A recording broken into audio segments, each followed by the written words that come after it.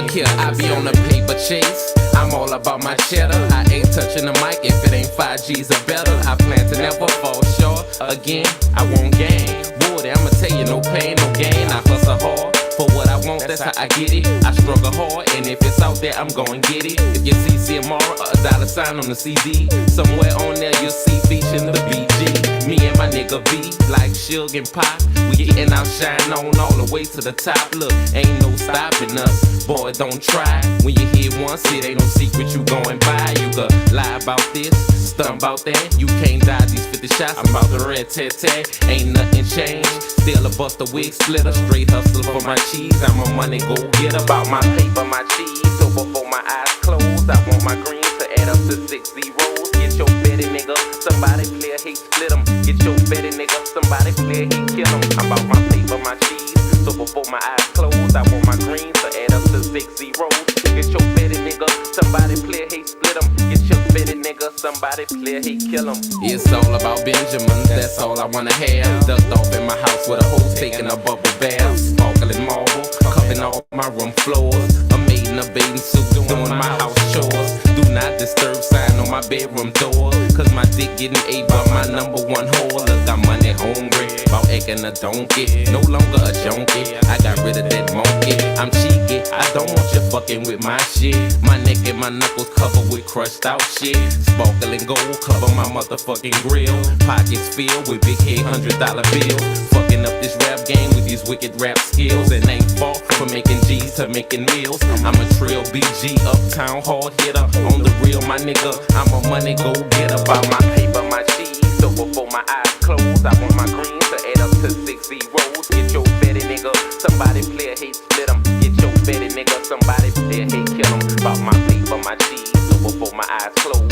I want my green to add up to 6 zeros. Get your betty nigga, somebody play hate split 'em. Get your betty nigga, somebody try to stop you, kill 'em. Oh, I gotta get it, gotta grab it, gotta have it. Like snorting dope or snorting coke, it's a habit. I gotta see it, gotta feel it, quick to spin it. Shoot dice all day with my niggas, trying to win it. I rap hustle, cause I'm a hustling ass nigga. Also a get told about busting some ass nigga.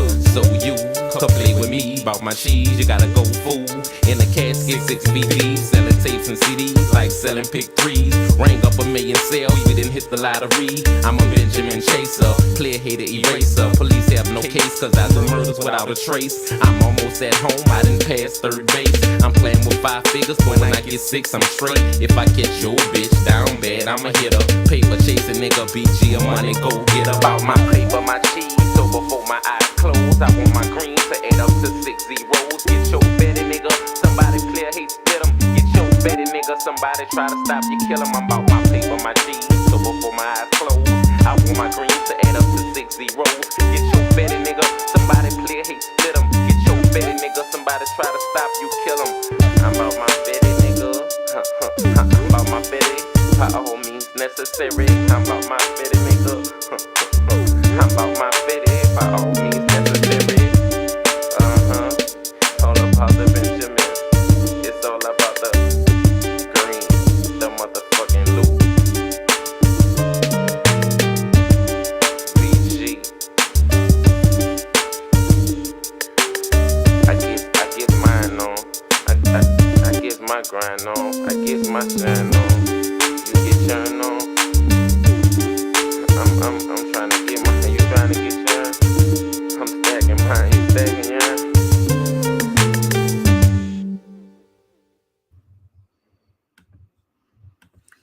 We go hard in the yard with a library card.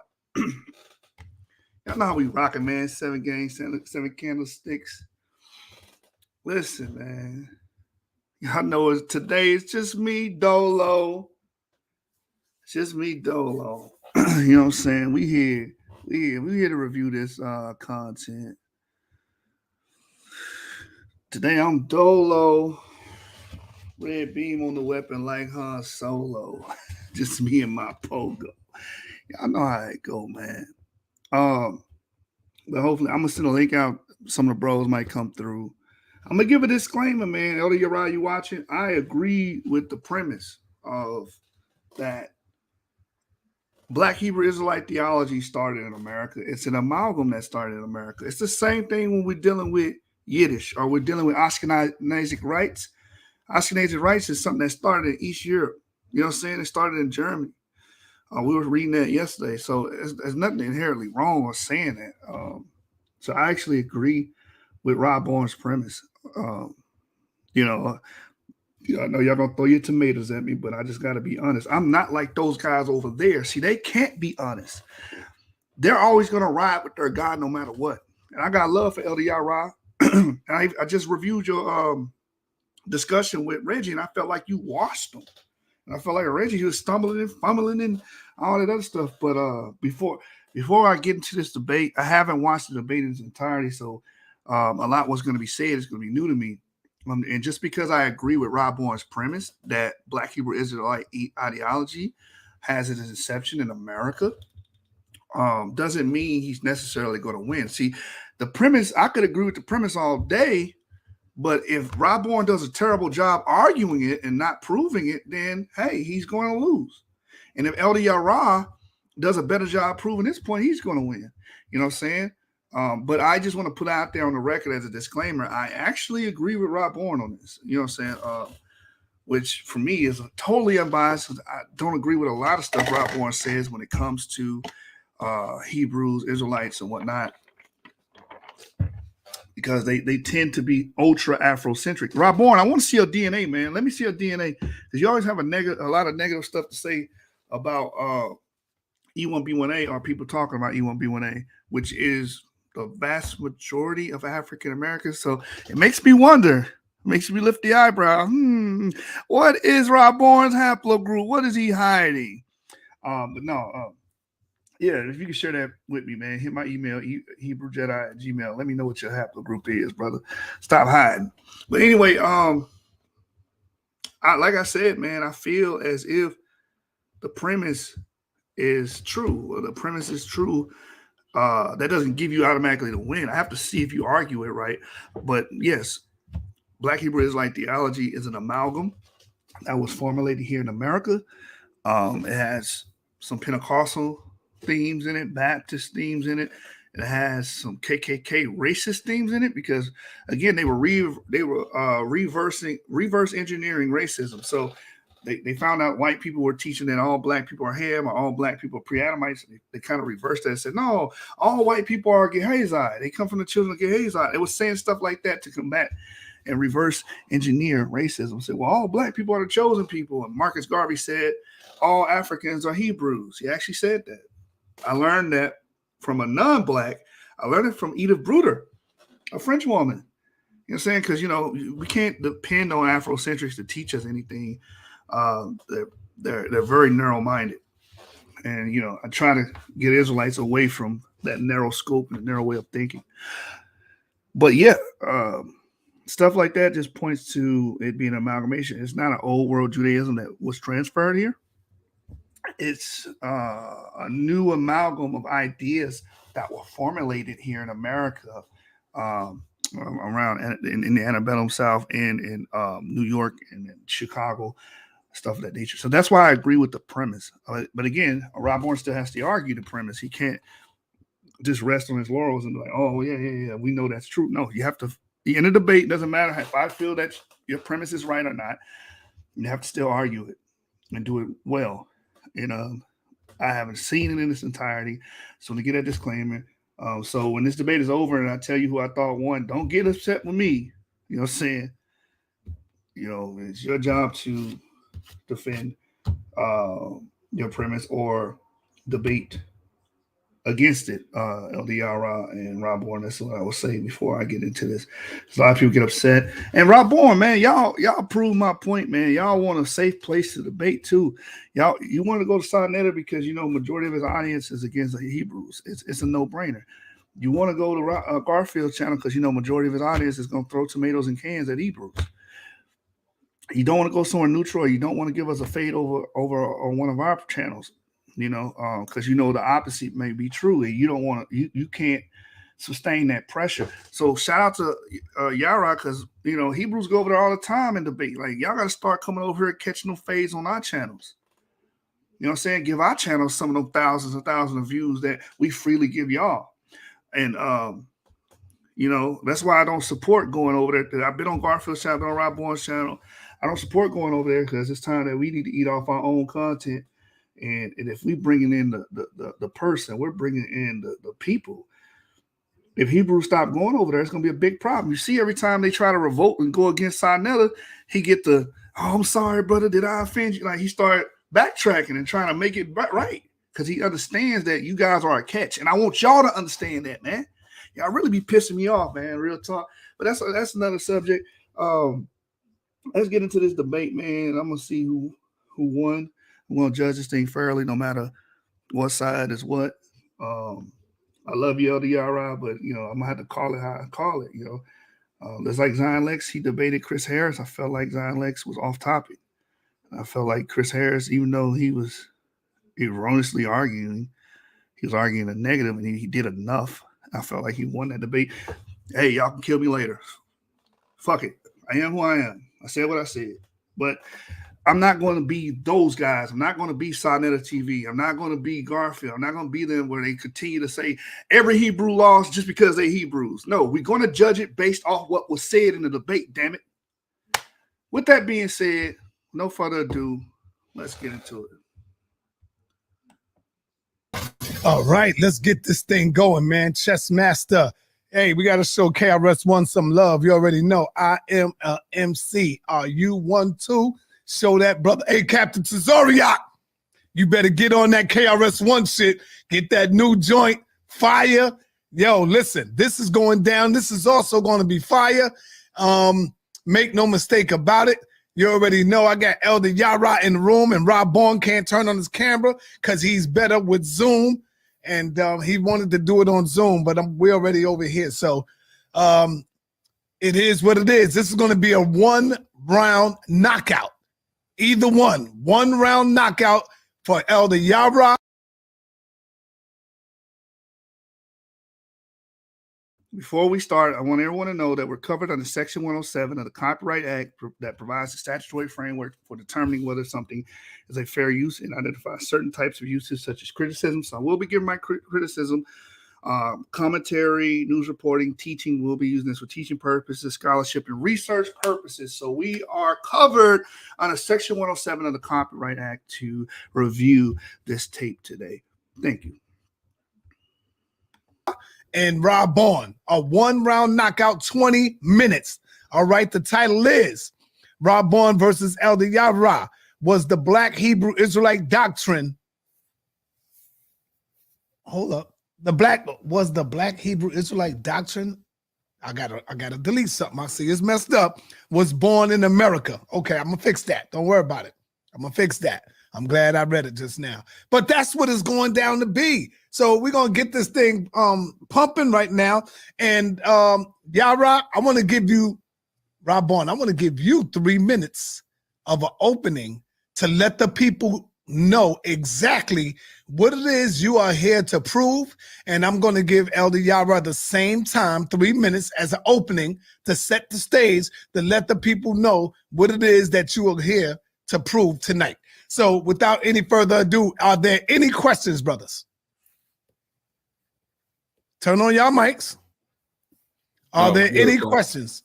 No, sir. Raborn, you there? Yeah, you can hear me, right? I hear you now. Are there any questions? No, sir. Okay. No, so let's get with it. Raborn, you got 3 minutes in your opening round to let the people know what it is you're going to be explaining here tonight. All right, peace. Today's build is about the Black Hebrew doctrine being born in America. A lot of times we hear this. Hold on, Raborn. Because I know you repeat this throughout the video. Learn how to say doctrine. What is a doctrine?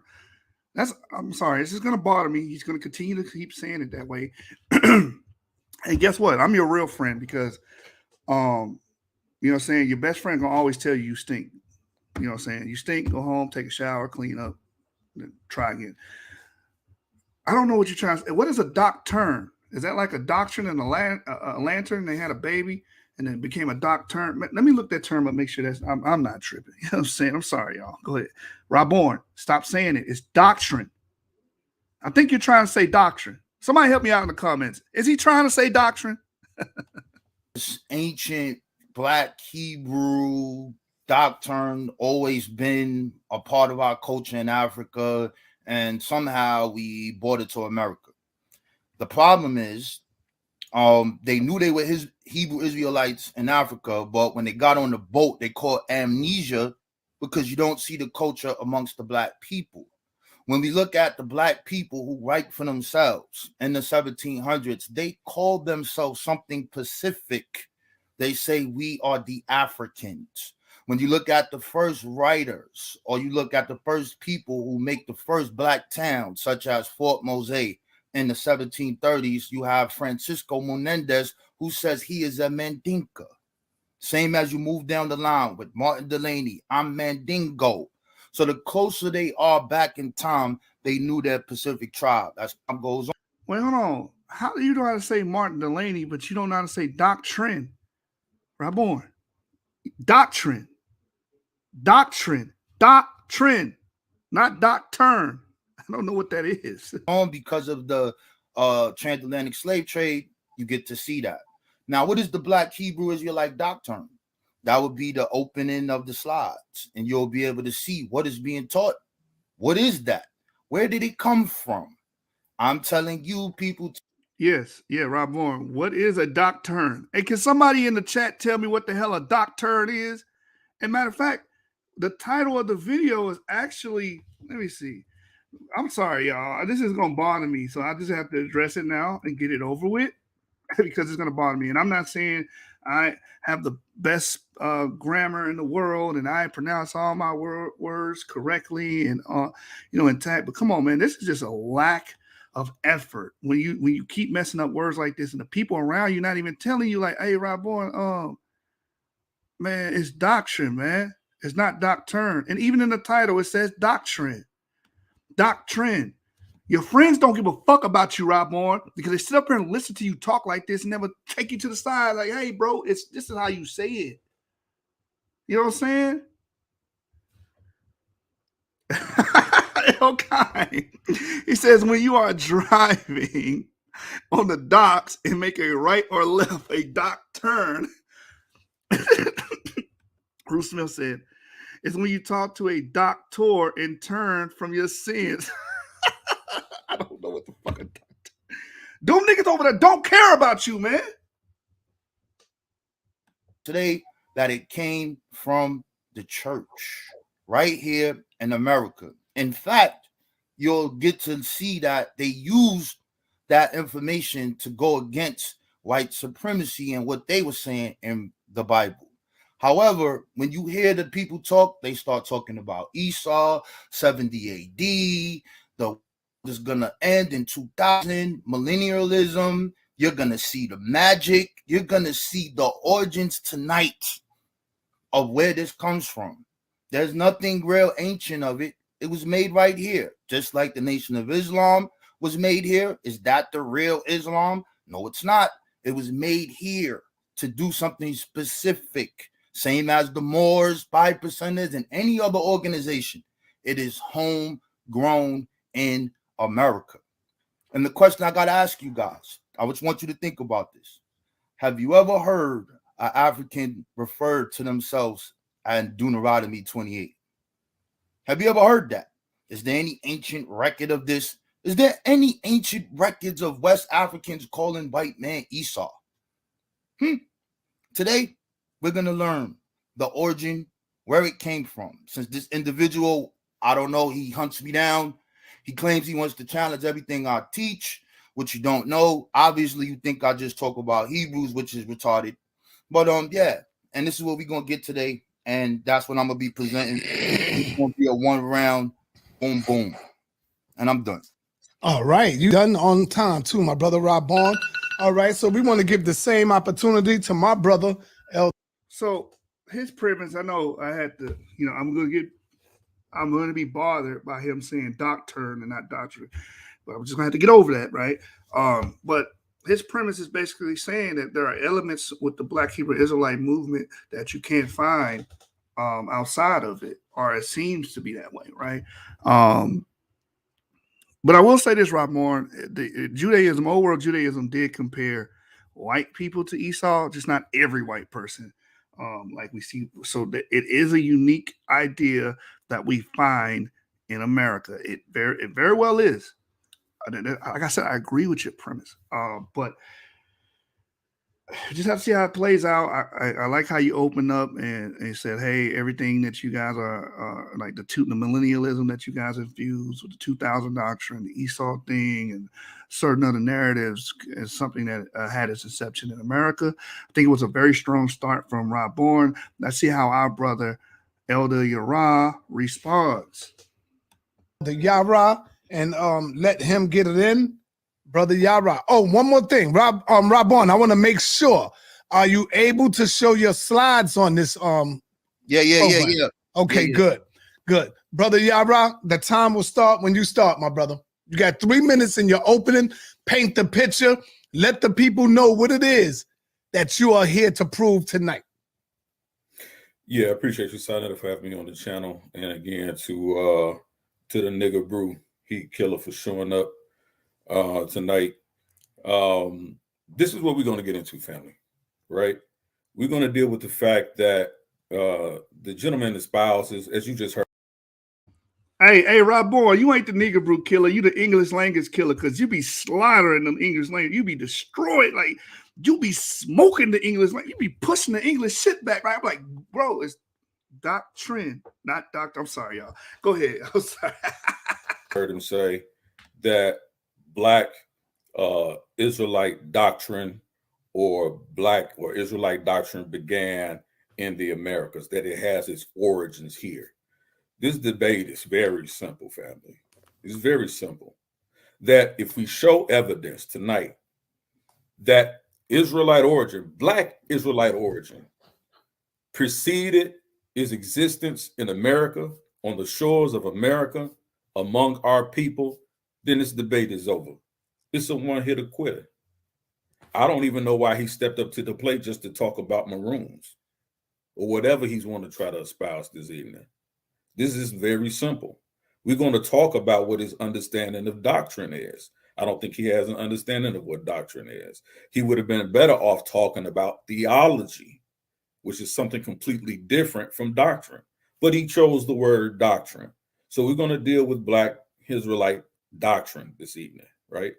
We also going to get into the fact where my opponent espouses that there's no evidence of Jews or Black Jews in America pre-colonial times.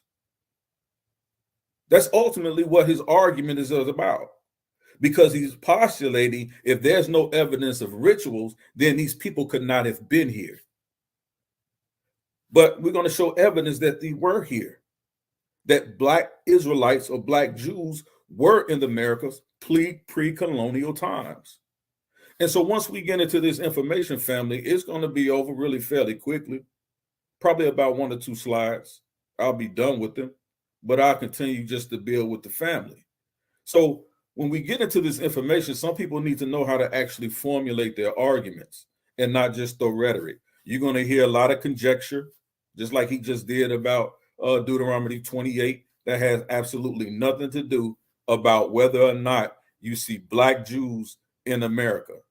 Now, whether or not they're teaching them being Black Israelites, we're going to talk about other Black people, or whether Black Africans or slaves in America that was espousing this before William S. Crowdy, because that's his whole premise as he tries to muddy the waters.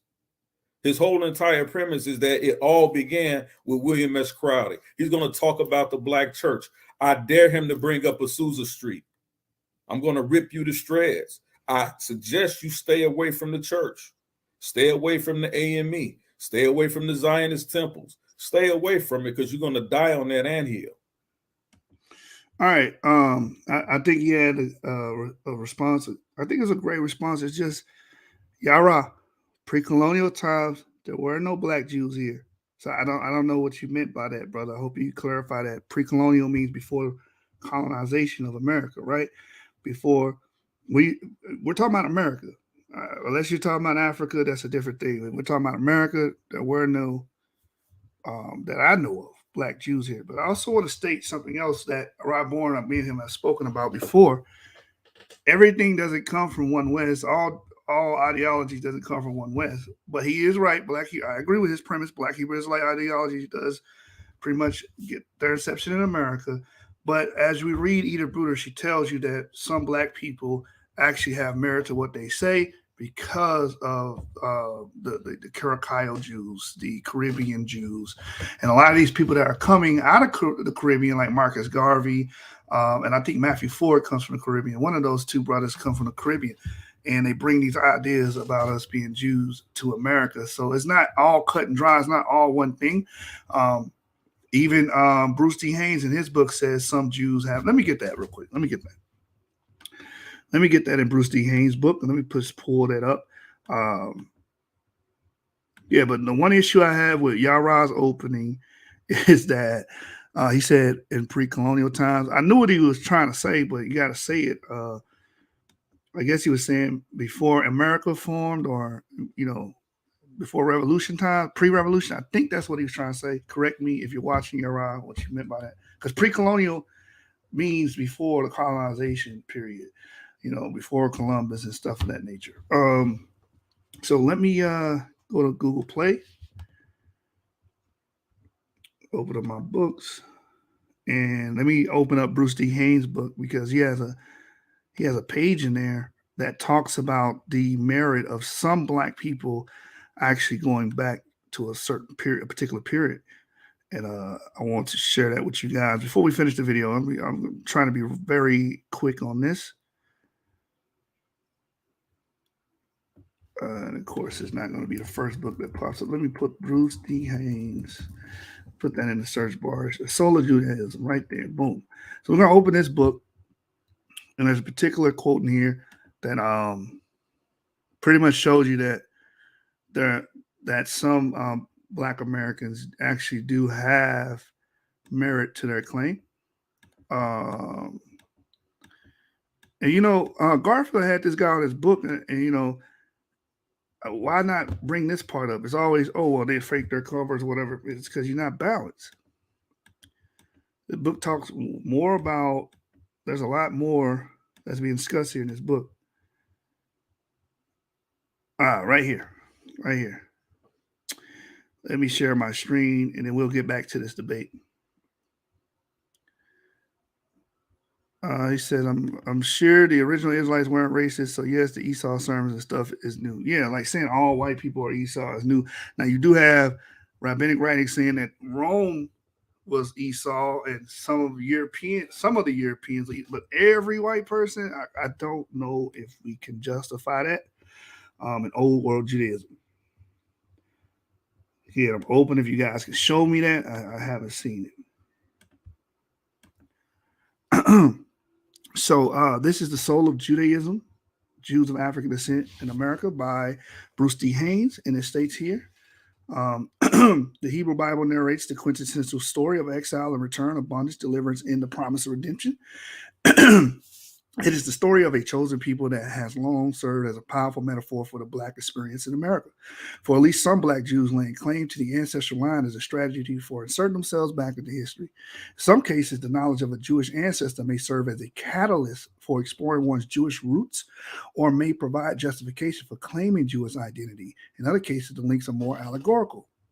Yet the presence of real Jews in the histories of even a few African American families has contributed to the general belief that at least some Blacks are by definition Jews.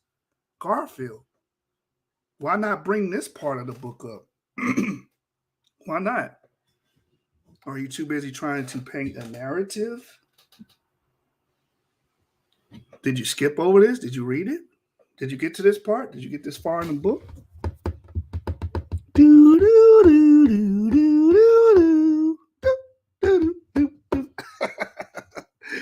Did you get to this book? I'll read. I'm a reading warrior, so I'm gonna take my time out and read.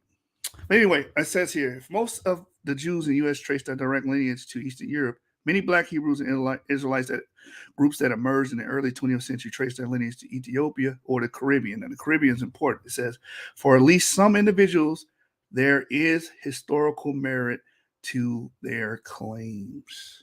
That's what the book says.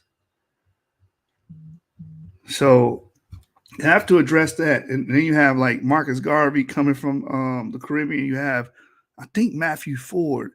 Correct me, is it Josiah Ford? I can't remember which one of the brothers. One of them brothers come from the Caribbean. The other one comes from West Africa. So I just want to share that tidbit of information with you guys. Let's get back to the video. That's my time. Let's get it.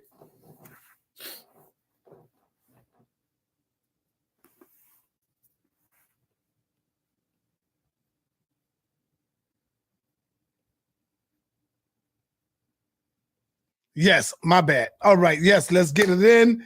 Elder Yarah is definitely a formidable opponent, and Raborn is basically home. He got home court advantage, whatever that's worth for the people that's in the building.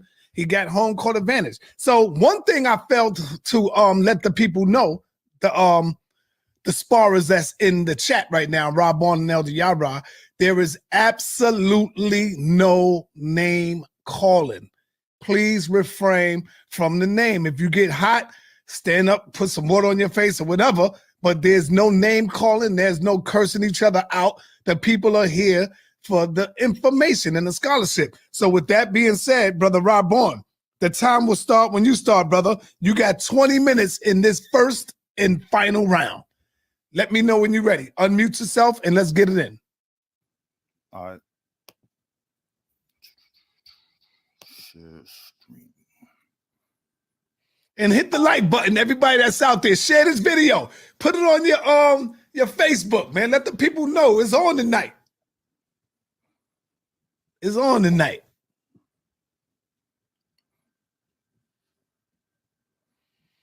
Hold on. Trying to. Yeah, just let me know when you're ready, brother. And you got a Mac, right, bro? Nah, I got something else. I got. I seen a Mac. You brought a Mac to my house before. Yeah, I have that, but this is the new that Surface. I got you. Pro. Yeah. Hold on. All right, I see your screen. Your screen is up. Let me know when you're ready. Hold on. Yeah. I gotta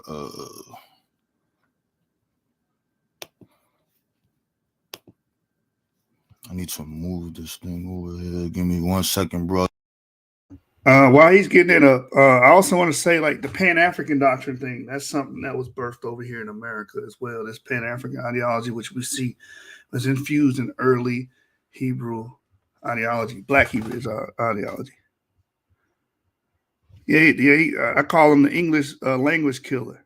I call him the English language killer, but I'm not going to be biased towards him. If he wins this debate, I'm going to say it.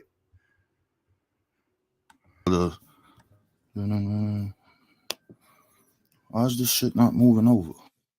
Oh. Okay. Hold on. All right. We're gonna begin the conversation. You can start the time now. Okay, hold on. Go ahead. Go ahead, start, brother. All right. Today's build is Black Hebrew theology, and I'm saying it was born in America. This is the key point to this debate or teaching session. What is the definition of doctrine? This comes from the Cambridge org. It is a belief or set of beliefs, especially political or religious ones, that are taught and accepted by a particular group. I want this to stick to your brain. It is a what? It is taught and accepted by a particular group, a set of beliefs. Next, here's Hebrew theology. 11 points we're going to go over. White man is the devil, Esau. We are the 12 tribes of Israel. Holiness, Pentecostal Christianity mixed with Jewish practices. We came from Palestine to West Africa, 70 AD. Occult New Age science mixed with Jewish traditions. Freemasonry. Africans are Hamites and not Israelites. interracial churches. Let me stop him real quick. I'm sorry for cutting his knowledge, but right here, I'm reading in Edith Bruder's book that Josiah Ford actually comes from Barbados. And we will be dealing with in a later episode about the Sephardim Creoles of Barbados. Wait till that comes out. I have an excellent episode on that. I'm going to educate you guys about this tidbit of history that's not really being talked about. So Josiah Ford actually comes from Barbados, which has a known history of Sephardic Jewish interaction and introgression. So y'all stay tuned for that. Africanism, anti-Africanism, millennialism, and magic. My first book up is by James E. Landing. It's called The Story of American Movement. This is the environment that created the Black Hebrew Doctrine. The 19th century in the United States was a turbulent era in the history of American Protestantism. And access to separation compounded the number of Protestant bodies, erroneously a movement which gained rapidly with the beginning of the independent Black church bodies. Added to this were the separations occasioned by the Holiness and Bible Conference movements, and shortly after the turn of the century, the Pentecostal movement.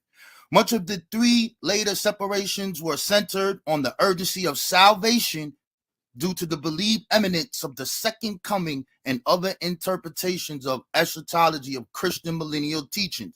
This is white people, everybody. They're all waiting for the second coming. One of the chronological elements of Christian apocalypse was the restoration of the Jews to Palestine prior to the millennium, a belief that occasionally many spurious efforts to locate the lost tribes and gave rise to the concept known as Anglo-Israelism. So these are the white people who are saying they are the Israelites. The work of the London Society for Promoting Christianity Among Jews figured prominently in the former and teachings of Richard Brothers in London and later. The travels of Henry A. Stern, on behalf of the London Society, brought information to the world about a group of Blacks who are adherents to the ancient form of Judaism. That would be your Beta Israels. All of these elements fused in the United States following the Civil War and gave rise to much free interpretation of the elements of the Bible. The oral tradition became an important element in combining these developments of the 19th century of the Protestantism with fervent efforts to seek holiness and better understand and predict the events surrounding the millennium. In the American South, the development in the Black churches was coupled with the beginnings of a new form of legal Black disenfranchisement known as Jim Crow. It was this historic context of Black Protestantism in the American South that gave birth to Black Judaism. Next book, Chosen People. We're going to start with Bishop William Christian and the Church of the Living. So that's he's doing exactly what I would do if I was arguing this point. Like, that was a great source to show that there are elements that were contrived here in America and conceived here in America that were absorbed and used to incite what we call BHI doctrine. Living God. In 1890, two pioneers of Black Israelism, William Christian and William Sandys Crowdy, both combined holiness Christianity with Freemason and taught that the Israelites were Black. Christian was a slave in Mississippi and began preaching at the age of 19 in rural Wrightsville, Arkansas. He preached for 13 years before he received a divine revelation, telling him that he had been preaching the doctrine of men, not God, and teaching a new doctrine. I want you to pay attention to that. You're going to see all of these people, there's no oral tradition from their family. God tells them that they are Israelites and they are in the church. In 1899, Bishop Christian founded a small group that he named the Christian Friendship Work, then the Church of God, and finally the Church of the Living God. Those churches and the various churches, they spawned Christian thought that the ancient Israelites were Black and the contemporary Blacks were descended from the ancient Israelites. This is the formation of doctrine teaching, not someone who says they are a Jew. This is the formation of the doctrine. Here is how he does this. William Christian doctrine. Question: was he a member of the Black race? Yes, Matthew 1. How do you know? because he was in the line of Raborn doctrine. It's on the screen. DOCTRINE. Doctrine. Come on, brother, get it together. Abraham and David the king. Question: is the assertion of sufficient proof that Christ came from the black generation? Yes. And you can see the rest here. What color was Job? This is the formation of doctrine that you will not see anywhere else. This is what we're talking about. William Christian, clearly, this line of Jesus raises the black race to a position counter to the prevailing white thought and dominant black thought of the time. It makes, this is the formation. What color was Job? This is the I'm going to stop him here because he says we don't see that this argumentum existed outside of America, where he says, I don't know about that David one, but the Job thing has been known for years. That's just in the scripture. There's even talked about in rabbinic writings in the Mishnah. So I don't know what you're talking about there. Maybe Jeremiah 8:21, you have a point there. Who was Moses' wife in Ethiopia? Yeah, this was talked about prior to America. So you lost me on those 2 points. Let's see if Yarah brings it up in his rebuttal round. Formation of doctrine that you will not see anywhere else. This is what we're talking about. William Christian, clearly, this line of Jesus raises the black race to a position counter to the prevailing white thought and dominant black thought of the time. It makes blacks lineal descendants of biblical patriots and through the line of genealogy descendant of Jesus Christ, who was of a black race. It also counters the Anglo-Israeli theory, which assigned to the white race the millennial role to be restored to Palestine and aligned with Christian as theology. This all has to do with great awakenings, and this is all happening in America. Using the same exegetical mechanism of those who espouse such doctrines, Reverend Christian simply replaced whites with blacks, and it was also a view which opposed to the espoused by many whites, some of who were Baptist ministers. The blacks were not humans at all, but descended from some bestial origin. So this was created to go against that we are cursed of Ham and all these other things. And they read the Bible, took this, and came with their doctrine. Next, we have the Church of God and Christ. Bishop Christian's contemporary was none other than Bishop William Saunders Crowdy, founder of the Church of God and Saints in Christ. He ran away after a fight with a white man in 1863, joined the Union Army, serving as a cook. After he was discharged, he purchased 100 acres of land in Guthrie, Oklahoma, where he was the pillar of the community, serving as a deacon in the local Baptist church. He becoming an active Prince Hall Freemason. Guthrie at that time was a heavily standpoint. How does he become a prophet? How does he find out that we and he is a Hebrew? Obviously, that's not what he was doing originally. Let's see. The biggest adventure all came in 1893. The father, happy-go-lucky, whom everyone liked, began to act strangely. He often didn't know when people were talking to him, but would sit staring for longer periods of time. Sometimes his lips were moving, but no sound came. His wife thought that the result of too much kerosene with his brothers, who she accused of making her husband drink when she was not at home. She asked him to give up his lodge meetings, for he was an adherent Mason, but he had rarely attended the meetings for quite a while. This strange behavior, commencing in 1893, was the beginning of a series of divine revelations through which Crowdy received instructions about belief in the manner of the founding of the true church. So both of these people, God came and told them that they were nigger brews. Here, so we clear, the original black Hebrew Israelite doctrine. Both Christian and Crowdy were both slaves in the South. Both became active in the Baptist church. Both were Masons and incorporated Masonic symbolism in their movements. Both used biblical weapons that placed emphasis on racial harmony and vigorously opposed discrimination and racism, promoting a biracial church. Yes, white people was a part of the church. Both proclaimed black genealogical descent from original Israelites and taught that biblical patriarchs, the Israelites, and Jesus were black. Both placed emphasis on the 10 Commandments as a mandated social code. Both forbade wine. Both made foot washing a mandated ceremonial tradition. So the original black Hebrew culture, you was washing feet. Christians referred to the churches as temples and Crowdy as tabernacles. Both stated that the truths which they taught have been made known to them through divine revelation. Next person, Prophet Cherry. He's a self-described educated black seaman, railroad worker from the deep south. His exact origins are unknown, but his own account was visiting a foreign country in his native land. He returned to Tennessee and in 1886 said he founded the Church of the Living God, later moving to Philadelphia. The founding date of 1886 is according to Cherry's own account. Landon and others point to a date that is probably fabricated in order to usher up the Church of God and Saints in Christ claims of the first black Jewish group.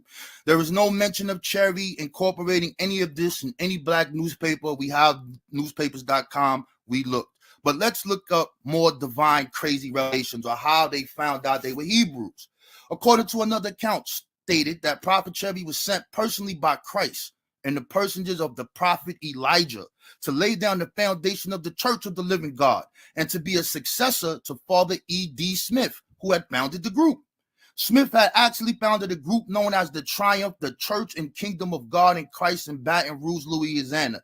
After receiving divine revelation, again, more revelations, in 1897, despite the fact that the message was not speeded to earth in 1902, the world, and made known to the world in 1904. About 1920, Father Smith left for Ethiopia and left Prince Allen in charge of the church. Until Prophet Cherry arrived, Prince Allen went before the congregation and said, "Here is the prophet." This was probably about 1920. So you have that Elijah. All right, more goddamn revelations. In Prophet Cherry's visions, it had been revealed to him that the Hebrews of the Old Testament were in reality black men whose descendants were the house of Israel. The present day black Jews, although the only real Jews were and are black, not all blacks either in biblical times, or at the present are Jews. All mankind was black until the days of Isaac and the births of Esau and Jacob. Esau's birthright was not stolen but purchased by Jacob. The descendants of Esau became red or white people, hated by God. And its descendants of Jacob became black, beloved by God. Only blacks who can trace their lineage through the tribe of Jacob or Israel were real Jews. Only Cherry was called to identify the true Israelites, since only he knew. So he's the one who knows. If you want to find out you're an Israelite, you got to go before him. So his teachings is different from the other two. This is the origin of this. The Church of God subscribed to a dispensationalist theology, popular among evangelical Christian groups and the period. Cherry and his followers believe that history has been divided into 2,000-year periods, corresponding to God's covenant with humanity and described in biblical texts. The first dispensation was the flood, God's covenant with Noah. The second, Jesus' birth. The final, the millennium, signaled the rapture and the second coming of Jesus. Cherry employed the commonly used millennial text of Revelation to describe the battle of Armageddon.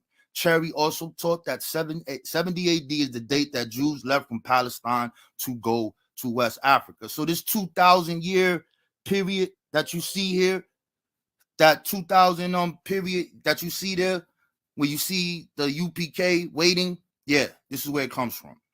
Let's keep moving. Now we have Rabbi Arnold Ford. Him and Mr. Arnold Wentworth, those two people, they mixed conjuring, folk wisdom, healing practices, Freemasonry, pronounced Christian elements, more emphasis on the rituals of worship than conventional Judaism.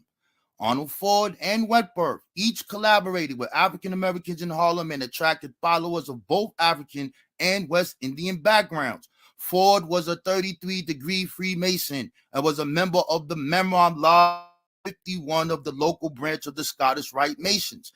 In the Garvey movement and his Masonic Lodge, Ford met people interested in Black Israelite ideas, including Jamaican-born seaman Samuel Valentine. See, what he's doing right now is cementing his premise.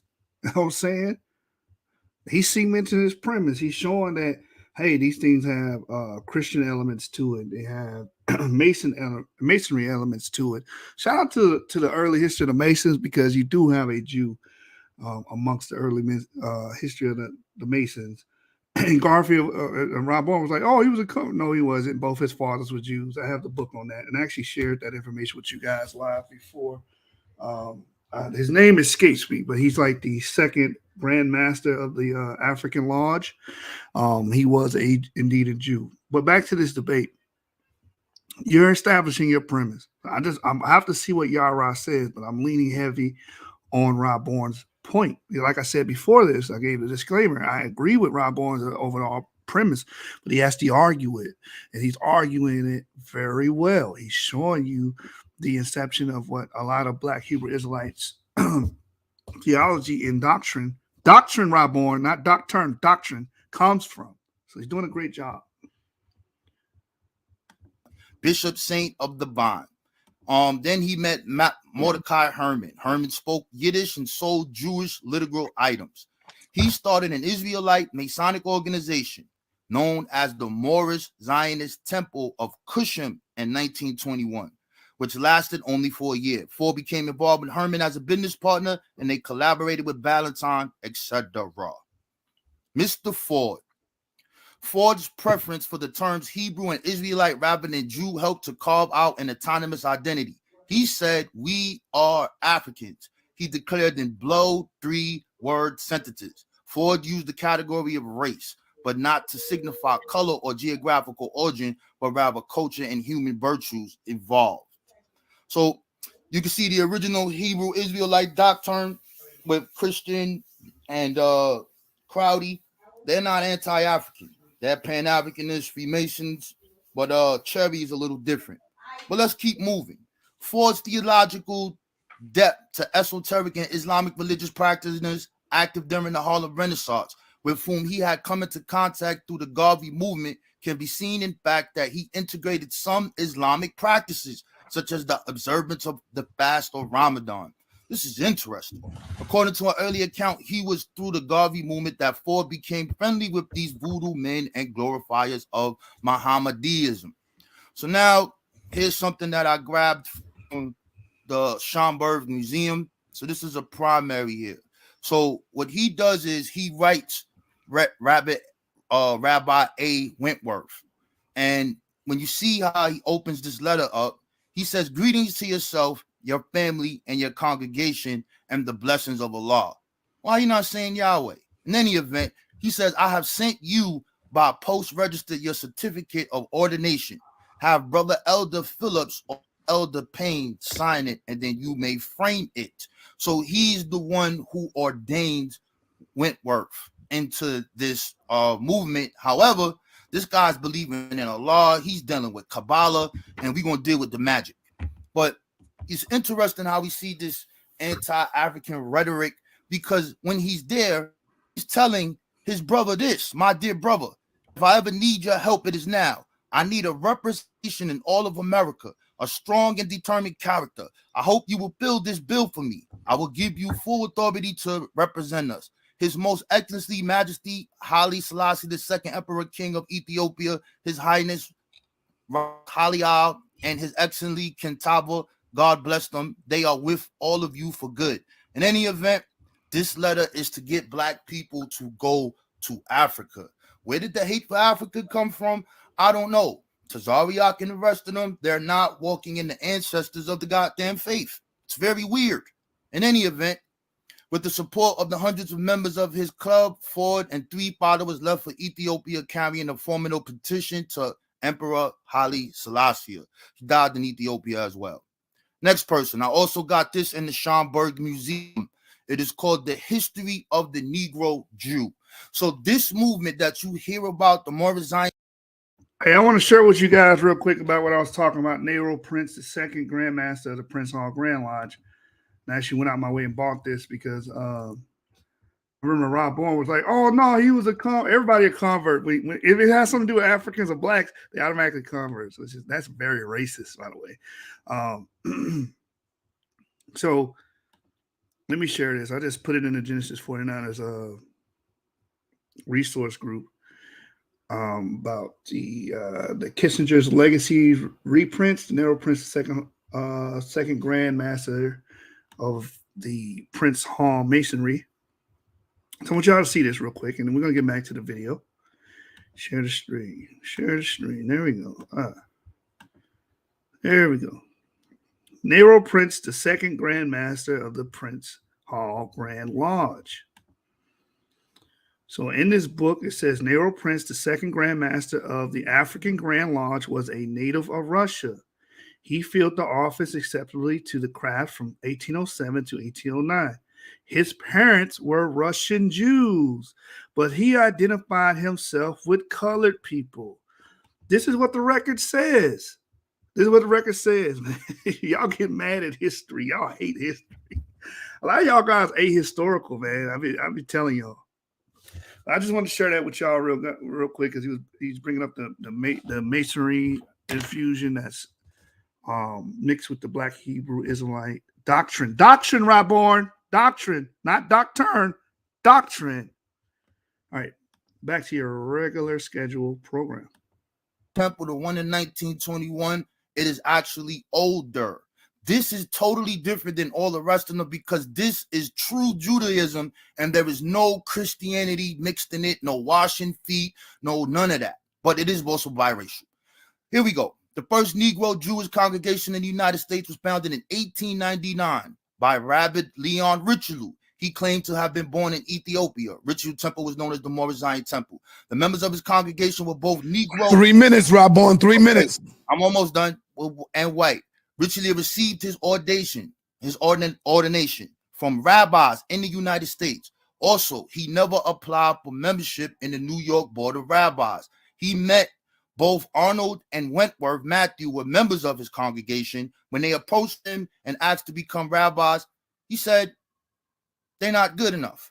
So here's Rabbi Wentworth Matthew, right? He founds the commandment keepers, etc. But we want to get to the interesting thing here. This is the church foundation. Here, 1929, when you go in the doors, he's called the bishop. And it says, meet thy God, Jesus saves.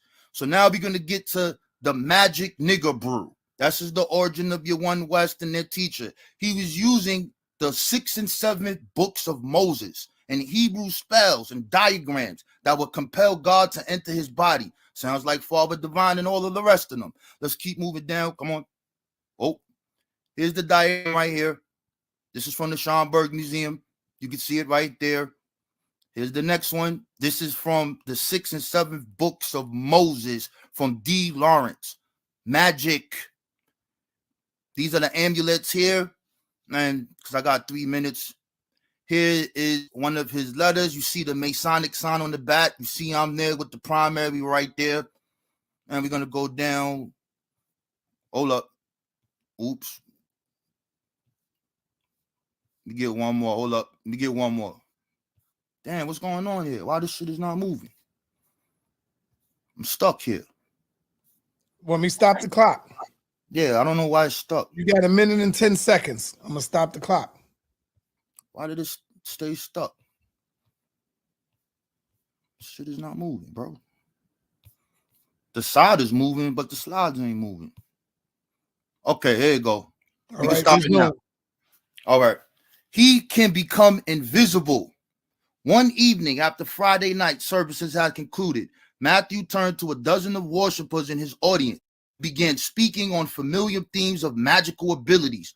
Turning to Brother William, Matthew asked for corroboration that he had made himself invisible with the wave of a hand. Yes, you did, corroborated Brother William. I saw you disappear with my own eyes. Immediately, the rest of the worshipers, all women, rose from their seats and shouted, hallelujah. So this is the magic part of it. I got 3 more presentations that we're going to get into after this. We're going to stop it here because we talk about the real Jew. Ho, ho, ho, it's magic, you know. And then this is for my YASHAR-YA'OH brothers and all the rest of them. Royal Ethiopian Hebrew. See his name on the bottom? Rabbi Matthews, but it's F the Africans. But we could get to why that happened. In any event, this is the show. The origins come from the church. It's made in America. They did this. Oh, we're done. All right. Time. So Rob Bourne's round is concluding. He stayed on point. He stayed on the premise about arguing that, hey, this doctrine, Rob Bourne, doctrine, not doctor. Doctrine has an inception in America. We can see the elements that were also in America that were grafted in and amalgamated into Black Hebrew Israelite ideology. Some from the Masons, some from Islam, some from Christian Protestant church, Baptist church, and so on and so forth. He brought forth the evidence, showed and proved. He did an excellent job in laying down the premise and defending the premise. So let's see how our brother Yarah responds to that round. Let me go to the other. Hold on. My brother Yarah, you there? How can I mute? Oh, Do you just mute. still- is my I muted for screen you. still sharing? No, I stopped sharing. I muted for you. I'm here. All right, brother. Yarah, it's on you, my brother. You got 20 minutes. If for some reason you need me to stop your time, don't hesitate to say, hold my time, sir. Stop the time. Let me get this. You got the same play here. All right, it's on you. The time will start when you're ready. All right, let me share my screen.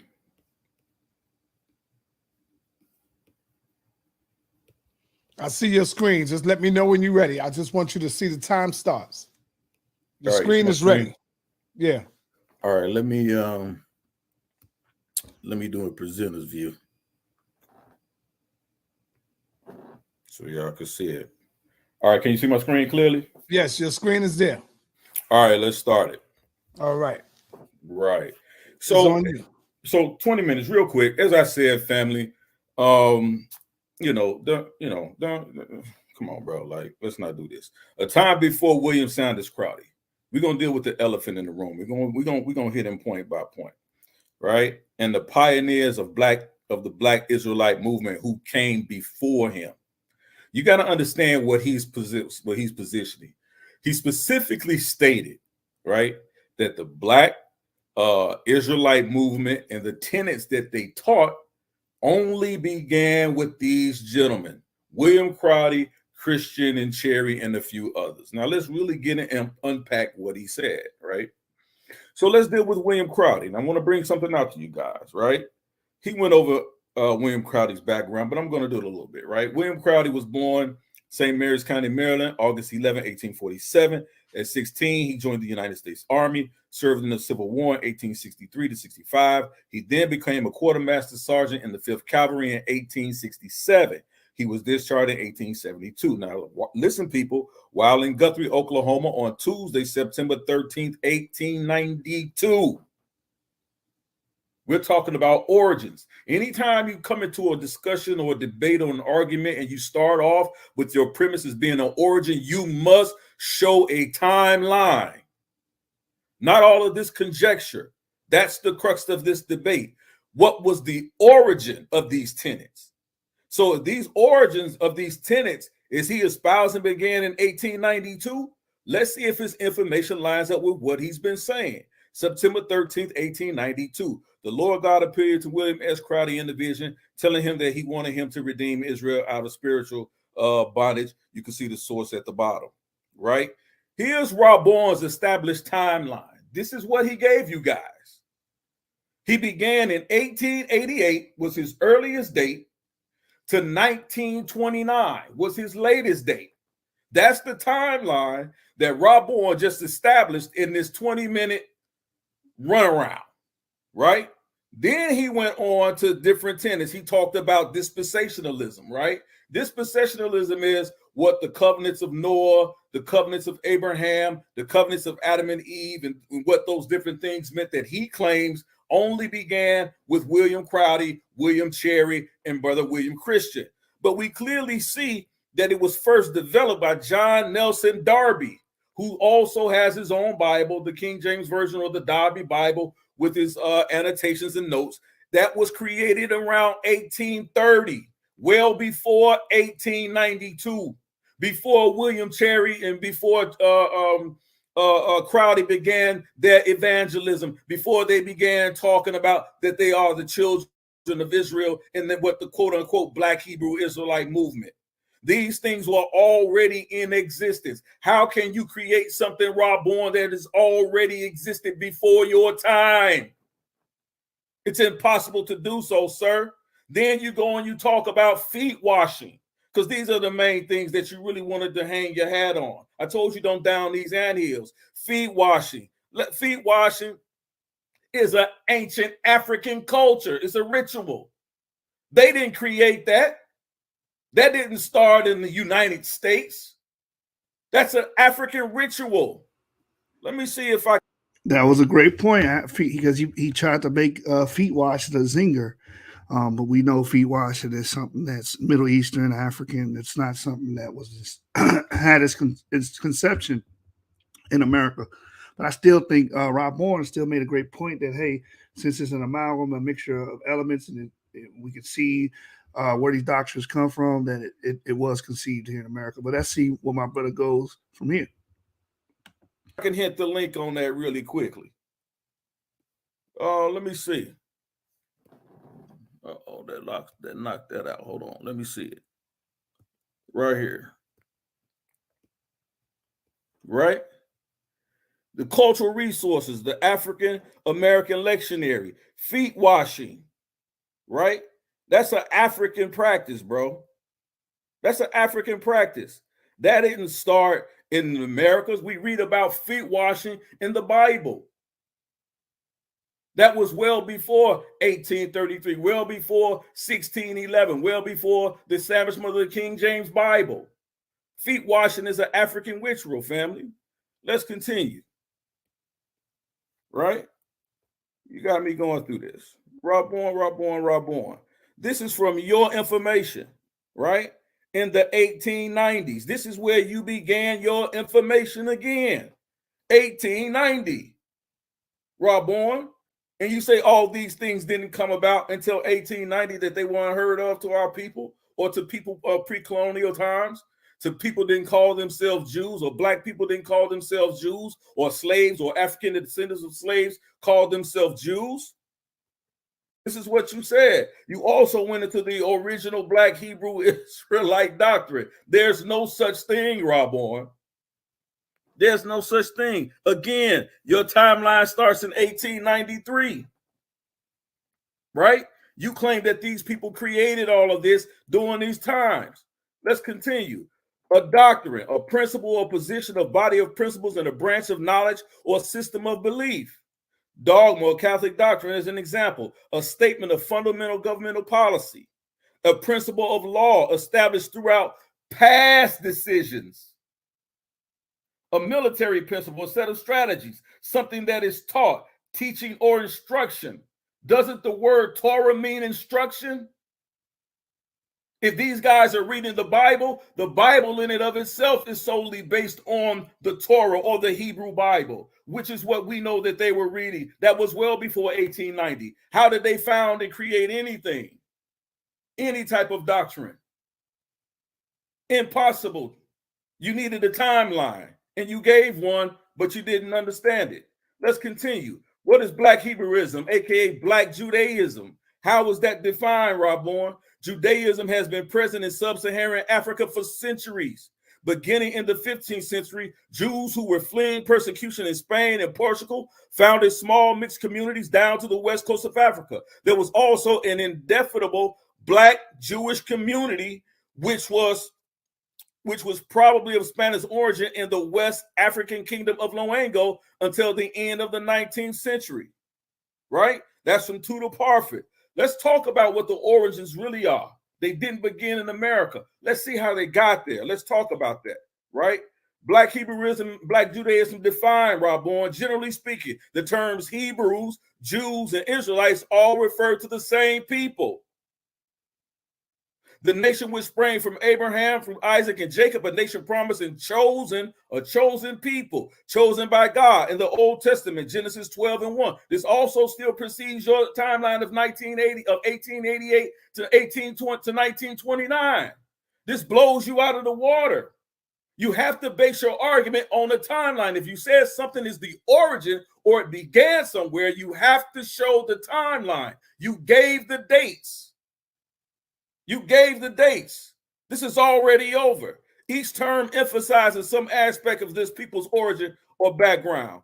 A time before William Crowder. Let's talk about the elephant in the room, Raborn. Is there historical evidence of practicing Black Jews in America during slavery. Let's talk about it. Black slaves confirmed as Israelites. The following evidence, let me shout out to Dante Fortson. The following evidence was published in 1985. It confirms that the belief that black people are Israelites is not new. It has been around at least the last 119 years, and not just since the 1960s, as some people falsely teach. I'm going to go back. All right, so what he's going to do is just go before the timeline of William Crowdy and whatnot. LD Yarah, I wish you would have just made him make the topic about that. Did the Black Hebrew, not even Black, did the Israelite theology or something like that start with William Crowdy and others, right? You should have stuck them to that. And I think what you're presenting would have had a bigger impact. But the title itself, again, I have to reiterate, the title is this. I know y'all gonna throw tomatoes at me. Y'all gonna hate me. No Israelite really like me, so it's okay. But the title was the Black Hebrew Israelites doctrine born in America? You should have fought for a title that says, did it start with William Crowdy, or does all Black Israelites start with William Crowdy? You could have got him on that. But I'm gonna let you continue, man. I just give him my critiques. That's all, brother. Further, the Black Jews, the religious challenge of politics versus religion. This is a swipe what you took at our brothers in ISUPK. Didn't just this begin with them. Let's go back a little further. This from Cambridge University Press, right? The Black Jews in the same claim. In the first months of 1879, you're still out of the ballpark. You started your timeline in 1888. In the first month of 1879, there was a massive migration of some 5,000 blacks to the northern territories in the United States, mainly Kansas, Oklahoma. This exodus was of despairing blacks seeking a refuge, a place where they could, where their political rights would mean something, where they would be free, economic exploitation, and different things of that land. Let's continue. From the 1900s onward, North South Carolina were overrun by black preachers. You get that?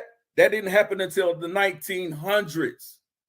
Raborn, your timeline is horrible. Your timeline is horrible. But I'm going to show you something else. A historical example supports the hypothesis. What hypothesis? From 1900 onwards, North South Carolina were overrun by black preachers who were propagating a doctrine according to which the lost tribes of Israel was none other than the Negroes. Although this might at first sight seem an odd claim, it can be seen as reflecting the beliefs that some black slaves, that means before 1863, Raborn, that some black slaves had held. Man, see, Yarah, I see your angle. I see where you're going. And if you would have held him to the view that he was, y'all gotta learn how to put these niggas' feet to the fire, bro. I'm getting agitated. I'm getting mad because this is a good source. But the title was the Black Hebrew Israelite doctrine born in America? And Raborn laid that premise down well, brother. And what you're showing and proving is the idea that blacks are Israelites existed prior to Crowdy.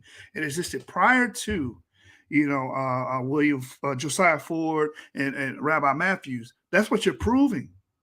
And you're doing a great job at doing it. You understand? But the topic is not that. My brother Yarah, the topic's not that. You allowed him to get away with murder by picking that topic. The topic is the Black Hebrew Israelite doctrine born in America. That's the topic. And I felt like Raborn laid that premise. And you're not really arguing against that premise. And to be honest, I don't think no one can, because again, it's an amalgamation. It's things that were conceived here together and fused here together in America. So it's like, damn it, bro, missed opportunity, bro. You shooting at them, you got good ammunition, but it's not for this fight. That's what I'm saying. That's what I'm saying, bro. What you got right here is not for this title. Let me show y'all what the title is. Let me share my screen real quick. Let me drop that to the back. Share my screen. This is the title. Was the Black Hebrew Israelites doctrine born in America? I will never be like Sonnet of them. I will never be like Garfield's fans or none of that, where they will always say just because you're Hebrew, you're wrong. So I'm an Israelite. I'm not going to sit up here and side with every Hebrew and just say they all right automatically by proxy or because I'm an Israelite myself. I got to keep it real, bro. Was the Black Hebrew Israelite doctrine born in America? What you're saying is not defeating the premise.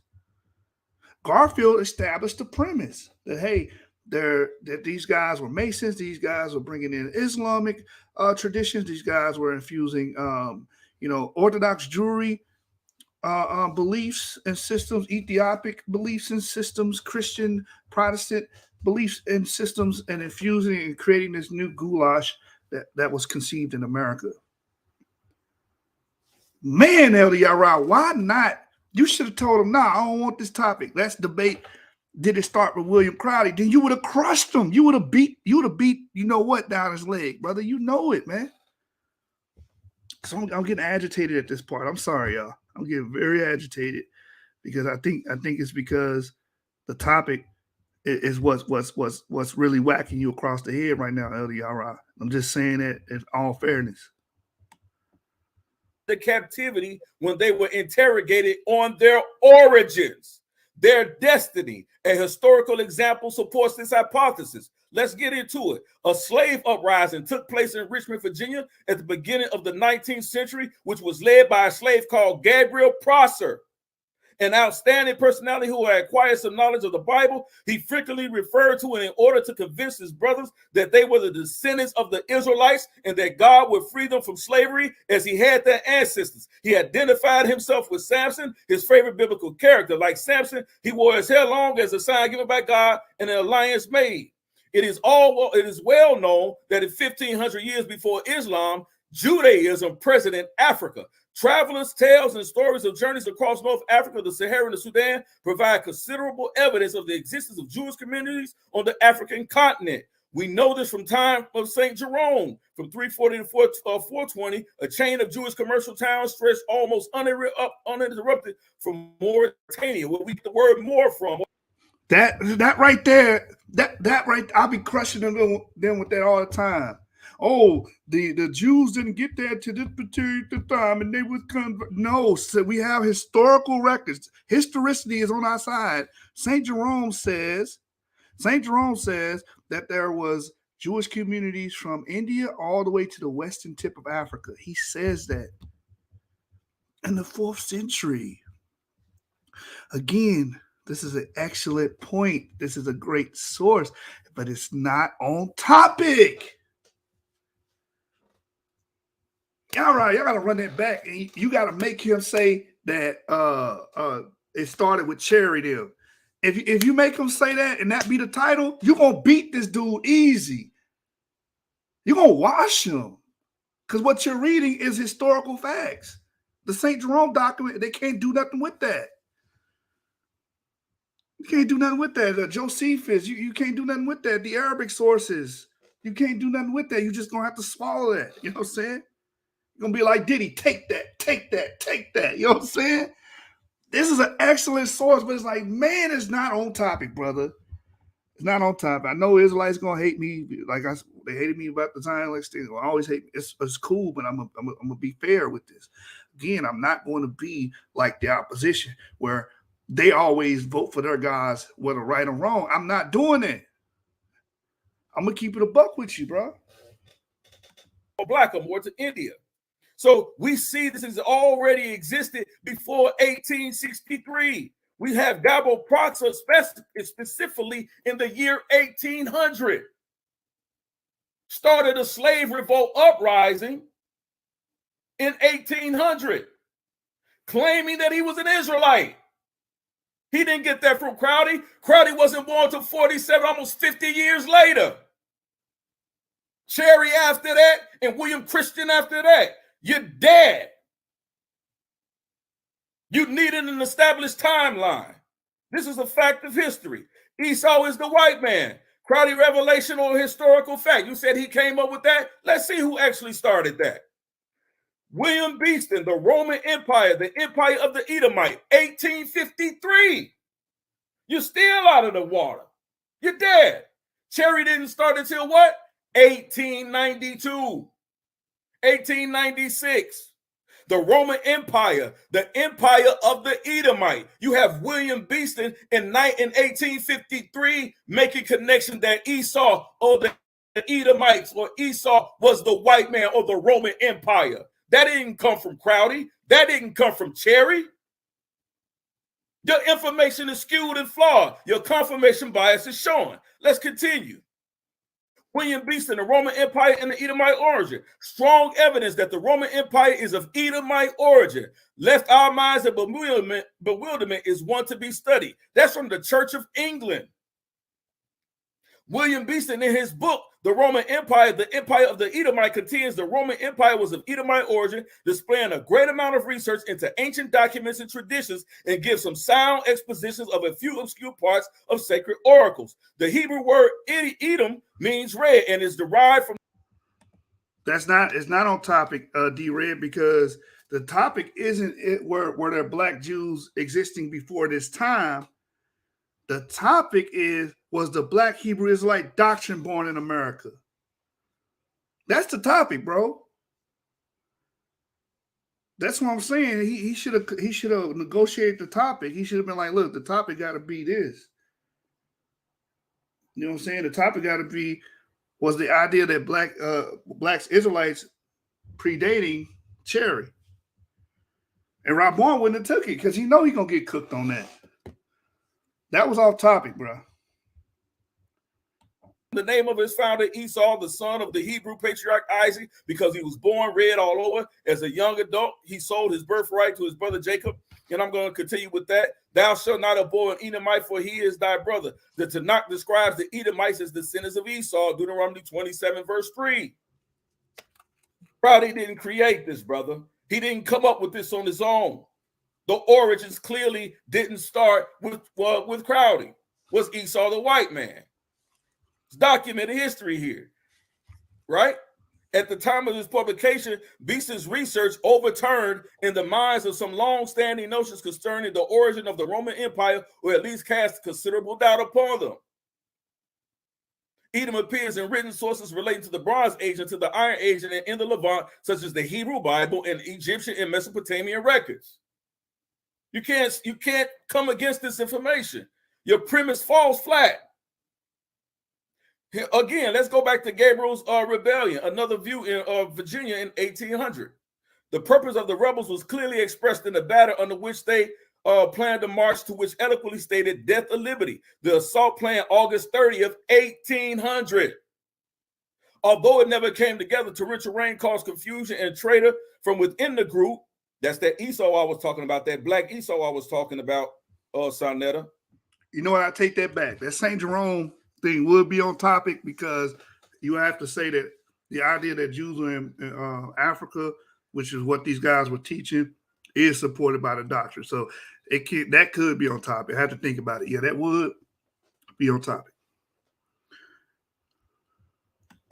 Blacks can be Esau too. They confederate against Israel. That black traitor within the group warned white authorities of the impending attack.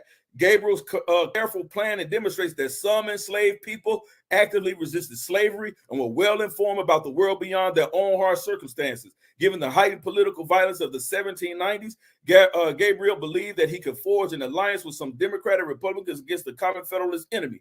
The timing of the revolt, just before the 1800 election. Hey, I agree with you, Jermaine Howell, but here's the problem. I said this earlier before the debate started, or during Raborn's round. The Esau thing is not being taught the way the European Jews teach it. That it's Rome and Greece and stuff of that nature. Here we say all white people are Edomites. Like, no, bro, that's my thing. Like, you can't really say that that's the same. You know, that's my opinion, man. I'm gonna open up the floor when the debate done. Y'all can tell me what y'all thought.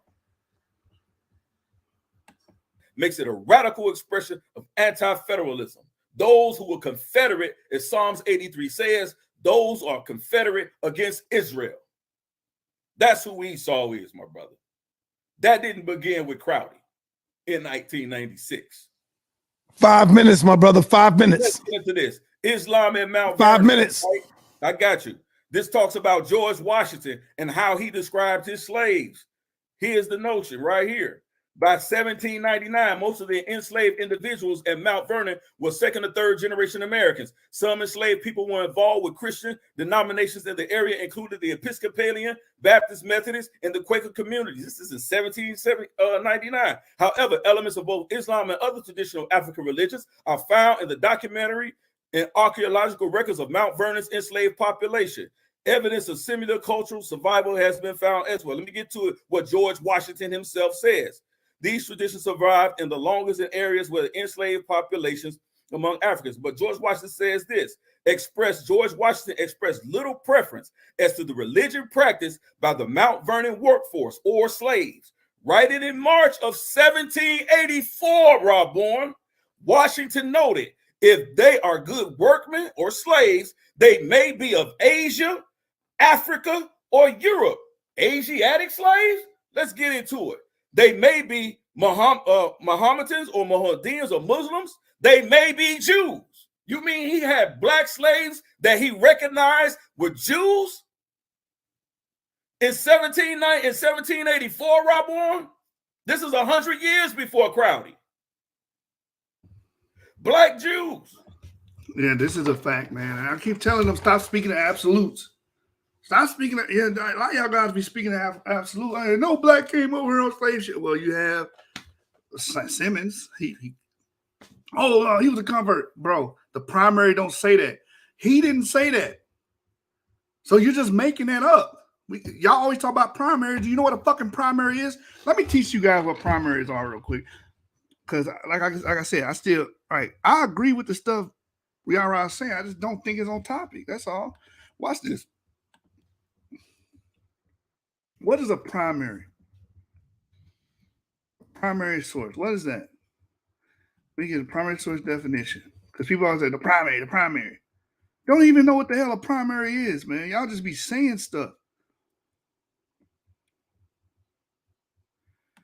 All right. This is what a primary is. Primary source definition. Primary sources are immediate first-hand accounts of a topic from people who had direct connection with it. So Simmons, his interview on a newspaper writing during the time he was living, that's a primary source. You always ask for primaries. That's a goddamn primary. If George Washington did indeed say this, it's a primary. Or Christians of any sect, or they. All right, man. I just had to get that off my chest, bro. Y'all brothers always talking about primaries.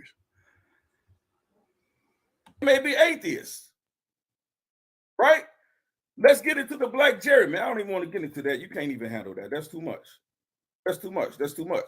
The meaning of chosen people. The chosen people has always been talked about. It's equivalent to Hebrew Israelites. It's equivalent to Jews. It's equivalent to nigger brews, as you say. The chosen people, black people in slavery, always referred to themselves as that. Wilson Moses in Black Messiahs in Uncle Tom's 1983, he says African Americans who adopted the rhetorical formulary of a black Jeremiah included Prince Hall in the 18th century founder of the Black Freemasons, the Afro-feminist Nexula Mary Stewart, and clergy such as Absalom Jones and Richard Allen of the African American Episcopal Church, the first independent black denomination in the United States. These people always refer to the Hebrew scriptures. The Jeremitic tradition comes from the book of Jeremiah. Hey, and then what's so cold about this source is it says it includes Prince Hall. Why is that so apropos?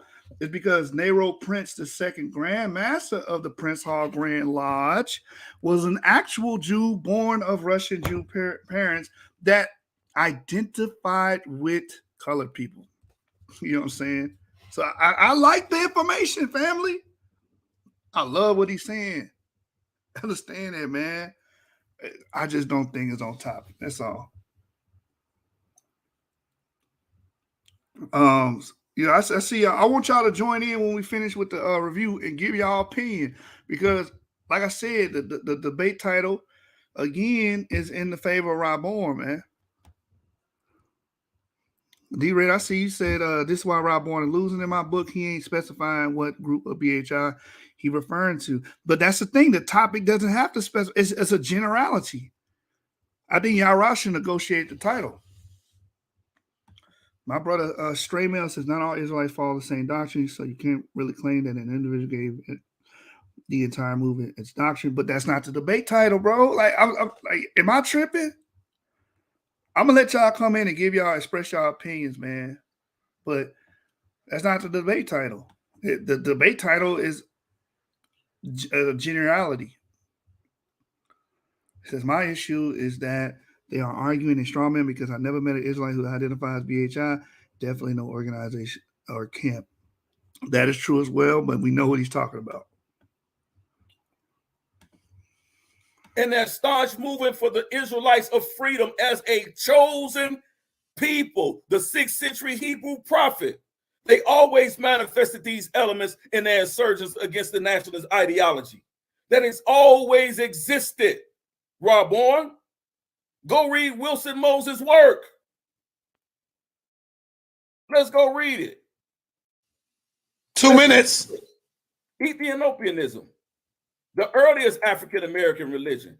That began in 1889 in the Timbu Tribal Church in 1884. That began in Ethiopia. How did it get to the Americas? These people always considered themselves to be Israelites, to be the people of the book, the chosen people, Raborn.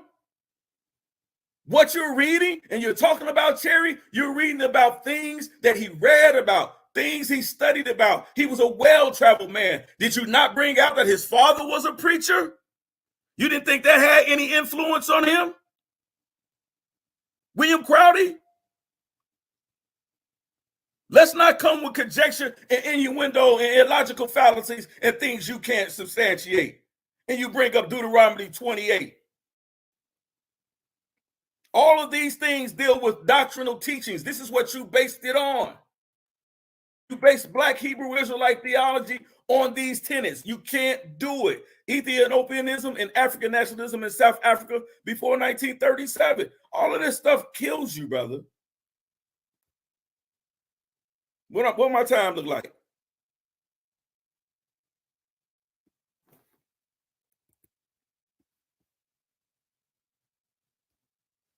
You have 30 seconds, brother. I got 30 seconds. Yes. Okay. Don't worry, I got another round. Okay. Man, before his date. This is the real account. The land shall be deluged in blood. We're going to talk about the real account of the Nat Turner Revolt. Well before Cherry was in existence, well before William Crowdy was teaching anything about the blacks were Israelites and all of that. Nat Turner, who is found to be the chosen people and an Israelite, also waged war against the master, the white slave master, against Esau.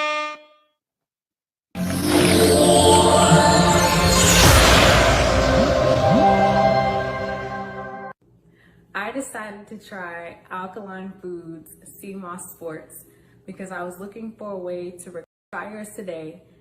Okay, where are we? Here is a Chrome tab. Where's that presentation? Powerful debate between these two brothers right here. Okay. Powerful information. All right, I see your screen. Your screen is up, Raborn. Let me know when you're ready. You got 10 minutes.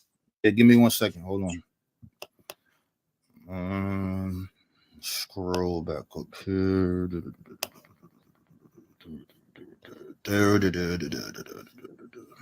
This is off the fly, brothers and sisters. We just giving this to y'all tonight.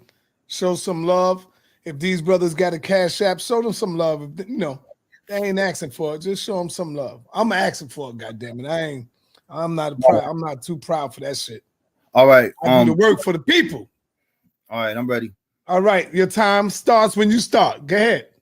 All right, so I want the record to reflect that he did not show the Black Hebrew Israelite doctrine for mating in the Americas.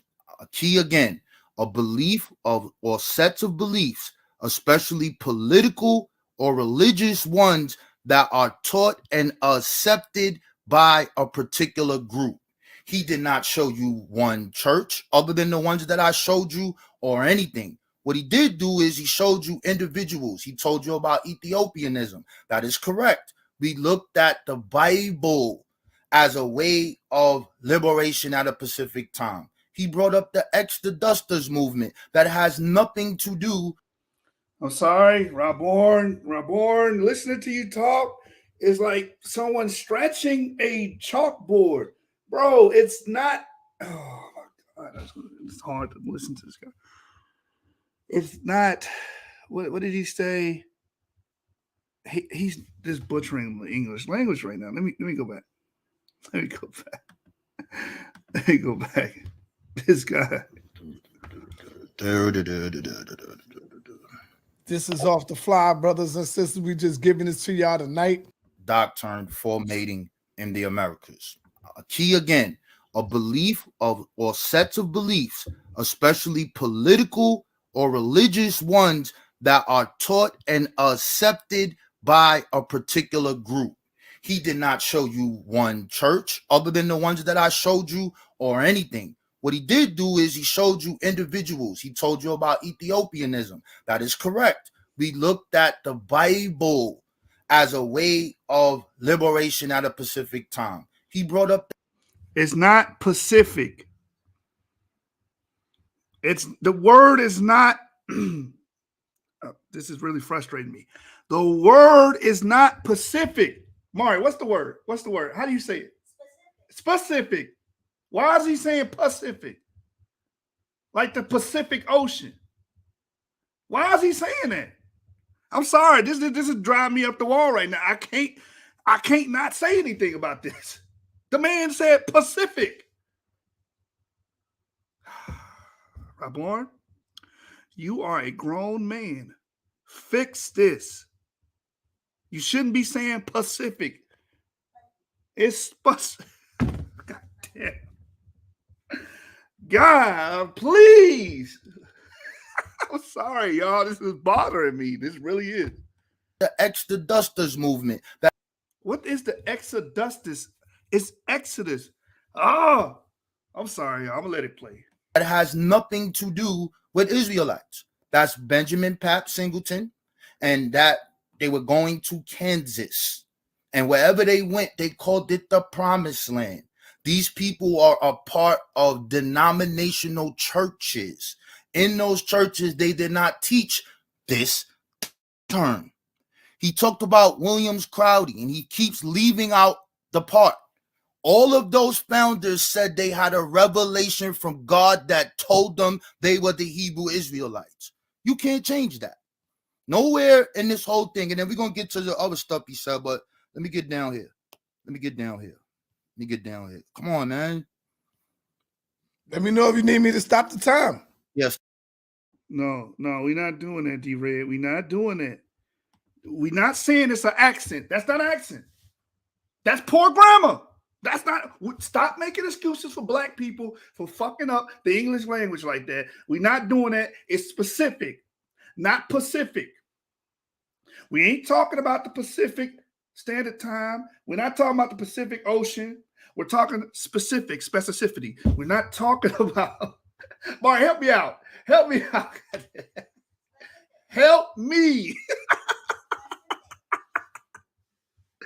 And then he said the Exodus. What's the Exodus, Mark? Yeah, what's Exodus?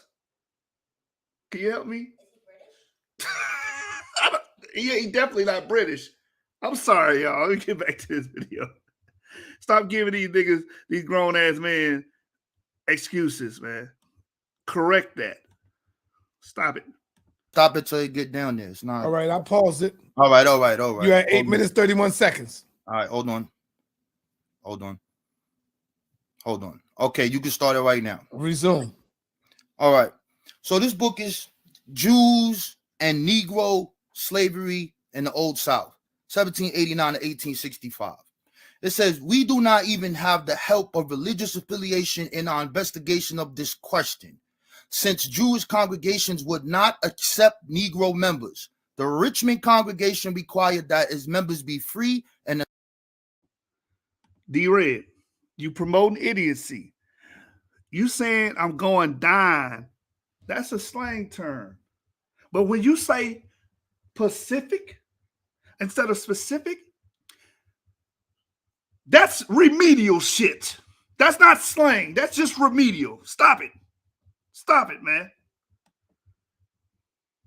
Charleston Beth Elohim Constitution of 1820 accepted proselytes only if he or she, they are not people of color. There is only one reference to a Jewish Negro in all of Southern Jewish records, a free man of color who was converted to Judaism by his master and was accustomed to attending services at Charleston Synagogue. This is what the real Jews were doing. They was going to the Europeans. Next book, Southern Families at War, Loyalty and Conflict in the Civil War South, Jews in the South. What is clear, however, is that the numbers must have been incremental. Some slaves who were owned by Jewish families considered themselves Jewish. That these slaves ever formally converted to Judaism in a ceremony that would have met their exotic rabbinic criteria for Giyat conversion is unlikely. That they nonetheless may have received some instruction in matters of Jewish from their masters or more frequently mistresses is not improbable. This is what you will see. Let's keep moving. Hold on. This is what the Jews were doing. These are the real Jews. Enslaving Negroes. Here's real Jews enslaved blacks. What's that? This is a fact. What he's saying is facts. Sephardic Jews had slaves. They enslaved. They sold slaves. They traded slaves. They did treat slaves better than their English counterparts. They did do that. A lot of people don't mention that. But what he's saying is facts. They did convert their slaves into Judaism, and a lot of them were manumitting their slaves because of that. It's another point they don't bring up. And they were able to come into the Sephardic Jewish community, which was a hodgepodge. And that's what we're going to talk about. And I want to do it next, actually, but I might not be able to get to it the next episode. We will deal with the Sephardic Creoles of Barbados, damn it.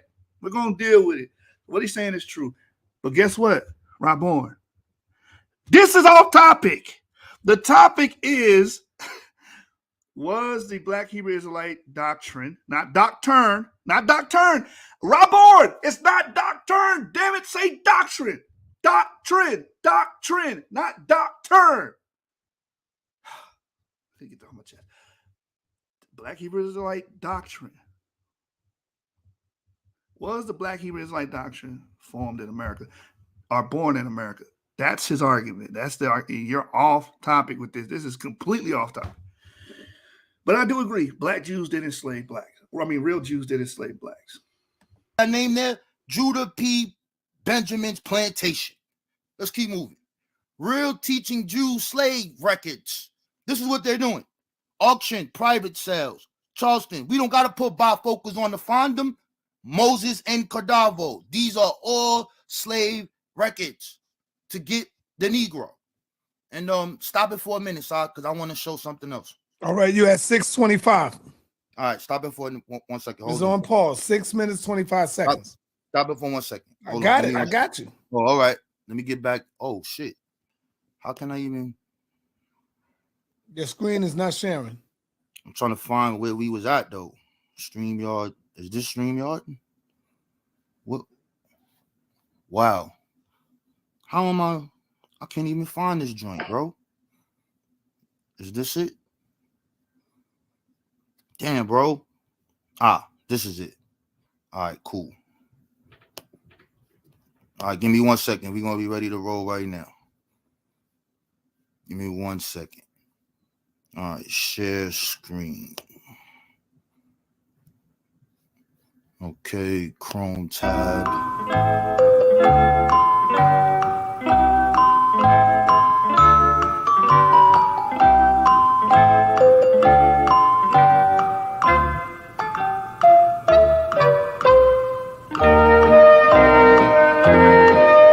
And he showed us John Nelson Darby. What is he? An Anglo-Irish Bible teacher. Where is he teaching that the black people are the Israelites? Why would you show me this? Did he set up a congregation of black people teaching that they were Jews? That's the name of the debate. The Black Hebrew Doctrine. All of it. You haven't shown that. And lastly, You big dummy. Pause. You got 5 minutes, 49 seconds. all right, and I'm gonna get to my other joint. So let's open this up here. So now we're gonna go open something else. And you really messed up when you did this. I don't know why he did that. Is my screen sharing? Yes, your screen is sharing. What do you see? John Nelson. Oh no, that's not. All right, you got to go out of it and come back in. Go out of your screen, sit there. Now come back in. Screen share. Okay, Chrome tab. Okay, is this it? All right, share. Oh, this guy brought up Freemasonry. This guy brought up Prince Hall. I don't know why. Why did you bring up Prince Hall? Only God knows why, and that's who you believe in. In any event, Prince Hall did not found the Judah, Benjamite, or any of that type of thing. He founded the African Lodge. And when we go to the people and you look at the people that he helped and you're looking at reparations, he is said to write this bill. And this bill is by Belinda Royal. And this is what happens. Before the 12 years enjoyed the fragrance of her native groves, and she realized that the Europeans placed their happiness in the yellow dust, she was carelessly marked with her infant footsteps. Even when she, in the sacred groove, which each hand in that of a tender parent, was praying and donation and making donations to the great Orisha, and made all things armband, white man, etc. So these people talking about that. But anyway, let's go back down here. He makes the African Lodge. Not only does he make the African Lodge, he makes the African what? The Back to African movement. Nowhere does he call himself a Jew, all those people. It's called the African Lodge. In any event, you brought up Richard Allen. Why? This is one of the first organizations that free people build on their own. They call it Free African Society. Hold on, wait a minute. Let me put some empirical science in it. I brought this out earlier about the Prince Hall Grand Lodge. Yeah, this is off topic too. This is all off topic. This is bad. This is off topic. But I want to bring this point up since he brought up the Masons, which he's just not. He's going to ignore. Special plead. Said poo-poo on the Masons or whatnot, and say, oh, it's just this one element. No, there's another element there. And we're going to show you. We're going to show you. This is from Nero Prince, the second Grand Master of the Prince Hall Grand Lodge. And of course, you would do that instead of open. Okay, there. So it says here, Nero Prince was the second Grand Master of African Grand Lodge and was a native of Russia. He filled the office acceptably to the craft from 1807 to 1809. His parents were Russian Jews, but he identified himself with colored people. And I did everything to perpetuate Freemasonry among them. This is what it says. All right, Raborn? That's what it says. It's part of the history. What does he say here? Whereas Absalom Jones and Richard Allen, two men of the African race. Why didn't he say two Israelites, two Judahs? Why did you bring that up? Any one of these people, David Walker, Freemason, all of them, Lewis Hayden, William Lambert, all of these black people said that they are one thing. They are the people of African descent. All of them. So when you look at all the organizations that come after this, you have, or before, the African Union Society. That's 1780. And he is calling himself the African. Every single letter, every single thing that we write when we come forth, they're calling themselves the Africans. Just because you show a person identifying with the tragedy that's in the Bible, that is not the debate. The debate is to show the doctrine, which I showed. You have not shown one black synagogue predating what I showed you. You have not shown one church, nobody else doing anything. It all starts from that point. Everything you said was weird. I just was just sitting here. I thought you was about to come with some atomic bombs because they was in the black church that make them Israelites. That's what that's what that means. You're in the African. This Raborn is revealing how you can crack them on this. It's easy. Change the topic to the idea of blacks being Israelites. Did it start with Crowdy and Cherry? And you can easily crack them on that. There's 1,000 sources on that says, yeah, that idea actually existed before then. Crack, slap, elbow. Hey, where my brother Shawn Michaels at? We're going to hit him with that sweet chin music. You heard me? Jersey. Methodist Episcopal Church. Why isn't it called the Benjamite Episcopal Church? This debate is, that's why I said one round, B. It doesn't make any sense. And hold on. How many minutes I got left, sir? How many minutes I got left? All right, you got 2 minutes and 20 seconds. Right, and we're gonna put this one more thing in here. We're gonna put one more thing. I had to download or send myself to my what's his name? Go to my inbox. Hold on.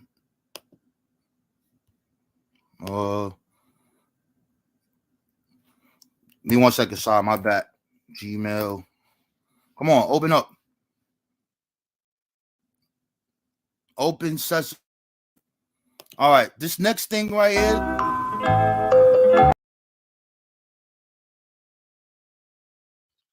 What the hell?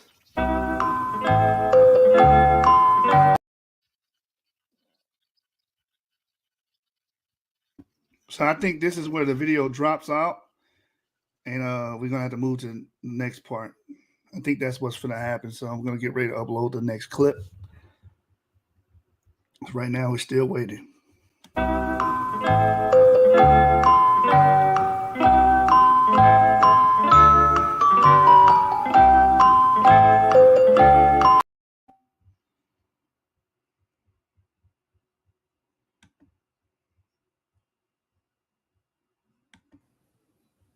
What's up, Jay?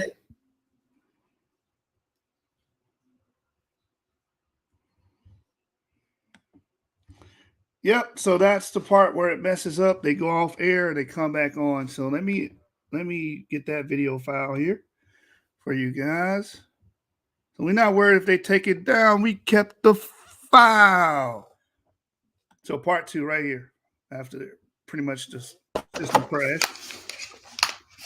We back in it. Smell like swimwear. One whole damn computer.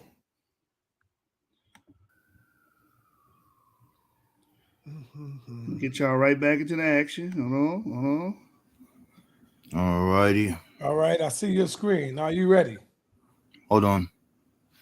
2 minutes Let's and get 18 ready to seconds left. slow. Come on, Raborn. Damn.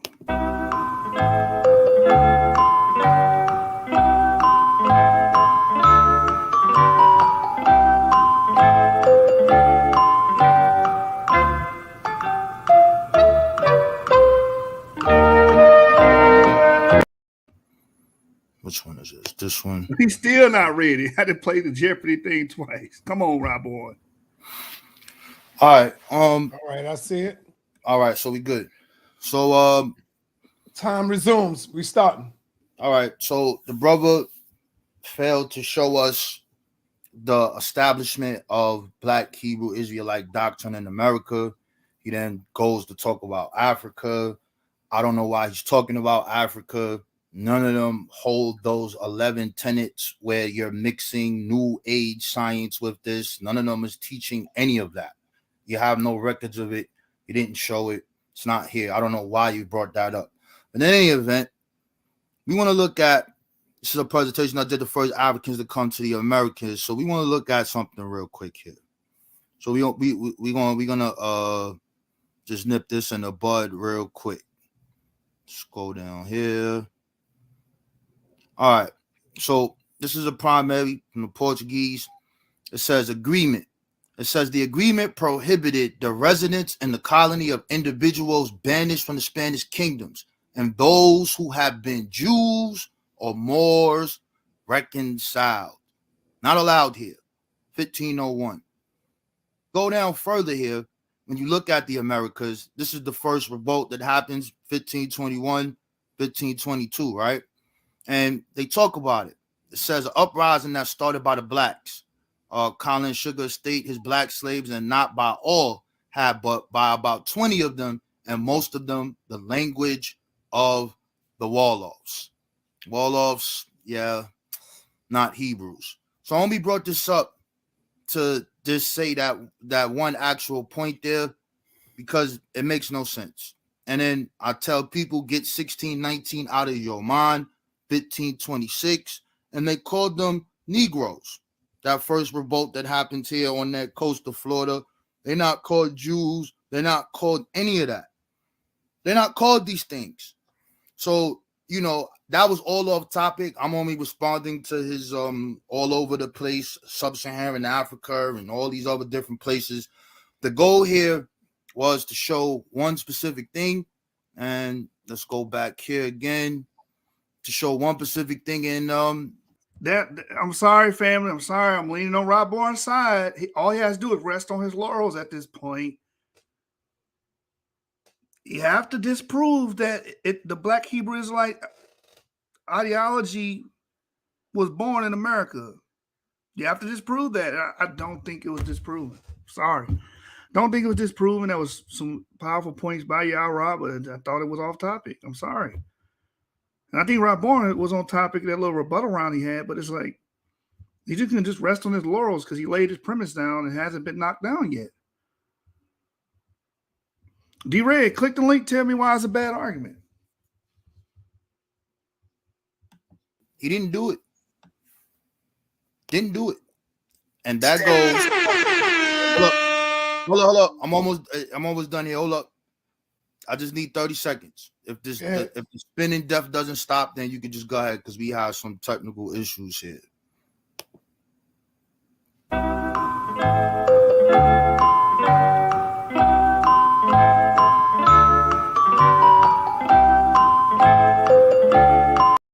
Is wrong. Your goal here is to show that this black theology, the belief or set of beliefs, especially political or religious ones that are taught and accepted by a particular group, you must show that. And this right here is it. Here's my 12 points. Magic, millennialism, Freemasonry. I showed all of these things. 70 AD. And I showed you the environment. He hasn't done that. He showed you people who identify with the book who are going to church. They have no organization teaching this theology at all. With that, I'm done. All right. My brother, Elder Yarah, is on you. You got 10 minutes. Micah Israel, that's what I'm saying. The topic, like, I wouldn't have never chose this topic. You're right, it is faulty, but it's the topic that they both agree on the debate. It says, of course, it was born in America. We had no contact with the outside world while we were slaves. Where else would it come from? That's what I'm saying. Like, man, like Raborn can just rest on his laurels and just keep reinforcing his premise at this point. There's nothing else to talk about, in my opinion, you know? The time will start when you're ready. Yeah, I'm going to share my screen. Again, the brother keeps saying why I didn't show any origins or tenets of Black Hebrew Islam beginning in the Americas. That's because it never happened. You can't show something that didn't exist, brother. Those things, the reason why they began in Africa. Let me ask you something, Raborn. You ready? Let me know when you're ready. Yeah, I'm ready. Yeah. All right, time will start, brother. Yeah, you can start. This is a rhetorical question, brother. Let me ask you something. You know you're not sharing your screen yet. Yeah, I got it. I'm Go ahead. going to share it in a second. All right. Let me share it now. All of those things, those 11 or 12 tenets you brought up, that all those things, these people that you say started these 12 tenets, did they get them from the Bible, sir? Did they get them from the Hebrew Bible, sir? Did they get them from the Torah, sir? If they got these things from the Bible, the Torah, the Tanakh, then they didn't create it. They are not the originators of it. Do you understand that? The title is the debate of this debate is the beginnings, the origin of the Black Hebrew Israelite theology began in America. No, every tenet you put on screen, down to the feet washing, came from the Bible, came from the Torah. You can't give them credit for something they never did, for something they didn't do. They didn't create it, Raborn. Just because they practice it doesn't mean that they created it. And that's all you proved, is that they practice Israelite rituals. That's all you proved. How can you date something 1,000 years before these people's time and give them credit for it? That's called plagiarism, Raborn, and that's what you're doing. But let me share my screen. You said something about the YASHAR speaking people. You said these are not Hebrews and not connected to Hebrews. You said something of that nature, right? In Senegalese Bush, the B'nai Israel tribes claim Jewish heritage. Why are you saying the YASHAR people? Are these not the YASHAR speaking people? Why are you saying they have no connection to them, bro? Let's hear what they say. The tree is holy ground, says Khadijah, president of the remote settlement of 4,000 souls. Our Jewish ancestor, Jacob, planted it when his people first settled here 1,000 years ago. That's his history. The lush kapar tree towers over the parched shrubbery at the edge of dusty community in eastern Senegal near the border with Mali. The residents, all Muslims, are members of a tribe whose name means sons of Israel. And they trace their lineage of two clans, the Sila and the Drame. They say they are descended from Egyptian Jews. We are all practicing Muslims and we don't want to become Jewish. Frederick says, in fact, we don't like to talk too much about our Jewish background, but we don't hide it either. We know our people. I want to say this about this source. Chris Harris comes in and butchers this source, and Yarah just read it verbatim. And reading it verbatim, they say they come from Egyptian Jews. That's what the people say. You can say, oh, they're lying all you want, but that's what they said. And Chris Harris has come later. You're going to see him just butcher this article because these people are biased. And Chris Harris suffers from what I call light skin syndrome. You know what I'm saying? You can't help itself. Too damn light skin. Who came from Egypt to Somalia and from there to Nigeria, and we split 1,000 years ago. One branch of the two families went to Mali and the other to Guinea, and we settled there. Do you understand that? So this is what we're saying, brother. Like, you didn't prove, it didn't show the fact that these things originated in the Americas simply because they practiced them. And just because these people claim to be America, these slaves said they're Africans. I'm sorry, that they're Africans. What tribe of Africans did they say? So a lot of what you're saying is only conjecture. Let me show you something else. The Lost Tribes, a myth suggestion towards rewriting Hebrew history, January 1, 1930. Let me read to you what it says. It says, Israelites among American Negroes.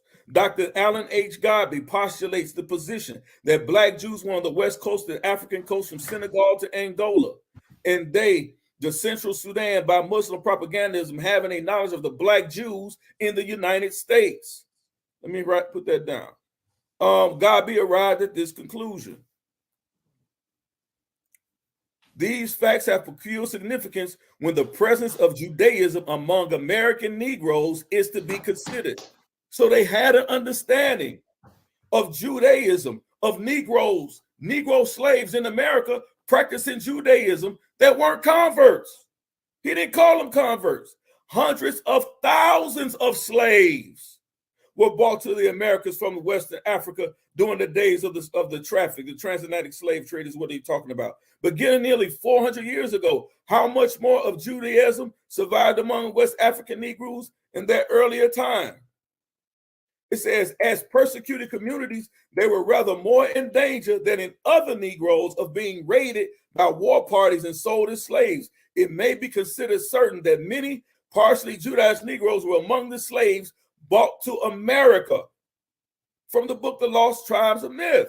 So your whole premise is dead when you talk about whether or not these people were in the Americas, whether or not they were practicing Judaism. If they weren't practicing Judaism or even speaking the language, then why would even George Washington call some of his black slaves Jews?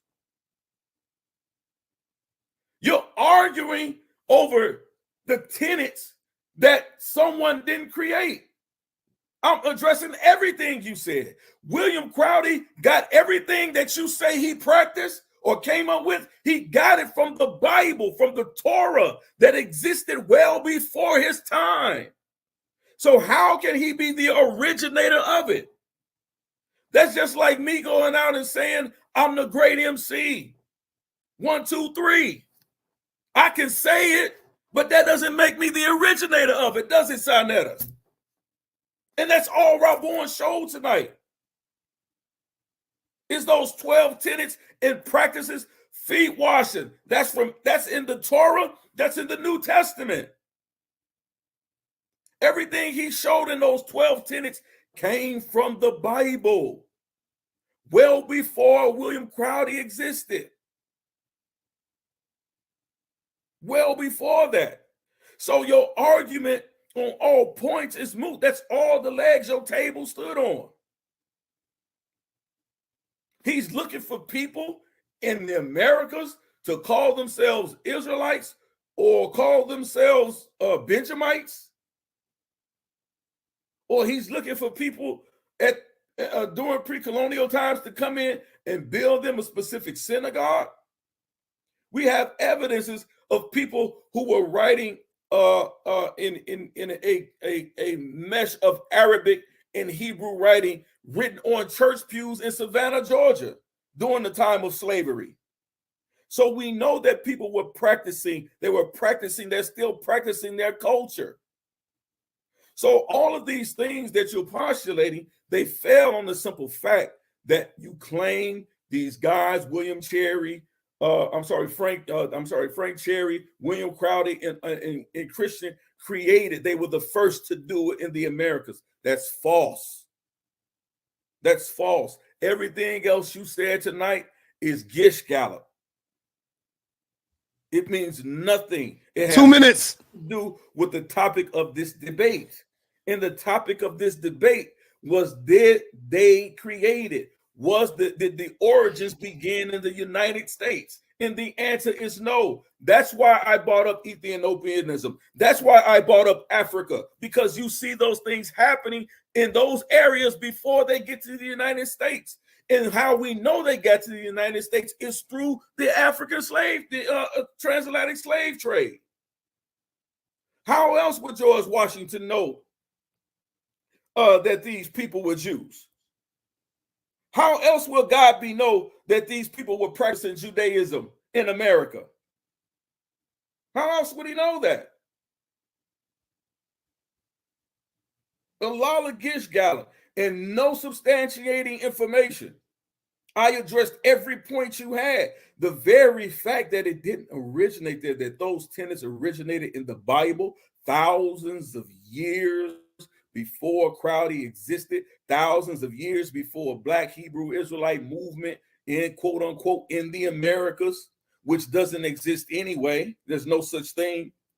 So anything before that happened, like you can't subscribe, you can't ascribe the beginnings, you can't give them credit for something that they didn't create. That's it. That you can't do it anywhere. Simply saying, oh, because they practice it here, they must be the first ones to have done it. We already showed you that's not the case. We already showed you that's not the case. So again, his whole All right, you can take an extra 30 seconds. Go ahead.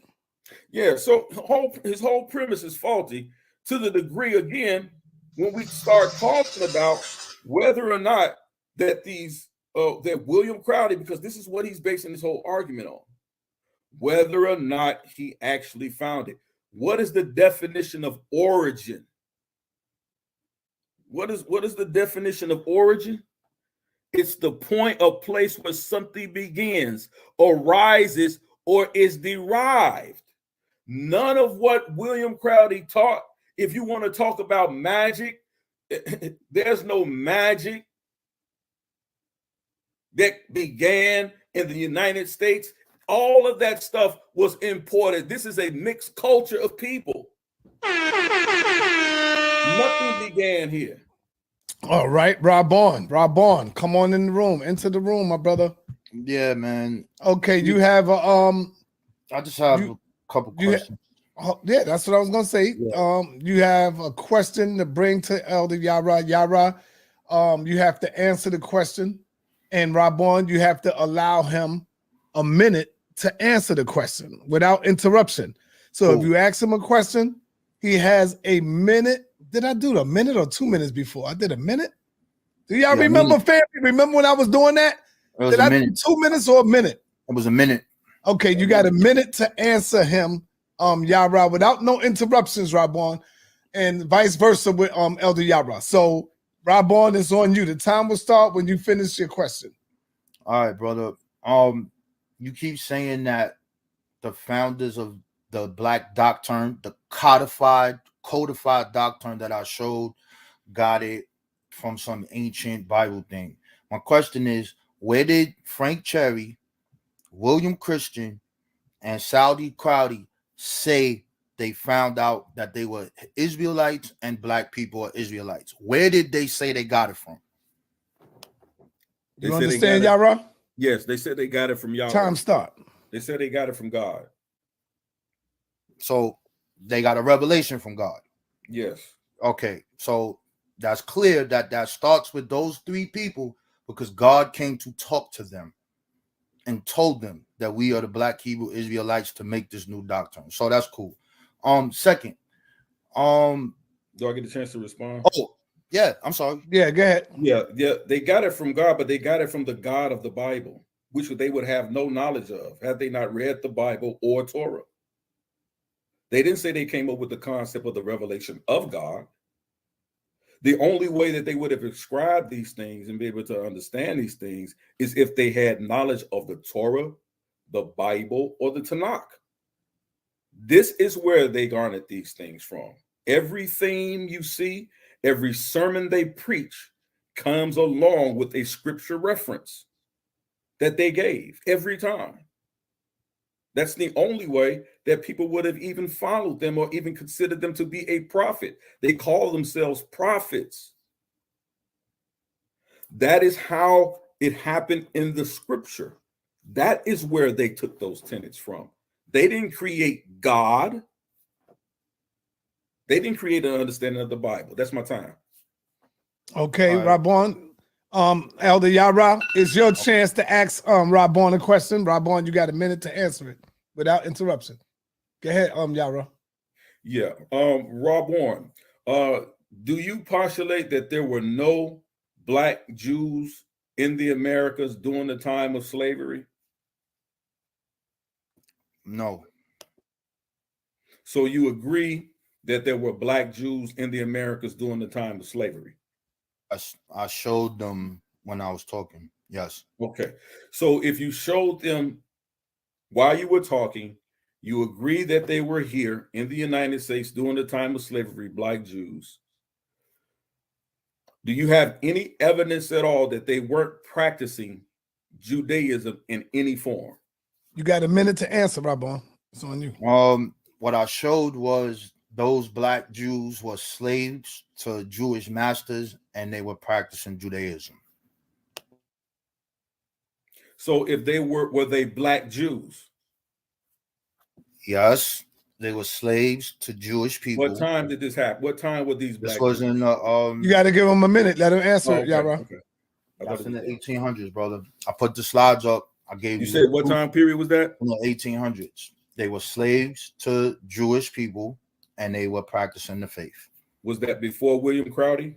Was that before William Crowdy? One of them, I believe, was. Yes, yes. So then how do you attributing those practices of black Judaism to William Crowdy if he wasn't the first to do it? Because they were going to the European synagogue and not teaching that black people are the Israelites. They were practicing the faith of Judaism that they learned from their master. Okay. So does in 1800, when Gabriel Prosser claims to be an Israelite, did he get that from a white synagogue? He got it from the Bible. And he got it from the Bible. Right, right. And then you go back to who gave When him. was the Bible written, sir? Where? When? I don't know. I don't have a date for when the Bible was written. I know that. Give me one. I know that black people in America who got this term of their Bible or their scriptures came from the masters. That's how you got it. You were not allowed to practice your faith. You were not allowed to practice. There's no voodoo church. There's no Yoruba church. So they were reading. And he took that and used it to do what he wanted to do, like many did, like Harriet Tubman called herself Moses, and how we called wherever we went the promised land. That was us internalizing. That's not a problem. Okay. All right, time. One more question. If they weren't allowed to practice their faith, as you just said, how can you show and prove that they weren't allowed to practice Judaism, Jews coming from the west coast of Africa? The Jews that I showed, the black people were allowed. I didn't ask you about the ones you showed. I'm saying black Jews that we know, because there are more black Jews than the ones you just showed. I mean that was your time to show them, and you didn't. So what you mean that was my time to show them? I asked you directly. I'm not talking about what I showed and what you showed. Okay. Do you want? You said that there were black Jews and that were in the west coast of Africa. No, I didn't say anything about the slave ships? No, brother. Listen very closely to what I'm saying. I showed the common denominator is those people who practice Judaism, not that mixed Christianity that I showed you with this black Hebrew Israelite theology. Judaism, they learned it from their master, and they were able, and you have one that was able to actually go in that synagogue. And that's just in North America on the United. So when I just showed you the source of Alan Gabi stating that I showed you that there were black Jews taken from the west coast of Africa and being called Jews in the Americas during the time of slavery, what's your pushback on that? Because he doesn't agree with what you just stated. Brother, the name of this debate was to show the black people teaching said doctrine. You gave me something that is speculation and hypothesis. You were the one that was supposed to show us these black people in America, because the times you're showing, like 1808 with the Ethiopians coming over here to make the Abyssinian church that worked with the brothers over there, they were making their own things. There was nothing stopping them from making any Jew or whatever. You just said white slave masters wouldn't allow them to practice it. So how now you double talking? No, brother. I said they didn't allow. The title, first of all, the title of this debate. Don't I have a minute? Time. The title of this debate. Do I have a minute? Hold on. Let him answer the question, Yarah. He got a minute to answer. Okay, he got a minute. Okay. Go ahead, brother. Those people were converted, and there was an individual that I pulled up that he was allowed to go there.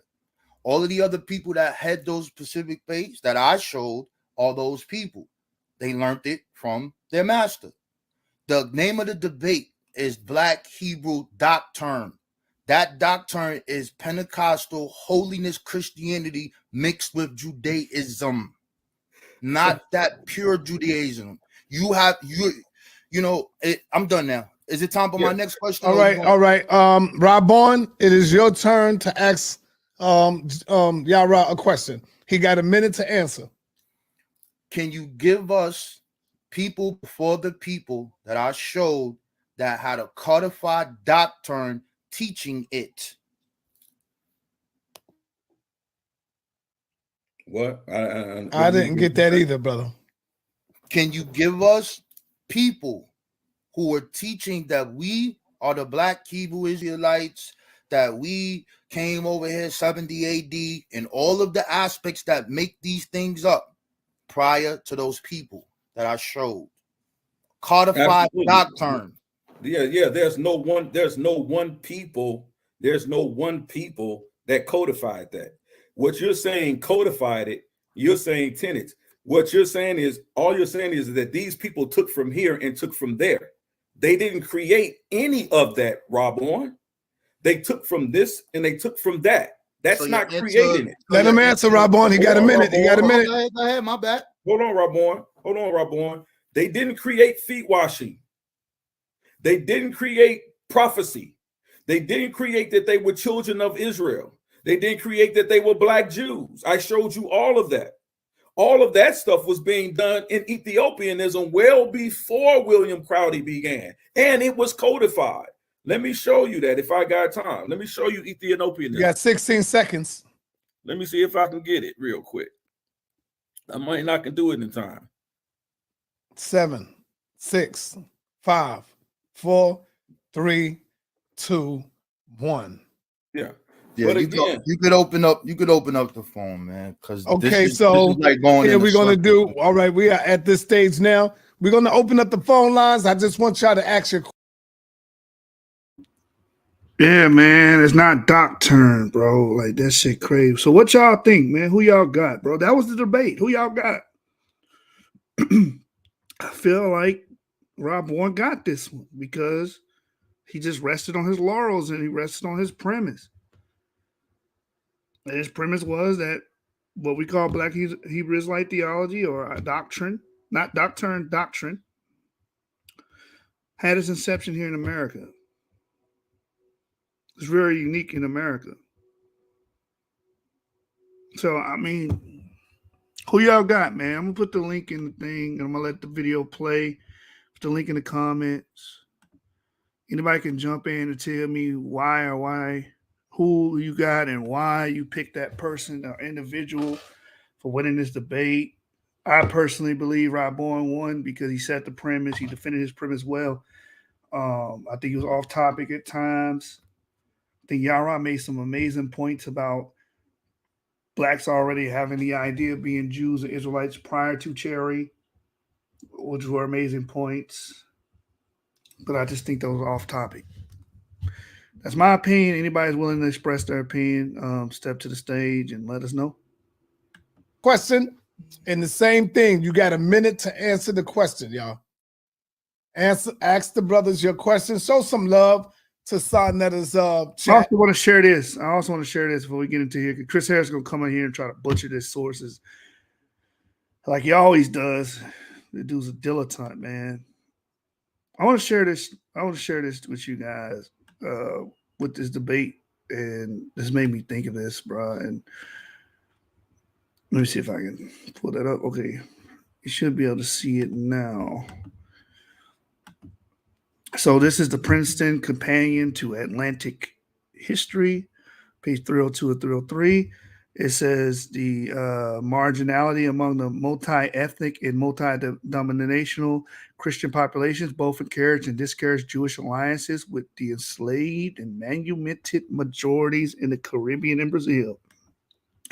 In Curaçao and the English colonies, Jews generally shunned integrating enslaved and free Africans and Euro-Africans into their community.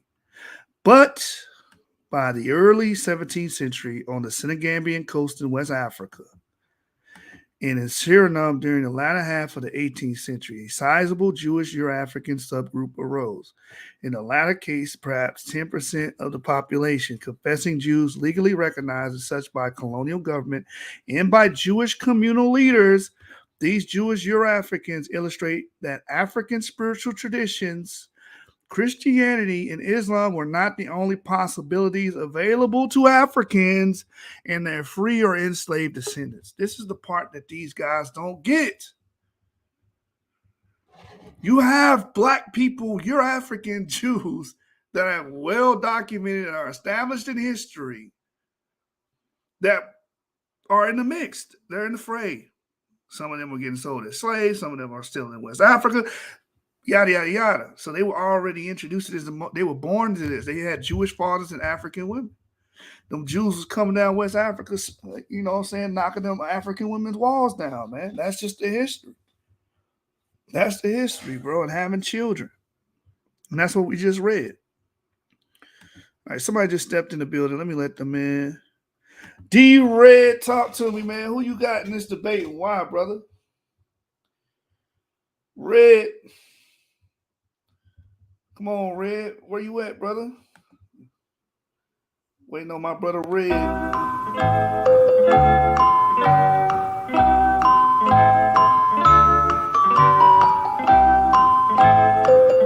Can you hear me? I can hear you now, brother. Yeah, man. Like I said, I got it a draw, man. It's another draw for me. I think they both. I understood what Yarah was trying to go with his premise. You know what I'm saying? It's trying to show different elements to show that to kind of deconstruct Raborn's 12-point thing of saying that these tenets came from one doctrine that formulated some new doctrine that was created over here. And he was showing that those tenets were pre-existed. You see what I'm saying? And so I think he did good that round. I think Raborn did good in his round. I think Yarah did good his round. But after that, they both got off topic. So I gave it basically a draw because they was only on topic for one round. You see what I'm saying? So I gave that one a draw. But I think they actually brought forth way more information, useful information, Yarah and Raborn than Chris and Zion did. The Chris and Zion debate was utter trash. Exactly. You know what I'm saying? But this debate was actually informative. They both proved a point. You see what I'm saying? Bro, even when they got off topic, they proved the point that they were trying to make, even though they both was off topic. You see what I'm saying? But they actually brought forth real good scholarship, real good information. But they was really only on topic for really one round. You see what I'm saying? Then when they got to asking each other questions back and forth, neither one of them really want to answer each other's questions. So that's why I had to pretty much make it a draw. Because when Raborn was asking him Yarah certain questions, I really wasn't clear about his answer. And then when Yarah was asking Raborn certain questions, like when he asked Raborn about the Jews that weren't the Jews that Raborn's source was talking about, Raborn didn't really want to concede to that point and say, yeah, it was probably Jews over here that wasn't converts. You know what I'm saying? And then Yarah didn't really want to concede to the point where Raborn was kind of asking him like, okay, but they'll say, can you show me a doctrine over here? You see what I'm saying? And he couldn't, and Yarah really couldn't show him a codified doctrine either. You know what I'm saying? Even though I understand Yarah's point, but he couldn't show that it was an opposing doctrine. You see what I'm saying? As opposed to William Crowdy and F.A. Sherry. So he couldn't show an opposing doctrine in those two. So, but like I said, other than that, I think they, for the most part, they did good. But I think their bias has gotten in the way of them either wanting to be able to concede to certain points. But that's it. And like I said, if you set the topic, you set the premise on it, I feel like Raborn did a good enough job to show that, hey, the elements that are in this Black Hebrew Israelite ideology, right? Because we know Ford and Matthews, they set the foundation and later becomes One West. I know you made mention of this. And a lot of people, when they look at Black Hebrew, and this is up in the air because it's general. What he posted, the topic is general. Black Hebrew Israelite theology in general. And most people think of Black Hebrew Israelite ideology, they think of One West. They're overrepresented. They don't think about any other group. And I think that's where he won, how he won this debate, because he showed that leading up to that point, leading up to One West, all of these doctrines that are new and unique to this group come to mix, and it's an amalgamation, and it gets its birth here in America. That he stuck to the point, he stayed on it, he rested on his laurels, and all Yarah did was say, hey, there were Jews before him. There was Jews before Cherry. There was Jews before Crowdy. But that wasn't the debate topic, so I couldn't give him points for that. You feel me? Well, but you got to look at it like this, though, Jashu. He kind of was saying more than just that, though. He was saying that some of the tenets that Raborn was saying was a part of Black Hebrew Israelite doctrine, like prophecy, feet washing. He was showing that those things predated African the American, Black Hebrew Israelite theology. Yeah. Yeah. So by default, that's why I say, well, you got to really catch what he was doing. He was deconstructing those points that Raborn was making. He was deconstructing them. So even though it seemed like he was getting off topic, he really wasn't, because you got to think about keeping your mind the points that Raborn was making, and he was going to those points and said those points predated these people. This point predated that people. This point predated them people. This point predated them people. So now, what are you left with? At that point, once he showed that those things predated those people that Raborn was giving credit to. You see what I'm saying? So that's why I said, Yarah, when you understand what Yarah was doing, he actually did a good job. I could tell that he actually listened to Raborn have this conversation before, because Raborn makes those points all the time, and he listened to him, and he actually went and found shit that could deconstruct it. You see what I'm saying? And he methodically deconstructed Raborn's point. So when he was looking like he was going off topic with the feet washing, he wasn't. He was saying feet washing predate that. Prophecy, that's why he brought Nat Turner and Gabriel Prosser. He was showing prophecy predates that, and he was just showing each one of those tenets was predated by. So what are you talking about? I got you, and I highlighted that during the debate. But what I'm saying is, I would be a fool. It would be remiss of me to sit up here on this live and sit up and act as if the Black Hebrew Israelite theology, as we know it today, is not unique to African Americans. But again, but I think that's my problem. As a person that grew up in Chicago, you know what I'm saying? As a little kid, I understand that the Israel of God and those Midwest church Israelite groups don't have really anything to do with One West. You see what I'm saying? Their theology and their doctrine is totally different. They don't believe Esau is the white man. They don't believe in none of that. They don't believe that. They believe Gehazi is the progenitor of the white man. You know what I'm saying? So, okay. So what I'm saying to you is these people have a totally different theology. So there is no one theology. So when you say the Black Hebrew Israelite theology, you're gonna have to be specific, because you're going into something that is really specific. Because a lot of these groups is groups in North Carolina that have their own thing, that do their own shit with their own little clan and congregation that don't have nothing to do with that. So there's no one theology. Whose fault is that? Is it Raborn's fault, or is it Yarah should have fought for a better title? Because the title's left open-ended, it's general. I mean, I agree with that, but the problem is all once with it being open ended like that, all Yarah had to do is just show this predated that, and chop away at some of those tenets. So now, what do you have to show that is exclusive to these Black Hebrew Israelite formation that Raborn is talking about? And he couldn't prove that it's exclusive. It was up to Raborn to prove the exclusivity of the Black, quote unquote, Black Hebrew Israelite doctrine. And he didn't prove the exclusivity of it. Okay, but the same thing can be said about modern Christianity and modern Christian church in America. A lot of those sects have, like the Baptist church, they have their inception in America. That's not saying there are components about that church that are older than America. It's just saying the idea, the inception of the doctrine had its birth in America. We got our brother Yarah in the building. Yarah. Hey, shalom, shalom, Shabbat shalom, family. What's good with you, Yeshua? Shalom, shalom. Shalom. Good with Don't you, beat, don't Red. beat What's me up, good, brother. family? Don't beat me up.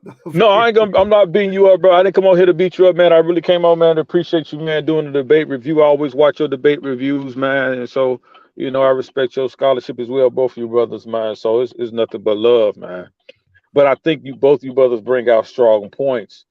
Um, and to your point, Yeshua, the first part of the debate, and I mulled over this, um, was that first of all, that's the stipulation for him even wanting to have the debate was to debate that specific topic as it was worded, right? Or else he didn't want to even have the debate, Ah, right? ah. That was his only stipulation. So I said, okay, let me get surgical to the point where I'm going to take your confirmation bias, this topic you want to debate, right? That solely leans towards, you think leans towards your argument. And as the brother Red just said, and let me deconstruct it. I knew it wasn't going to, it wasn't going to be it wasn't going to, the way I approached it, the methodology I used was simply to deconstruct every single thing that he thought makes up Black Hebrew Israelite doctrine, as he called it, right?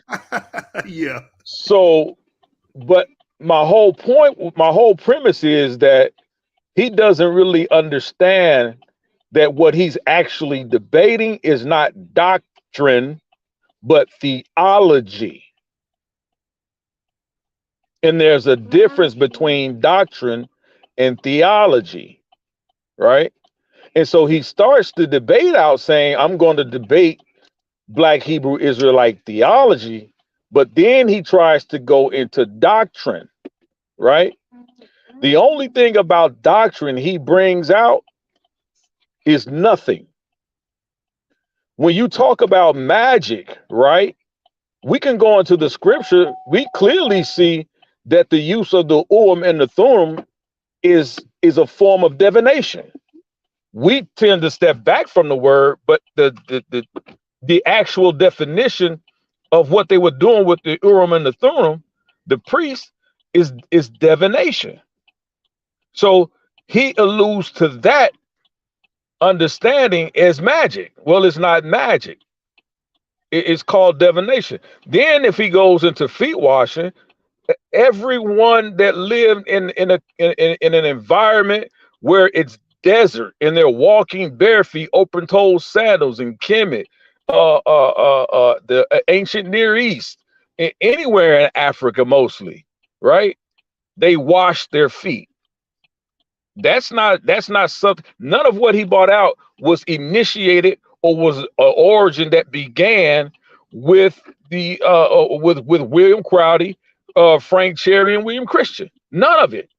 So if you kick the legs from under that table, he has nothing to stand on. What he wanted to talk about was a codification. Well, I said, how can you codify something? How can you codify something that doesn't require codification? They weren't creating scripture. Now, if they were creating scripture or creating their own tenets based on their own writings, like we see the Mormons do, or we see other religions create their own writings, like the Jehovah's Witness, they have their own interpretation of the scriptures.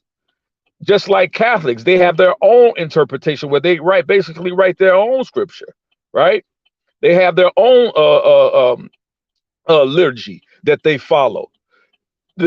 What we call Black Hebrew Israelite theology or doctrine has none of that. As my brother Red said, they didn't create prophecy. What they did was they took from this and they took from that. That's a belief system that stems from one source, and that's the Bible. Either the Old Testament, the Tanakh, the Torah, or the New Testament. It only comes from that one place. There's nothing you hear Crowdy did or espoused or preached. What Crowdy did differently was take all of those things that we read about in scripture we had already seen that predates his founding of his church. He evangelized it. He took that from one place to the next. I clearly showed he was not the first one to come up with whether or not Esau was the white man. That came from a white man, right?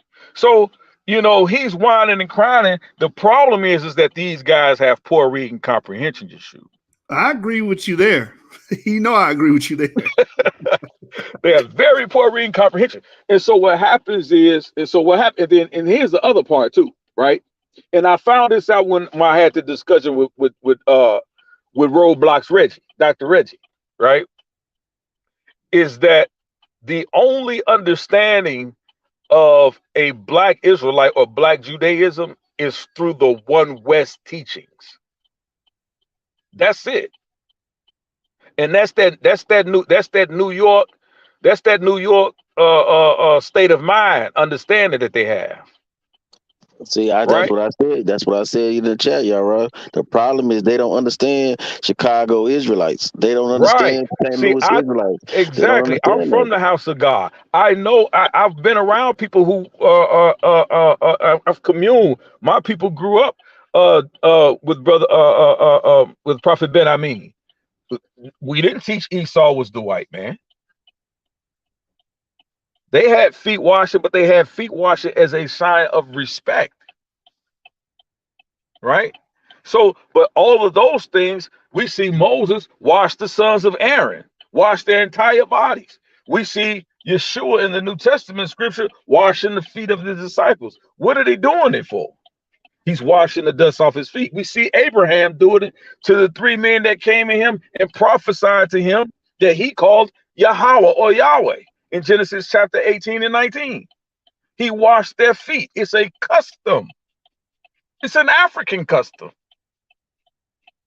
So a lot of this stuff he was espousing, he argued the nuances from a One West perspective. And this is why I say and a lot of people will say, well, why would you take that topic? I said, because this is what we will get. We will get the fallout in the conversation. Now you have to go back. Instead of looking at all of the meme scholarship that we get about Crowdy, and now you have the information that you can say, well, look, we have information that says these things began before Crowdy. Now we have to have that argument. Now we have to have that conversation. And this is what we have to do with a lot of these pseudo-lectuals out here, like these guys, right? We have to attack their information. We have to make it. The problem is they've been hid and protected over there in their echo chamber so long, they have an issue with their information being challenged. But what that leads to when your information is challenged, if you're a true scholar, it leads to poor scholarship.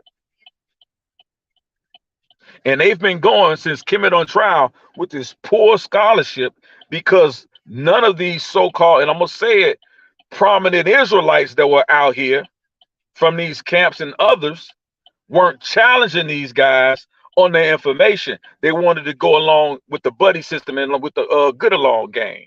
I don't want to sit down and eat with Raborn. I don't want to sit down and eat with Garfield. You're not my friend. You're a Confederate against Israel. That's my position with these cats.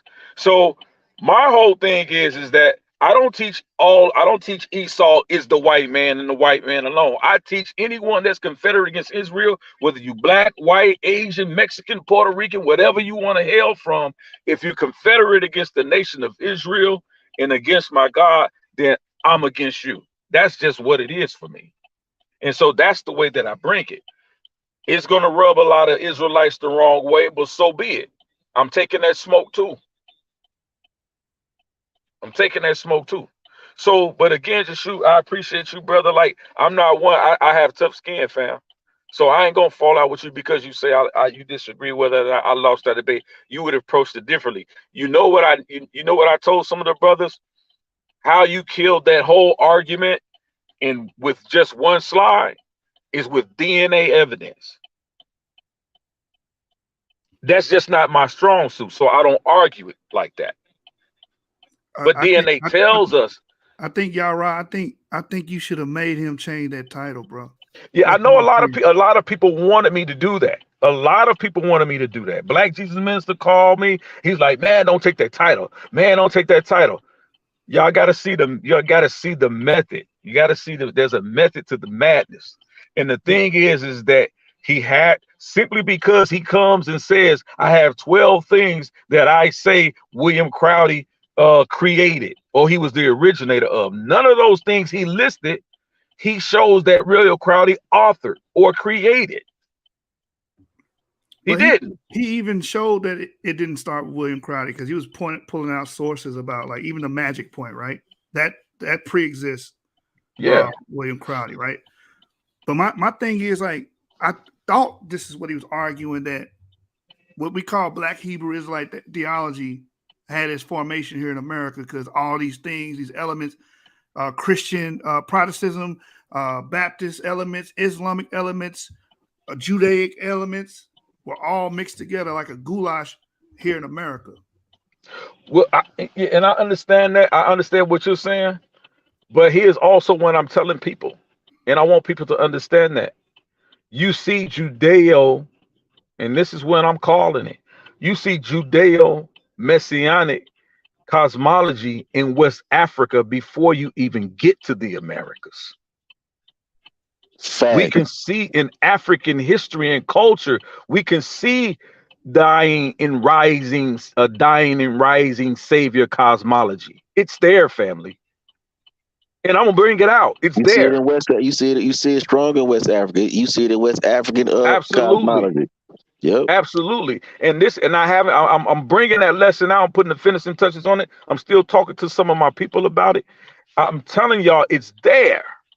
And it's been there for thousands of years. It predates Sephardic Jews coming from Portuguese and Spain coming into the West Coast and the Ivory Coast of West Africa before 1492. It's been there since before 70 AD. It's been there. Mm-hmm. If you really get down with it and the understanding, you can show these concepts of a dying and rising savior. You can see a Masonic cosmology in West Africa. It's there. But they don't want to have these. You see it in voodoo. You see it in. You see it in Ifa. You see it in a Bro, cone. it's You see all it in through Odinani. Ifa. You see it. It's all through Ifa.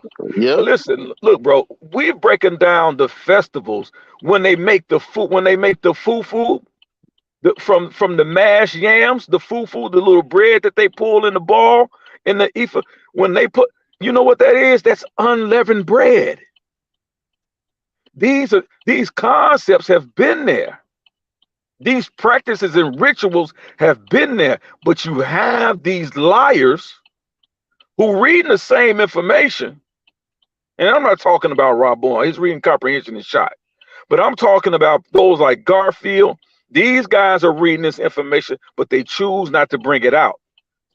You can go into Ifa and deal with the Biafri and deal with the Igbos. They will tell you this is our history dating back to the time of ancient Kemet and Egyptian Jews. They're not talking about the Sephardim.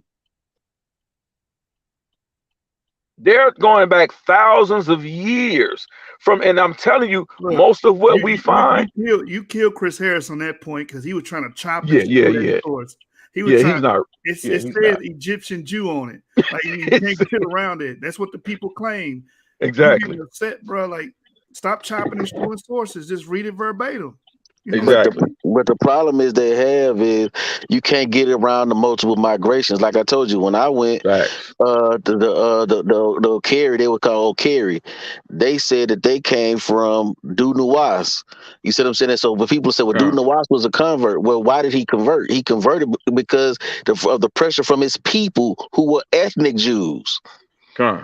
And so Con. these people, when they were doing a war with Axum, who were Christians, when they lost, they got banished to the western edge of the Axumite Empire.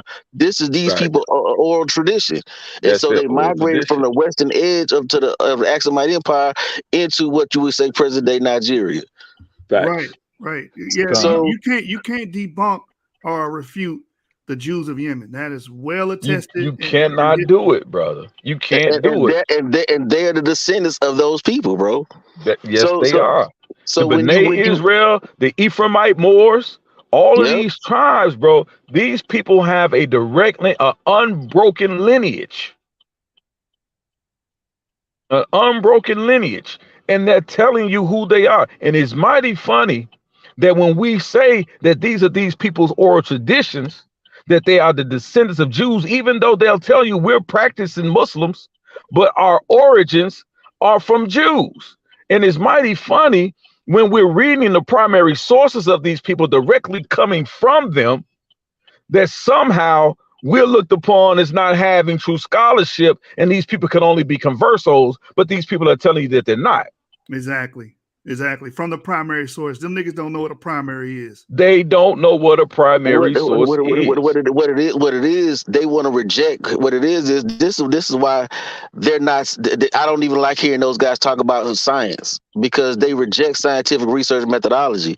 The first Absolutely. rule of scientific research methodology, you got to put your bias to the side. If you can't put your Absolutely. bias to the side before you start to research, a faulty methodology is going to lead to a faulty conclusion every time. And Every because they time. can't put their bias to the side, that's going to lead to a faulty methodology, and that's the reason why they come to the faulty conclusions that they come to, because they cannot put their bias to the side. So I don't even like those guys even talking about science, because you don't even know how to first employ that by saying by doing unbiased research. You see what I'm Con. saying? And Con. so those guys, they're not really scientific in their methodology at all. They're too biased for it. You see what No, I'm saying? no. So And I'm gonna tell you, listen, I'm gonna tell you, these guys don't listen, I can't say it enough. They don't read well. They don't read well. And because they don't read well, they have poor scholarship. And as we continue, whether we agree or disagree on certain things, but what we all see is that once you challenge their information, the first thing they do is go Confederate. They get Berean, they get all of these other cats on here that simply want to say, and I'm gonna say this: there's no such thing as Black Hebrew Israelite theology. nope, there's no. That's y'all right. Not to cut you off, brother, Hold on real but that's quick. what I was trying to explain to the Rob shoot. That's Born, what I was click trying to. that link. Hold on, Rob Born, click that link, man. Don't be taking pot shots in the chat. Click that link, man. Yeah, But that's come what. here. He's the biggest. He's the biggest nigga brew walking with Allah But scribbled across his chest. but no. But what I'm saying is there is no one theology. No, So there once isn't. so once you try to say the founder of the Black Hebrew Israelite doctrine, you got to put specific. You got to put specificity on it. You got to be able to say boom, boom, boom, boom. And you got to cover all the Exactly. gamuts of the offspring of that. And you can't Exactly. really cover that. You see what I'm You saying? can't Because do there's it. no one doctrine. There's no one doctrine. There You know is what I'm no saying? one doctrine. Exactly. That's why Rob Born want the title to be open-ended in general, so he can just rest on his laurels. Right. And because he was so cowardly with it, because in our initial setup of the debate, I said, well, if I can show you that these things happened or existed before William Crowley in 1896, can we have that debate? I don't want to debate that. I don't want to debate the commandments. I said, I didn't ask you anything about the commandments. I didn't ask you anything about Noah's Ark. I didn't ask you anything about nothing. I said, if I can establish that, that's why in the debate, I wanted people to listen and understand that he's establishing a timeline from 1888 to 1896, that these things did not exist before that. Mhm. And if you can't show that those things only, if you can show that those things only existed within that time frame that he gave, then he wins the debate. But he couldn't do it. He couldn't do it.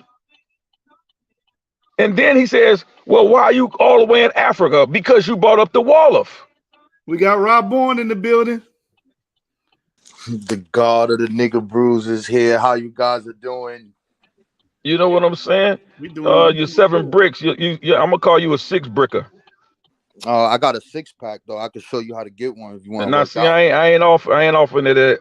Yeah, I know you You don't know, work whatever out. that, Yeah, that you should try pseudo. it. Workout is good for you. I ain't into that pseudo sexual stuff, bro. I I don't don't know want you to about see no your Hey, abs, bro. sexual work. Raborn, why don't you What's up? debate a brother on whether the idea of blacks being Israelites existed prior to Cherry? Why what? The idea of blacks being Israelites existed prior to Cherry. Why won't I do that? Yeah. Because I'm not interested in it. No, because he can't prove that. He can't deny that. That's why. No, because I'm not interested in it. I'm No, not because gonna, you can't deny that, brother. Listen, I'm not. right? So Okay, the brother just asked you a he question. asked me a So, question. Can I but answer in his? the debate, he already agreed. Can I answer his question He in already full? agreed that they exist. Can I All right, answer his let question in full? Raborn say what he's saying, man, and then we'll move I on. don't. I'm not debating of black people being Jews. I know that. You guys heard me for 6 years saying the same thing over and over again. So I don't know, like, what do you want me to talk about? 6 years later, still talking about the same thing. The only reason why I debated you because you kept calling me. So I said, No, the there's only no. I thing said that you there's no. debated was I challenged you because when I challenged you initially on what things that you said, instead of you taking a debate with me, you came on Sinetta's channel the very next day and ran that and ran that presentation. I thought that was cowardly. Brother. Listen, brother. Like you said, right? When I asked you if I want to challenge, Yashu, there's some things he teach. I know exactly what it is. Like, I don't agree with your eHaplo group. I'm gonna challenge you on that. When I ask you what you want to challenge me on, you say everything I ever did on Sarnetta. So if I Yeah, start, everything you ever did on Sunday. I don't okay, think nothing so that all comes right, out your mouth hold makes on, any brother. sense. That's your fatal mistake because I don't talk about Hebrews. So if I ask I you didn't say about, you talked about Hebrews. Why you no, keep saying that though? I listen, didn't say you ever brother, talked about please, yo, Hebrews. brother, just we But was you keep chilling. saying that Yo, though. brother, listen to what Well, listen to what your demands are. You saying you coming to me. I want to debate you on anything you put on Sarnetta. So if I ask you about the New York Vigilance Committee, do you know? If I ask you about Sister Bernstein, you don't know. These are the things that I did more on Sarnetta than what you want to talk to me about. Actually, That's the no. I don't problem. think nothing you says makes sense. That's fine. But my point to you That's was I fine. spoke to you about something specific when you asked me that. That's I how didn't we ask got on you the whole anything, topic. brother. That's You how we came, got on the whole brother. topic of Listen, William brother. You Cherry. came to me and wanted to debate me, and I said, "What do you want to debate me on? What do I teach that you want to debate me on?" This is where you get to talk to me directly to tell me what I disagree with you on. Didn't I tell you? How did we get on the topic of William Cherry, Raborn? We get on the thing. I said, "This is what I teach. There's no doctrine, keywords, a set of principles taught and agreed by a specific people before these people." That's how we got on it. I said, that's Right. what I teach. And I said, you're wrong. Okay. And then so let's debate it. And then I said, let's do it. And then you went all crazy. And then we made a debate to be on Garfield at 9 p.m. You didn't show up. And then No, first of all, before you start saying that, I called Garfield 4 hours before that debate. He said, fine, I won't have it on my show tonight. We'll do it on Sarnetta. He never called you and told you that? He denied that. He denied it live on air. He said he denied what? That I called him? You just said. He denied that? We was on live at, why would he set up a show for 9 p.m. and both of us are sitting there and he's Listen to what I'm saying to you, Raborn. Brother, he called you on the phone. Listen to what I'm saying to you, Raborn. Listen to what I'm saying to you. I called Garfield and I said, hey, you know what? I promised to have that debate with Raborn on Sarnetta's channel. I don't think it's right that I have it on your channel, but I'll do it on Sarnetta's channel with him. He said, you know what? You're right. He didn't say that. So I get what you're saying. Hold on. But he said, you're right. He said, I'll call Raborn and tell him. Right. So did he do that? No, he texted me. He said, yo, what up? He said, yo, Dude said that he don't want to do it. He want to do it on Sinetta. And I'm like, Okay, what? so what I So said wait a is minute. accurate. Brother, could you please wait? This was an hour prior. No, I called him 4 Listen, hours prior to that, to 9 o'clock. I called him at 4 o'clock. When he called me, man. I'm telling you though, I agree. Yo, fam, I'm not saying that ain't when he called you. Brother, I'm telling you that he listen. didn't call you until an hour to the debate. Listen to me, brother. Listen to me. He told me, okay, I don't know about your 4-hour thing. We was on live at 9 p.m. scheduled time. So when it's time, he said, let me call Yarah and see. He knew I wasn't going to be there though already. Brother, listen, he called you with the phone on so we could all hear it. The first time you didn't pick up. The second time you picked up. And you said on the phone to him, it's recorded that, you know, I'm not doing that. So now the issue where this became a problem is you called me out. You came on the show when we was talking about something. I got tired of you talking and I said, well, let's do it 9 p.m. You said, bet. We said, where we doing that? We agreed to do it right there on Dagger Squad. That's what happened, fam. So, like, I don't know. And so what happened was, like I told you, did we not at first agree to do that debate on Sinetta's channel? Yes or no? Brother, listen, that's not a problem. Okay, so stop saying. So then stop saying. Hold on. Stop saying I didn't show up. Hold on. Stop saying I didn't show up for the debate or that I ran from you. That's childish and girlish. Brother, listen. What I'm telling you is that, bro, it's not even a point anymore. At the end of the day, none of those 12 tenets you based your debate on, bro. I know. Is a codified doctrine. It doesn't exist. Okay, brother. And it never has. Listen, okay, whatever you say, brother. Listen, I'm just. And you still can't prove it. You can't show me one. You can't show me one document, one Bible, one book that Crowdy wrote that he said these are my 12 tenets. Yes, he did, and I showed that he said you don't have that. It doesn't exist. Show us the book. Show us the one book. Hold on, Raborn. Show us the one book that Crowdy wrote that says these are the 12 things. These are the 12 things that I believe. And this is the doctrine that all Black Hebrew Israelites must follow. That doesn't exist. Can I answer you? The name of the book is called The Life and Works of Crowdy. He made the 7 keys. He said that he got a vision from God that we are the 12 tribes of Israel and Black people. Did that not exist before him? Yo, listen. When you looking at what the word doctrine means, a set of beliefs, social, political, or religious that is taught and a group of people agree on. That is a codified organization. That is not a codification. Yo, why brother, do you keep saying that? Yo, brother, listen. Let me make it. Let me. No. Tell me what was codified about that. Let me make it more simple for you. Do you understand what codification means? Let me make it more simple for you. If I look at the Nation of Islam, right, the word Islam and Allah does not originate in America. They took forms of Islam, Masonry, and all of that, and they made a codified religion. With where? And bro, I'm asking. You keep saying codified. You keep saying codified. I don't think you understand what you're saying. Is my point. Can I finish?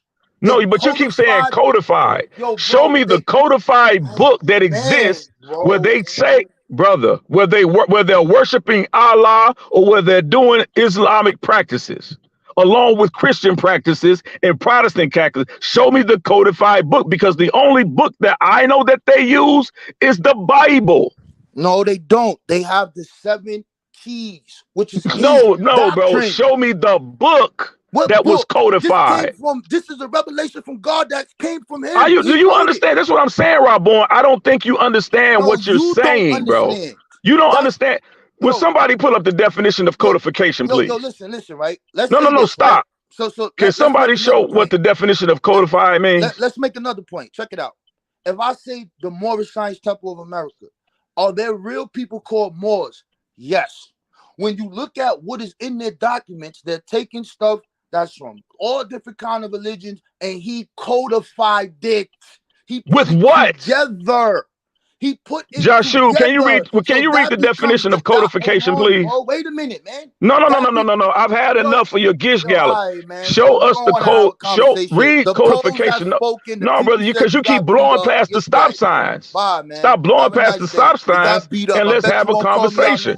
Let's break down what you're saying, bro. Let's break down what you're saying. Because this is what he doesn't have. He keeps saying there's a code. Where's this codified document or book? Well, the codify means to arrange laws or rules into a systematic code. Arrange according to a plan or system. That's what the word codified is, but he dipped out of here. You know? And Raborn, don't run, fam. No. Don't run, fam. And this is what I'm saying. He can't show this. But the doctrine, man, like y'all should have made the title different, bro. Because the title don't say that. You feel me? You're right. It don't say that.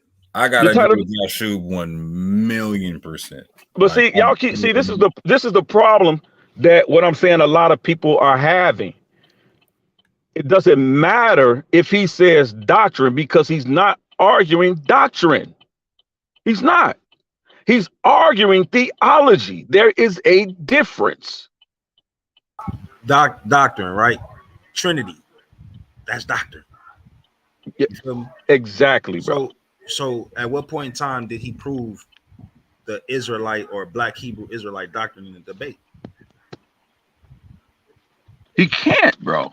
He can't do it. And I keep telling people, but see, I understand there's a lot of unwinding and untwisting of years and years of poor teaching. And I understand the challenge and I'm up for it, but somebody got to unwind it. Somebody got to unwind it. Yeah, I mean, I wish you. Somebody got to unwind it, and I'm taking it on me to do it. No, because you go hard. You a warrior, man. You over there. You smacking shit up. I ain't gonna lie. You did. I'm gonna keep it a buck though, y'all. It's a shame that you're on here just like talking about that instead of breaking down the fact like your man just got waxed on the Wolof information and whatnot. Because he literally like the debate aside, right? Yeah. So understand this, so y'all can understand. There's certain things that y'all ready to talk about because I asked him to talk about certain things. I've been lacing with certain information because he was supposed to be set up for a debate with Garfield, which he's obviously running and never going to happen and whatnot, right? And so he was supposed to go on yesterday and just give a presentation on some stuff, right? You know what I'm saying? They do the whole another HOK thing and bombard him, and you know what I'm saying? He has a debate set up that he with a title he doesn't want to take and whatnot. He got people like me and Black Jesus Minister advising against the thing and whatnot. But your man Yarah like to stay punching, so it just is what it is, right? But understand, I specifically asked him not to bring out certain information in the debate, right? Like with the title, yeah, crazy. The title, like I wouldn't have done that title. I would have worded like I'm a title Nazi. I always word my title super specific, right? That aside, though, like when we get into the part 2 and whatnot, right? The debate is what it is. When we get into this information about like, are these Wolof people that is their oral tradition? Is it cool? Does it line up with anything? Right?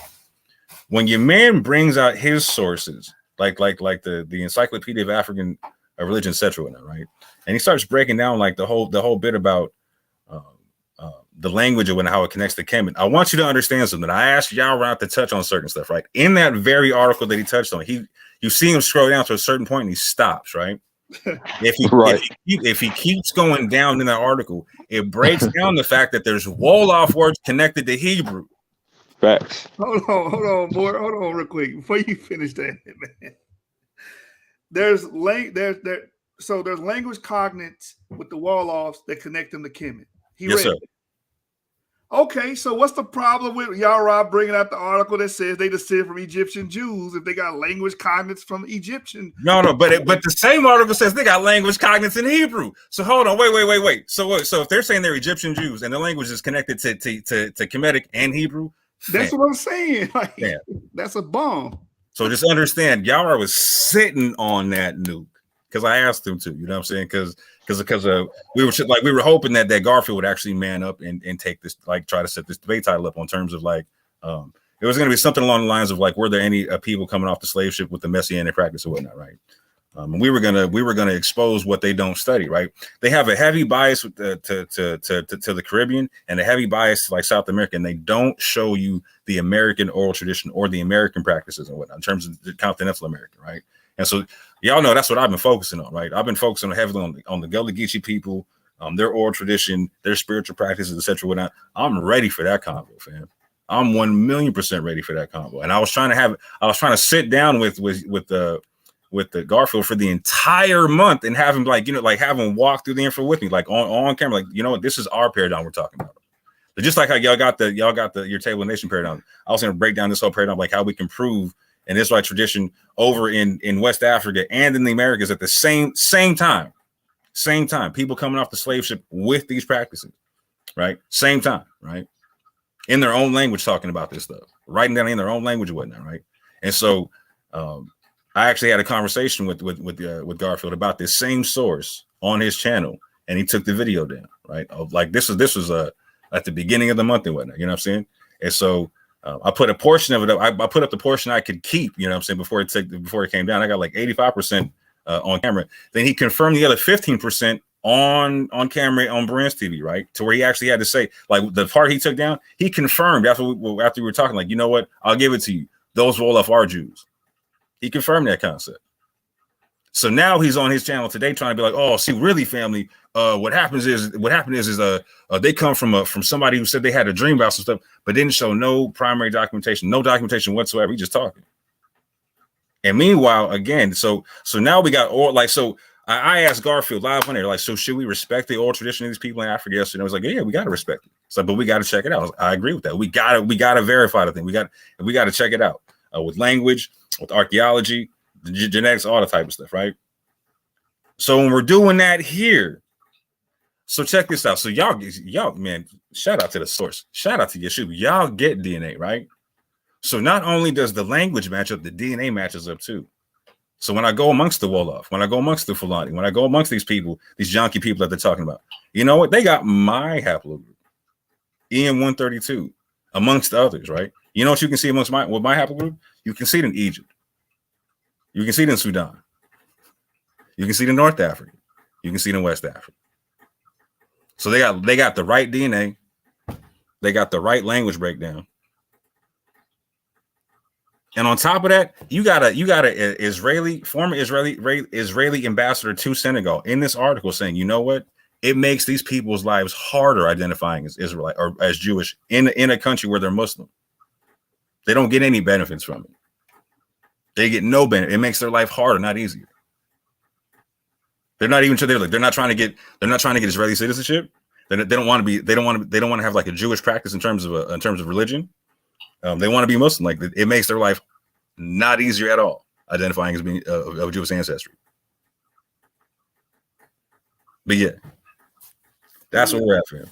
That makes sense. And then a lot of people, Chris Harris was really off out of pocket for saying that the Wolofs first get their idea of being Jews from Sephardic Jews, which is also a part of African history as well that y'all ignore. Right. They had children, and their children were black. Their children were African. Some of their children were even caught up in the slave trade. We can prove that. The Bigogo slave raids. Facts. They were catching the Portuguese. I got sources where the Portuguese the slaves were working side to side with the other West African slaves in the Caribbean. So we can do that. But his point about they had their first mention by of Jews, or the idea of being Jews from the Portuguese and Spanish Jews, is false. Facts. Because we have Arabic sources that say the Wolofs that were Jews there prior to any Spanish or Portuguese Jew being there. Man, say that one more time, fam. You got Mungo Park and all them people. Shout out to the Timbuktu Chronicles, man. Mungo Park is afterwards. I'm not talking about Mungo Park. I'm talking about Ibn Abisar, which is around 1300s. Mm-hmm. That's way before any Spanish or Portuguese Jew made it to Senegal. You know what I'm saying? Mm-hmm. This is documentary evidence. The Timbuktu Chronicles got the B'nai Israel in Tindirma in Mali at 1402. So Go ahead. What I got on the screen is to support what Elder Yarah was speaking about concerning our Elder William Crowley, and then what you just said, more, right?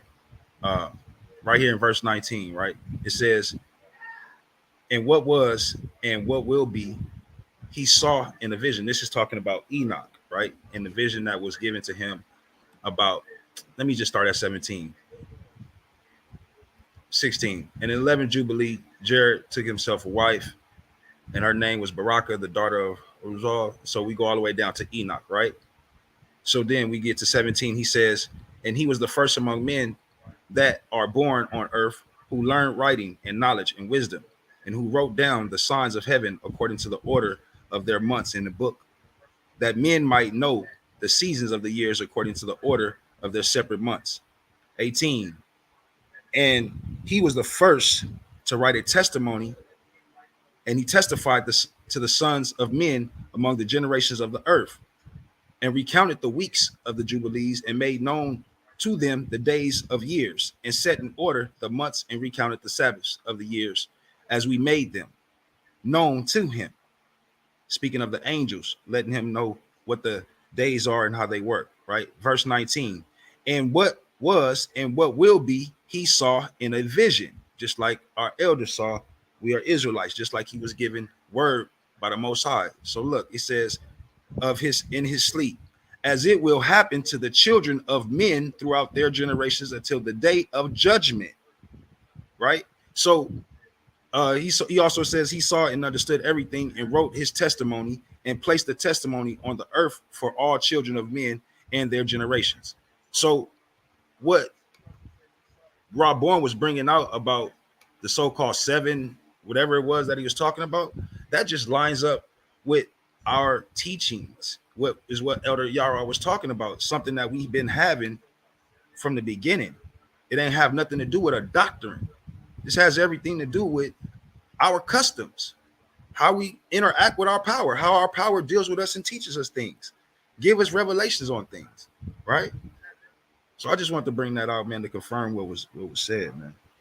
And this is why I would have been a stickler on the title, like she was talking about, because like, so instead of, because what it sounds like is eventually you're trying to like defend like One West doctrine or whatnot, like the history of it, right? Versus the better conversation, which is like, so are people of African descent identifying with the Israelite tradition in any way, shape, or form? Does that predate the One West stuff and Cherry and all that type of stuff, or does it predate? Or can we find it coming off the slave ships? Like you always see Garfield, like, show me one Israelite, show me one person coming to slave ships talking about they called themselves an Israelite or had that practice, right? That's the real conversation, right? What's the historical accuracy of the thing? Because if you can show the practices in African and in plantation, like plantation America, right? Not like post-slavery. I'm talking like pre-Civil War America, right? It's a wrap, fam. Like, because what they want to do is they want to relegate everything to two conversations. Like, so, okay, if you're in West Africa, that means you're descended from a Sephardic Jew somehow, right? If you're in America, that means that you're connected to the One West thing somehow, right? They don't even say descended; they say convert. They don't even bring up that component that actual Jews had children there. They Facts, convert. Facts, convert. Facts. But yeah, that's why this conversation got to get blown all the way up and wide open in terms of just getting the history right. Because like, does history bear that out to be the fact, right? Does history say what they're saying is the truth? No, it doesn't, and we got to really, really show that to the people, right? Because it's way more, and this is like Yashar, you know me, I've been trying to open up the Islamic source to people for like the last couple of years or whatnot, right? And really break the subject for people and whatnot, right? And it's been a slow conversation, you know what I'm saying? Unfortunately, I failed in that endeavor, right?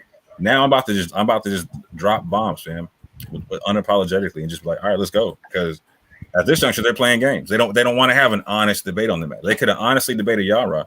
I would have laced Yarah with a couple of things, fam. It would have been clear, right? But they want to play games. Now it's got to be, you know what I'm saying? It's got to be shocking off. See, I had jumped on one of Garfield's streams when he had so what's that dude name, man? Yeshua, who be talking crazy with the little funny voice. He called himself the Hebrew killer or something like that, or no, scripture killer. Oh, Isabio. Man, YASHAR-YA'OH. Man, listen, bro. This dude said there is no Hebrews who got off the slave ship. Show me. So the records, according to the African records, right? An African site, not a European site. When you go into those records and you pull up Yah, right? You type in Yah in the name search. You know how many names pop up? Yeah, I don't even rock with it like that, right? Like, cause they got arguments against that, and some of them are viable, some of them are not, right? Because you got to do a real deep linguistic study to match all those up with like a Hebrew concept, right? Because not all of them do match up, right? Some of them will, some of them won't, right? But we talking about, well, what other language is that name used in West Africa? A bunch. Like, so I could show you y'all in American Creole, and it has nothing to do with it means here. You know what I'm saying? Like, or so like that's what I'm saying. Like, we like there. This is what I'm saying, fam. Like, on a scholastic level, we gotta make sure when we're making a claim, we can walk that one all the way out with the language or whatnot, right? So you're saying what other language? Like, there's a bunch of them, fam. But like, I'm saying, like, it does connect though too. Like, so I'm not saying it doesn't connect to any of them, right? So like when he's like I never seen nobody use the Yah as a name. What I'm saying, like, okay, I mean, as other than the name, you understand? So, like, for example, when we talk about the captivity of us being in Egypt, okay, there we were named after our power. Same thing. Like, and just like YASHAR-YA'OH, right? I'm named after my power. So now look at Yeshua himself, Yahushai. He's named after his father. So what I'm trying to understand is, now that we at the slave records, now all of a sudden the name is something else and it relates to this other language and this other people. When in that part of the land, who was speaking Creole? Like, what are we talking about? So I'm just, you know what I'm saying? Like they make all of these statements, but they don't support their statements by nothing. Just random statements, and then expect for us to deal with that. Like, nah, bro, deal with the actual information. Go into the records and show us thoroughly, right, that there was no Hebrews that got off that boat, and you know the Hebrews by their name. Right. And this is what I'm saying. I'm gonna kill him with this. Watch this, because I was gonna deal with the Creoles, right? Barbados. I was gonna deal with that, and I'm gonna show y'all. I'm gonna share this book with y'all, because this is coming out on my. Because it's like they're not gonna debate this stuff, so might as well just do. Exactly. You might as well just unload this stuff. You feel me? Like, they just might as well just start bringing out the information and let them make their pseudo commentary on it, because they're not gonna read the books. Remember that question you just said, right? A slave that came out the boat. We already have one, Billy Simmons. He came out the boat, claimed to be Jews. Then there's two more. There's two more in that same article by James W. Hagee of two Jews of the Moorish habit. They thought they were Moors. They thought they were black Moors. Yep, 100%. And it was like, no, we Jews. We got captured. Why are we here in Carolina being treated as, you know what I'm saying? You talking about the one where they had to find old girl that spoke Hebrew, wasn't it? Yes. They had to get a translator, fam. Right, and it was like, oh, these people. Wasn't she native of the land, though? Huh? Yes, translator a native of the land? Yeah, she spoke like Arabic and other stuff from like North Africa and whatnot. You know what I'm saying? Come on, man.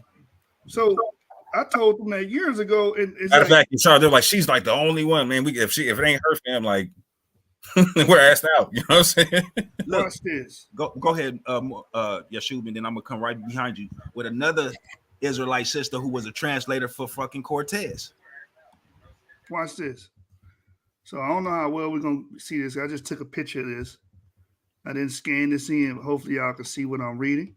Because I actually own the physical book. Right. So this is a book here. It's actually, let me give you the cover real quick. Hey, Yashub, when you go to that, can you go to your slide and then like blow it up just like a couple of inches when you get to the paper? Yeah, like there. Can you make it bigger just a little bit? No, it's not. I got to do it on the email. I have to go on my email file because I don't know Facebook. Let me Share what you got, then I'm gonna send it to my email, see if I can make it bigger. You want to share something? Yeah, okay. Yeah, go ahead and share that. So give me time to do that. I got you. I'm about to go to it right now. Shit.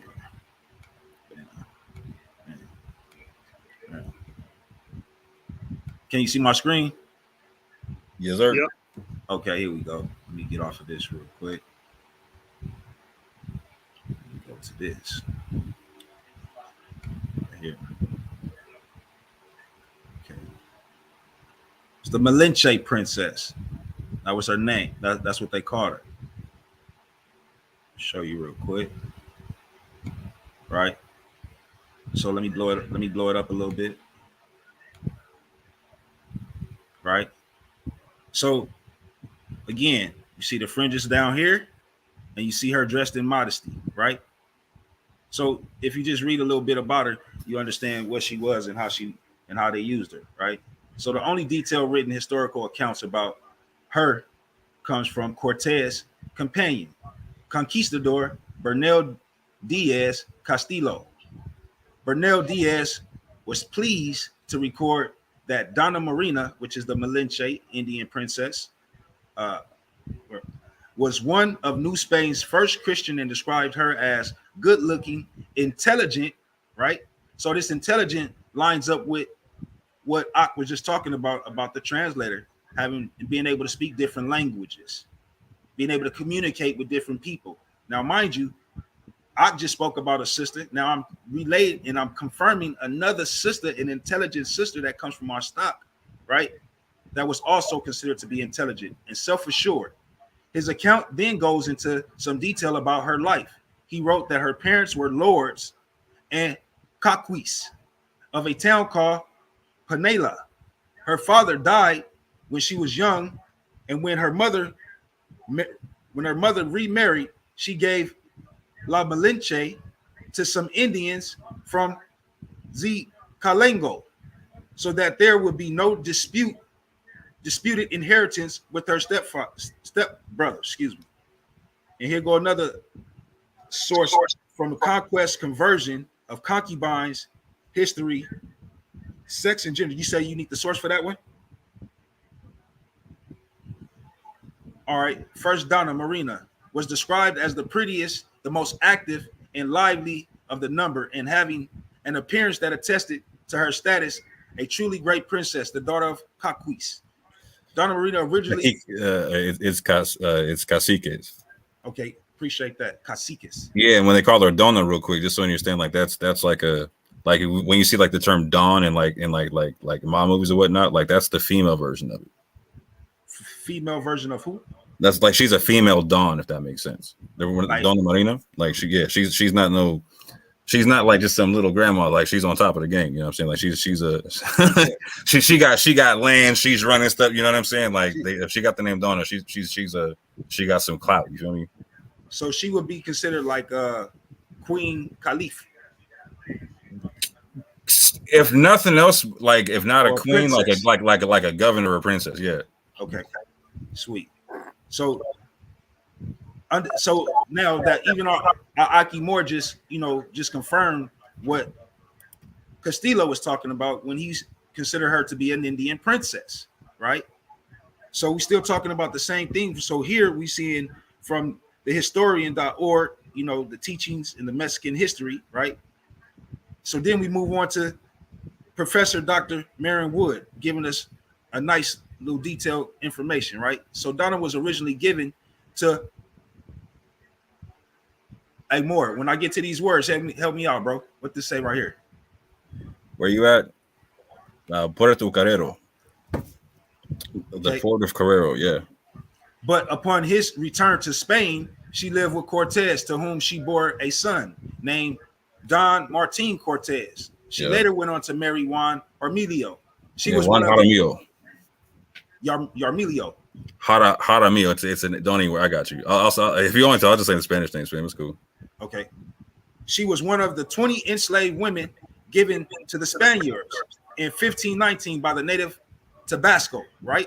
Yep. Yeah, you got that one. Cortez chose her as a consort, and she later gave birth to his first son, Martin. He is known as one of the first mestizos.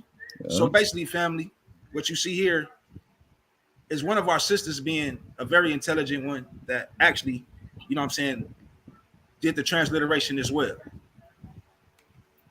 So you ready, Yashu? Yeah, I'm about to pull it up, man. I'm trying to take these pictures the best way I can All right. so they be legible. Let me see if I can pull it up here. So yeah, you know what I'm saying? He trying to do a whole presentation. I just wanted to show that information concerning one of our other intelligent sisters that was out here transliterating and doing things like what the brother was just speaking about. So confirmation is key, family. You know what I'm saying? If it's done by one person, it's going to be done by multiple others before and after. Right. So let me just share what I got, and then hopefully y'all can see it. If not, then I have to wait till I actually scan this thing in. I'm just literally taking pictures from my phone and trying to get the best picture I can get. It is what it is. So I'm gonna share this book with y'all, and in a later episode, I'm gonna deal with this book in more detail. So the name of the book is "The Jews in the Caribbean" by Jane S. Gerber, and we're going to page 184. Right. So within this book, remember what they say. Oh, show me a Jew that came off a ship that was a Jew and claiming to be a Jew. All right. Do you really want that answer? It shows you plenty of them before. Let me see if I can zoom in for you guys. Hopefully, I don't know if that's blurry or not. Maybe it is. So just bear with me. So it says here, a similar case was that of Joseph Pellegrino, a Jew of ambiguous ancestry, who in 1720 petitioned the Sermonese authorities to recognize the manumission of his children. Why would he have to recognize the manumission of his children? Because this man was born in slavery, right? It says the family name appears as Pellegrino, and Pellegrino, Simha, Jacob, and Mariana. He declared were all conceived outside legal marriage and had been converted to the Jewish religion through the Portuguese rabbinical teacher.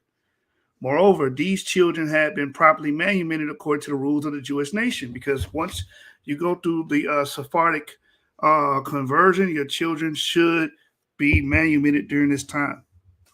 It says, what prompted the senior Pellegrino to approach the government was his concern that their status and right to inheritance would not be accepted outside of Jewish circles, whose laws were sometimes at variance with those of Dutch colonial government.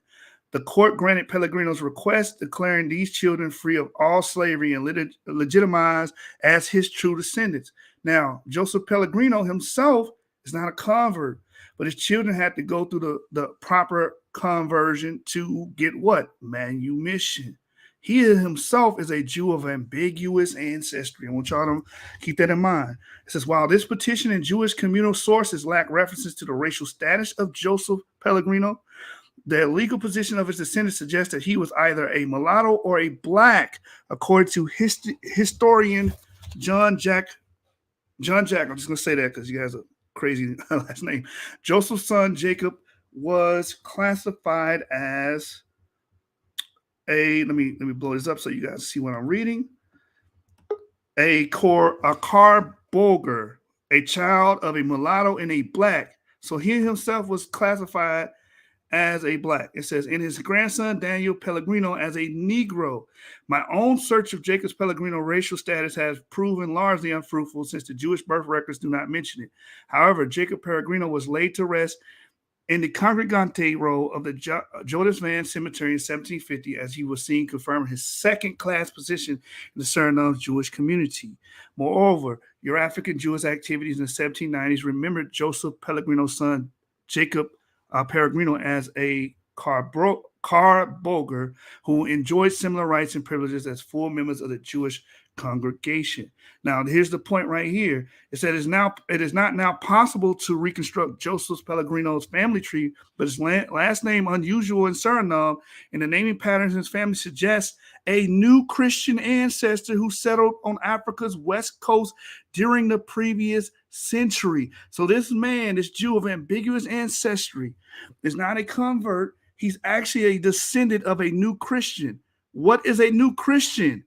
A Jew that converts into Catholicism. That's what this man is. So we have a slave that came over here from West Africa, went over to Suriname, knowing that to be a Jew, knowing his past as a slave, having children during slavery, getting them manumitted. So we have we pretty much have the case study here. And then the last highlighted portion is father and son joined the group.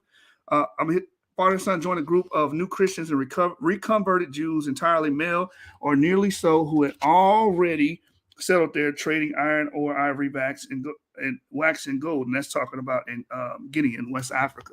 That's where they traced this guy back. So again, you have a Jew named Joseph Pellegrino, a Jew of ambiguous ancestry, starts off in West Africa, ends up in slavery in Suriname, right? And we have the records to show that. So that will kill them as well. That will kill them as well. And that's what I want to share with you guys. We're going to touch on that some more when we deal with these Sephardi Creoles. All right. That's what I want to share with you guys. Hopefully, you guys were able to see that and it was legible. Yeah, I'm gonna let y'all deal with the Sephardic Creoles and whatnot. I'm gonna jump on the whole the Israelites who either willingly or were forced to convert to Islam in West Africa, and then came off the slave ships, and some that continued to practice Islam, and some that did a whole different tradition right off the slave ship. Right. The reason why I'm gonna bring sources like that up because they act as if no black person, because this was a black. Joseph Pellegrino was black. He was considered black. Mm-hmm. And he knew he was a Jew when he got off the slave ship. Yeah, and if he's a new Christian, like that's the messianic in some way, shape, or form. He was messianic. Yeah, right. He was messianic. He was a new Christian. Hey, see, Yarah, like, so I'm glad Yarah brought this out. And some other people brought this out on with Black Jesus Missed It on Sunday channel was the fact that, and Yarah definitely brought this out against Reggie, right? Which is the fact that, like, so Reggie was like, yes, well, show me the gospel in West Africa. Show me the gospel in West Africa. And he was like, well, yeah. And he told me this too. He was like, man, I've heard you say this so many times. It just popped in my head. He was like, yeah, like they had the Quran because the Quran confirms the Torah, the Injil, you know what I'm saying, and the previous scriptures and whatnot. And it literally, like, in order to be a Muslim, you have to confirm Jesus as the Messiah and a prophet or whatnot, right? And you have to confirm the gospel as a scripture and whatnot. So, like, when he brought that out, they, like, you could hear a rat pissing on cotton for a sec. You know what I'm saying? Like, oh, word. I never thought about that. Here's a whole nother thing, right? We literally got records of slaves. Like, so I'm gonna, like, the dude I'm gonna bring out, like Omar ibn Said, right? I'm saying the name now. Like, I've talked about him a little bit here. So I'm gonna go even more so, right? In the sense to where he's gonna be one of the main people I bring out. Like, so just like Bill Simons, right? Or Bill, like, he can speak Arabic and Hebrew, right? But he's connected to a tradition. He's connected to an Islamic tradition of people. Again, the same group of people, like the B'nai Israel and whatnot, right? Like, so that, like, they were actually reading some stuff off on Garfield's channel, breaking down the fact that the B'nai Israel are connected to a Islamic group. That when you actually do the history of the thing and whatnot, they're connected to the same group I'm talking about of Islam in West Africa, where that's unique amongst Islam, to where they have, like, an Israelite leaning tradition, to where, like, they do stuff like tithing and whatnot, right? And when you see that they're connected to people like the B'nai Israel, like, you see why that happens and whatnot. It's completely consistent. And so they actually have this clerical class that actually spans between, they speak the Janki language, like they were talking about. But they end up going amongst the Wolof, the Fulani, the Hausa, and the Mandinka, right? And so it's one group of people that ends up spreading up amongst four different groups of people, and becomes the clerical class amongst all of them, and intermarrying amongst all those groups of people. You understand what I'm saying? And so all four of them end up practicing this tithing system in West Africa, right? And so when we see them and the people that come up from underneath them come off the slave ships, we see this Hebrew practice and whatnot. Like, so you saw me talking about like the harvest festivals and whatnot, right? We see the people cut off the slave ships immediately. Like they either do the Islamic thing or they do that. And the cool part is they're both facing the east, praying 3 times a day. One just does it on prayer rug, speaking Arabic. The other ones don't. Looking straight like out the book of Daniel and whatnot. You know what I'm saying? So it's distinct. Distinct, fam. Mm-hmm. And like again, they're doing things that the Muslims aren't doing. You feel what I'm saying? The Muslims got their own festivals and they got their own festivals. You know what I'm saying? And like Yarah was talking about, I laced them up with this article I just found about a yam harvest in West Africa amongst the Igbo and the Yoruba, right? Peep game on this, fam. Like, so in this yam harvest, right? They have a meal that like the harvest is based around the fact that they had a drought. And somebody was said to sacrifice their children, and it gets graphic here, like chop their bodies up and bury them in the ground and whatnot. But what happened was the yams started growing on the mounds of their body parts and whatnot, right? And so like the yams fed the people, they survived the drought, all that kind of stuff. And what they do is to celebrate, they make food out of yams and chicken to represent the body and the blood of the son, not the daughter, just the son, just the son, right? And so when you understand yams in West Africa, this is what they get their flour from, like Yarah was talking about. And it's a gluten-free flour. It's an unleavened bread. So, wow. So they so they literally have a character, a male character who's connected to like a bread of life concept, right? And connected to like an unleavened bread concept. And again, when they have their festivals, they do this same circle dancing like I'm talking about. The same circle dancing and whatnot, right? Have you did a presentation on this yet or no? No, bro, we were gonna drop all this on Garfield during the debate, right? But since they run it, like guns blazing, fam. Don't even like shock and awe. We will be knocking on your door real soon, bro, man. You know what I'm saying? We gotta find somebody that want to debate this stuff, man. No, but bro, nobody wants to, bro. And they're not going to at this point, fam. Because check this out. What? What about Shaka-Amos? Oh, I definitely want to debate him, but he ain't gonna do it, fam. Oh shit. They don't want like, bro. They got like, so they're built to debate one West Israelites. You know what I'm saying? Because one West Israelites don't really deal with history. They don't deal with genetics. They don't deal with archaeology. They just deal with like rhetoric and whatnot. You know what I'm saying? Yeah. So like they want that. You know what I'm saying? Like the Christians want that too. They don't want people who can act. Oh, well, you can really do DNA. You can really do history. You can like language and archaeology. Oh, what? Like it took one question to unravel Garfield, and he doesn't even know it yet. Because like so okay, Yashar, we're talking about all this Arabic stuff and whatnot, right? And I'm gonna break you off with some sources on names that we can definitely corroborate are 100% Hebrew. That the Arabic that are in Arabic sources that Muslims would not have, like they're Israelite names. You feel what I'm saying? There's certain Israelite names that Muslims wouldn't take. But to that note, right? So we're talking about like Arabic in West Africa, right? A lot of people don't even know that the Arabic that's in West Africa is called Hassaniya Arabic, right? It comes in with a group of people called the Beni Hassan tribes and whatnot, right? Amongst them is called the people called the Banu Khalal, and another one called the Banu Sulaim. The Banu Sulaim, right? Amongst them are Arabic Israelite tribes that are from the tribe of Judah, Levi, Manasseh, Simeon. There's like 6 of them. I'm forgetting a few. You feel what I'm saying? Like Ephraim and whatnot. And these are the people who are bringing in the Arabic script into West Africa. So the Arabic script enters West Africa on the backs of people who are also Islamic tribes coming from Southern Arabia. Just think about that. Like, so like West Africa, like its #1 trade was literacy at one point. Above gold, above salt, like the #1 trade was books at one point, right? And books in Arabic at that.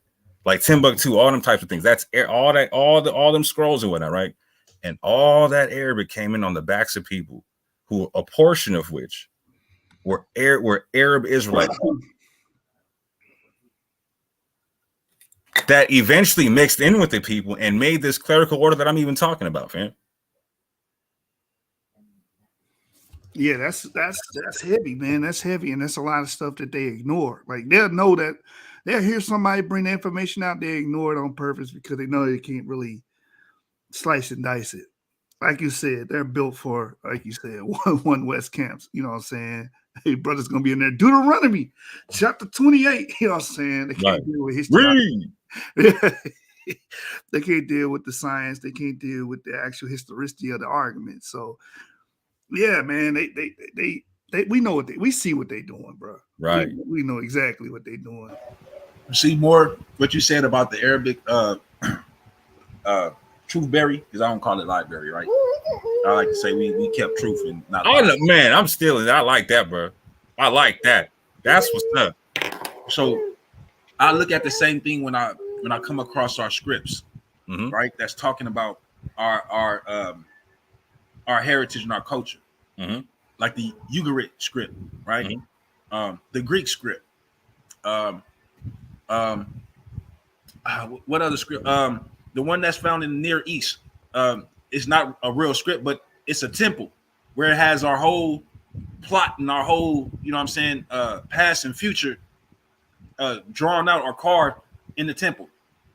I can't think of the name of the temple right now.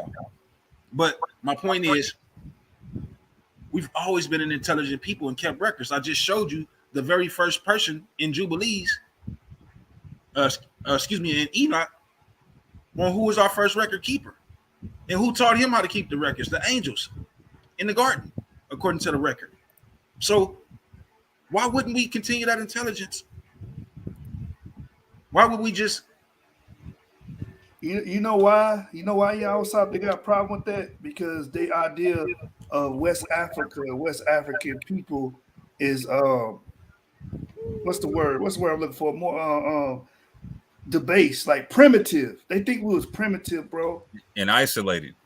Primitive and isolated. We wasn't dealing with no knowledge. We didn't have no understanding of books or nothing. We were just sheep herders. Not even that. They don't even Not even that, bro. They don't even give us that, bro. Yeah, because it's related to money. You got to be intelligent to be a sheep No, herder. because it's related to pastoralist culture. Like I said, they want to avoid that because that's what we can. We can connect to that real quick. Because once you get to hit the pastoralist culture, when they're like, how to get there? How did it get there? Now you talking about. You got to answer that question. How to get there? Who are the cattle herders? Right. That's why I love, man, when we get to tapping in and digging like that, because now you start to see civilization. You see who started it, bro. It starts with intelligent individuals, man. Man, we give honor to our ancestors for real, bro. They want to make our ancestors some kind of debased, primitive people that were stuck there until Christianity came along with the modern Catholicism and stuff came along, bro. That's insulting, bro. That's insulting. Facts. More, you got something you want to share? Yeah, if you got time, I got a few slides, man. Yeah, bring that out. Oh yes. So this is the B'nai Israel people that my man was talking about in the article and whatnot, right? Like, so this is like, so when Chris is saying like, show me a primary source, like, so this is the president of the area, right? Like of the clan that he's of, you know what I'm saying? And he's the Merabah of the area. So he's like their imam or their sheikh or their top like religious leader, whatnot. Like, so he's the one breaking down the oral tradition in the article, whatnot, you know what I'm saying? So that would that be a primary source or no? By definition, that's a primary source. Okay, I just wanted to make sure. So yeah. Okay. First off, let's start off with them in Timbuktu, right? Like, so in Tariq al-Fatash, the Timbuktu Chronicles, the manuscript C of the Tariq al-Fatash, it chronicles a community called the B'nai Israel existing in Tindirma, Mali, circa 1402. They were said to own 333 wells. They had 7 leaders and had an army of 1,500 men. Right. Tindirma is near modern Timbuktu in the region of Mali currently. Right? This little red area right here, smack dab in the middle of Mali, right off the river. You feel what I'm saying? And so that man broke down the fact in the article that they came from Egypt, went to Somalia, went to Nigeria, and then split off into 3 groups, right? Some went to Mali, some went to Guinea, and some went to Senegal.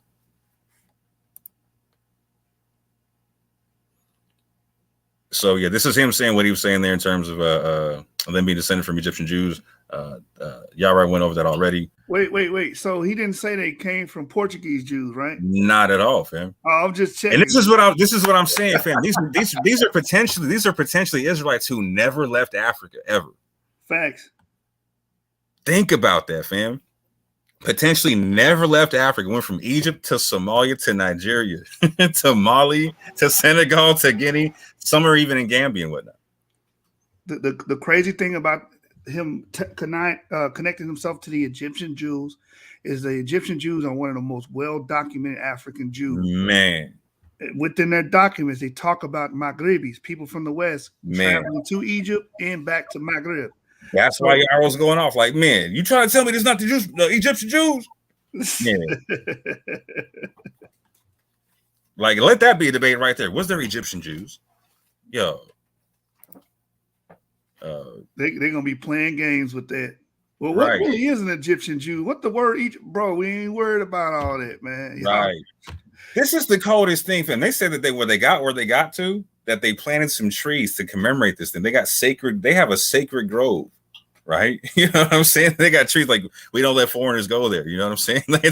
It's like awesome Israelite stuff. We don't let outsiders go there. You know what I'm saying? And so, like, again, they say that they're practicing Muslims, that they don't want to become Jewish in terms of their religion and whatnot, right?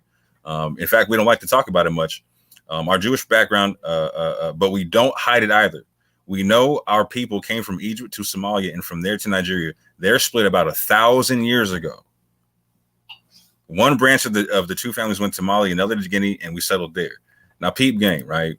So, like, Raborn was talking about this whole bit about like the Kemetic language. Again, the Wolof word for cheek is pronounced lechai, as it is in Hebrew.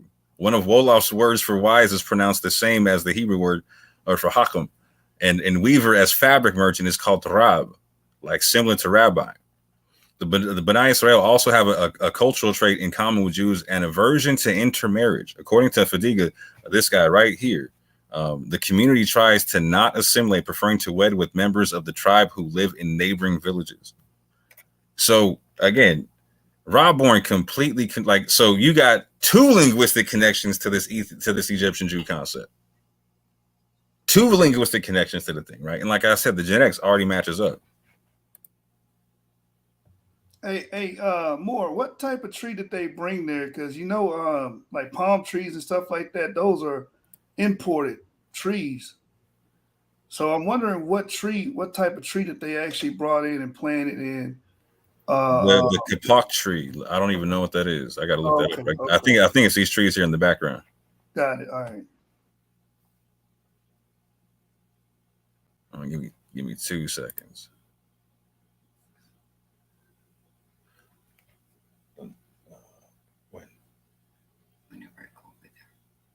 Yeah, that's awesome information, man, about these brothers and sisters in Senegal, Mali, and Guinea.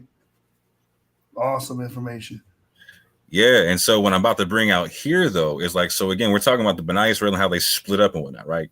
So two of the most well-documented Muslims in American history are Bilali Muhammad and Omar ibn Said, because they both wrote manuscripts.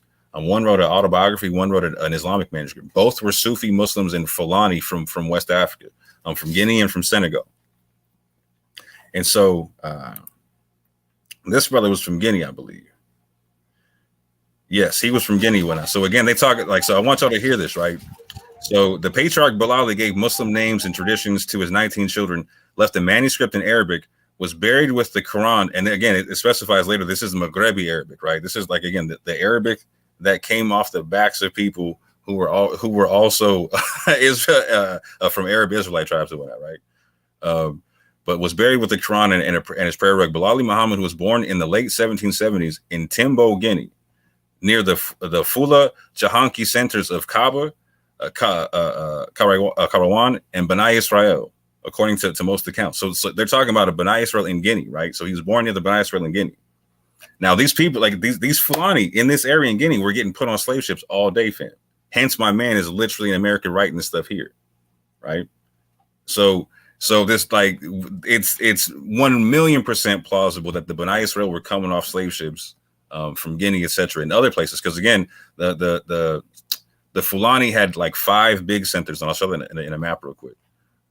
But again, That's even marked by Hodgson and whatnot, right? Like Hodgson like has a lot of interesting work, and so does Godby. Hodgson and Godby are really interesting people dealing with source work for us to deal with. Godby is somebody I'll be bringing out in a second that Yarah brought him out. So I don't know who was saying something about. I forgot what it was, but somebody was saying something about patois or Creole or whatnot, right? Godby actually has a source talking about like the B'nai Ephraim in amongst the Yoruba tribe, speaking a mixture of Maghrebi Arabic, Hebrew, and patois, but also having the Torah amongst them. Wow. So these are the Fulani centers I'm talking about in Futa Toro, Futa Jalon, Messina. Again, that's connected to Mali and whatnot. And we have Sokoto over in Nigeria and whatnot. All these are major Fulani centers and whatnot. Hold on. Matter of fact, let me just jump to that. Even the site. Yeah, I'm gonna jump to this B'nai Ephraim quote right quick. If anybody has from Babylon to Timbuktu, this information is in there. They directly link it to the Yoruba and whatnot. But in southern Nigeria, the natives call black. This is from Black Jews: The Religious Challenge or Politics versus Religion, Cambridge University, page 235. In southern Nigeria, the natives call black Jews the strange people of the Omo Yoquaim. They are called the B'nai Ephraim, the sons of Ephraim. They claim that their ancestors came from Morocco, and this is supported by Godby, who noted that the language is a mixture of Maghrebian Arabic, ancient Hebrew, and local patois. For example, Abu means father, became Iyaba. For mother is close to the Hebrew word. These Omo Yoquaim Jews live in the Ondo district and have a copy of the Torah. And so again, fam, like they're being identified as Yoruba. And so, like, so I'm talking to you about this harvest festival with the yams. The Igbo and the Yoruba both have that harvest festival, right? So they want to talk about practices and whatnot, fam. We got them all day. But again, we got Omar Ibn Said and whatnot, right? Again, full on autobiography in Arabic, Maghrebi Arabic as well, right? He's born in Futa Toro in Senegal and whatnot, right? In 1770. Comes over at the age of 37 and whatnot. Watch what he says about his practice. Before I came to the Christian country, my religion was the religion of Muhammad, the apostle of God. May God have mercy upon him and give him peace. I walked to mosque before daybreak, washed my face and heads and hands and feet. I prayed at noon, prayed in the afternoon, prayed at sunset, prayed in the evening. I gave alms every year, gold, silver, seeds, cattle, sheep, goats, rice, wheat, and barley. I gave tithes of all the above named things. I want y'all to understand something, right? Muslims don't give tithes. They give alms, like it says above, but they give 2.5% of their earnings, just their money, right, in charity and whatnot. This dude gave 10%, a full tithe of actual tangible things like an Israelite would: gold, silver, seeds, cattle, sheep, goats, rice, wheat, and all that type, and barley, all that type of stuff, right? And so this is connected to a specific Islamic system, like I'm telling you, that's amongst the Hausa, which is the biggest tribe in Africa, family, the Fulani, the Mandinka, and the Wolof, right? To where they all have this same clerical system and they all practice this same tithing system. In fact, when one of them would enslave the other, they would literally throw another 10% on the tithe that they had to pay, just like you had Joseph paying 20% in Egypt and whatnot. So yeah, this is some real, like I'm saying, unique practices that you don't find anywhere else in Islam. Anywhere else in Islam. And again, you're finding people called the B'nai Israel amongst these type of people, fam. Going forward. You know what? I'll even skip that. Hold on. Let me see where I want to go with this right quick. Yeah, let me break this part down. So Omar Ibn Said, just like Billy Simons, right? In this book, 5 Classic Muslim Slave Narratives and whatnot, I couldn't get the page number. I'll put the page number in the comment section and whatnot. But it specifies this: Omar proved useful at church due to his knowledge of Arabic and Hebrew. Asheville Citizen from 1887 quoted in Austin. So he could speak Arabic and Hebrew coming off West Africa. So we have slaves coming from East Africa who could speak speak Arabic and Hebrew, talking about they were Israelites and whatnot. And we had people from West Africa who could speak Arabic and Hebrew, talking about they had Israelite practices like paying the tithe and whatnot. Right.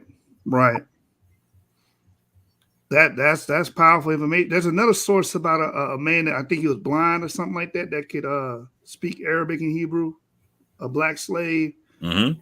They brought that out a while back. I can't remember the actual source, but it's from a newspaper article like in the 1800s.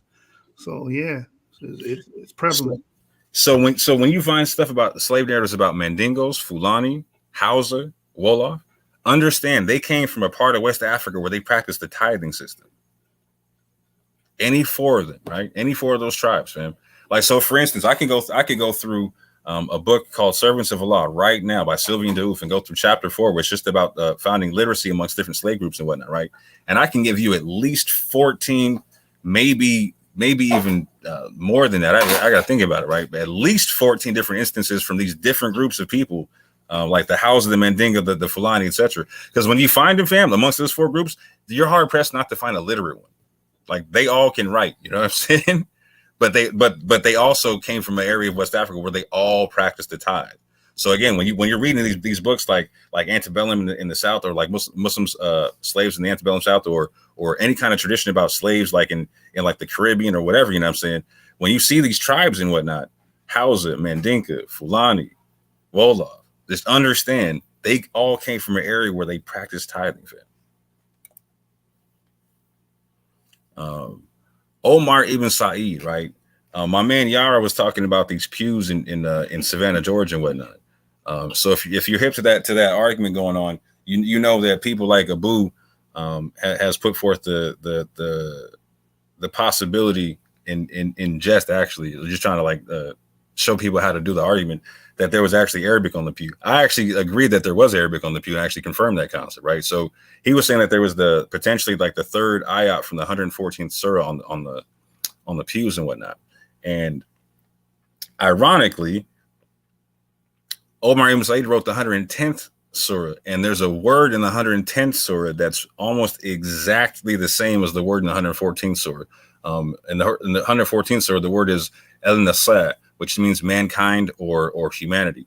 And in the 110th surah, it's al-Nasi, which is the people. So it has the same razm, or the base spelling, in terms of the consonants, and it's almost 100% spelled exactly the same way. And so when you actually put them next to each other, so this is the word there from the 110th surah. This is the pew in Savannah, Georgia, and this is the word that Omar Ibn Said wrote from the 110th surah and whatnot. And so this is where Yarah was talking about it being a mixture of Arabic and Hebrew. If you notice, it's not completely conjoined in how it's written. And we're finding that they like we see with that Godby source, that they spoke a mixture of Maghrebi Arabic and Hebrew. So in Hebrew, you don't conjoin everything always and whatnot. And so we see in writings from Bilali Muhammad, and also from Haitian slaves, that they actually how to say this, like they wrote like sheens for scenes and things like that. So where, like, if you were actually going to write Hebrew in Arabic, or vice versa, like if you're going to blend the languages, it would look the way like they wrote it, in the sense that they were actually blending some of the letters or changing some of the letters, like a kuf for a kaf, a sheen for a scene. Let me see what else they had. There was a bunch of ones that they had that were like it would perfectly switch out if you were going from Hebrew to Arabic or whatnot. So we literally see a blended language on the pews. We also see potential Ge'ez on the pews and other things, and also potential just like straight Hebrew as well. Let me get out of that. Let me see what else I got that's relevant. I showed that. You already showed Billy Simons or whatnot, right? And so what's funny about Billy Simons, and what people need to understand about this, is he claims to be from like Madagascar, right? Mm-hmm. From a Rechabite tribe, right? And so all day long, Garfield keeps trying to make the Rechabites North African. And the Rechabites aren't North African. They're connected to Yemenite people, right? Exactly. And Go in. Yeah, and so again, what Billy Simons does, he confirms the East African aspect of the slave trade based upon this bit here, because again, 542,000 slaves came from the ports of Mozambique and Madagascar. Facts. So we have that, so I want you to check this out. So Garfield actually emailed a scholar about this stuff, right? And he was like, yeah, he wanted to know about Billy Simons and was he really a Jew? All kind of things there. So the guy writes back, as you point out, Billy Simons' background is ultimately unknown. There has long been a belief in Madagascar by many that they are descended from Jews, but the DNA just doesn't bear that out. Rather, the original settlers appear to come from the Indonesian region, followed by a second wave of Bantu-speaking settlers from mainland Africa. This, however, perhaps raises the question of the accuracy of the DNA test, since it's known and demonstrated through DNA that a portion of the Bantu-speaking peoples, the Lemba, are likely descended from Jews, as they have long asserted. So the dude in the first paragraph of the response is like, yeah, they most likely think most people think he comes from Madagascar. And then says like they took it, like the DNA doesn't bear that out in terms of like of the area, but says since there's Bantu people there in their migration, the accuracy might be off because they're saying that the Lemba are coming up with the markers. Right. It's so you might want to double check that, is what he's saying. Hey, you know what else this kills is because they always said, oh, Billy Simons was a convert. There's no evidence of that, and they always try to talk over that. He says that he himself descends from Jews. He doesn't say that he was converted into Jewry. You know what I'm saying? Facts. 100%. Powerful points, man. Powerful points. Yeah. And so again, with the Rechabites, fam, like they say they come, like they deal with they deal with Yemen and whatnot, right? You said Sana'a, Yemen, right? Like they're not. It's going right back to the Lemba oral. Yeah, exactly where the Lemba say they come from. So that's why the guy's saying, you know what, like you might want to check them out, because like it seems like the same migration pattern. And if they can get to Mozambique, they can get to Madagascar. Which Bantu people are there, obviously. So yeah, it's over with, man.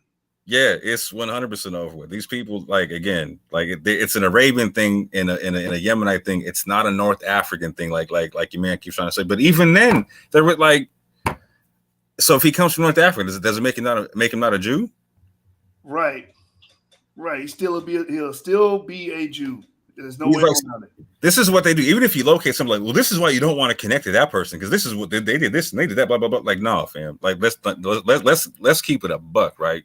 Like, so, like, did the Fulani enslave people? Yeah, 100%. And they also got enslaved all day too. Hence, they came over in droves on slave ships, right? And if you want to get technical, they also were part of like an Islamic uprising against the slave trade and whatnot, right?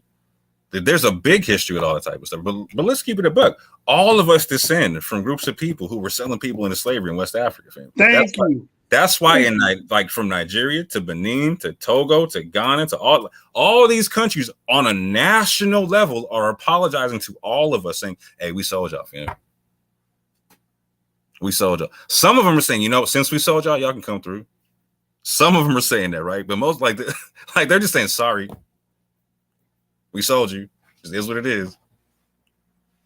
And all of our genetics goes back there, fam. It just is what it is. You know what I'm saying? No matter if you think it's nefarious or not, that's what our ancestors engaged in. Mm-hmm.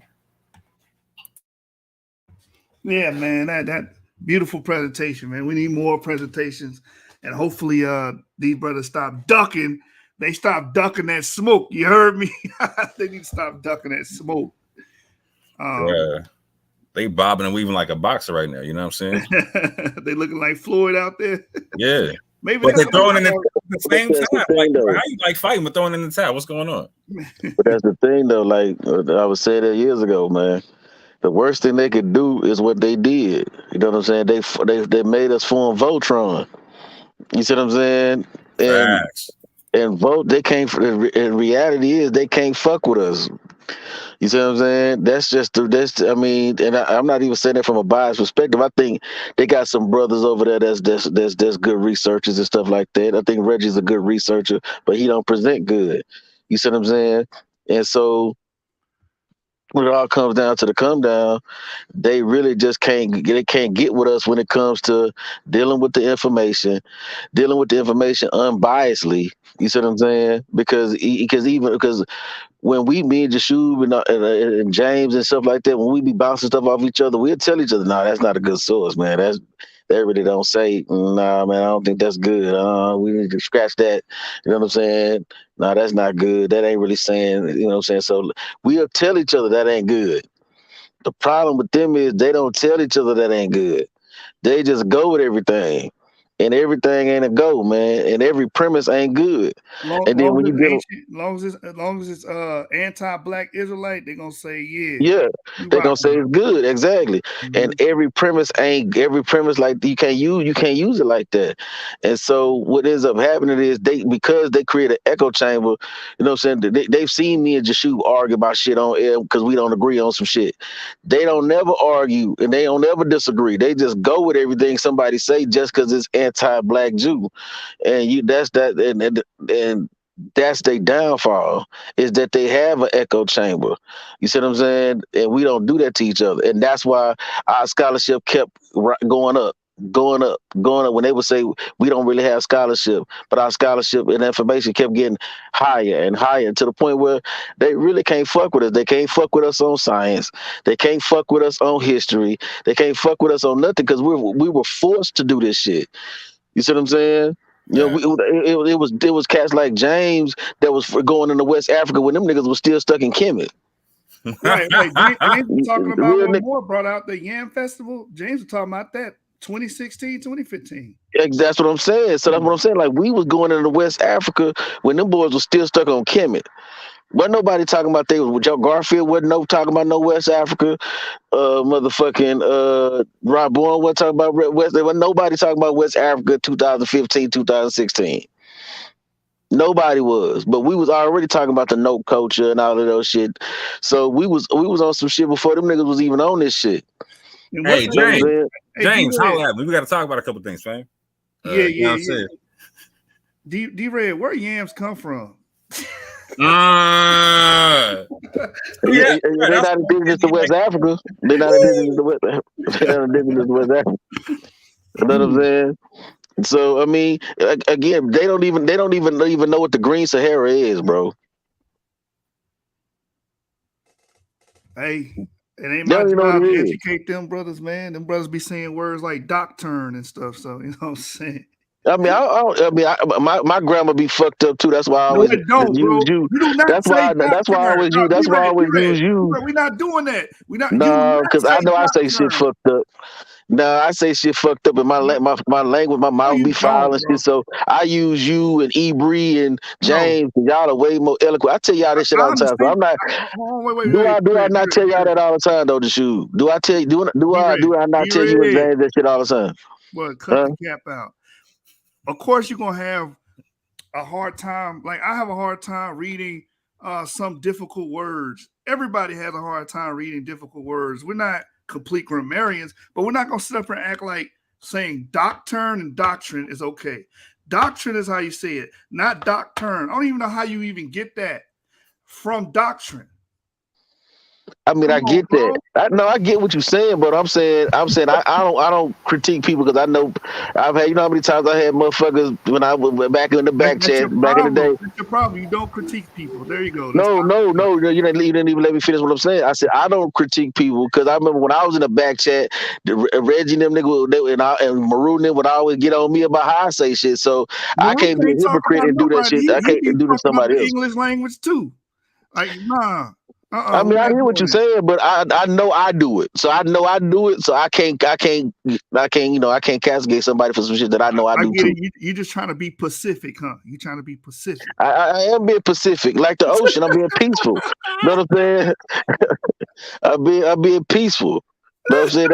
That's what Pacific meant, because it was a peaceful ocean. So I'm being peaceful. So I'm being Pacific. Your literacy offends me, sir.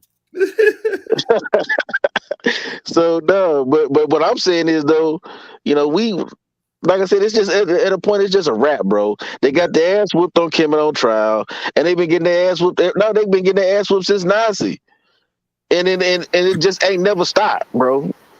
Well, because they speak in absolutes.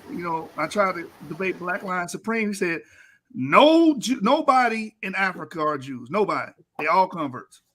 Okay, let's debate it. You know what I'm saying? Can't get him. And I bet his ass won't debate it. No. And I don't even had that conversation with Raborn. Speaking in absolutes, this is why I was just saying earlier. These niggas are not scientific. No scientist is gonna speak in absolutes, bro. No. Yo, what don't even make sense about that claim is in order for there to be a convert, there would have to be like an original Jew to convert them, right? And that would be written down. Orthodox, I say this to them cats all the time. You gonna have to show me the rabbi who converted them. You have to show that to me. You have to prove that rabbi existed. And it wasn't, and it wasn't in Africa, because I was saying, like, so how did the original Jew do this to all the Africans, but it wasn't in Africa? Like, you know what I'm saying? Like, I don't understand. You telling me some OG Jews came to Africa, converted a whole bunch of people, and had no wives? Like, there was no intermarriage, no nothing, nowhere. Bro, and they don't even understand that the number one form of conversion was through marriage. Yes. So that means that they would have offspring. Oh, marriage and trade all day, yeah. So they don't even know. They don't even know. That's why I say they don't. They're so biased in what they read, bro, that they don't even understand the Jewish culture. You can't just go into it like that. They don't just convert people like that. And there's obviously intermarriage amongst these tribes or whatnot. Like just with the four tribes I'm talking about, like with the Fulani, the Wolof, the Mandinka, and the House or whatnot, you can see the multiple haplogroups amongst them. Multiple haplogroups. Yeah. Right? So there had to be some intermarriage somewhere. You know what I'm saying? Yeah, you see the same intermarriage in these groups, right? Like I'm saying, like you see like my haplogroup amongst all four of them, right? You can see a few different haplogroups amongst all four of them, right? Like so, it's like okay, you're seeing the same different groups coming in from the east west and mixing with the same group of the people in the west. All right, cool. Like it all plays out. You know what I'm saying? Like, bro, we know this, but they don't know this. Like I said, but this is why I'm more interested in debating white people, bro. Like I'm just being honest with you. Exactly. I'm more interested in dating Ashkenazi Jews. You see, our last two debates was with white people, man. Yeah, like I'm more interested in debating them, bro, because debating these cats is not even proving that at this point. Right. You know what I'm saying? Because their scholarship is trash. You know what I'm saying? It's only a few of them that I respect as researchers. You know what I'm saying? Danny and them cats. Each one teach one. I respect them, but the rest of them, I mean, I fuck with some other cats, Consul and all them because them the homies. But in goes, I fuck with him on the science. You know what I'm saying? But the rest of them cats, man. Hold on, no, we're not doing that. You know what I'm saying? No, bro, hold on. Consul retarded. Look, Consul is not retarded. He read a source. He retarded, bro. He read a source. No, bro, we not doing that, man. He read a source that these blacks were descendants of Jews and that they were Jewish. And he said, "Oh, it says they were Jews, not Judeans." Nigga, you retarded. I'm sorry, you retarded. When you say stuff like that, that's remedial shit. Go ahead, D-Red. Go ahead. I mean, I get it. I mean, everybody fuck up. You know what I'm saying? Players fuck up. You know, they sold you that next Friday. You know, so when you putting the shirt on, players fuck up. Like this is crazy. But what I'm saying again, stop being technical, Jushu. You know what I'm saying? The brother said, "Oh, it didn't say Judeans there, so don't." Oh my god. Look, you know what I'm saying? But what I'm saying to you is that look. My head hurt. I understand. So Consul's not retarded, right? Consul be on some real calculated bullshit, right? Yeah, that's what I'm saying. Like he do this shit on purpose, man. He'll do some shit on purpose just to get you arguing about some other shit. Bullshit, you know what I'm saying? Yeah, he wants you to be arguing about some shit that's off subject, bro. He'll be have you worried about his grammar, and then he'll be going somewhere else with the shit. Consul is one of the best blocking fullbacks in the game. You know, you need him for the championship. He will block. Yeah, bro. You don't got to get a ball now. One time, he will block all day. You know what I'm saying? Hey, Chris Harris said some dumb shit too in that same video. He said, And "Oh, Consul will block all day for Chris Harris. You feel me? Chris Harris was like, oh, the Jews had children here, but their kids were converts." What? Chris came on and said that wasn't a primary resource, a primary source. You know what I'm saying? Right. Yeah, he said that's not a primary. Then he tried to say, D-Red, don't defend the retarded shit, please. Don't defend the retarded shit. It's retarded. Yeah, you came like, no.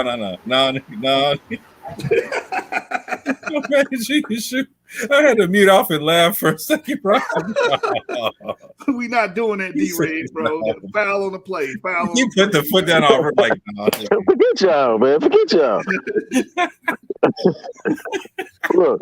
Look, you can't stop me from having my homeboy. Y'all might not like some of my homeboys, but that's all right. I don't think I got homeboy. Hey, that's what I'm saying. Consul's not retarded. He be on that bullshit on purpose, but that's what I'm saying. I'm sticking up for y'all.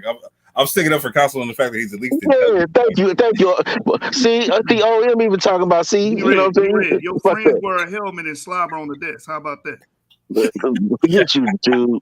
You ain't gonna be talking about my homeboys. You ain't gonna be talking about my homeboy. Shoot, they on some radio shit, D-Red. Fucked up. Oh man, look, hey, that's fucked up. I wish I had a clip. No thing, y'all got some special needs friends too. Y'all got some. Look, y'all got some jacked up friends too. Shoot. Oh man. You're gonna be talking about people. That ain't nice. That ain't godly. Hey man, I'm half retarded my damn self. Hey, y'all, you just seen me mess up horribly on some words, brother. My own source. So hey, I ain't perfect. No. Hey, Yashar, you can say doctrine. I know you can say doctrine. Docturn. Right? What the hell is a docturn, nigga? It ain't even spelled that way, my nigga. Like, that's a doctor. That's a doctor finna turn, nigga. You know what the fuck a doctor. So y'all need to chill out. Y'all know what the fuck he meant. No, I didn't. No, the hell I don't. I don't know what he meant. Man, we about to be real petty, man. Fuck that. I see. Y'all ain't right, bro. Y'all ain't right. No, his language is not right. His you know what? Right. I'll put respect on this. Like, so I got to give it to Raborn in the sense to where, like, out of all the cats that they deal with over there, like, he knows West Africa better than most of them, right? I will say this though, like, he's just regurgitating a lot of stuff though, right? Like, so when you really do like a lot of footwork and whatnot, and you double check your stuff, like, I'm gonna be going over his whole like Africanisms in an America presentation he did with Sonnet or whatnot, right? Like when he goes over like the ring shot with the gullet and whatnot, fam. Oh, fam, like it's no, like when you could easily go over the information and see how it connects to certain things, right? And the cold part was like the moment he starts talking about the ring shot, he's like, oh yeah, like first like well, it was a Congo thing. It was a Congo thing, but you find it amongst the Wolof and the Fulani and the Mandinka in the house. I was like, I just started dying, fam, because I already broke down the fact that, like, again, the way that they did their council. Again, the word for ring shout again is the shout. The word for shout is an Arabic word for shout, right? It means to like do something to the point of exhaustion and whatnot, right? And so like what they break down from the tradition is like since they couldn't go on Hajj or whatnot. They would do this ring dance tradition to where they would dance in a procession or in a circle until they got exhausted and whatnot, right? However, and this is what I'm saying, like when you see him coming off the ships, fam, and this is why if everybody gotta buy the book Drums of Shadows, fam. Like you like that's like your great grandparents telling you what it was, fam. That's like your great grandparents telling you what it was. Like they got people in that book that were born in the year 1800. Telling you what it was. You know what I'm saying? Like a bunch of pre-Civil War breakdowns from that book, right? They're talking about like, yeah, like the Muslims had their Hajj thing, but there's this whole other group of people who do the same circle tradition, right?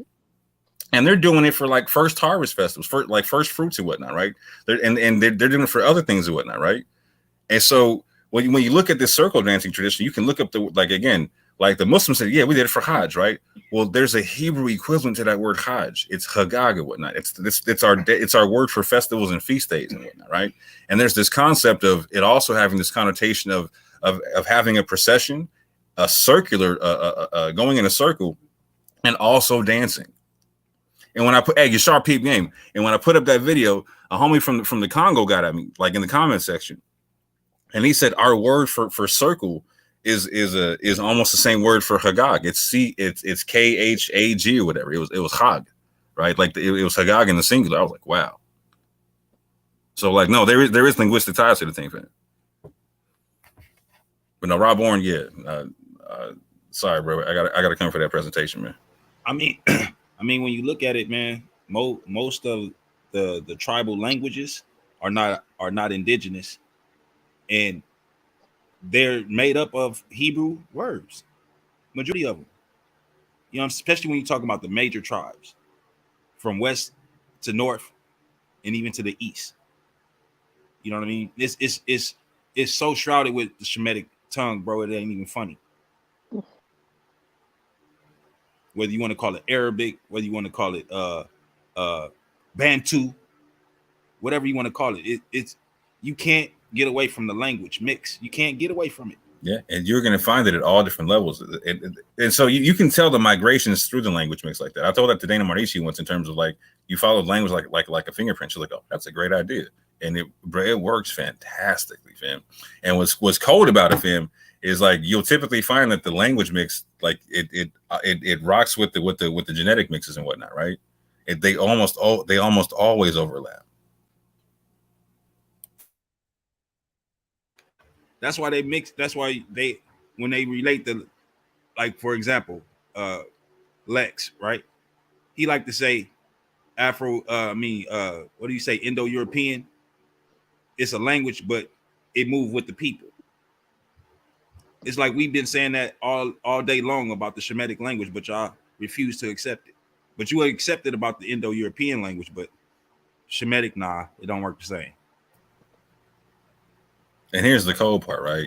Like, so when they're connected, like, oh, it's cool to connect to an Egyptian language, but not the Hebrew language. Like, well, they're both Afro-Asiatic. What are you talking about? That part. You know what I mean? It's like, so only difference is the script. It's the only difference. You got a pictograph compared to a written script. And we got some pictograph too in some spots. You know what I'm saying? Like big facts before we even get to the written script. Yeah. Hey, you know, Raborn one time said, name the Jews in West Africa. And I just started listening to Luongo, the Dagatun, the Jews of Wargala, Gaio, the Sunikis. I just started naming a whole bunch of people, and he wanted me to stop. No, bro, it's a lot of fucking West African Jew entities, bro. It's a lot. The Dagatun, you know what I'm saying? Lamb. You can keep going, bro. Yo, that Soninke is a cut, fam. Because we fought that Soninke line like that, they bleed into a whole bunch of stuff. Right. And they knew they would. Then the Judala people, like it's so many groups. Like you can't ignore it, bro. You can't ignore it at all. But I have on the stream something because the stream from Bruce D. Haynes, because Garfield had Bruce D. Haynes on his show twice, I believe. It's like, and I wonder, have Garfield read this book? You know what I'm saying? Has anybody in the audience actually read this book? Because it says something interesting here on page 125, 126. Also, early he says that some blacks do have merit to their claims to be an actual descendants of Jews. He says that. Right? So watch this. On this page right here, 125 to 126, it says a number of factors contributed to the Negro identification with ancient Israel. The majority of Africans in North America were brought from West African societies which regularly practiced ritual circumcision, the ritual slaughter of animals, and the separation of women during menstruation. So again, he's saying a number of factors contributed to Negroes' identification with ancient Israel based off of the customs, right?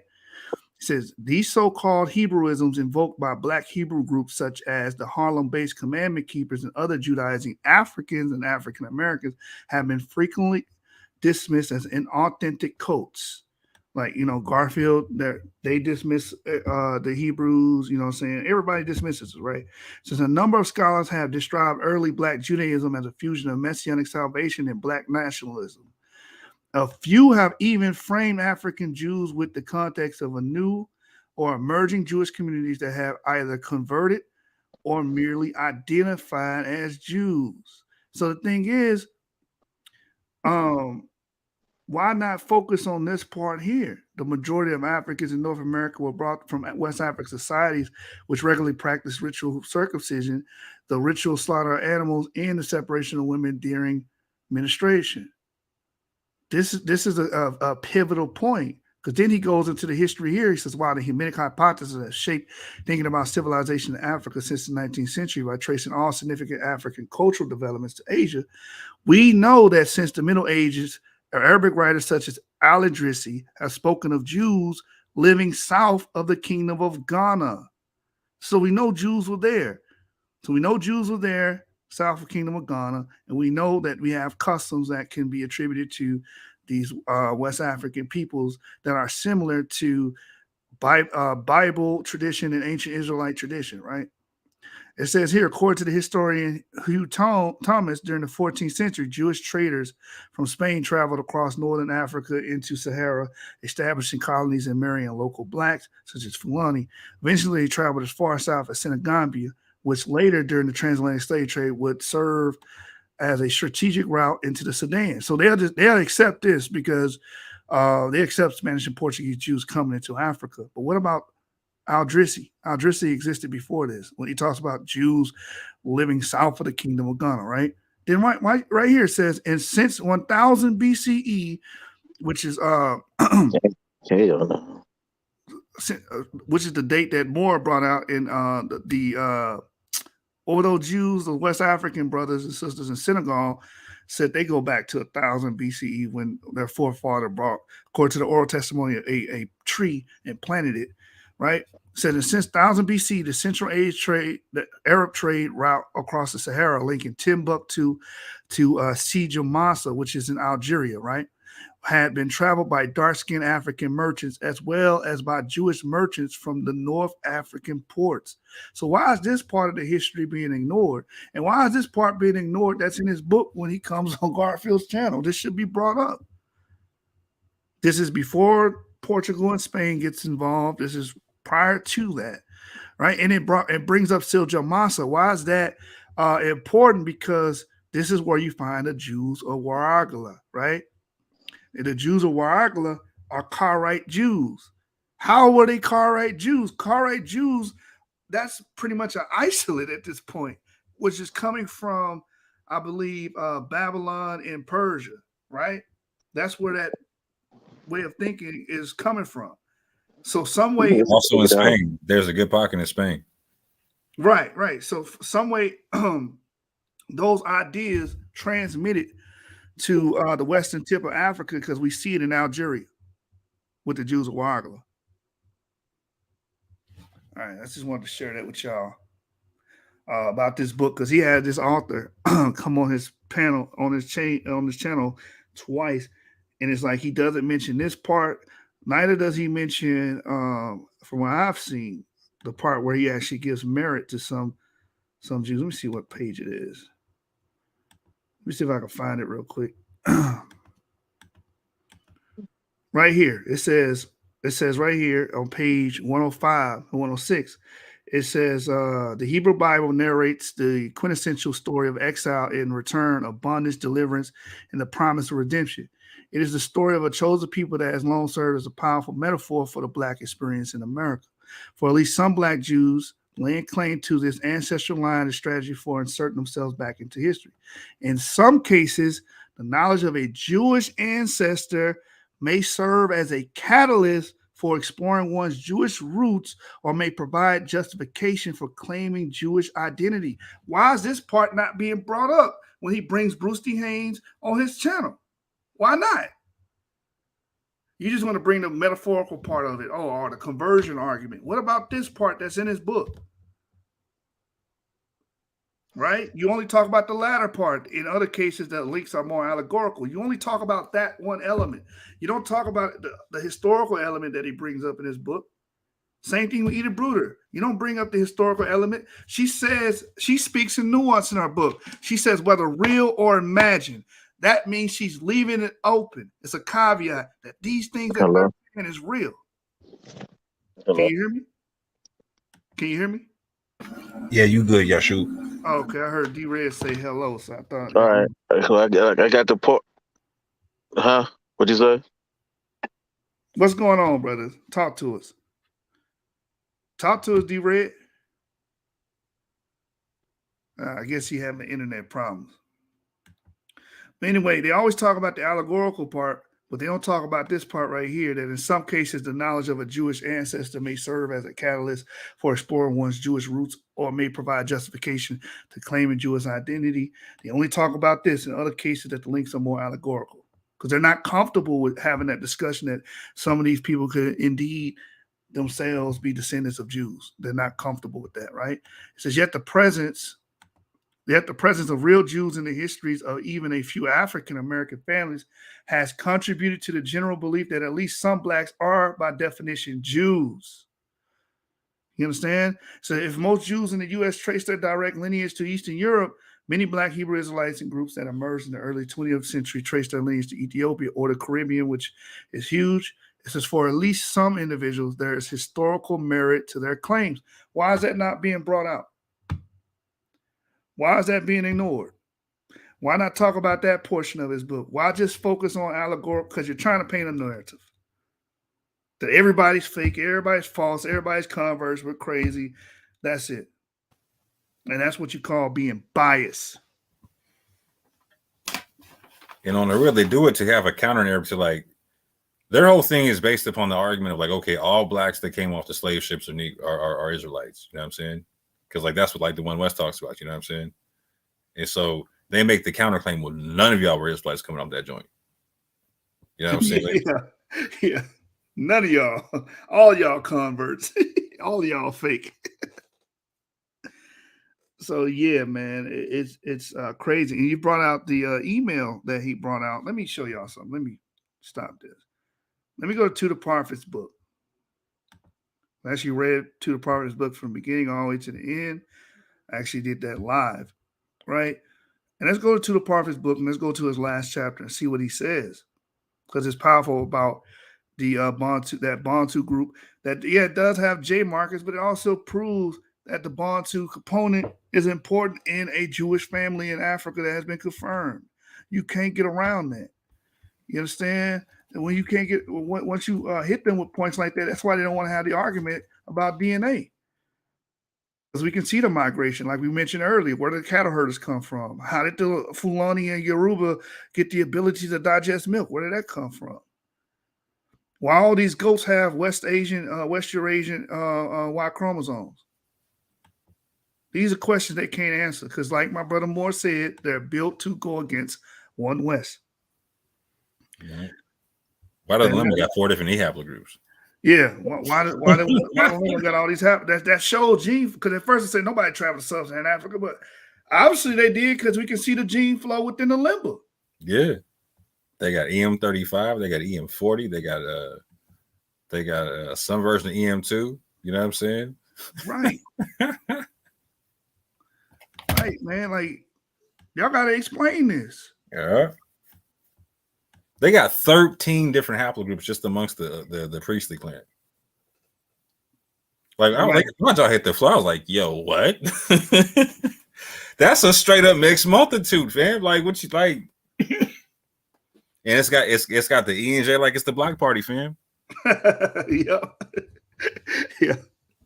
They got that cognac going on. Yeah, bro. It's got that Israelite, it's got that stamp on it, bro. There's a brew somewhere. You know what I'm saying?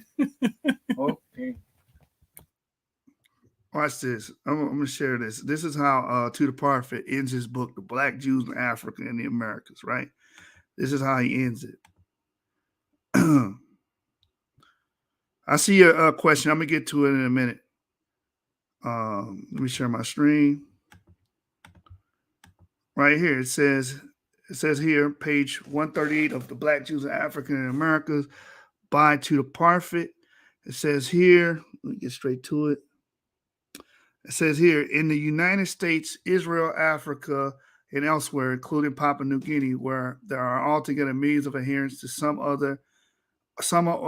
other aspects of Black Israelism, groups that exist increasingly consider themselves and may be considered by others as complete, legitimate, transnational Black Hebrew Israelites community with increasingly strong links with other sections of the Jewish world. This is not what I want. I wanted the unassailable. Oh, right here. Here it is. Here it is. Here it is. Here it is.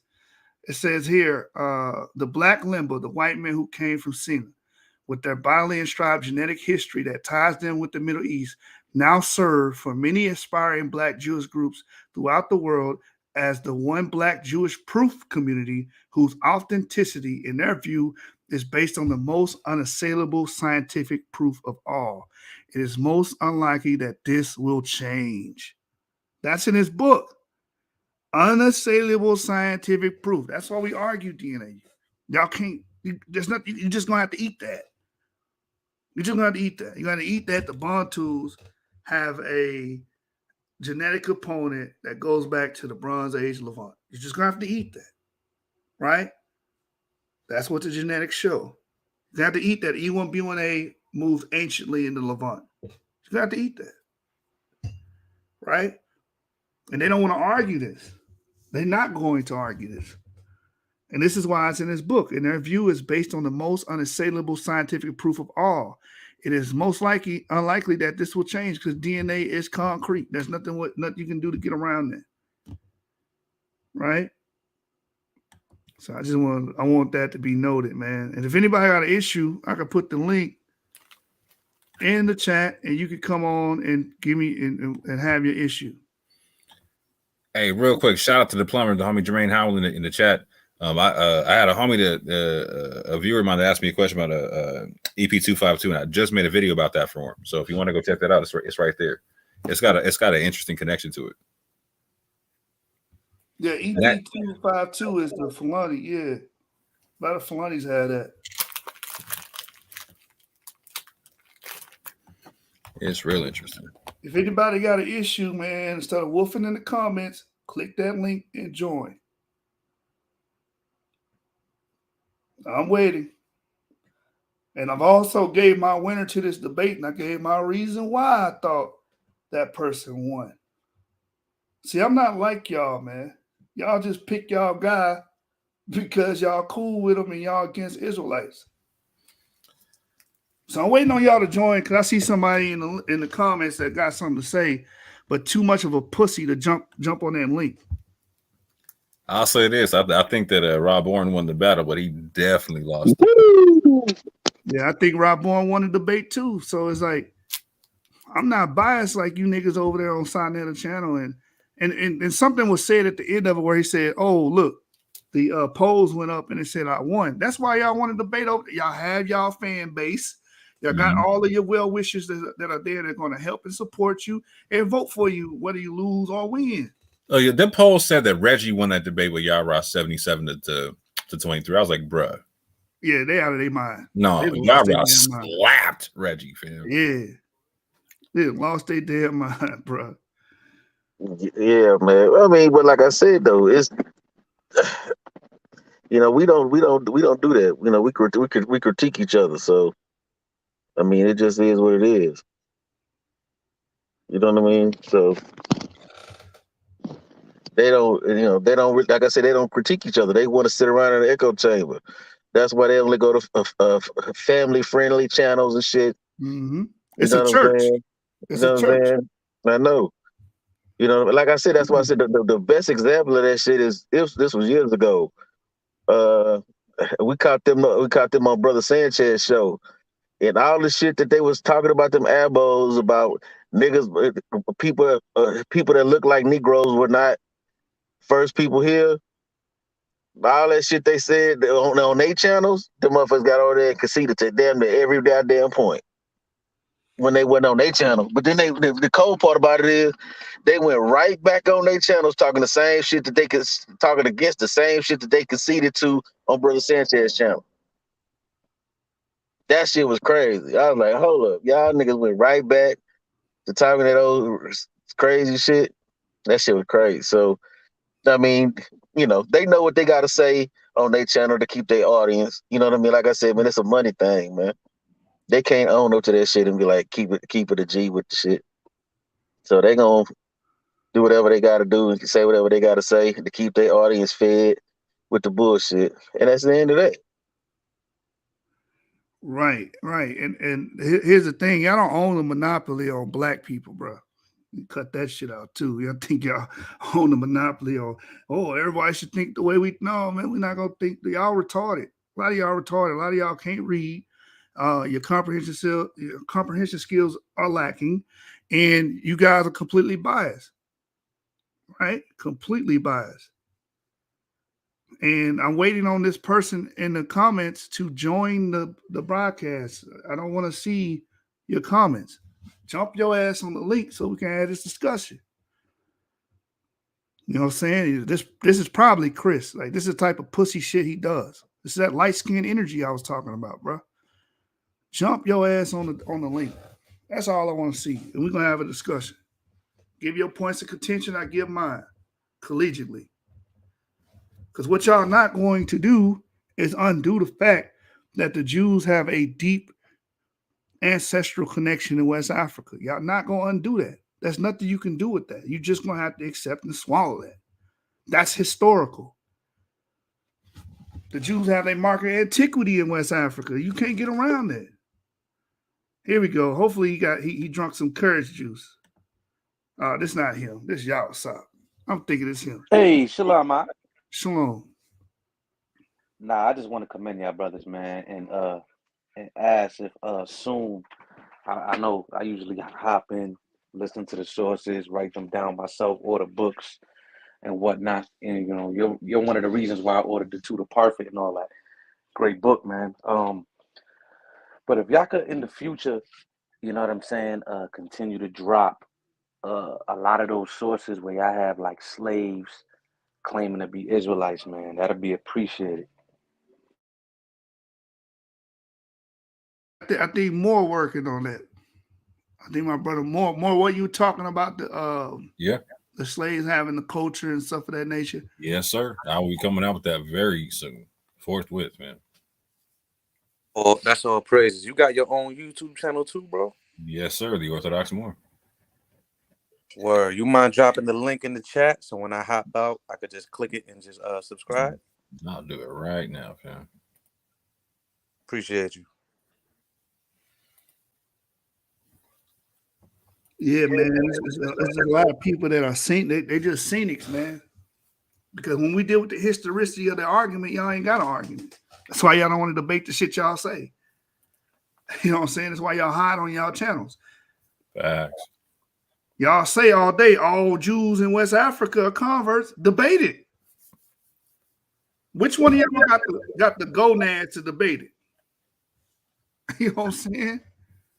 Yo, real talk. Because I'm trying to tell you, bro. Like, I was literally on with Dana Marniche, and she's like, you know what? If there was any conversion being done, got the gonads to debate it was done by the Soninke people. I was like, what? I was like, bro, I was done. I was like, it's over with this. I was like, cool, I'm with it. I'll take that all day. Right. And the Soninke people how did the Soninke people even know about Jews if they're isolated from the rest of the damn world?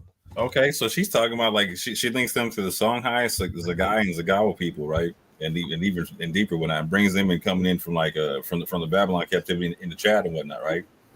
Talking about that they were the people that started like the Carthage and whatnot. I was like, stop it. I was like, what? She's like, yup. I was like, okay. I was like that. I was like, bruh. Like, so we got the Soninke people rocking with like the Carthaginian Jews going into West Africa, like kicking it in Chad and whatnot. I'm like, okay, that's a wrap, bruh. Going back to your point about Egyptian Jews making that trek into West Africa, what does the word Soninke mean? The children of Sonin. Word Sonin in Egypt. Another receiver said, I got an issue with your shoe because he is a light-skinned apologist. Nah, man. I call it how I see it, regardless of who the person is, man. You know, Chris Harris, you're a trash debater, bro. Your debates suck. Your argumentum is sorry. Like, it's trash. You only won that debate against Zion because Zion, to me, was off topic, man. He was off topic, in my opinion. YASHAR-YA'OH says Jewish historians back then found black Jew communities and were shocked who converted them if the European Jews did. Exactly. They found Jews like Abraham, Ibn, and Ezra found Jews in Africa or knew about Jews in Africa. Let me put it to you like that. See, how do you explain that? Yeah, and if you rewind the clock far enough, fam, like you got it to the point, like, so understand something. When the Moors went into Spain, right? Like the Jews put out the bat signal to the rest of the world, like, hey, if you're Jewish, come through here. This is the spot to kick it. You know what I'm saying? During the Cordoba Caliphate, it definitely was, right? If you were Jew, you got the Jewish golden age outside of Israel in Moral Spain, right? And so at one point in time, and this story gets disputed, etc., whatnot, but you get these people, you know what I'm saying, from a haplogroup G areas, I'll just say,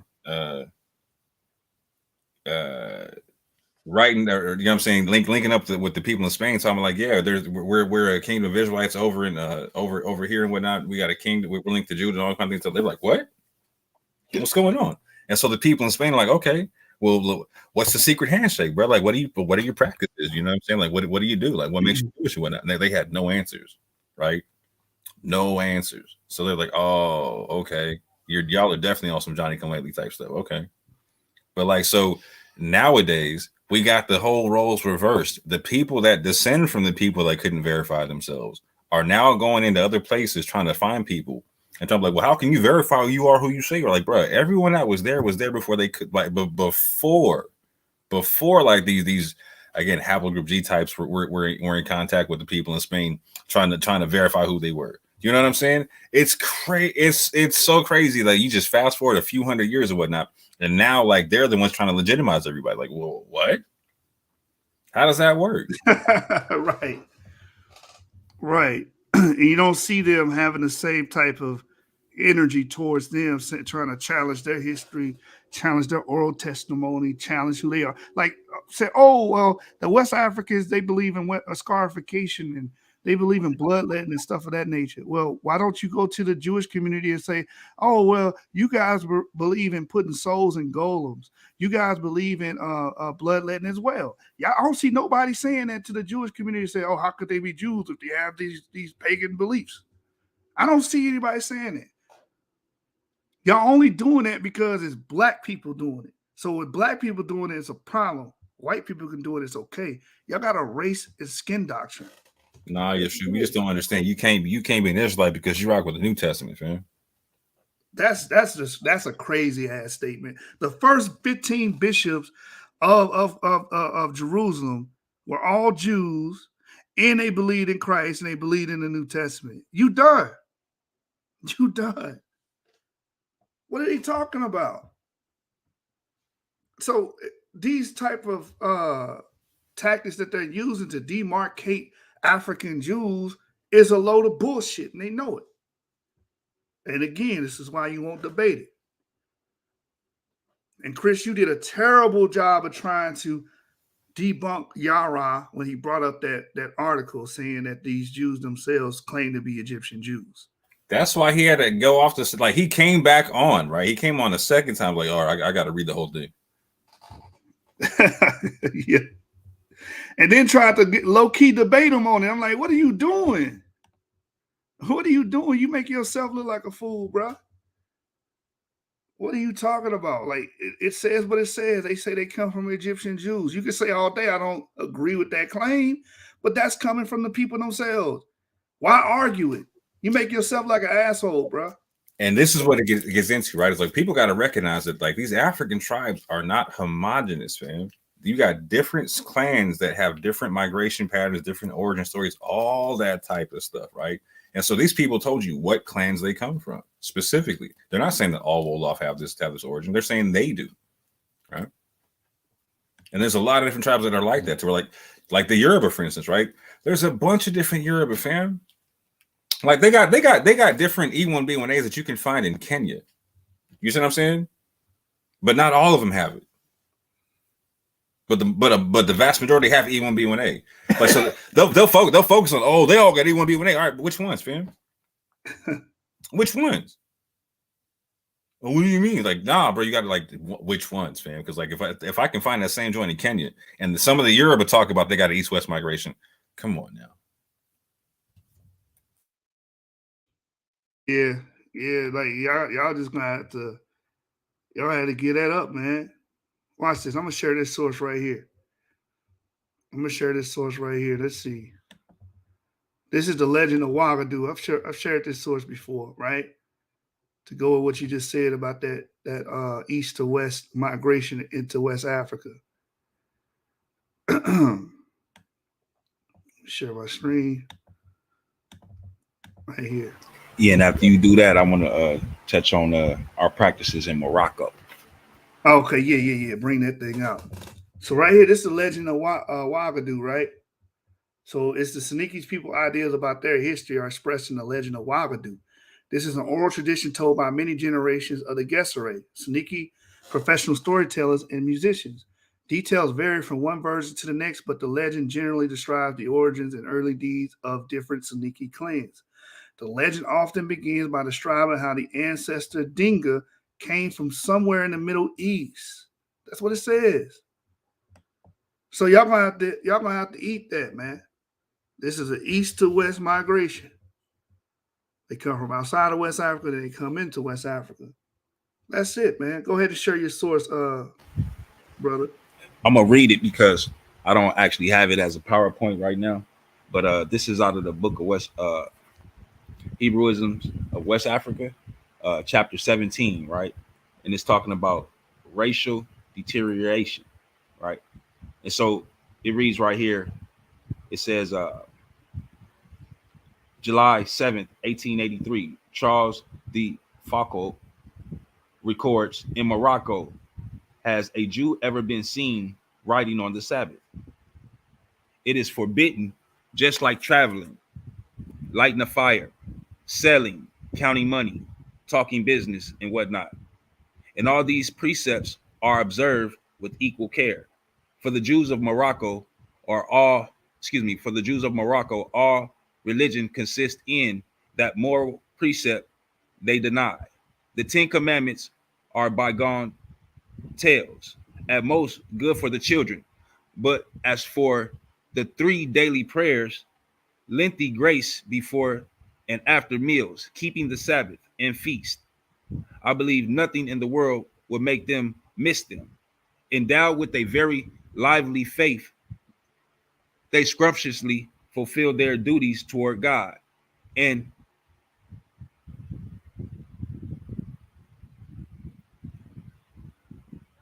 themselves at an expense of his creatures. Nahum scouts strongly resents the Fasu savage and prejudice criticism of the Jews of Morocco. So what you see here, family, is that you have people that's recording our actions in these places. You see what I'm saying? And the source of this information is, one second, I'll find a number in this. Okay.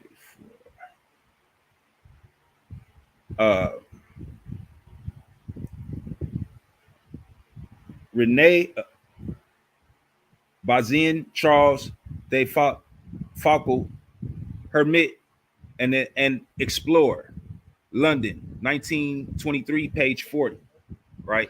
So that's where that particular information comes from. So when you're talking about different places outside, different tribes and different countries in Africa, outside of where Ashanti is or dealing with the Ashantis, you see it all throughout West Africa. You can go to Sierra Leone, right, with the Mendes. right? You can check into those people and see our practices, right? You can check into who the Eshan people. You can check into a few other different people if you want to keep tapping into different tribes, literal tribes that's still there, that have our practice and they still practicing to this day. I yield, bro. No, that's a fact, man. That's a fact. It is. See, Millionaire Mindset says Moroccan and Berber Jews are well documented and known. Nothing interesting. What do you mean nothing interesting? What are you talking about? Nothing interesting. That shows that Jews had a presence in West Africa for thousands of years. That's very interesting. Y'all try to sweep it under the rug because y'all have a mindset where you guys are trying to say everybody's a convert, everybody fake over there in Africa. But what you just said is proven to show that that's not the case, right? That's what you just brought up. You know, Tuaregs, where are the Tuaregs located? Do you know? Do you know where the Tuaregs are located? You don't even know. What's the genetic profile of the Tuaregs? I want $1 million mindset to answer that. What's the genetic profile of the Tuareg? Probably don't even know. So I mean, like, we just dealing with West Africa right now, but we can talk about the Jews in India. We can talk about the Jews in China. We can talk about these things, and we can talk about when those migrations actually took place. And I can give you a hint right now. First captivity, Babylonian captivity. A lot of us went east, right? A lot of us went into Africa. A lot of us didn't return back home. But see, we got this documented. You say something is interesting. Well, come on the line and let's talk about whatever you deem to be interesting and see if we got some sources on those topics. Because there's nothing for us to deal with, whatever it is that you feel is interesting. That's what I'm saying. I'm trying to see what's interesting, man. Click that link, Millionaire Mindset. Don't be scared. We don't bite. Y'all want to be keyboard warriors, man. Y'all thumbs might have a bicep and a tricep on it. Y'all be clicking it, clacking it, clicking it, clacking it. I want y'all to click that link and let's talk about it live. That's all. Let's have a discussion, man. Don't hide in the comments. Say what you mean and mean what you say. And join on here. You mentioned the Berbers. You mentioned the Moroccan Jews. So let's talk about it. So who converted the Berbers? That's a good question. Millionaire Mindset, who converted the Berbers? Who were they converted by? Crickets. Crickets. You just place it up. Sit over there for me. Give me that cup. I just don't understand why type the question when you can come up here and deal with information. Obviously, you know something we don't. Yeah, I'm trying to. Like, so when you talk about a convert, right? Like, you literally talking about like expatriation in a sense, right? Like, so, like, if I leave, if I'm no longer a citizen of America, if I revoke my citizenship, right, and I become a citizen of another nation, right, like I got paperwork for that. You know what I'm saying? Like, there's a paper trail, fam. Like, who did the conversion, man?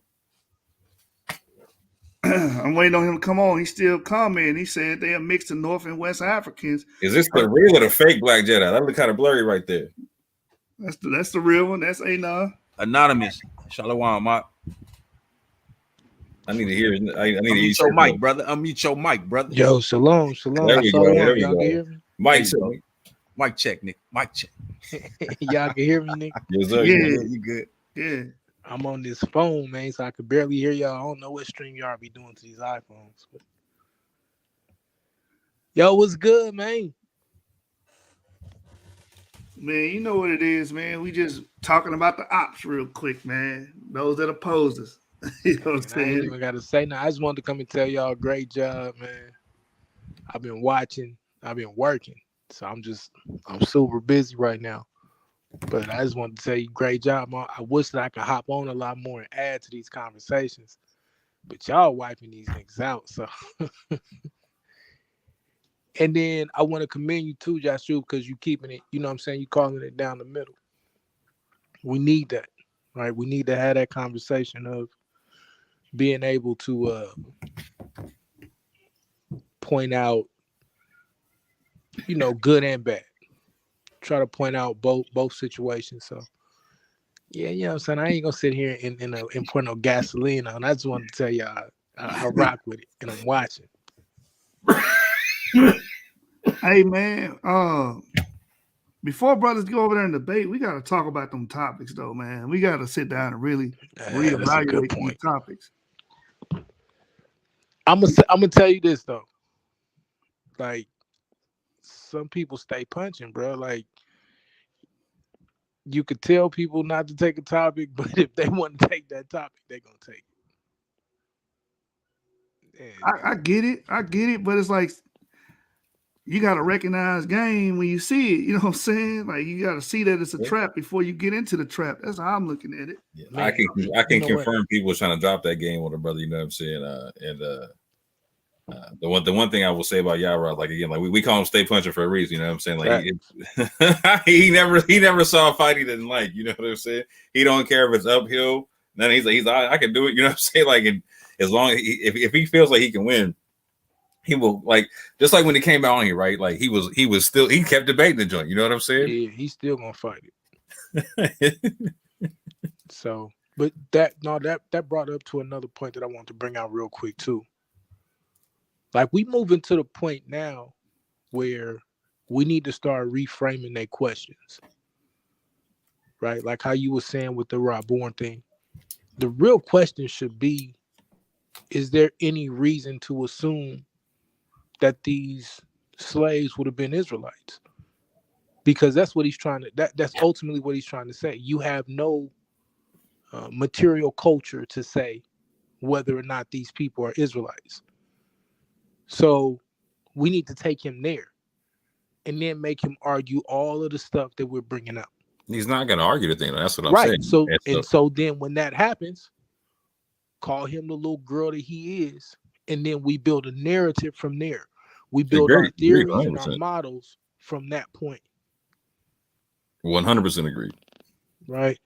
Like that's where we at this point. Make them debate or keep building the theory, keep building the model, keep building upon it. Yeah, and it's crazy at this juncture, fam, because like just like they try to isolate West Africa, right? Like they can't. This is going to be the part that they can't deal with, fam. Is that you'll have one tribe that are doing similar looking practice. Like they'll have different clans doing similar practices for different reasons. Some will have to do it for a Hebrew reason. Some will do it for a non-Hebrew reason. You know what I'm saying? Right. So like that. We got the material culture, fam. That's not even the hard part. The hard part is it's not even a hard part, fam. It's just okay. Like, are you having an honest conversation or not? But and see, that's how you make them. Remember when you had that conversation with Garfield on Berean's channel, right? Mm-hmm.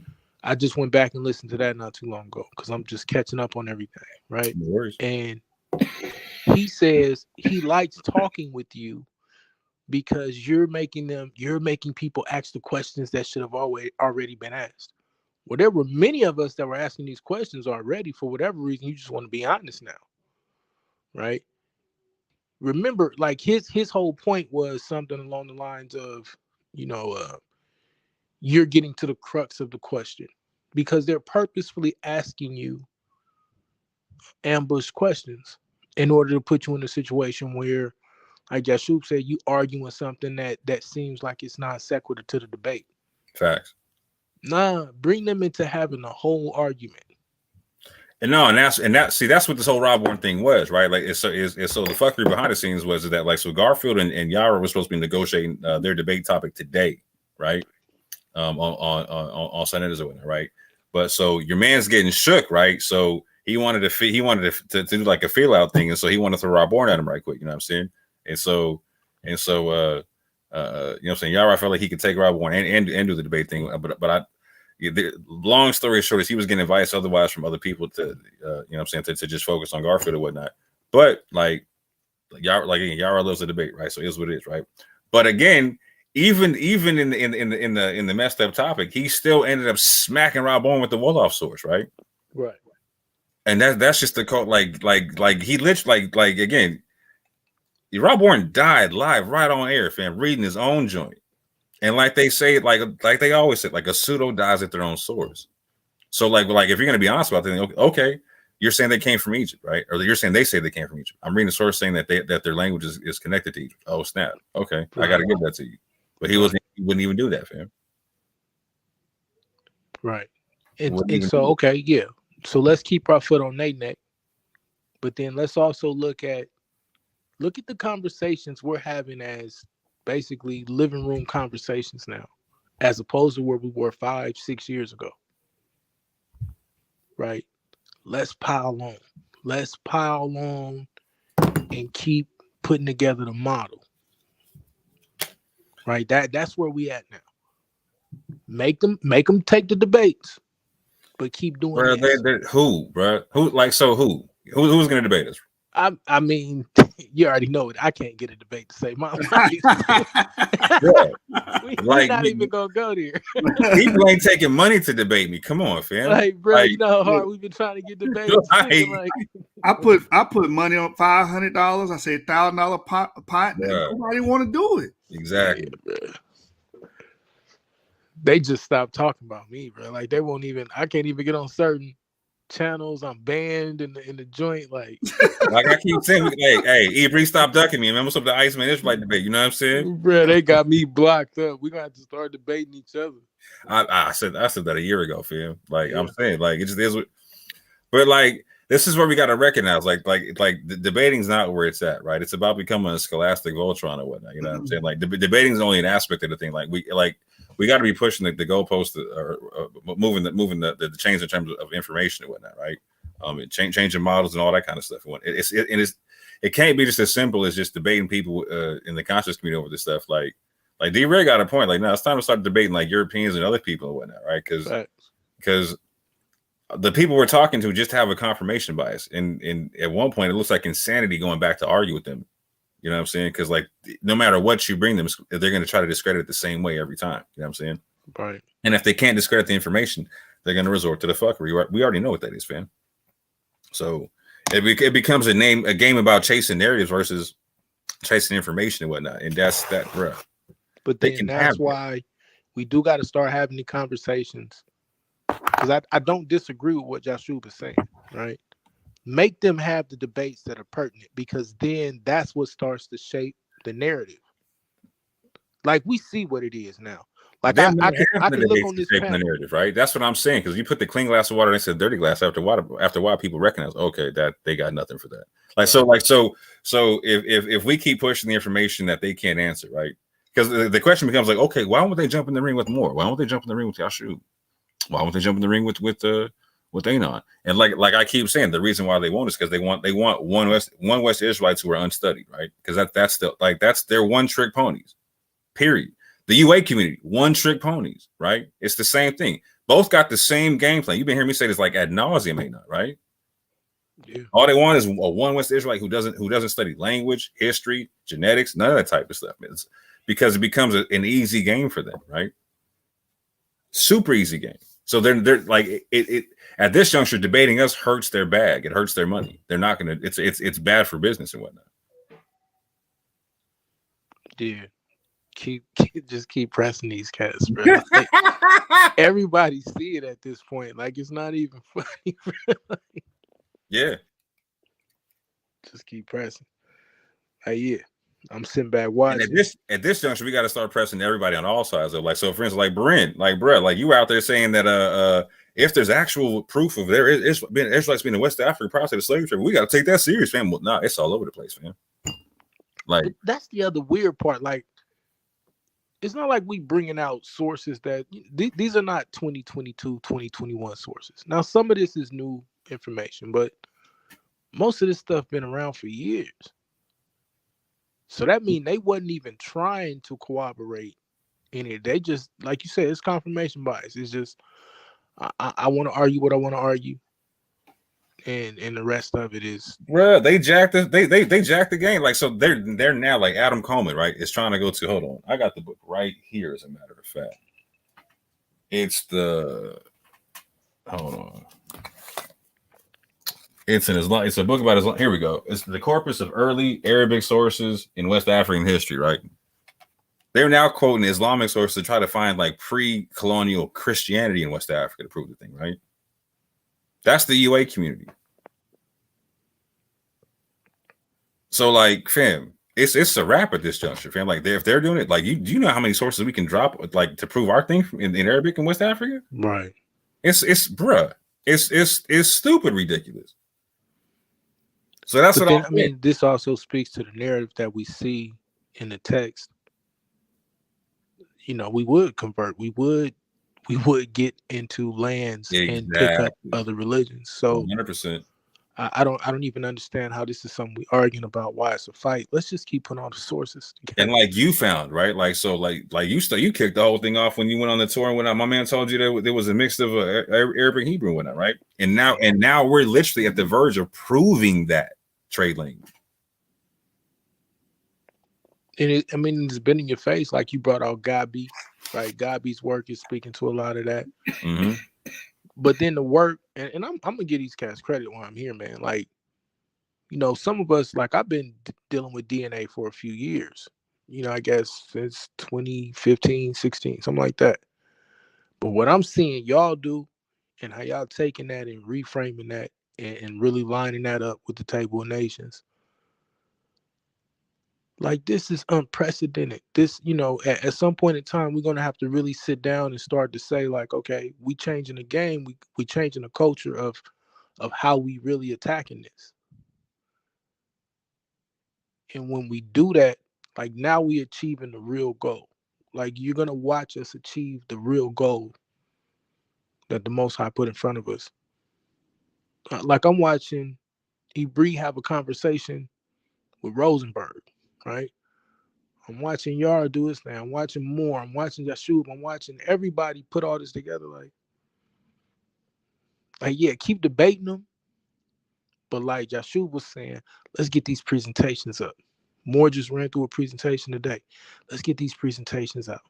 Let's put these 20, 30-minute presentations. And I'm guilty of not putting them out because I've just been so busy working. But let's put them out so then everybody can be able to come and beat up everybody that's running their mouth. Like, we on the cusp of really building the kingdom. And you're going to start to see the practicality of it. And I'm going to start getting on everybody's nerves. Because when I speak from now on, that's what I'm on now. Chop up who we need to chop up, but then let's look at the practicality of building the kingdom. So here's where the reality comes in, though. So like it's about drawing a line right now. So so if like I was telling this to Yarah earlier, fam, like the whole reason we should even be messing with like Sonnet of them is to prove that we're not one West Israelites and to separate the paradigm and whatnot, right? Right. Because at this juncture, if like so like our information works against us as well, right? In the sense where it confirms their thing. You know what I'm saying? Like, so if at one point they like, so like I was telling you, like I'm already seeing people trying like people are like people who will be my nemesis, etc., running with my information now, right?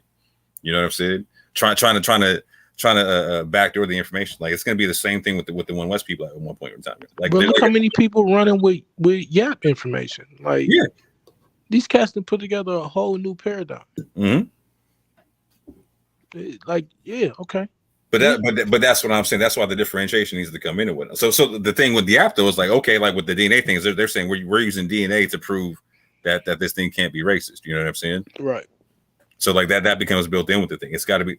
See, this is why I push like the remnant theology concept so hard. Is because like again, it's we got to draw that line in the sand right now. Because if we don't draw that line, like what happened with Yarah, right? Like Yarah got caught up defending the thing that's not even his. Facts. Hey, with the DNA, they can no longer parse out people. They got to accept every one of them. Facts. That's why they don't like the DNA.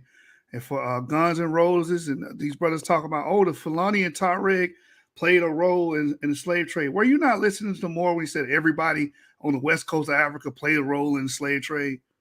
Were you not listening? And then, okay, our ancestors engaged in what you would call a nefarious act. Are not we engaged in nefarious acts today? Against our own people? That don't mean we not related to them, bro. Hey, y'all got to cut that shit out, bro. Just because our ancestors played a pivotal role in slave trade does not mean anything. Does not mean we not related. Y'all weird, bro. Man, we've been having this issues since the northern and southern kingdom, fam. Since the divide. I'm Since glad you brought that up since the because split. the Northern Kingdom enslaved the Southern Kingdom, right? In the scriptures, right? Right. Come on, See? man. Come on, man. So like understanding is key. If you ain't trying to have it, then this is why we keep going back and forth, going over the same circular arguments. Because you're not trying to have understanding. You're not trying to put it together. You're just trying to argue. Thank you. Thank you. I want to show y'all something because they always say, oh, we didn't know nothing about Jews and there's no connection to Jews. The reason why you don't want us connected to Fulani and Taured because you know through DNA and through history, through anthropology, we can make a claim that we Jews. That's why you're trying to disconnect us from the Taured and the Fulani. Tell the truth, bro. Now, this is from Family Tree DNA. Family Tree DNA. What does it say? Hebrew DNA Research Project. So let's go back to this individual here. What is this right there? EU174. That's E1B1A. Who does he belong to? Taured. Y'all see that? So come on, bro. It's done, man. That's why you don't want us connecting to the Taured or the Fulani. Because we can make those claims, we can stake those claims. These people been teaching that they're Jews, and they go back a millennia. That's why you got a problem, bro. And then right there in the little parentheses, you see what it say. Yeah, United Native States, American. Native Americans. Mhm. They basically say, why you want to be part of a people that hurt you? You know, that's who we are. That's our family. We can't separate ourselves from them. Excellent You know, point, Sean. Just but like that's if what you, my bad, Ebro, go ahead.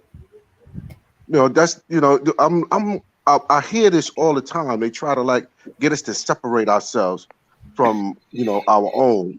Even though they committed atrocities against against us. And this is their argument, and it's really like, I mean, how could you? Are you really listening to the argument you're making? Are you? So this is the sad part is you can tell how much people don't know about slavery in West Africa, right? Because so what do you do when it's like the rich, powerful Fulani enslaving the poor Fulani? Do you just disregard the Fulani at all? So again, how did the Fulani get over here in the slave trade? Exactly. Thank you. I mean, Tutsi what's his Hutsi? Tutsi and the Hutsis? Yeah. Yeah. I mean, that in itself is explaining what we're talking about. Look, he says here, that's modern genetics. People convert. Do you understand how you get on this family tree DNA chart? You can't convert to genetics, bro. Hold on. Yeah, all was right. wondering- He don't even understand. He don't even understand how this individual got on this DNA chart to begin with. Let's live in the convert space real quick. All right. Number one, like you just said, convert don't change DNA. Right. So whatever game you want to play with that nigga, that's on you. But if there are some of us who are converts, I mean, because we got to keep it a stack. Many of us are right now first or second generation, maybe third generation Israelites. Right. Right.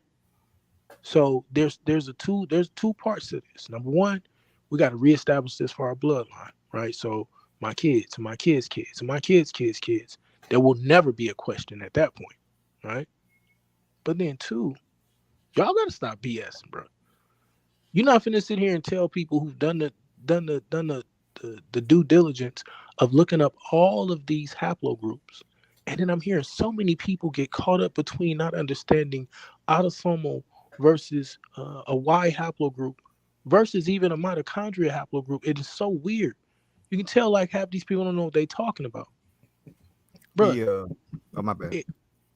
I'm in right here. I'm laying right here. If somebody has a Y haplogroup or something, nigga, paternally, their father, that means nigga that traces directly to that. We can keep it simple like this: the mother's the giver, the father's selfish, right? My daddy is my daddy. His daddy is his daddy, and so that's why this information becomes so pertinent. Now, if you want to get into culture and material culture, we've already proven that. If you want to get into y'all are not Israelites because you haven't kept the culture up until this point, cool, great. Well, now I am because now I'm keeping the culture. So then we shouldn't have nothing else to talk about. But see, that means I can't be any tribe from West Africa, fam. What tribe from West Africa like are we currently keeping the social from? Because they all associated with slavery, right? Right. Like the closest you can get is the Geechee culture, right? So how many y'all niggas is doing the Geechee thing, Garfield? You know what I'm saying? Raborn, like what's going down? Like for real? Like, and if you were, you would see how stupid your arguments are. Facts. Because the practice that they practice is so entwined with paganism and our culture. It's entwined. Boom, bam. It's entwined and separated all at the same time, fam. That's the cold part. And when you read their own, when you have their own oral tradition breaking that part down, it's crazy. And when you actually understand, like, so the beautiful thing about like slave voyage and whatnot is you can actually see who was coming to Charleston when, right? And who was making up these people coming off the slave ships, like when, right? Fam. And then when you hear what they have to say, it kills the game because they say, you know what, like we had some of this conquering stuff, but it wasn't like it was now. Like this wasn't our main thing. This came thick and heavy later in the game, and they're saying that in the 1930s and whatnot. This like that came late in the game, fam. Yeah, I did a video on them very individuals right here on the source dealing with the Gullah Geechee, and they giving a personal experience. You know what I mean? Like it's man. I'm just saying. Yeah, man, these cats playing. Yeah, so he addressed me. He said, Hebrew of Israel, African Americans always match well with Fulani because you're both 80% sub-Saharan African and 20% non-African. So they're always your closest population match based on that mixture. Now that right there, that's not true. That's not true at all. Yeah. Yeah, I've That's looked not at true at Yap all. Gang's What are you, DNA. bruh? Yeah, I looked at Yap Gang's DNA and Jed Match, and I've seen people test close to Fang. I've seen people test close to Igbo, and I've seen people test close to Fulani. We're all kind of distinct in our own way. Yeah, as far as those groups. exactly. Right. And, you know, that's like saying all Western Europeans are the same. No. If you test a French person, they're going to be French. They're not going to pop up as German. Like, if you test a German, they're not going to pop up as Russian. Same thing with West Africa. Those groups are distinct as well. Minor distinctions, yes, they're all related, but minor distinctions where you can tell this person is Igbo, this person is Fulani, this person is, let's say, Tutsi or whatever. So, no, like, if you look at different African Americans, they're not going to all be Fulani. They're going to test as different West African groups like Akan or Dinka or Yoruba, etc. That's all I had to say. Well, it'd be nice if you click the link though. I don't like reading comments. Just... Yeah. This keyboard warrior shit is played, bro. Like you already said, two things you were incorrect on. It's too many hitters on the panel tonight. Yeah, come on, man. You know they not jumping. No, it's too many shooters tonight. That ain't happening, bro. And that's why we just gotta have like that, bro. This is why I keep talking to you about the whole concept of the think tank and just putting out research papers and whatnot. Because at this juncture, there's, bro, think tanks like change the way people talk about stuff, or they change the facts that people use to talk about stuff, right? And that's what we're doing at this juncture. Man, look at this pussy ass nigga. You finna get blocked. You won't even jump on here and have a conversation, bro. What do you say? Soft hitters pillow. Right. He's not gonna jump on here and have a conversation. So guess what? Yeah, Guns N' Roses. I need you to explain to me how I got EM 132. No, hey, look, we could just have real fun and say, bro, like all of us got debate records, bro. Yeah, like, we got debate records. Debate records, man. You feel like just keep running your mouth. Like that's what I'm saying. Like I'm not finna let us keep talking to these type of weirdos who you just gonna keep running your mouth. You know what it is. Yeah, bro. Right, bro. At this point, it's punching down though. You feel what I'm saying? Let me just say this, right? You got two champions right now.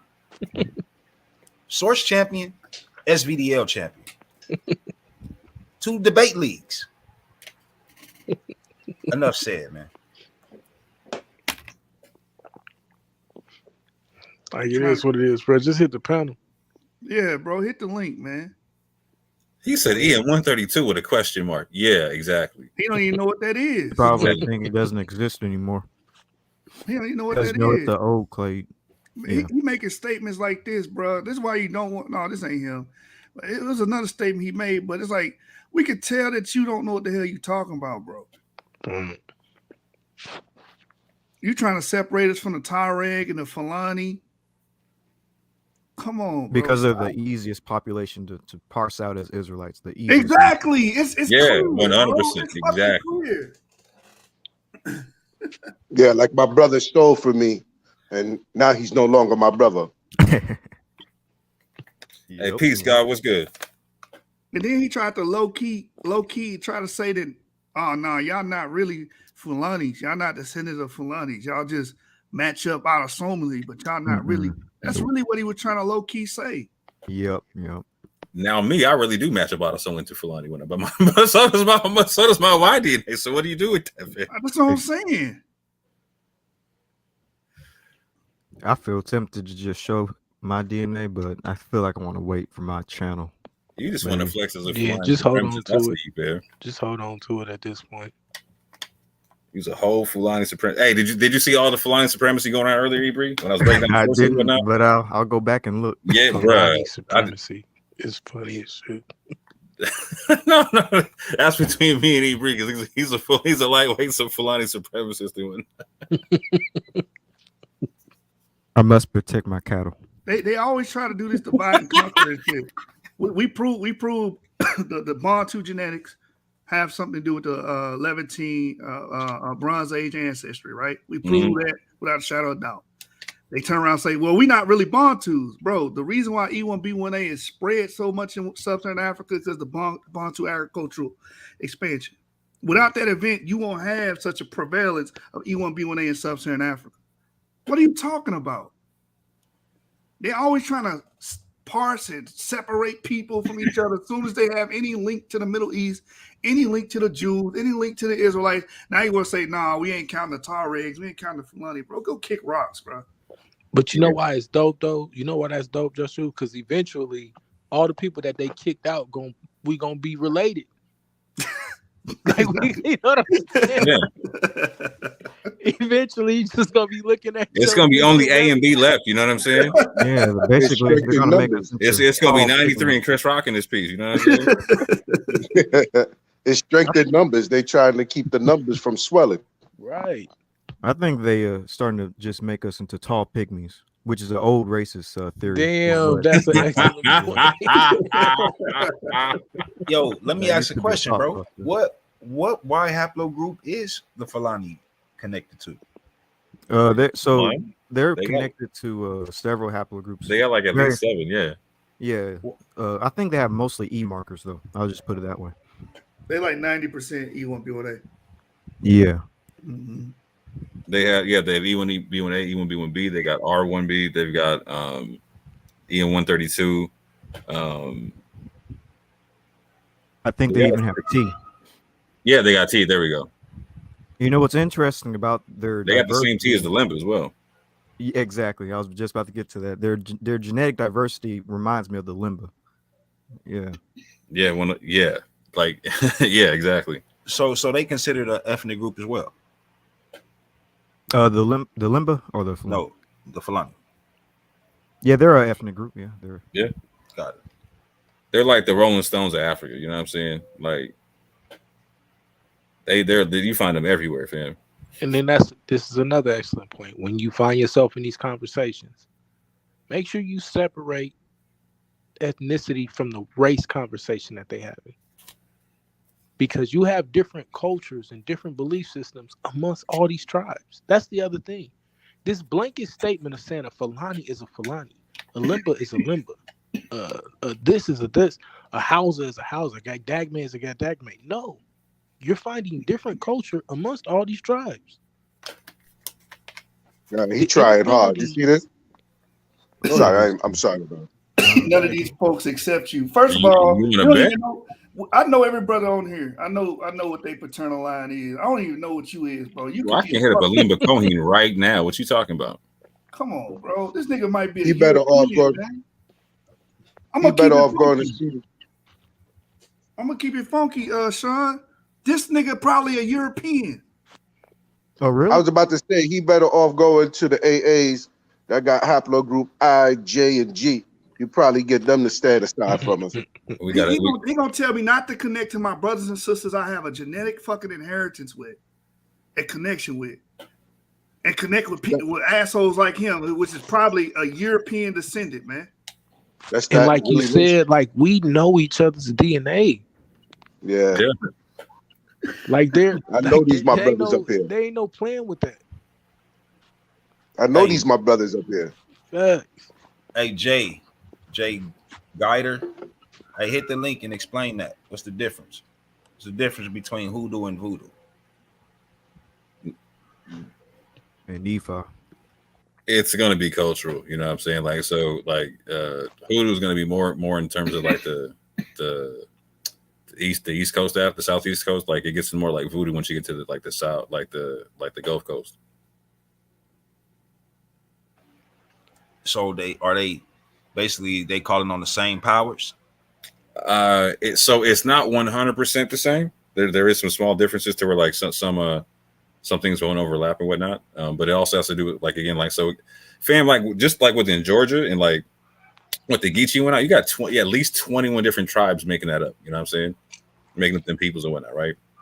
So yeah, like it's not all the same fingerprint everywhere. Like it's just like grits, you know what I'm saying? Everybody eats their grits a little bit different, you know what I'm saying?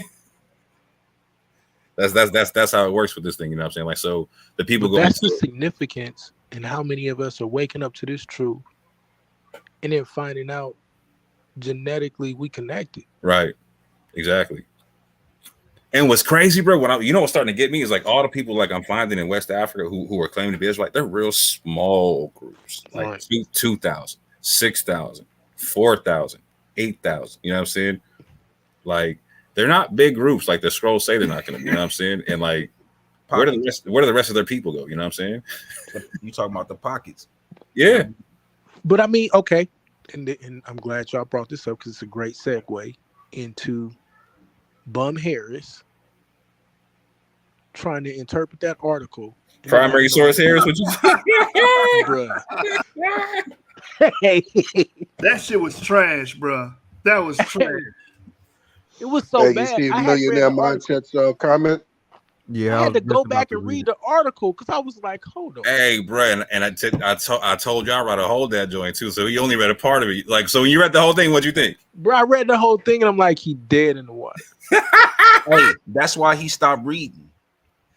Right. That's why I say I'll read the whole thing later. You know, so like, nah, bro, you read that thing. You read that thing, bro. Did you hear his breakdown? Who came up there with a breakdown of how they could beat Egyptian Jews? Was that what Chris? is the Egyptian Jew? Man, Elder kept saying, man, the elephant team.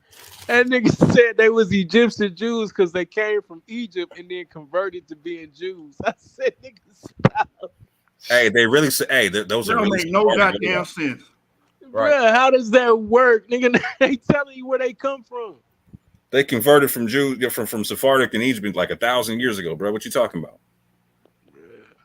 Just having this discussion about the elephantine papyrus. Just had the discussion. I ain't gonna lie, that was trash. Hey, Millionaire Mindset, why don't you hit the link, man, and come up here? Yo, hey, no, for real, bro. Like, he like, man. Did it hit you like it's possible that them Jews like never potentially never left Africa?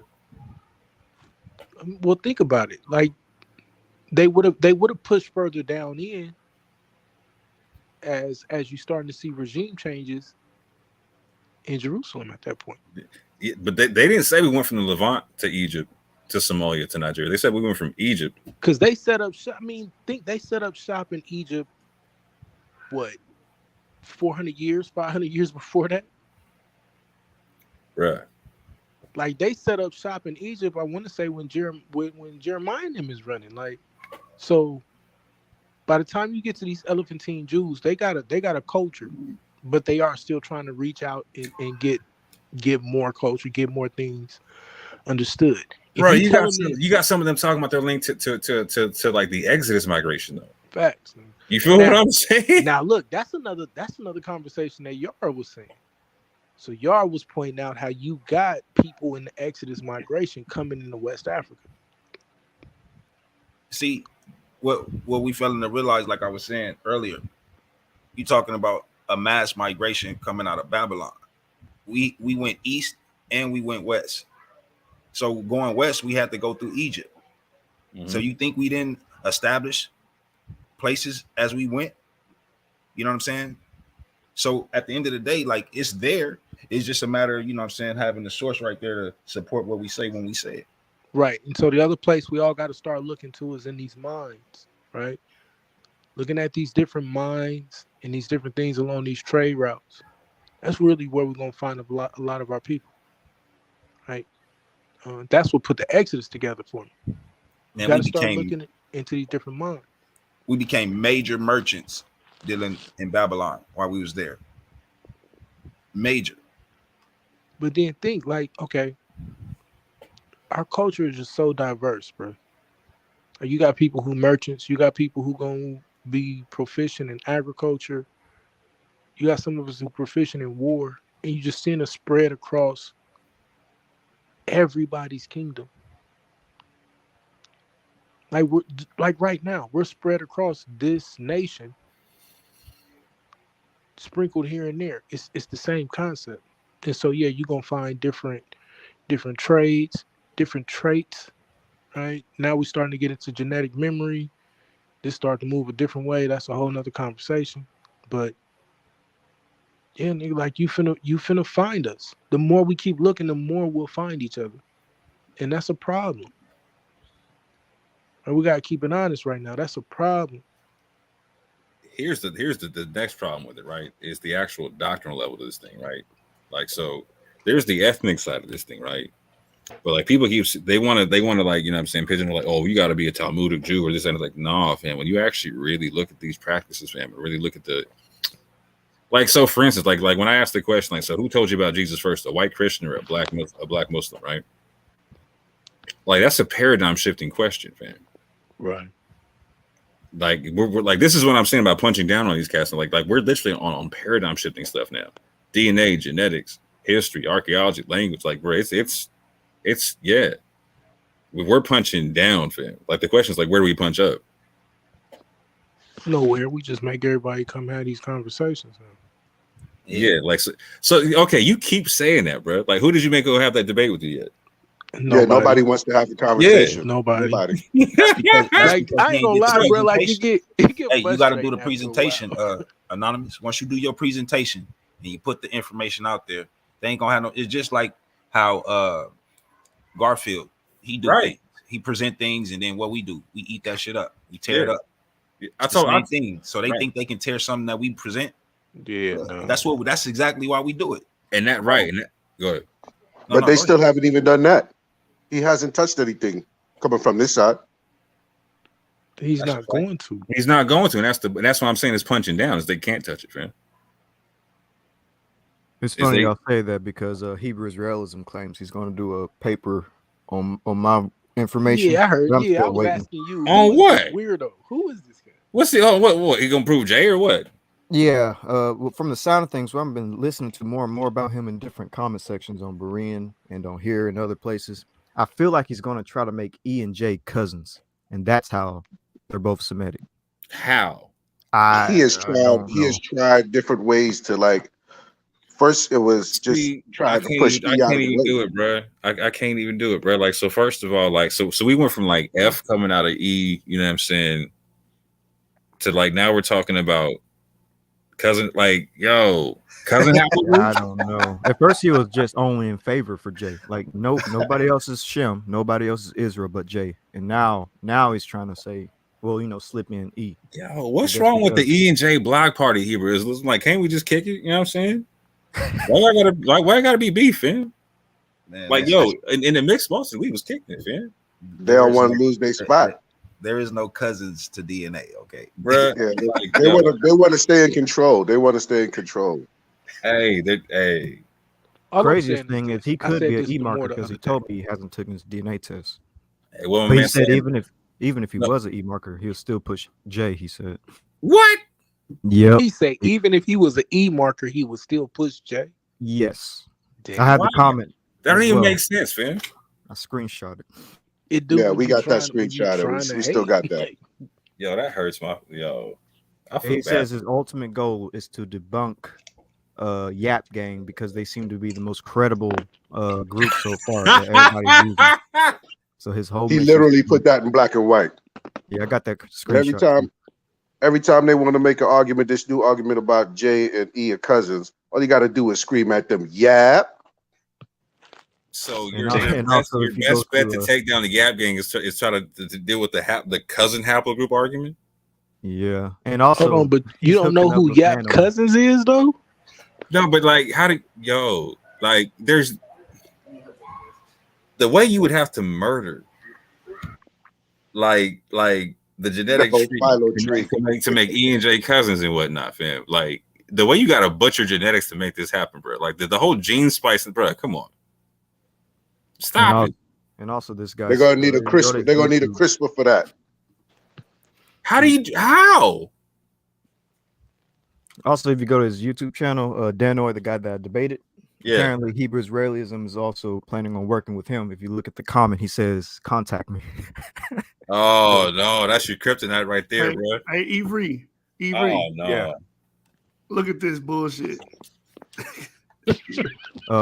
You claim Levantine ancestry would have only got about 1 through 5%, and the funny thing is, could easily win European side, since a lot of Europeans, Wow. a lot of Europeans do not have Neolithic Levantine ancestry. You stupid motherfucker. And also go to his third comment. Looks because like he you kinda- big he dummy. contradicts himself. He thought he was cooking with heat rock. He thought he was. But this is how you know niggas they don't know the conversation, bro. Southern But if you go Europeans to would the though. third comment, He would have contradicts never himself. tried to say that if he knew the conversation. His third Where comment that you says, big dummy? even your Where average that you Kenyan big right dummy now clip at? has more Levantine ancestry than anyone on the panel. But Kenyans are African populations. You said that we likely got it from Europeans. Some of us actually have Kenyan ancestry. I was about to believe it say, or not. bro, do you know how much Kenyan I am, fam? Yeah, so you kind of contradict yourself. What if our You Levantine big ancestry dummy. came from Kenyans and not Europeans? So Hey, what you about the played Tobo yourself. people? What about the Tobo people in West Africa? They eat Also- markers. Also, They if you like- did, They 30% Eurasian. also if you did any studying, you would know that people like Yoruba actually have like 12% Ibero-Mauritian North African DNA, and there was Eurasian gene flow into Africa. There's various papers that are bringing this out, so it doesn't have to come from Europeans. What's the? How old Comes is it? from us. How old is that Eurasian gene flow? Because you got to tell him that, because he thinking it's colonial time. That's what Well, he thinks. Yeah, He is not shut. the Eurasian gene flow actually came into Africa around the time of the Bantu expansion, which is interesting. Which would Yeah, have been stay about your ass in 3,000 the years ago. comments, because you in the wrong arena, boy. Oh man. Lame ass nigga, be quiet. Click the link and we can talk about it because I don't like reading comments. Don't even bring his lame ass up here. Lame ass nigga. So this really what it is now. This the I can't get a debate group. That's what we is. Man, we didn't told them money, cash rewards. We done No, did but all see, this is fallout. why I'm saying the whole think tank concept, and like for real, in a Who sense, said- because man, check this out. Like, so we're literally like, I gotta apologize to the whole community for letting people like Tayo and them live. I didn't know they existed, fam. Like, Damn. I gotta apologize for letting people like Garfield and Raborn live. I didn't know they existed till recently. Fam. You understand what I'm saying? Really? Dang. Well, I'm talking about like in the past few years with like Garfield, you know what I'm saying? Like I'm talking about like with like Tayo and your couple, fam. I knew about them last year. You know what I'm saying? Hmm. Like it wasn't like I had to relearn about your debates with them, fam. Like Your you, Shub like just you, like, learned remember, I about had, them like remember I had to 6 get the months debates ago. off you. You know what I'm saying? Your Shub just learned about them like 6 months ago. But Yeah. they've been out here spewing their nonsense and act like in like the biggest echo chambers. You know what I'm saying? And so like this is what I'm saying. Like we got to change the stats that people actually use with this thing. We got to actually have like actually scientifically credible stuff to where like, you know what? It's not about just having a model. It's about having a proven model, a testable model, a model where we're putting out actual falsifiable or like predictions and whatnot, changing stuff, like literally changing the game, like just putting out so many different reports and whatnot that you would have to write a report to come at it. You know what I'm saying? And if you're not going to combat it scholastically, then all right, cool, it's done. I went on Berean and told him that. All of them. Kevin G, G-Con, where your model at? Where your working model? Yo, Joshua got me banned from Berean channel. Really? Nah, Nah, you got you banned from Marine Channel. It was Joshua for. Oh, he tried to pass that buck. Why? Because he light skinned. Hey, I got Hey, who I get Team banned? light skin, baby. Nah, hey, remember it was I forgot what time, but it was on there. It was me, you. I want to say it was Ebri on there, and they was bringing Garfield on. And really, the only reason I got on the panel because I wanted to beat Garfield up. Man, Oh, Garfield Bereans? did something, nigga. Called Berean, that nigga kicked me Yeah, off. Garfield make sure you can't get on. Yeah. I ain't even been in the chat since. He got me quadruple blocked. Yeah, we all I had want to to debate Berean. I debate Berean. Bring on, come on. Yeah, but let's go straight to the kill the head, destroy the body. You know what I'm saying? Like I want to debate. Berean ain't gonna debate, bruh. I heard him say a few things that we fakes and stuff. So that nigga ain't gonna debate. I gotta come look at y'all feet to make sure they're both on the ground. He gonna sit there and say, Bruh, we literally kill his whole paradigm because his whole thing is he needs the well, are you one West or are you not one West kind of a beat popping off, right? And so right now he's working the game with the monitors he knows got a skin doctrine, right? You know what I'm saying? So he can play both sides of the fence right quick and whatnot. So we don't fit that model, right? Like, so you're talking about DNA kills racism. Okay, that kills everything he's talking about. Not to mention they got no one that can deal with your own DNA. Come on now, fam. But it's not happening.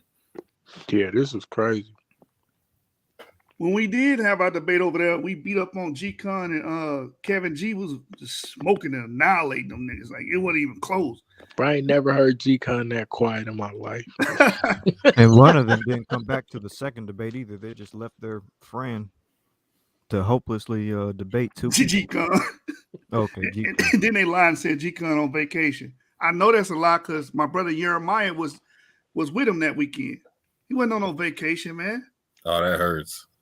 He wasn't on that vacation. Yarah was with him that weekend and spoke to him and everything. He's oh yeah, I was just with him. He was telling me about the woo-woo.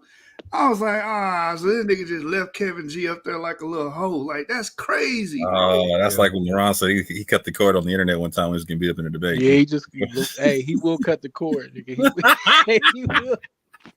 He will turn it off and walk away, bro.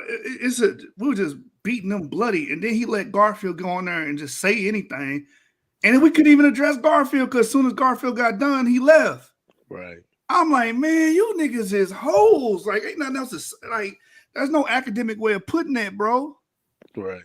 Stop it.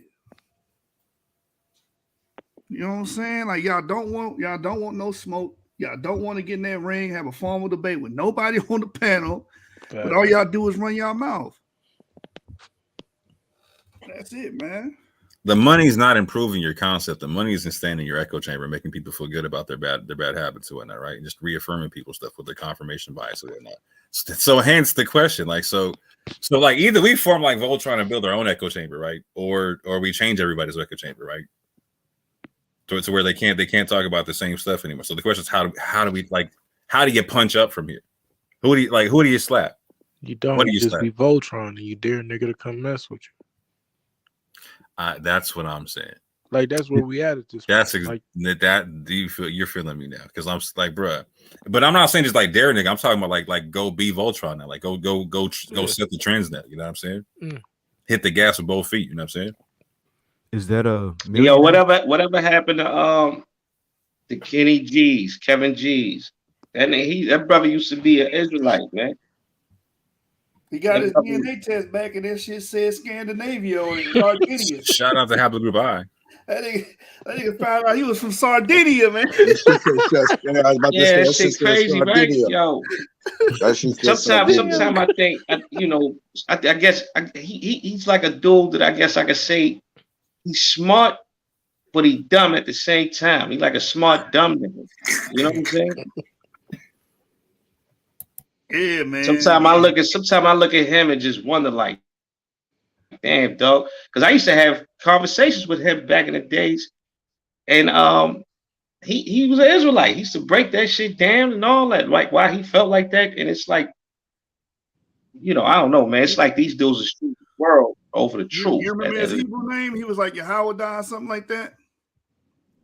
You remember Nah, his he ain't had name? no Hebrew. He ain't had no Hebrew name or nothing. Just like I ain't got no Hebrew name. But at Nah, the end of the brother used to go by Yahweh. I wish I had James on here that he could attest. Yeah, you know, Stop he it. he did oh, have a word? Oh, he had a Hebrew name. Okay. Yeah, he I was like didn't. Yahweh I guy. forgot. Yeah. Either didn't know that or forgot about it. Yeah, he was rocking with us. And LaRon, he used to come to me talking about, hey man, you know I got a stuttering problem. Come over and speak for me with Garfield, because he used to run with us to go debate Garfield back in 2012, you remember them days, 2013, the Google Hangout days. When You know everybody was on Hangouts, just being quiet. Yeah. He was like, But hey, that's a good thing, though, man. That's a good thing because you know, at the end of the day, a lot of those brothers they've been exposed. You know, it is weird, man. But it's like these cats that go so hard at us believing that we Israel and claiming to be Israel. You know, it's almost like they're getting paid to do it. You know what I'm saying? It's almost like they getting money for that. Like it's a check involved or something. You know, but it's good though, man, because you get to see certain people's character. You know. Nah, they spirit involved. They That's are what it getting is. paid. They are getting paid because Yeah. they get more clicks, they get more ad revenue. Yep. They get, like, come on, man, there's thousands and thousands of views in it. You know what I'm You saying? get Yeah, That you can get translates paid on the One West Cats because it's easy to go to. Like the One West Cats give you conflict and they give you views and whatnot, but they don't give you anything to worry about in terms of scholarship, right? So it's just a consistent, like if you can get that fight going back and forth, it's a consistent money maker for him. That's why, like when all else fails, you see Sunday start beating up Israelites and Moors and whatnot. When all else fails, you'll see people like Raborn going back in on Israelites and whatnot. Oh, see y'all Israelites. And just start I think guys, I think you guys took it one step further than the One West camps. You know what I'm saying? Because I like the One West camps started with that brother. What was his name? Vocab and them just came out with a book on him. You know what I'm saying? Father something, Baba something. Yeah, I forget his name, but You're talking about Abba it Bivens? started with Abba Bivens. Abba Bivens. It started with him. You know, when you read his book, you can see the resemblance of the One West camps today, how they break down scripture and all that. And I believe he was 100% on point, you know. But you guys took it one step further. Y'all was because one thing with the One West camps, what they would do is they would say, yo, just forget about those guys. You know, we debated them years ago. These cats is they never gonna learn, they never gonna get it. So just ignore them. And they, you know, they wouldn't go as deep into the DNA and this, that, and the third. But you guys showed your faith. Like y'all really go deep into the scholarship and the DNA. Y'all willing to take the battle to their turf. And you know, that's one thing I respect about y'all cats, man. You know what I mean? And then, you know, I used to believe in the whole camp thing and all that. The camp thing is, you know, it's kind of iffy. You know, it's not 100%. You know, man is fallible at the end of the day. So you're going to run into corruptions and things like that. But I don't discount a lot of the information that I learned in the camps. You know what I'm saying? A lot of that stuff I still believe in today.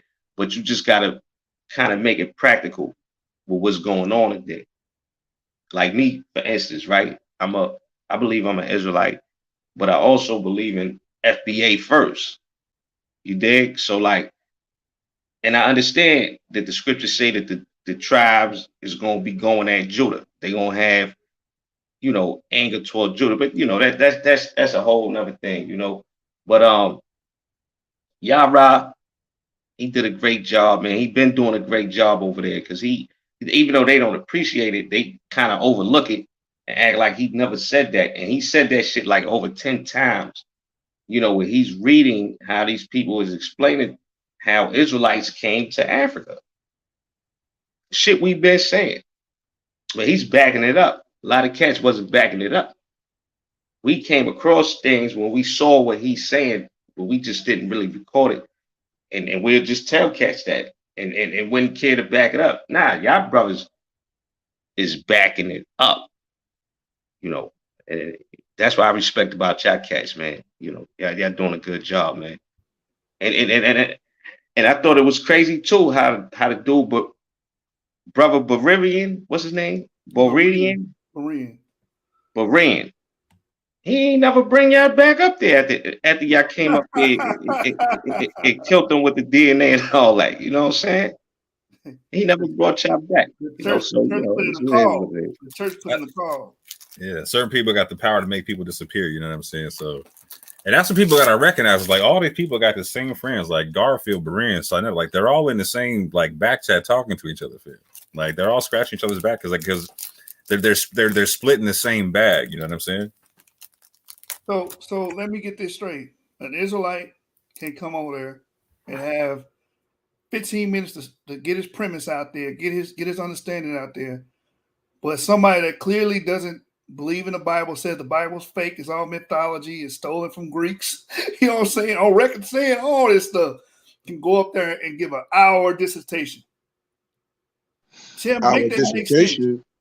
He ain't getting no hour dissertation. He getting episodes. You got about 6, 7 episodes over there. Oh, they doing it like that? 6 episodes? Come on, bro. And then when we get on there, oh, we can't tolerate that heresy.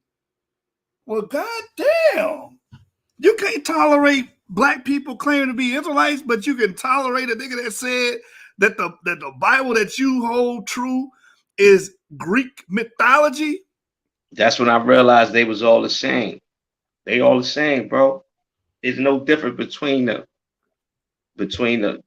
so-called people that want to debunk the Bible for the strength of on the strength of we all Africans and it's all about African unity and all that. There's no difference between them and the Christians.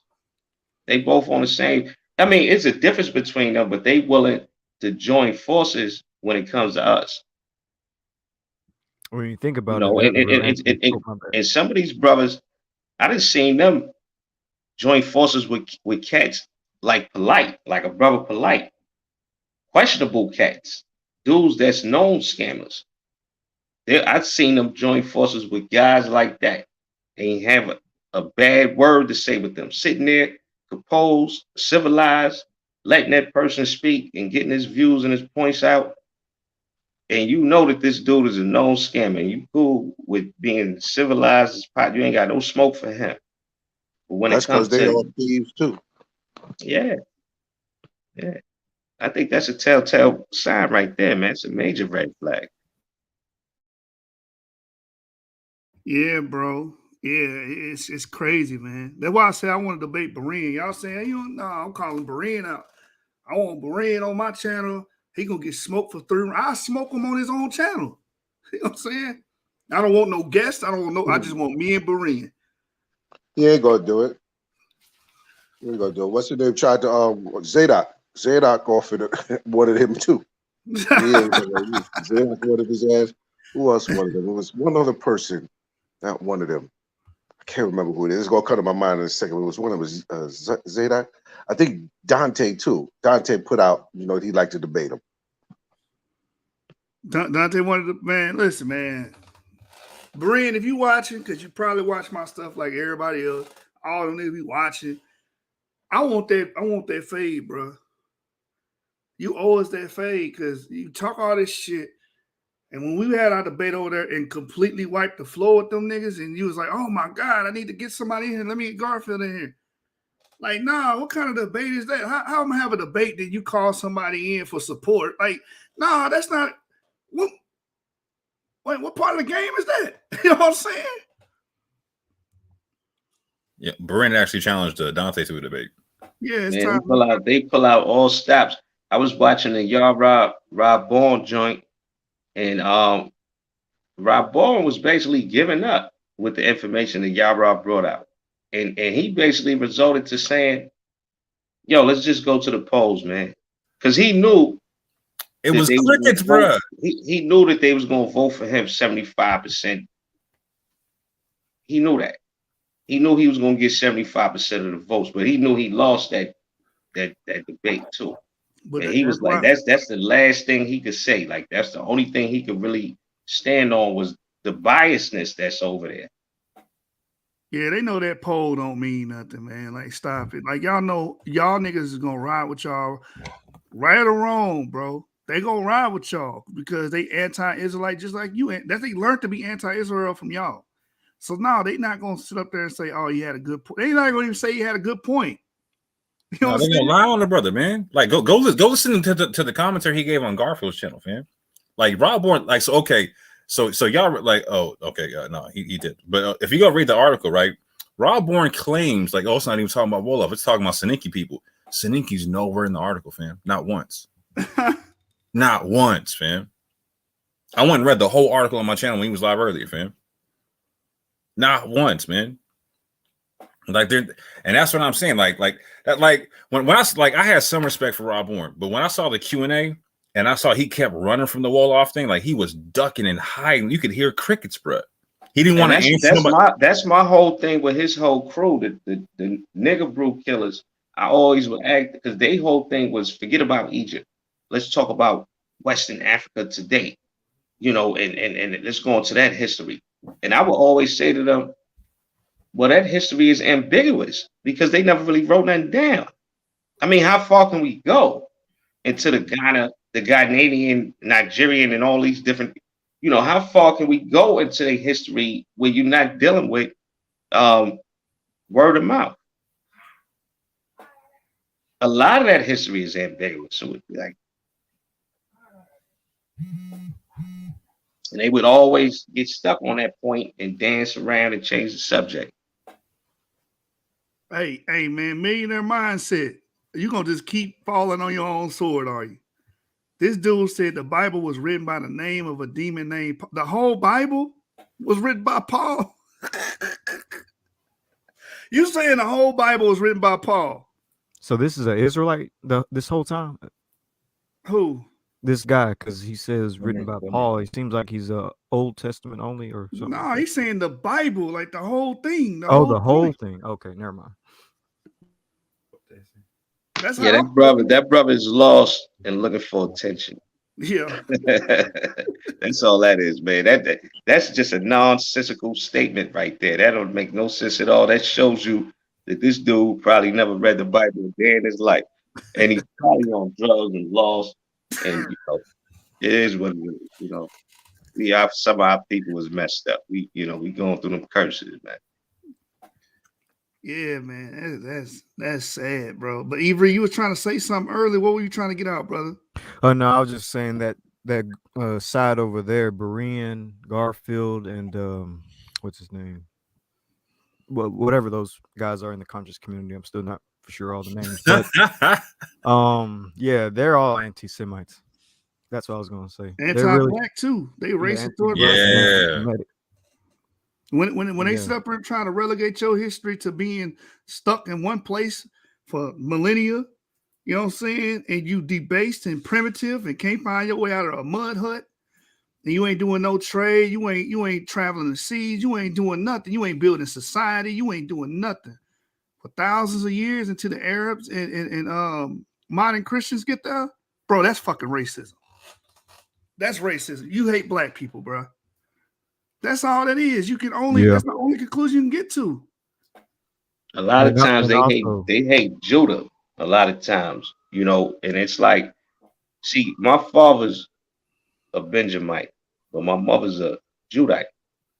So I claim FBA and I ride with FBA, but I know that I'm a Benjamite, but ain't nothing wrong with that because the scripture tell us that the other tribes is supposed to fall up under Judah. Period. You're supposed to support Judah. But the Bible also let us know that it's going to be division. But he also let us know that he going to unite us at some point. But the division is here. We under the division right now. And we, you know, Judah got to be very careful, man, because, you know, what the foundational Black Americans get is going to benefit all the dark people, you know. But there's a lot of hate for Judah in particular, coming from especially people that's like immigrants and all that, you know what I mean? They may be Israelites from different tribes. There's a lot of vitriol toward Judah, man. I got a feeling you talking about Garfield. He an immigrant, bro. And I got love for West Indians because West Indians pretty much You know what I'm saying? They did a lot for Harlem. You from Harlem, you should know. You know what I'm saying? Like, this is some of the hardest working people I know. You know what I'm saying? I just left Boston, like the most kind, like the Trinidadians and stuff like that. You know what I'm saying? They'll get a shirt off they back to you. You know what I'm saying? Feed you. Hey man, don't leave my house without all that. You know what I'm saying? So I ain't dissing them, but I felt like that. I They feel got like the Trinity Massive. Yeah, on a regular level, where people don't know that they Israel, there's a lot of vitriol coming from the tribes of Benjamin, the tribes of Simeon, even the tribes of Ephraim, even the tribes of Issachar, toward Judah. But they don't really know what they're doing. You know, they don't understand a lot. It's a surface level shit. It's not really that deep as far as they understanding go. But Judah should handle that shit accordingly because Judah is the culture when we talk about America. Judah has a very good case for getting reparations right now. And that would benefit everybody. Anybody that's black been eating off of Judah. But yeah, man, that the FBA thing definitely ties in with the tribe of Judah. That shit should be respected. Nah, man, these niggas they don't respect West Africa. They don't respect the Caribbean, bro. They don't respect nobody. They all about pushing their narrative, man. You know what I'm saying? I done heard people say that Africans were atheists. I'm like, where? Yeah. Where Africans atheists? Like, what are you talking about? I'm confused. Yeah, You know I heard atheism was the African default religion. I was like, what? Oh my God. How? But that's what, bro. At one point, it's got to be like, okay, like, so what do you do for the people that agree with you? You know what I'm saying? Because like at this juncture, you know what I'm saying? Like, it's a bunch of knuckleheads out there, fam. You know what I'm saying? Like, we got to build something for the people, for the like-minded people. You know what I'm saying? It's gonna be nothing but bro. It's a bunch of knuckleheads, bro, and they're not going nowhere no time soon, fam. It's not like the fair fight back in the day. You know what I'm saying? Like we get a fair one. Like no, bro. Like it's not about information no more. It's about narrative. It's about, you know what I'm saying? Like everybody's doing everything like they're a news network. You know what I'm saying? Just trying to cover stuff up and just try to reframe arguments and try to like just really spin things. You know what I'm saying? Right. And then they try to run the Sonetta and everything because they hoping that, okay, if I get 40,000 views out of this, I'm going to drown out, his little bitty 200, 300 views. Right. They banking on that. And it works. Brothers got to stop. Brothers just got to get more, like I said, y'all brothers, when it comes to the information, y'all brothers is super great with it. But we got other brothers that's also, we gotta pull them in too and just make this thing more attractive at the end of the day, and get the ear to people, because right now Sonetta has a bigger following and people feel like to get my voice heard, why not go to the bigger platform? So he's taking full advantage of that, you know what I mean? And that's cool, let that brother get his money. But at the same time, we got cats over here too, you know what I'm saying, that we could do our thing and be just as good, And I think we start changing minds with like, and this is why I'm pressing the think tank concept. Like my homie Anonymous always presses the concept of like we need our own media channel, right? But at the same point in time, like, what do you put on the channel? You got to have the right info to put on the channel with it. You know what I'm saying? Like, so we got people distracted because they can't like a lot of people feel like they're Israel, but they can't prove that they're Israel, right? So they're in the state of just like latching on to whatever information they can right now. You know what I'm saying? Whatever feels okay.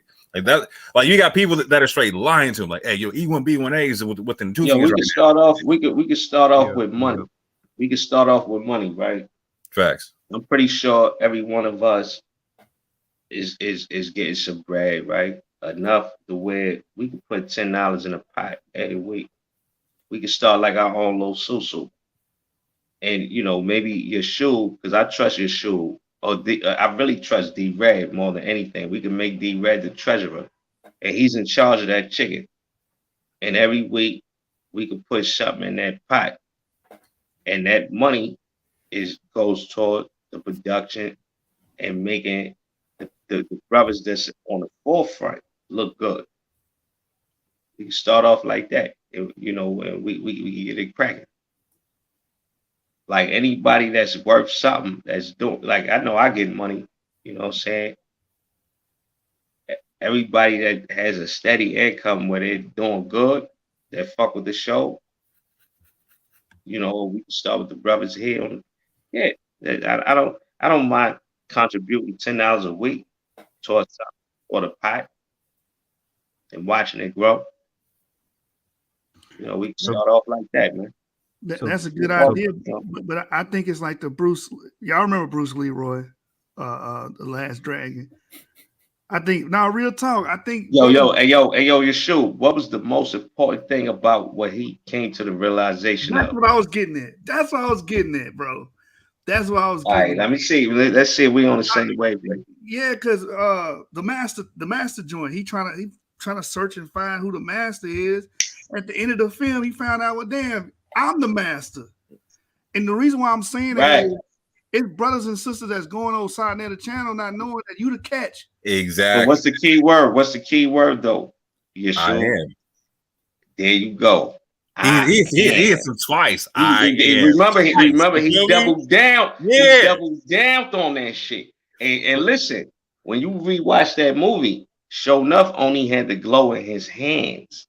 Bruce Leroy had the shit all over. Right. But he doubled down on that shit. Like, nigga, I am. I've been keeping the laws this whole time, nigga. I got power. The fuck you talking about, Batman? You's a wicked nigga. Right. The fuck you talking to? And you only got the glow in your hands, nigga. And then he folded that nigga, threw him in the water. Right. Yo, is this Hebrew Perry? Yeah, that's as soon as you know, like, that's the nigga. That's what's up, bro. That's what's up.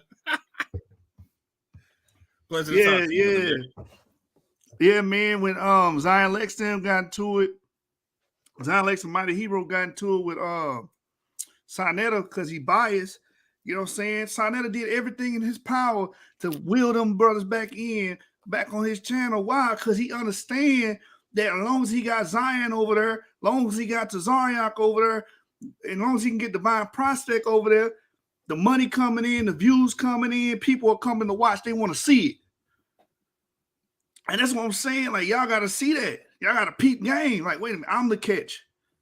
Make them niggas run on your type of time. Make them run by your rules. Facts. So y'all saying basically we should like come together and make one single YouTube channel that's basically like Berean or like what's that guy's name y'all said? I agree with that. 100%, exactly. Yeah, get them. We gotta. What I gotta do is get them to come over here, and then we need the people that's getting money that actually care and watch to be more conscientious in the sense that we gonna have a thing where it's gonna be like an alarm clock where nigga send some bread. And it's light. It ain't no sweat off your back. What's wrong with that? It's a negative connotation for that. But I'm gonna send my bread too. You know what I mean? But we want to build up the channel. And it gotta be a united front. It gotta be like, ain't nobody going over there. We all gonna stand over. Y'all want to see us? You gotta come over to this spot right here that we done built. You know what I'm saying? We used to do that. We used to do that in Israel. When you read the Bible, it tells you how certain kings, he had his administration, his government set up money pots. And the people, if you fucking with that, just drop some bread in there. And according to our numbers and how much God bless us, because we are God-fearing people, a lot of us is blessed. Whether they want to believe it or not, you might feel like your life is miserable, but nigga, you blessed, man. You making low $1,200 a week. You blessed. You like, yeah, nigga, but my rent's still $1,500. I gotta pay another $500 in utilities. I only come home with $2,000. Nigga, you get blessed. Right. Talk to him. You can afford a low $10, $20 here and there. Drop that money in that pot. in the name of brothers that you believe in. And the brothers that I'm talking about is cats like D Red, the brother Yeshua, the brother James. These are three official brothers, all from Houston, Texas at that. But they official. I know these brothers personally. I have no problem with setting up something with Yeshua that involves me giving him $10 a week. No problem at all. I know my bread would be in good hands. Hey, you know, could you imagine that we had one platform where if y'all want to debate more, you got to come to that platform. You want to debate Anon, you got to come to that platform. You want to debate Yarah, you got to come to that platform. So everybody, Yashar, everybody, the Hebrew of Israel, if you want to debate anybody, you got to come to that platform. The narrative gonna change. I like that. I like that. Well, we had a discussion about this where I'm supposed to open up a channel, and we was talking about doing the same thing with that. You know, basically along the same lines. So, you know, I'm in. Yeah, I'm totally with that because when if we all went live at the same time, we would all get our own individual viewers and whatnot, right? So we might have to pull them together and whatnot. You know what I'm saying? I'm guessing. Actually, we can talk about this in private, not live. But I actually know a couple of ways we can, you know, get the channel to get the startup of the channel fairly quickly. But I can talk about that privately just in case we got the ops watching. Hey, you see how Sinetta was stumbling and fumbling when Zion Lex decided to no longer do any dealings with him? Think about if everybody at the same time was like, listen, we're not answering your phone calls, we're not coming over there. Y'all gotta meet us over here. So we never get a fair fight over there. Basically boycott our titles. Y'all want to try to railroad us into discussions. You know what I'm saying? Then you throw your little fake ass pose up. Nah, you gotta meet us on our terms over here. Nah, niggas out here, get them some bread, and they gonna show you where that bread went. Like, nigga, look at this brand new BMW. You know what I'm saying? They gonna show you where that bread went. But then you got some brothers like our ancestors here in America. Like I say, always go back to Judah. Always go back to Judah.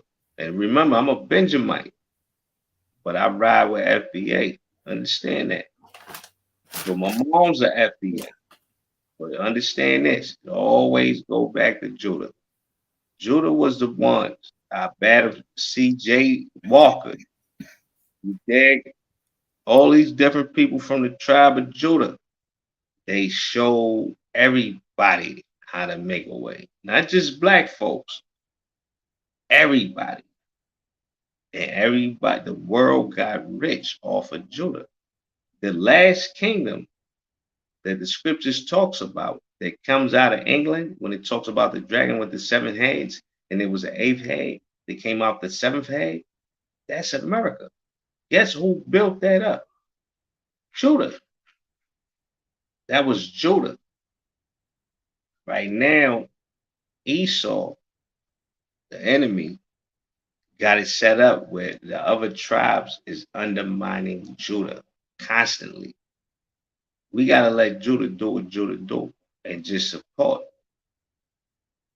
Can't be no hating shit. I don't want to hear about what technically the Benjamites was the first kings in the Bible because of King Saul. We don't want to hear all that. You know what I mean? Just let, you know, we got to find a way to balance the Bible and the times that we living in now. And at the end of the day, all that means is don't be a scumbag. Hey, Perry, they got a lot of examples of scumbags over there in the country community, don't they? You know what I'm saying? Polite take the people money, like you said, got to do BMW, got to do whip. You know what I'm saying? Doing nefarious things with it. Like that's crazy, bro. They take money from the community all the time to do bullshit with it.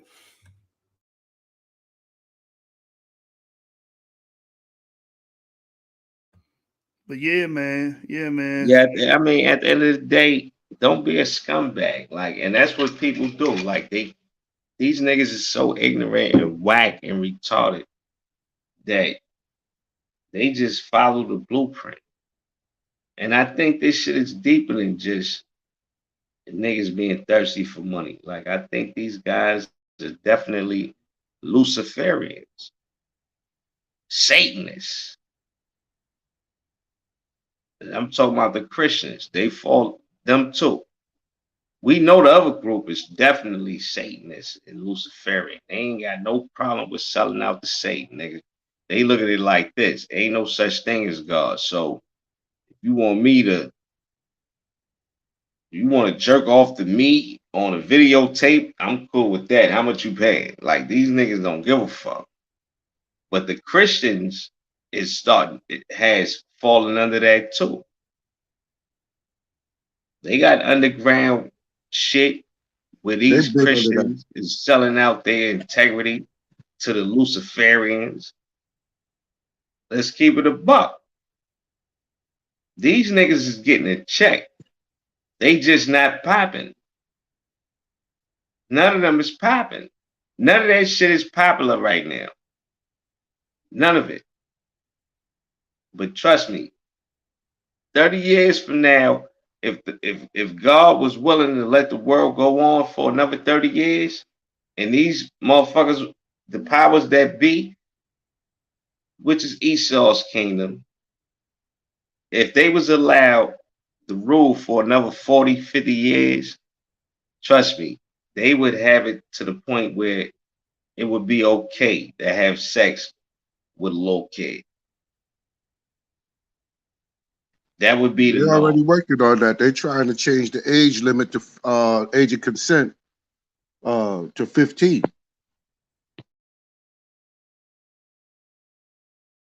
Wait, hold on. Hey, Sean, in New York, That's a national movement, bro. they trying to do that nationally? Yeah. They doing that shit everywhere, man. Look Look what it they up. pushing They're on trying the to change. It's called the. They're trying to change the age of consent.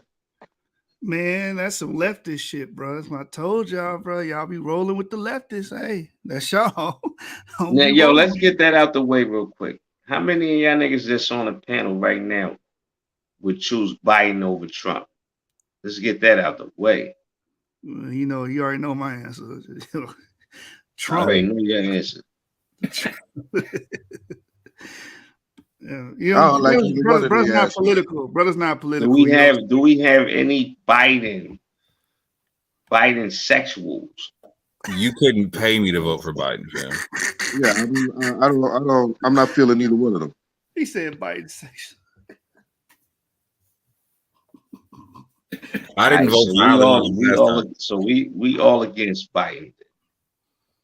We all against that shit. Joe Biden came in wilding out, son. I can't even do that shit with him. He said if you don't vote for him, you ain't black. Yo, that was man. Biden.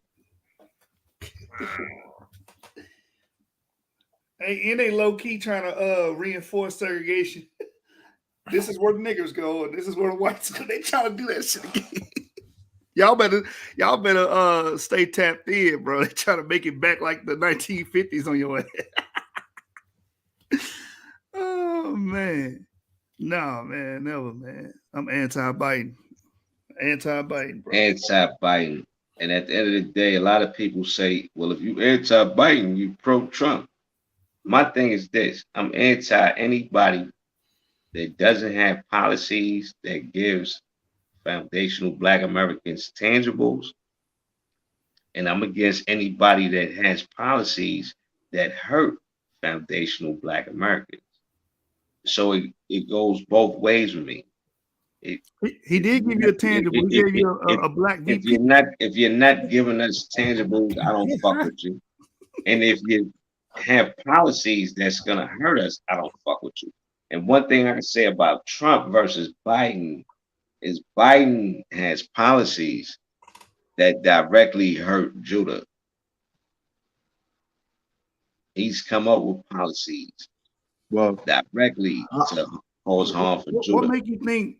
I always whereas with Trump's policies indirectly help Judah. Trump ain't never did shit for us, neither. But his policies indirectly helped us. because he was stemming the tide of the immigrants. He was getting them niggas the fuck up out of here, and Right. it helps Uh-oh. indirectly. And that's the Right. difference. Trump didn't have policies that hurted foundational Black Americans, but he was a racist. Biden is a racist whose policies, straight up and down, is toward hurting foundational Black Americans, and he's a racist. He gonna So keep who do you you locked choose? up. He gonna keep you. Who do you He gonna choose? keep you locked up. Look. They said, listen, we want to get rid of the private prison systems. We want it to all be state owned, so we can get all the money. It's a multi-billion-dollar corporation. We want all the money. We want the government to run the prison. So if the government run the prison, that means the government gonna have interest in locking your black ass up. Why? Because they getting paid from it. So now what you're going to see, an increase of incarceration. In New York right now, they're not even locking people up for guns because of the COVID thing. Soon as the courts start opening back up in New York, it's going to be a lot And that's of why people. that's another reason why we got to separate ourselves, because in New York, But here in New York, even if they opened up the courts, that right now Rikers Island is a shit show. So you know, they've been wanting to since the 80s, they've been wanting to shut Rikers Island down. They've been wanting to go private for a long time. I see it happening. yo, bro, let me ask you a question. You ever been to the island? Sean, Who you talking about? he from New York. Sean is a New York native. You was on the island before, Sean? Talk to him, Sean. We can have a proper discussion about that. But I'm from East New York, Brooklyn, bro. No, I'm just asking. Have you ever been on the island? Yes, for You years. was on the island. Have you been to Spofford? Yes, I have. All right. So you my brother, because I have too. So I know. And let me ask you one more question. How old are you? I'm older, brother. No, I'm just Everybody, asking I'm the older age. than everybody. I'm Come on older than now, everybody brother. on the Don't planet. act. Perry, You he know. OG. He OG of everybody in here. Hey, OG. All right. Yeah, All right. yeah. I I'm respect older it. than I everybody on the respect it. panel. All right, bro. I'm gonna go back on mute. I respect it. Who the hell is that? Who the hell is that? I know that ain't You know who that Swaggy is. motherfucking P in this motherfucker. Yeah. Yo, where the hell you ass been, Perry? Huh? Where the hell did that go? He said he was going on mute, man. Oh shit, Swag. That's Swaggy Hey, motherfucking P in the we building. was talking about your political party locking up black folks so they can get money, you know what I'm saying, and keep the money in house. You know what I'm saying? That's what we was talking about. Your political party. I mean, for one, I don't got no party. That's y'all that be trying to pick sides.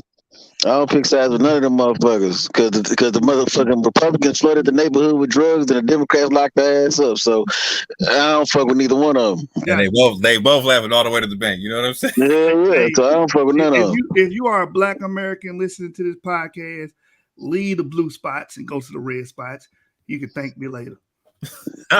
You got to go to certain red spots because all red states is prosperous, nigga. So that's a lie. Humble, Texas is 45% red and it's almost all black. So don't give me that. Stop. No, I get all that, but what I'm saying is all red states. I ain't say red counties and red cities. Okay, I'm talking about a lot of them red states is cold. You see what you do, D-Red, when you come on here, you be trying to, you know what I'm saying? Like, No.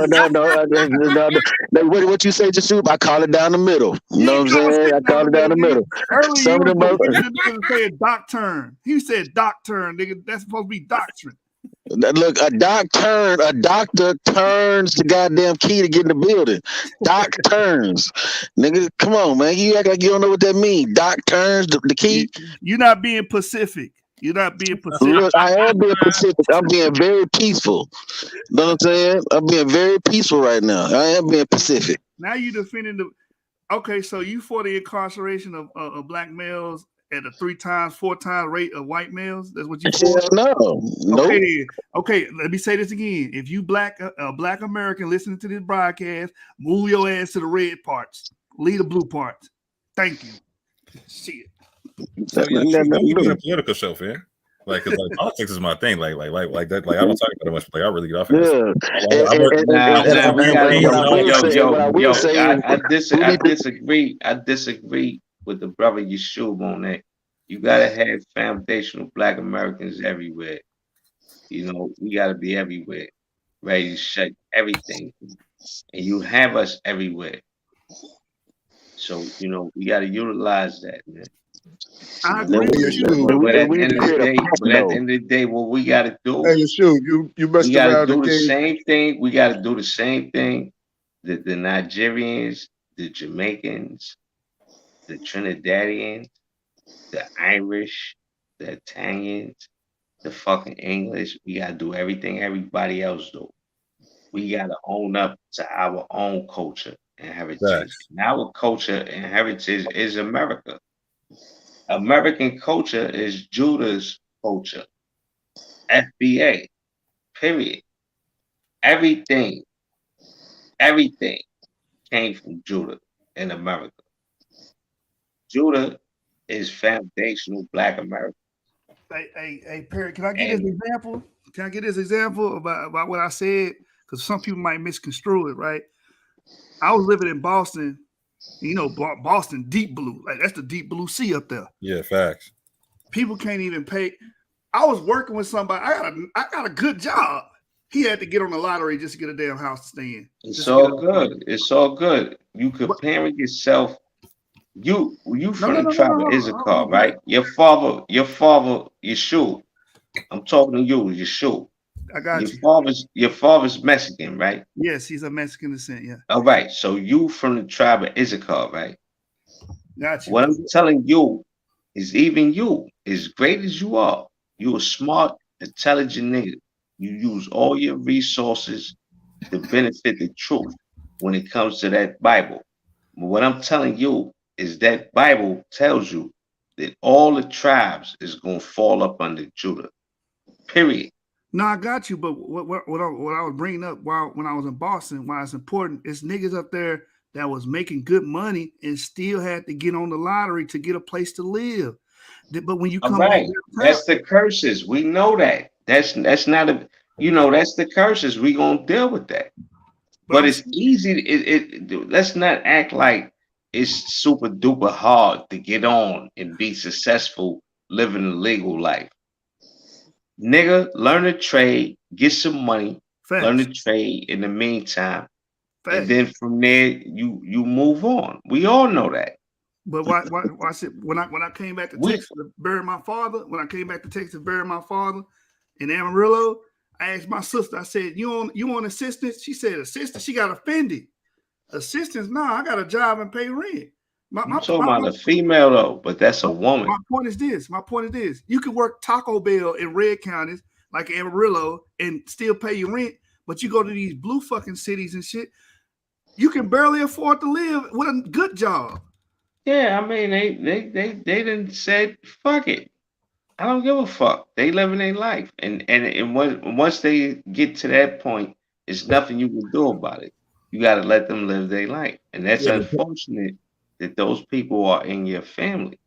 But you got to move on and make it better. What you gonna But do? but Fuck but that's what I'm everybody else. saying though. But that's what I'm saying though. Like what we got to do, we got to get way more politically astute. And then when Shoe been coined the facts. phrase, and I've been using it ever since he said it. We got to be utilitarian in our vote. Meaning, if in this county a Democrat is gonna give us what we need, we vote for him. If it's a Republican in another county, we vote for them. If it's a Green Party member in the next county, we vote for them. If it's whoever, it don't matter. You know what I'm saying? We got to get to the point where we understand we got to create ourselves a pack and a super pack. So, well, if you look at the Jewish pack, Exactly. they donate money to both parties. So regardless of who get in office, they should get done. Asians do the same thing. That's why the Asian hate crime bill passed unanimously with both parties. We wonder why we only get shit done is because we always want to pick a fucking side. No other ethnic group picks a side but us. Nobody else. So we got to realize picking a side don't work for us. So we got to do is create a motherfucking platform and say, say, okay, this is what we want. What Ice Cube did was brilliant. He came to them and said, okay, these are our demands. And whoever's going to give us more from our list of demands, that's who we put our money and our vote behind.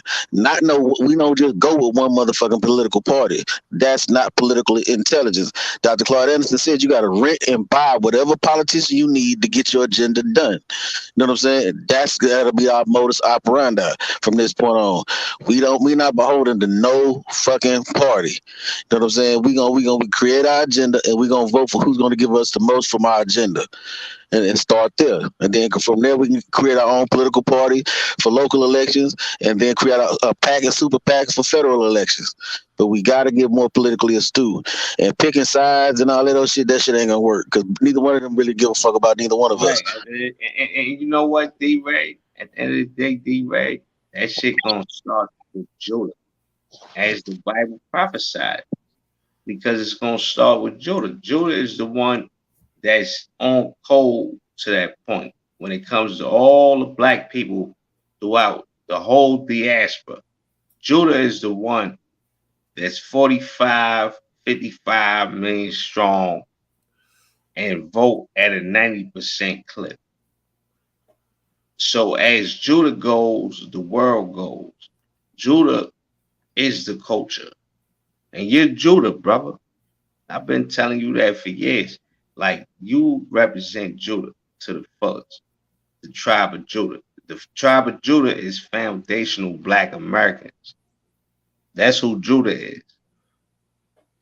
My mother is from the tribe of Judah. My father is from the tribe of Benjamin. So that makes me a Benjamite. But guess what, D-Ray? I ride with Judah over Benjamin. Hey, D-Red, bro, what did you say to debunk what I said? Like, so niggas should just stay in the blue spots? I'm saying move and run away from the blue spots. That's what I'm saying. Well, no, what I'm saying is we need to aggregate in wherever we already predominantly at. So like when you brought up Humble, right? More niggas need to move to Humble, and then we're gonna use Houston as a microcosm. You know what I'm saying? Move to Humble. More niggas need to move to Missouri, to Fort Bend County, Missouri City, and all that shit. Why? So we can control the politics and economics in those areas. You see what I'm saying? We can create a political party so we can lock those local areas down. So we can control the city council, control the school board, control the mayorals and the head city councilmen and the judges in that area. Okay, watch this. Check it out. Okay. So if that was to happen, are you saying that county would be red or blue? What I'm saying, if we create our own party, it would be neither. Okay, let me help you out. Would that county be pro-nuclear family or anti-nuclear family? Pro-nuclear family. Okay, it'll be pro-nuclear family. Would that county be let me see, what's another one? You an asshole, you should. I already know. Me and just had this conversation offline, so I already know every question he's finna ask me. Is it gonna be pro-abortion or anti-abortion? Yeah. Is it gonna be? I already know the questions you're gonna ask. For tax cuts, against taxes. Oh yeah. Is that county gonna be for tax cuts or against tax? Basically, is it gonna be pro-tax and spend or less taxing? It's gonna be for I mean, it depends. It's gonna be more. It ain't gonna be a salary tax. Put it that way. And if it is a salary tax, it's gonna be a flat tax. D-Red, you stumbling in the bubble there like a real politician. Because what I'm saying and now Mercer puts a couple of weights together. You remember he left Morrison with a radio title, but these two fighters have them for some possible heavyweight. Professionals, the fight starts at. So for Mercer, he's just trying to get everything going in the first 3 rounds. Tommy Morris. After the 6th round. Stumbling and bumbling, brother. You know what I said? What I'm saying is different counties will have different needs because different counties have different needs, bro. So what you do, Herman Cain proposed a flat tax. So you can create a flat tax right across the board because if you're gonna have a county, you're gonna have infrastructure. That's why I was saying before. He proposed a 999 tax. You know, like so he proposed like 9% VAT taxes with like a 9% flat tax, a 9% sales tax, and a 9% VAT tax.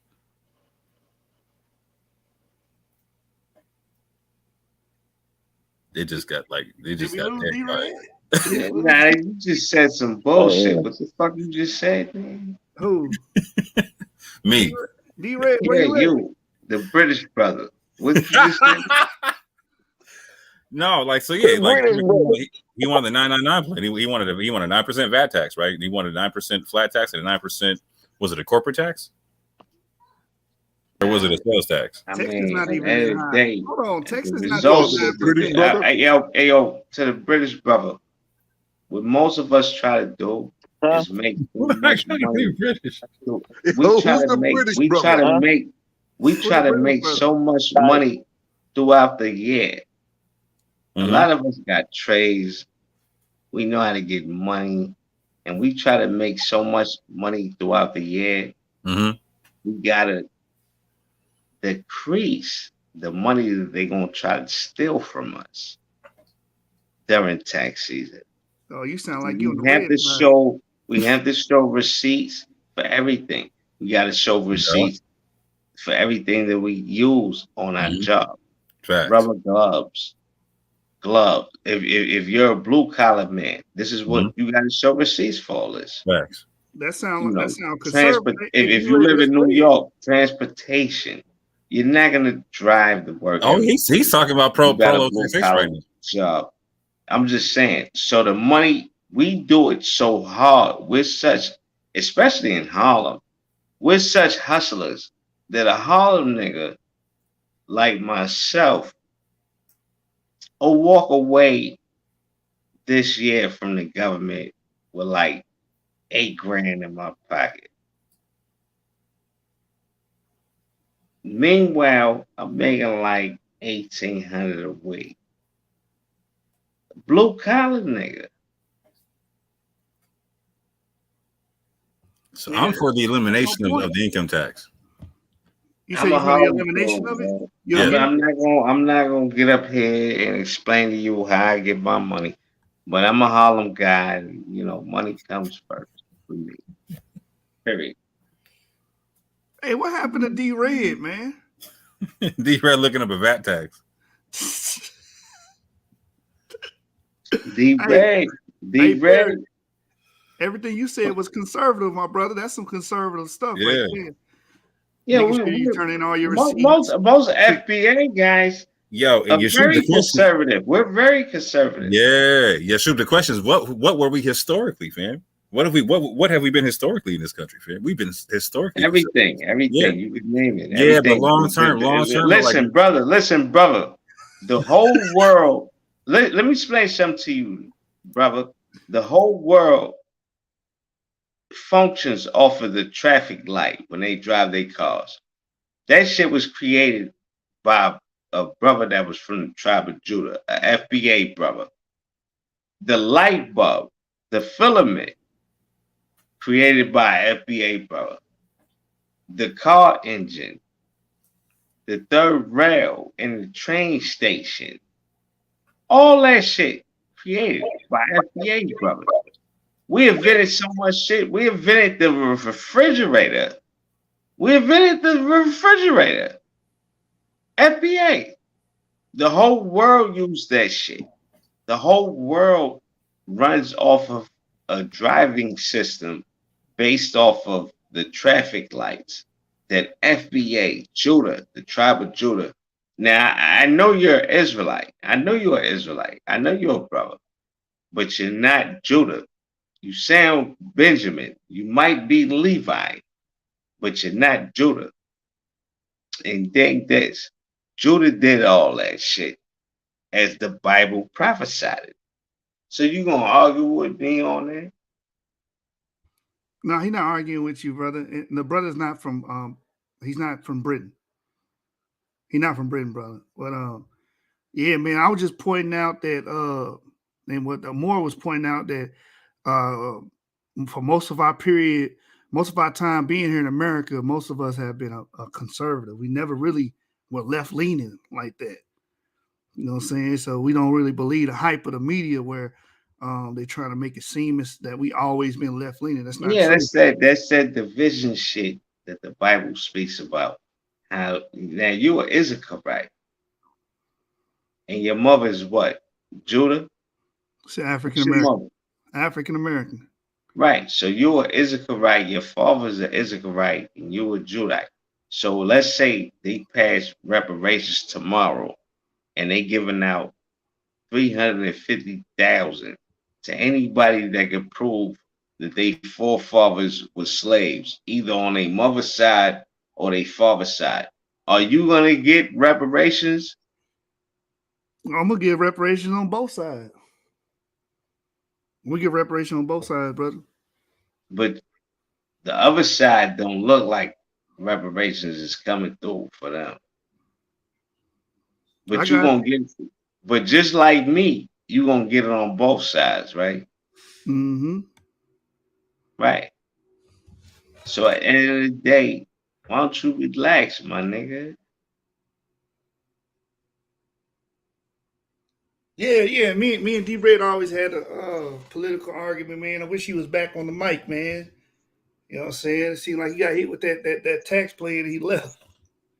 But I was just pointing out, like, brothers be like, "Oh, I don't have a political allegiance." Like, if you don't have a political allegiance, you're gonna have to deal with politics at some point, especially on the grand scale. When a lot of brothers be talking about, "Oh, we should have our own communities." Okay, then you're gonna have to deal with the county clerk. Like, you're gonna have to deal Now on you some just, level. at the end of the day, the way I look at you is you one of them niggas that you just gotta give a nigga like you some fried chicken, some Big Mac and cheese, and a empanada, and maybe a burrito or taco.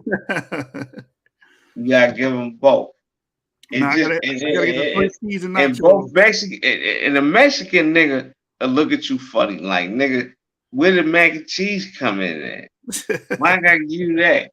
Why I gotta give you for some fried chicken? And then the nigga gonna look at you funny too. The tribe of Judah gonna look at you like nigga. Why did I give you a taco? I just gave you some baked mac and some fried chicken and some collard greens. And then the Issacharite tribe is gonna look at you funny, like, yo, why? It's just gonna be weird. Issachar gonna look at you as Judah. Judah gonna look at you as Issachar. But Gotcha. that's the plight that the Most High set up for you. But guess what? You are what your father is. So you are Issachar, nigga.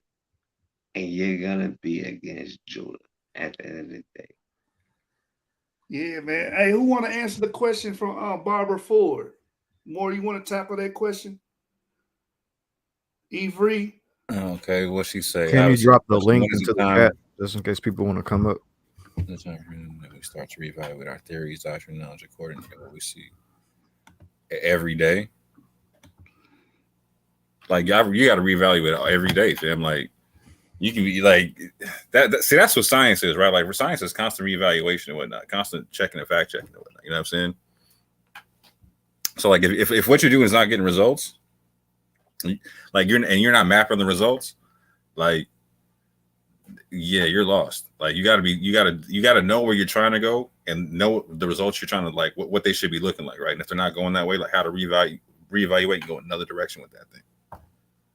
Like, and this is where like real scholarship in science and the mindset of science, right, is important, because if you have a confirmation bias and you're trying to like you can't sincerely accomplish something that way. You know what I'm saying? Like if you want to like really do what you're talking about, Barbie, you know what I'm saying? Like you gotta, if you're gonna really accomplish something based upon that, you gotta really fact check that thing every day. Because like your confirmation bias can get you off on a whole bunch of crazy stuff, particularly like with scripture and whatnot. Particularly with that, people got crazy eschatology breakdowns and whatnot. That all change based upon methodology.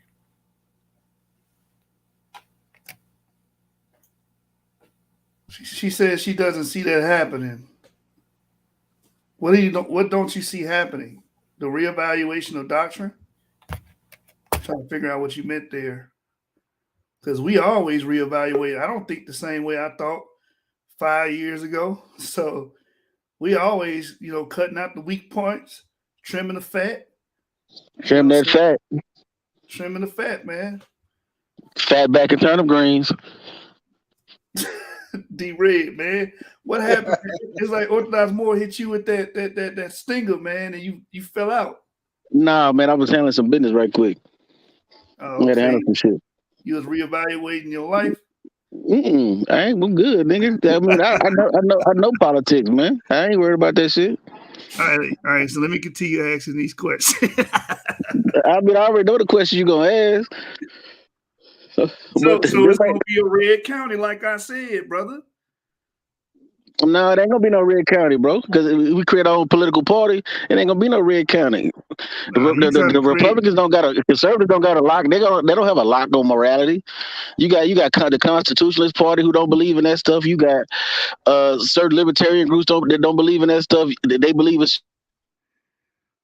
the Republican Party don't got a lock on that type of shit.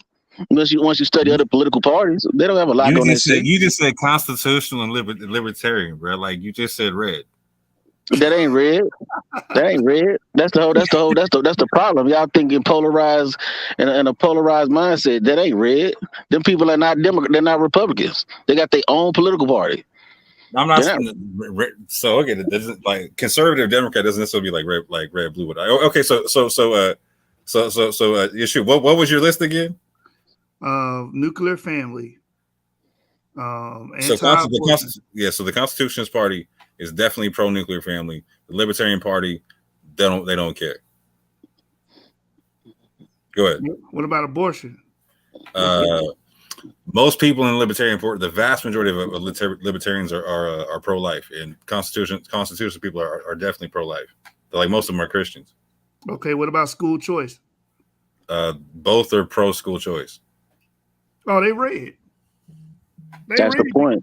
Your name ain't D Blue. Your name ain't D Blue. It's D Red. But the point I'm going to see that's the point. I'm talking about creating our own, just like they did, create our own party and dominate our own local elections and create our own destiny, not be locking ourselves into neither one of them political parties. You see what I'm saying? That's what I'm talking about. D-Red, look what Barbara Ford said. I see red more aligns with Torah. And sis, when we were doing that, when we were voting that way, like that's when we had more of a nuclear family and whatnot. That's when we had more of our own cities and whatnot, or towns and whatnot. That's when we had a lot more of our own stuff to deal with and whatnot, where we were able to preserve culture, etc. We don't have that now. Watch this, D-Red. Are you pro small business or anti small business? I'm pro small business. Oh, you red. Your name D-Red. That ain't got nothing to do with red. That's the point. That's the point I keep making, man. Like if you're not really getting, I don't feel. See, I think outside the box. I don't have to be beholden to no box. You know what I'm saying? So you keep trying to put me in a box, man. I'm bigger than a box. No, I agree. No, you know what? Real talk. Like so, D-Red. Like so, I'm an independent, right? Like so, I actually agree with you. Right? I like my political ideology would be. I personally identify as a green libertarian, right? Like I'm smack down the middle, right? I like my voting record is crazy. I vote for everybody, you know what I'm saying? Whoever's the best at the time, you know what I'm saying? But like I agree with you that like in modern times we're more purple than red as a community and whatnot, you know what I'm saying? The older community is more red, the younger community is definitely more blue. Definitely more blue. But like I think a purple way to go is actually like it's not a bad way. Like 'cause you can do both at the same time, you know what I'm saying? Yeah, because like Pearland, if you go to like a county like Pearland is technically red, but Pearland the taxes is higher than a motherfucker. You see what I'm saying? So now but their taxes being high, it provides better schools. It provides better. So you can't be anti-taxes and want top of the line shit. You see what I'm saying? So, but it just depends on how they spend it. But you just bro. It's not anti-tax. It's pretty much tax and spend is the problem. Where every time you run into a problem, you try to make some kind of social program that spike the taxes. No, but see, that's not. But that's what I'm saying. I'm not talking about that. I'm talking about I'm cool with the taxes as long as the taxes go to where they need to go. Infrastructure, schools. You know what I'm saying? So where we can have top of the line shit where we at. You see what I'm saying? Not for no social programs, but for we can have top of the line shit for what we need to get done. And the people that's providing the maintenance for that infrastructure can get paid a good wage. So that's what I'm about. Because if we, like I said before, if we dominate, we got to find a field that we can dominate. Asians dominate the chicken houses.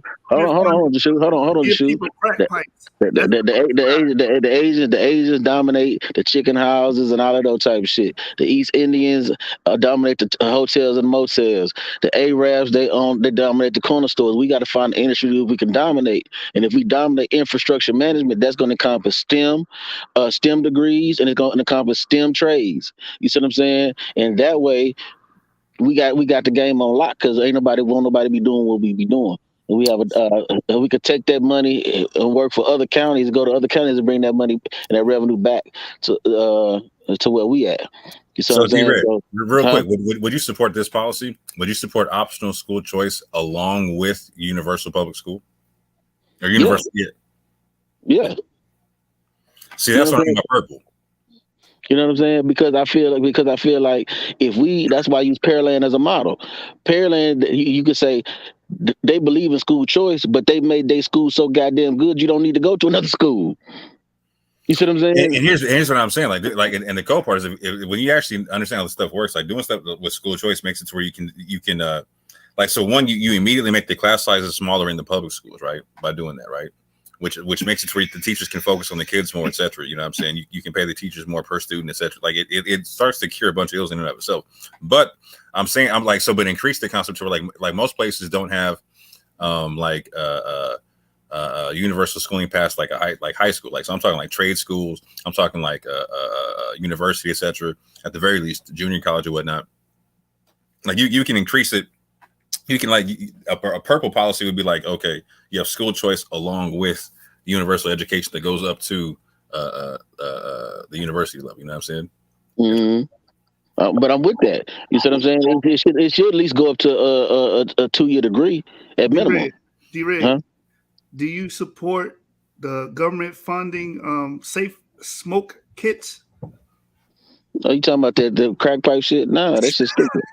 Especially when you think that some of the money that he used to take from the HBCUs, he used to fund that shit. Hell no, fuck that thing. Hey, that's blue though. That's the blue side.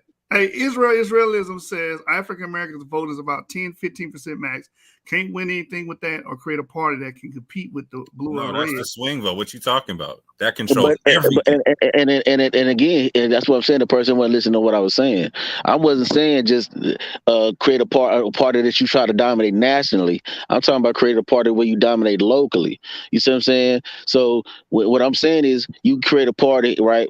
And it's all throughout Houston, Dallas, let's say Atlanta, New Orleans, Memphis, Chicago. I'm talking about black hubs, North Carolina, DC. So now we dominating these cities. You know what I'm saying? With this local part, this small party, and we dominate. You see what I'm saying? So now what we can do is now we got leverage. Now we got leverage on a national scale. So yeah, we may not be able to get a person elected, but what we can do is go to those other two parties and say, look, we can guarantee you a certain amount of votes because we dominate these black mecca cities. And so now we get to come to them at both parties and say, what you gonna give us? We got this 12-point program. What you gonna give us? Right. If the Democrats are saying we gonna give you 5, and then we get to go to the Republicans. If you give us 6, you got these votes. Right.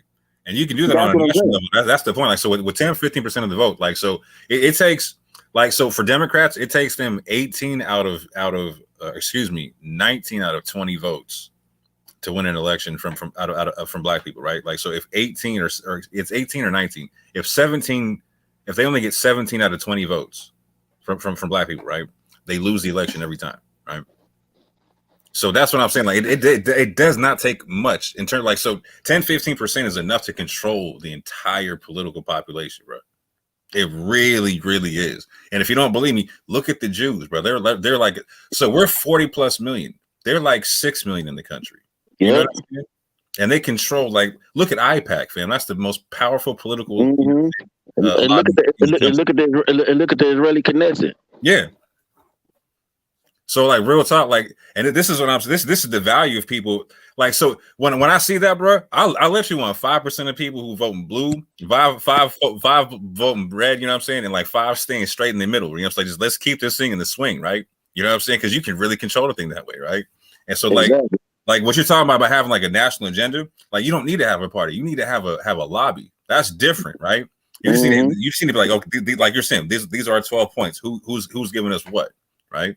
And you like we'll endorse people based upon that. You can have a whole 501c4 based upon that. Like that like you're saying, like a political action committee. You know what I'm saying? You don't need a party for that. You just need that, right?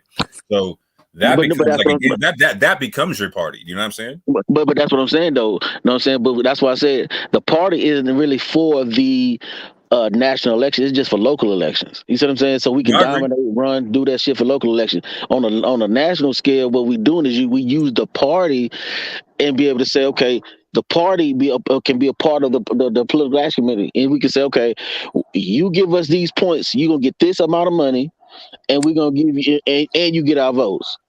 How it would work, like if you had a party that would align that they would align to all 12 points of the political action committee, right? Versus like it being the spokesperson for something. Like so like you could always say like, well, at least this party here always agrees with all 12. What you got, right? So that's how you get them to 5 or 6. You know what I'm saying? Exactly. D-Red, but that's why I differ with you at, because you'll basically say, hey, if they say something that's appeasing to me, I'm going to vote them. I would never vote Democrat in the national election. Never. I will never agree with any of their stances. I don't agree with, if I have a child, that my child can tell me, Mommy, Daddy, I want to chop my genitalia off, and there's nothing I can do about it. No, I would never vote for a party like that strips me of the power of my autonomy in my household. No, never.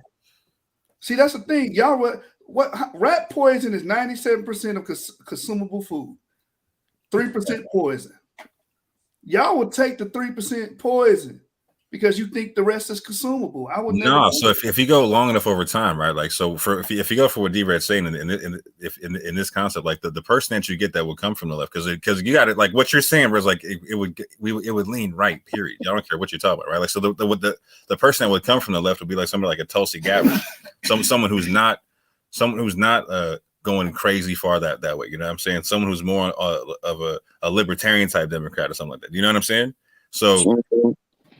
Because you got blue dog Democrats. So you're talking about not only my child can tell me that there's nothing I can do about it, my taxes will pay for his what do you call it, sexual reassignment surgery. But see again, you're talking about a totally different, because a full all the way left leaning Democrat is not going to give us those points though.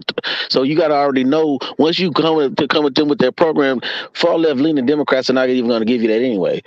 You know what I'm saying? So what you will be doing is in the primaries, you will be electing motherfuckers on both sides that's going to be leaning more towards what you do. D-Red, as an independent, you cannot vote in the primaries, bro. Since I'll be telling y'all be telling people to kill their autonomy and their voting power by saying go independent, then you can't even select the electorates. You can't even select them. You have no say in that. You don't. You don't. So it literally depends on the state you live in. In a lot of states, you can literally switch. You can even switch parties or whatnot, right? Like, so it's not hard to do that type of stuff, right? But like at the same point in time, like that's also why you got to do stuff locally to change those rules. So for instance, I live in a state where they got like the top 2 election, right? I can't stand that stuff, right? It used to be to where like you could just have like anybody file and run, and it's cool. But like now, it's the top 2 people.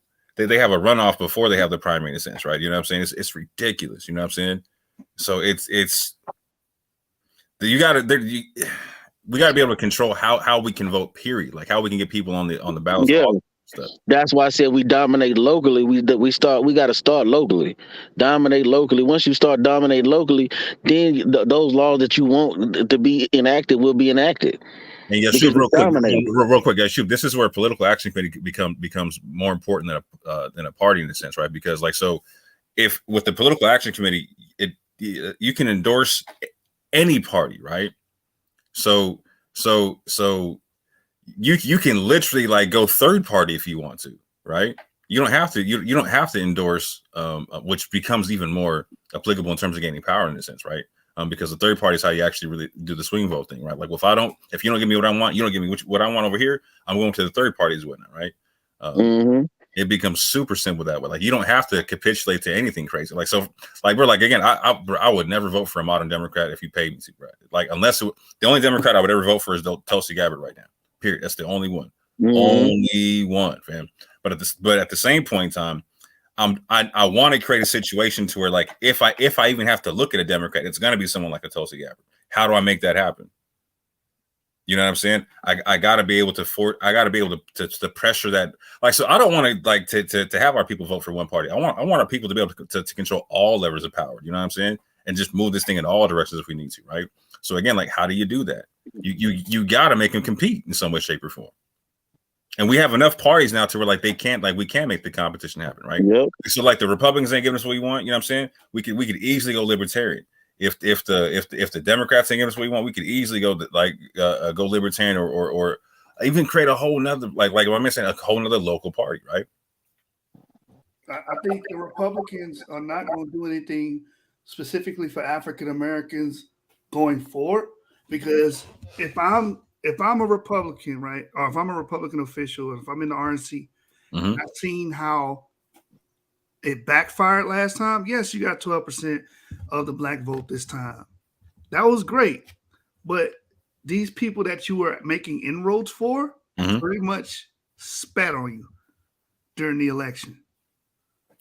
You know what I'm saying? Like, your vote is your political currency. Hold on, your vote is your political currency. So if I'm not getting currency from you, why would I focus on your demographic? Well, if the Democrats have their way, give amnesty to these illegals, they're not going to have no choice. Because if not, they're not going to win no more national elections. They're not going to have a choice. I don't know, man. Shalom, everybody. Well, I was just going to say, I'm like, it sounds like you guys believe that this country is actually honest about their parties. Those parties are just two wings of the same bird, though. They're all against us, man. Saying either party is just this good cop, bad cop. You know that by when you get into their court systems. That's what you're dealing with, good cop, bad cop, all the way until you end up in the pen. It's just good cop, bad cop. The lawyer is the good cop, and the DA is bad cop. They both working on you to just take that plea bargain, go to the clickety clank. That's what it's all about. The destruction of the black man. Ain't nobody about to just be sitting around here. So why do black Americans do better in, like, red counties and red states? Why do they do better overall? Why? Is it because what do you mean by why did they do better? What do you mean by they do better? They do better financially. They're able to achieve higher things in life because of that financial leash that they don't have around their neck, like rent choking them up every damn month, because of the policies of their city and county has made taxes high, which raises the prices of goods. It raises the prices of rent and raises the prices of home ownership. They don't have to worry about stuff like that. They're less likely to do bad in a red county because of those things. You know what I'm saying? I'm just saying, do what's best for your family and what's best for your family. You're just talking about the economy being actually in sync with people's income. That's everywhere. That's what I'm saying. Like when I visit my sister living in Amarillo, Texas, North Texas, I was like, "You on food stamps?" You know what I'm saying? She got offended. She's like, "No, I got a job. I work at, you know what I'm saying, a little taco joint, and I pay my rent because rent ain't that high up there, because those policies that are choking our people up and causing things to be so expensive, like in Boston, Massachusetts, or New York, don't exist." But let's keep it real though. That is a system that's set up that's not on the behalf of black people. Black people just happen to be there. But you go into Texas and there's ghettos there too. Yeah, in the blue, and the ghettos is just as effed up as everywhere else. You proving my point. So, where are those ghettos located? D-Ray, where are those ghettos located? That is just the blue counties. That's just the what do you mean in the blue counties? It's like, man, in the blue or red state, whatever you're talking about, there's ghettos in them. And the black people are the ones that's in them. There's nobody going to argue that. Like, I don't even know why that would even be a serious debate. That's not even a serious debate. We can't debate that seriously.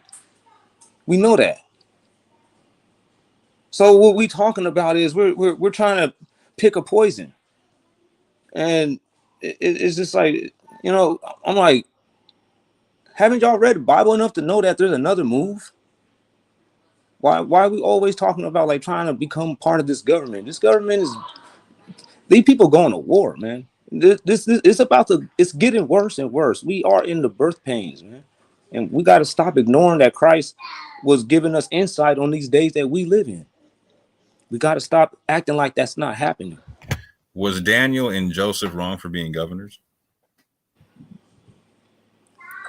Daniel and Joseph these dudes were vision, they were dream interpreters, man. And it was just one guy. So they literally held the position of governors, and with Daniel there was more than just him. We can't sit here and take that isolated event and like, then try two to people are an isolated event, and it's more than two people. It was two. Those are isolated events. Okay, who were hold on? Who were Shadrach, Meshach, and Abednego? Who were Shadrach, Meshach, and Abednego? In contrast to the rest of the prophecy, who were Shadrach, Meshach, and Abednego? That was still part of the isolated event, was it not? Was it not? So we got 5 people making an isolated event. I got you. Go ahead. In multiple time periods. Go ahead. I don't know why you're cackling. Like that's what I'm saying. I didn't come. That's hilarious to me. Listen, hold on. I didn't come here. What about Nicodemus in the New Testament?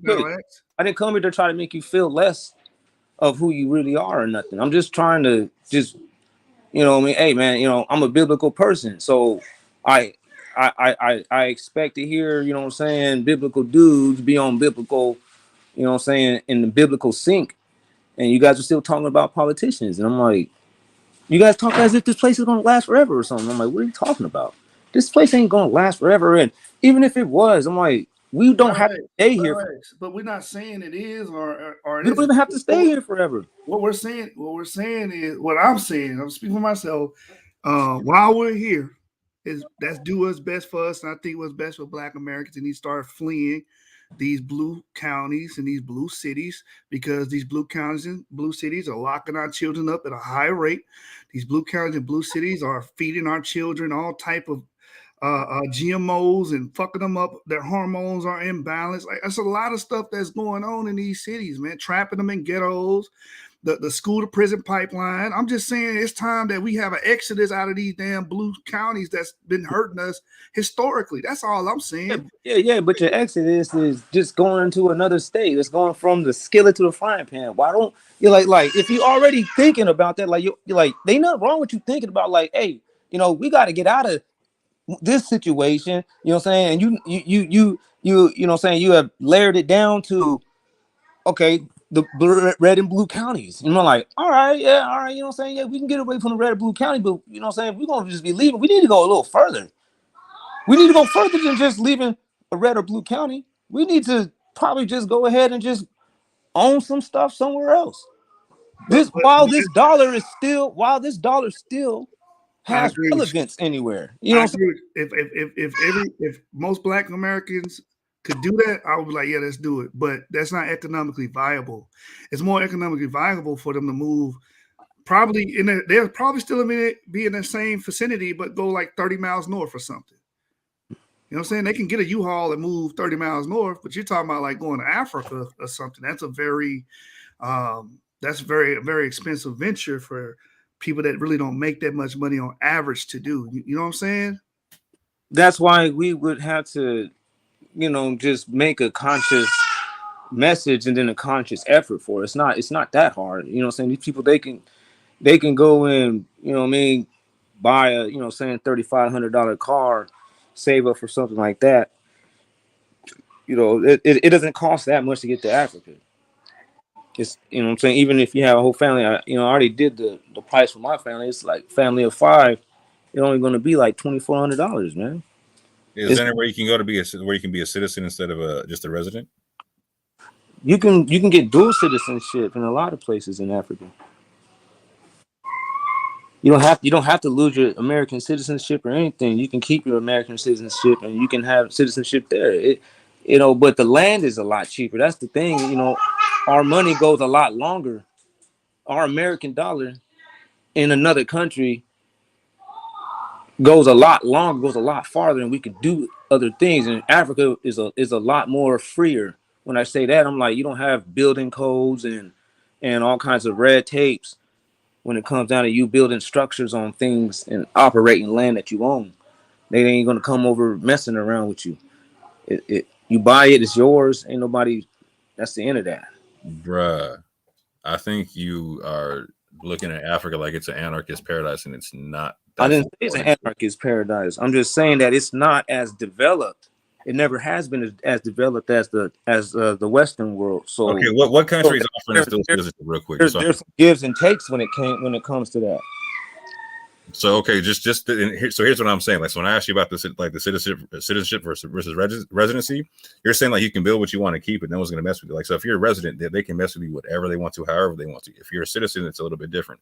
I don't know of a place where I can be a dual citizen yet. No, my brother-in-law, he is from Kenya, he was born and raised in Kenya. Didn't even come out to the Americas until he was in his 30s, and he married my sister. I know a lot about a whole different situation. That's how, like, so he it's not a whole different situation. Him being from Kenya and marrying an American is how he can get a dual, like he can be a dual citizen. No, so I'm asking you. Man, he's saying that, man. He's saying, and you can do the study on it. You can just watch and listen to these people. People they don't have a government. They don't have police and code inspectors running around doing anything. There's no such thing as that. It's not like here. It's not America. It's a different country. You're on a different part of the planet. Okay, so I got you. I'm asking you just real simple. What countries in Africa can I be a dual citizenship or get dual citizenship from? I think it's Tanzania. I know you can do it in Congo, but nobody really, saying Congo has a bad reputation or whatever. You can just do the research yourself and you just find it out. It's a quick Google. It's not like forbidden, hidden, sacred information. You can just Google it right now. They got dual citizenship.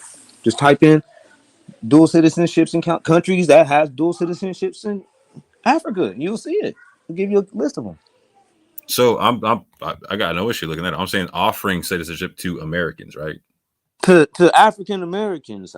For us, they got all kind of like diaspora reliefs and all kinds of other things set up that we don't even really know about because a lot of people don't study Africa and communicate with them like that. But if you just go and look into it, they offering all kinds of stuff for Black people that has been victims or descendants of the diaspora. I think we bypassing something huge here. Let's say we buy the plane ticket, we move over there. What next? Where's the employment? Where's the money coming from? That's like I was saying. They have diaspora. That's what I'm trying to say. They got all these diaspora benefits and packages, and pretty much like it's the same kit that you get when you come to America as an immigrant. You get this whole, pretty much this jump start. That's what they do to us too. That's not for everybody. That's just for those of the diaspora. But if I okay, yeah, they may support 1 or 2 people or maybe 10 or 20 people. But when you're talking about a mass exodus, what country is going to take that on? Like, I don't see any West African country that's going to take that on. That's a huge burden. Are doing it. And the most famous one for it right now is Ghana. But they don't offer citizenship. Yes, they do. No, they don't. It's a whole different. Do you understand the difference between residency and citizenship? Yes, I do understand the difference. Break it down, so break down how Ghana is offering citizenship and not residency. But you can always apply for citizenship. There's no banning or no prohibition on you for applying for So citizenship. you're admitting that Ghana doesn't guarantee you citizenship. There is no gamble. You're making it seem like if I go to Ghana and I say I want to be a part of Ghana, that's going to be a toss up. It's not a toss up. Like what? Why are you talking like that?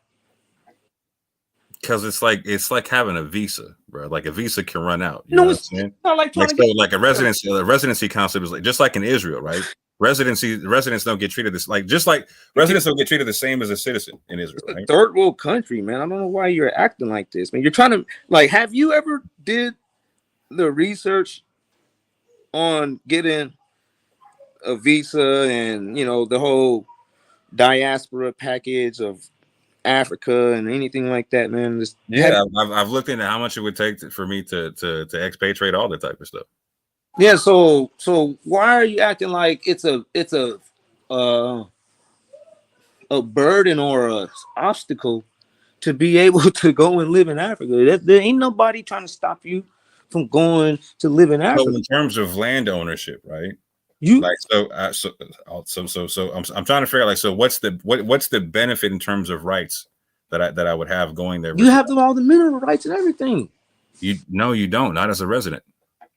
If you go and apply for this, where in Africa do I get mineral rights as a resident? Why are you keep on trying to make this word resident?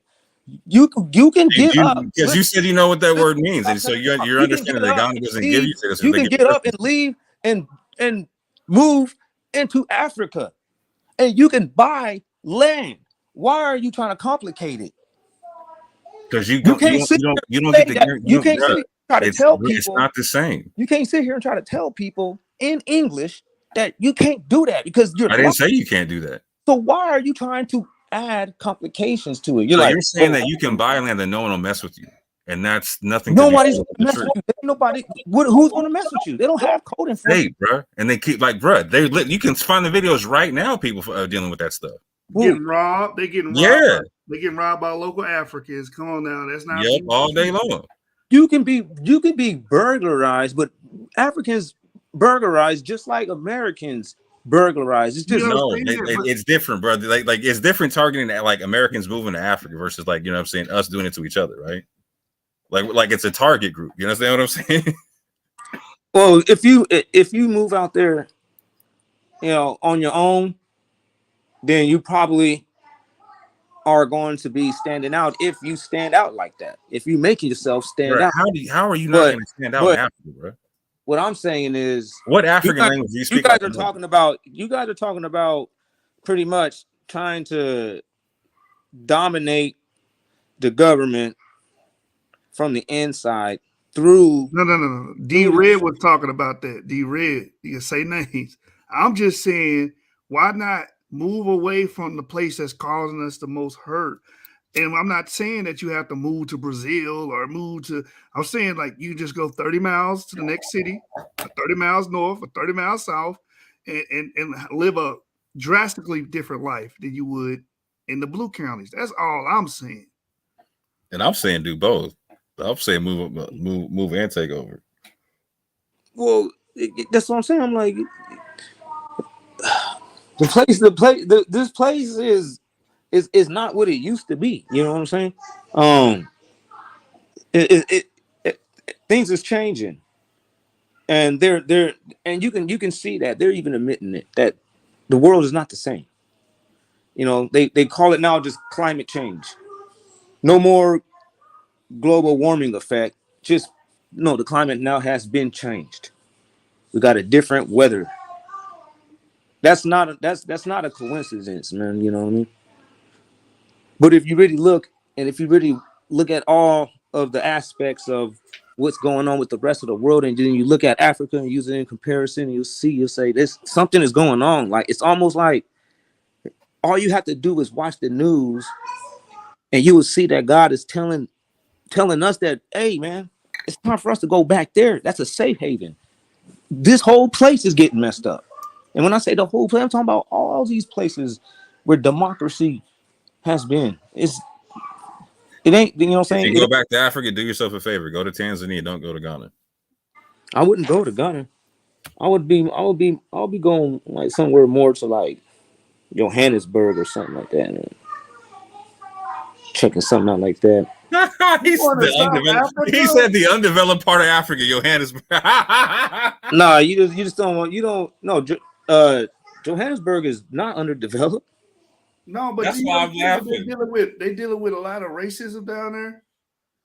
They're dealing with a lot of things down there, It's man. built up. It's just like it's So what you're saying is transplant yourself from a situation, right? Because ain't no civil rights movement in South Africa, yes, right? it is. It's called the Economic Freedom Fighters. What are you talking about? No. When I say okay, listen, are there institutional rights that are wrote down on paper in South Africa that protect you as a citizen?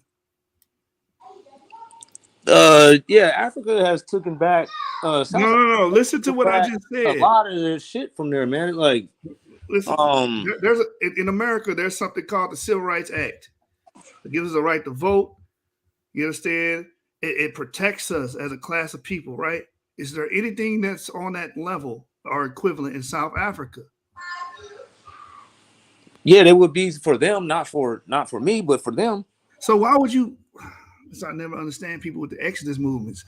Why would you take someone from a situation where we are guaranteed freedoms and we at least fight for them or say, hey, it's something on paper to I'm not challenge? freedoms here. You know what I'm saying? Because here Right. this system is rigged and Did you hear what I just said, bro? the Did you hear system what is rigged, and it's a whole lot He heard easier. it. He didn't get it, bro. The system here is rigged.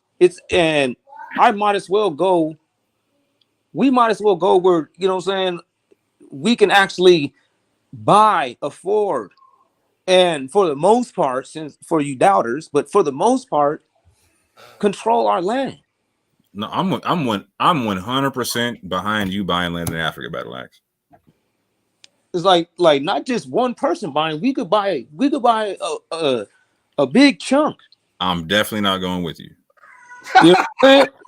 We could buy a big chunk of that stuff, and that land is a lot more promising. The soil is a lot more fertile and everything. You never know what you'll be buying when you go there. It's almost like, you know, Cracker Jacks. You don't know what you're gonna get. But there's gonna be some kind of prize to that land. So Africa is who's the worth it. governing body of South Africa right now? What's the governing body? What's the what? The governing body. Who's in power in South Africa? That's what I'm asking you. What their own people. Their own people are in power in South Africa. Yeah. South Africans and toxic. It's not just South Africa. It's all Africa. All Africa is ran by Africans now. No, bro, that's what Africa, Sub-Saharan Africa is ran by. Whoa! What did you just say? Sub-Saharan Africa is ran by Africans. No, bro. It is. That whole colonist thing and everything that they went through from the colonization, that is over with. That is not happening. It's countries still using French money. It doesn't matter. They still are being ran by their own people. Let me look this up. If that colony thing, that colonist shit is over with, man. You didn't know that? You said all of Africa, though. Yeah, man. That is no longer happening no more. White people don't run Africa no more. Do you know what the IMF and the World Bank is? I'm not saying that it's the best place in the world, but I'll tell you this. The land is cheap and it's very fertile. So I'm looking it up right now, the republics of South Africa. I'm trying to fact check this real quick. I don't know too much about politics in South Africa. It's not just South Africa, you know what I'm saying? Don't just focus on South Africa. When you're looking up South Africa, you're looking for, you know what I mean, just like literally a small, tiny little spot out of the whole country. I mean, out of the whole continent, you know, Africa. I'm seeing a bunch of white people. Let me go down. Okay, I see a brother, Archbishop Desmond Tutu. Go down.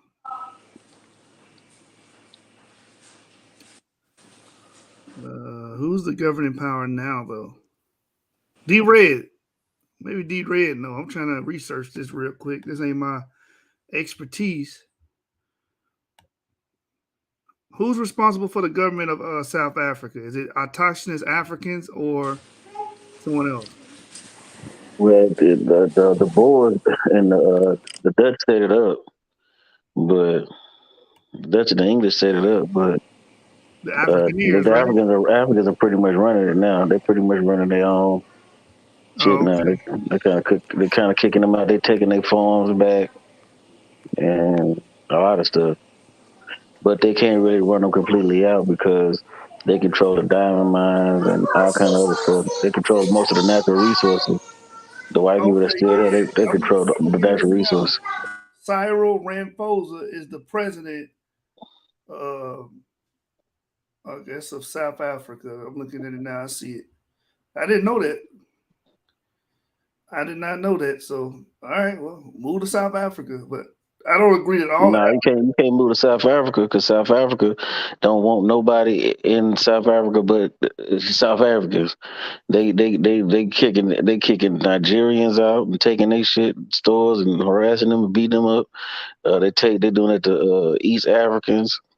I mean, they can't move that. They don't want nobody there but them. So, what is Osun here talking about? He says South Africa is not the path. Unfortunately, European descendants have a major foothold. Huh? What is Osun talking about here? I don't know. He said European descendants have a major fisthold in South Africa.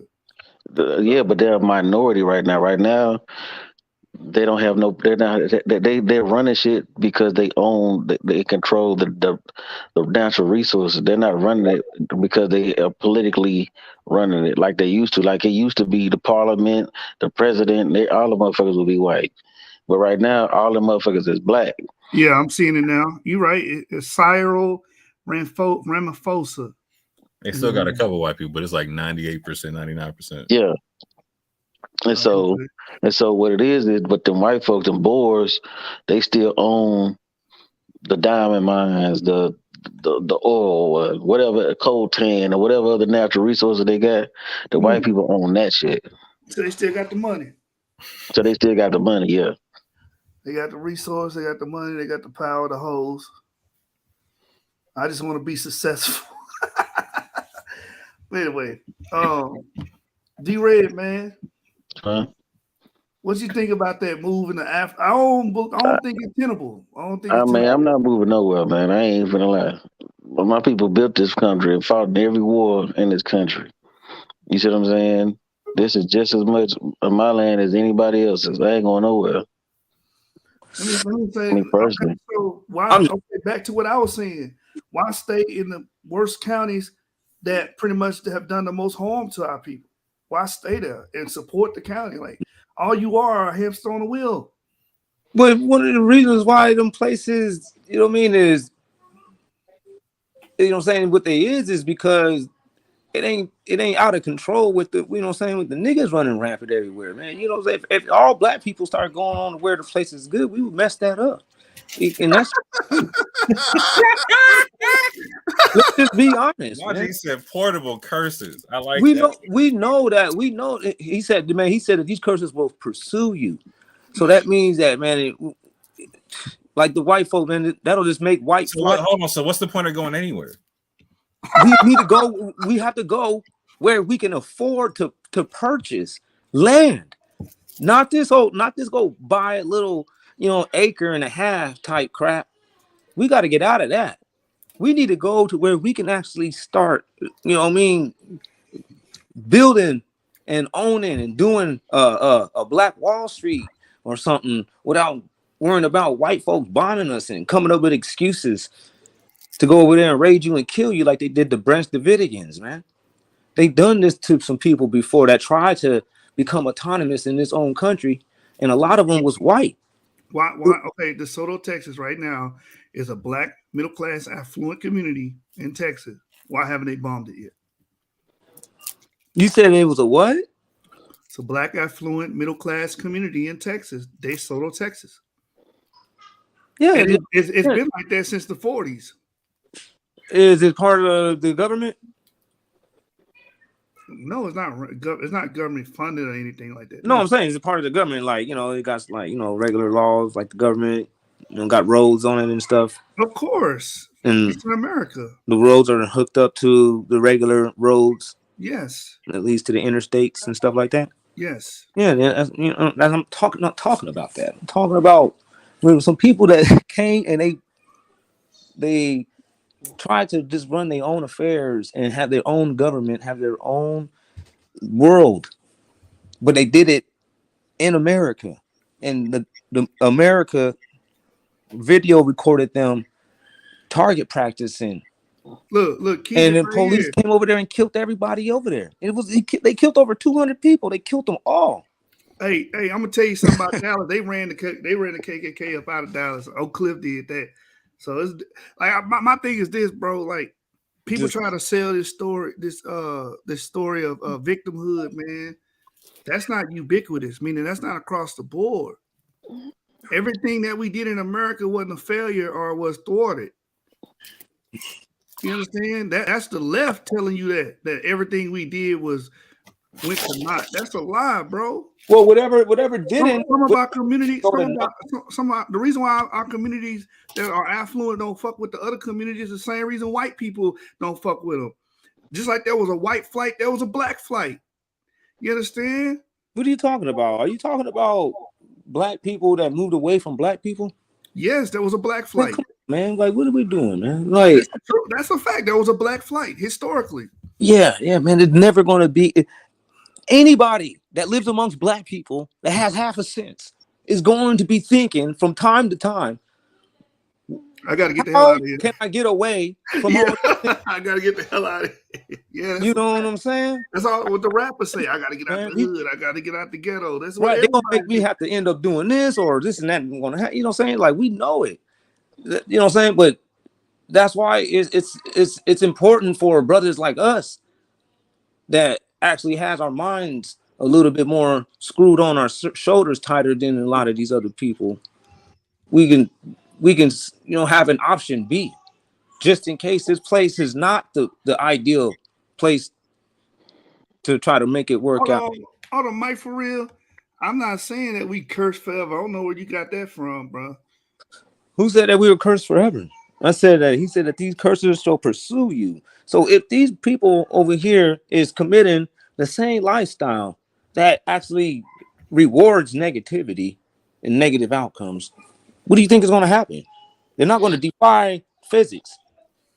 If these brothers is still cripping and blooding and doing that hating shit and competition stuff and all that me this thing lifestyle, and no matter where they go, they're going to ruin it. I got you, but bro, it's they also cripping in about Africa right now.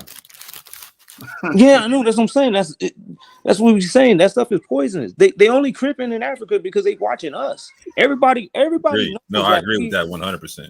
Everybody knows that we is the, you know what I mean? There's something about us, about that crowd that went here. So let me see if I got both your models correct. Like, so you're talking like a minimalist exodus, like you're talking about like in the closest red county you can find, right? Yes. So you're not talking about like moving to a red state. You're just like red county, right? Yeah. Yep. And so back, like you're saying, get all the way out, right? Yeah. Because right now, man, like in California, man, we don't even have that option. We can't move right now. Wherever you living at, you're gonna be there until this. So let me real quick, just so I can understand your paradigm. Like, what would be better about moving to like to Africa versus like for you, like from California, like because California is crazy expensive, right? California is like the epitome of what your was talking about. What would be better about you moving to Africa versus like moving to like Alabama or something like that? You can have land for what you pay for a year in America for rent in one of them blue counties. That right there will equal generational wealth in another country. Okay, like so, hold on, real quick. Like so, Madon Kemet, right? You know Madon Kemet, right? Like when I say like you know who he is, correct?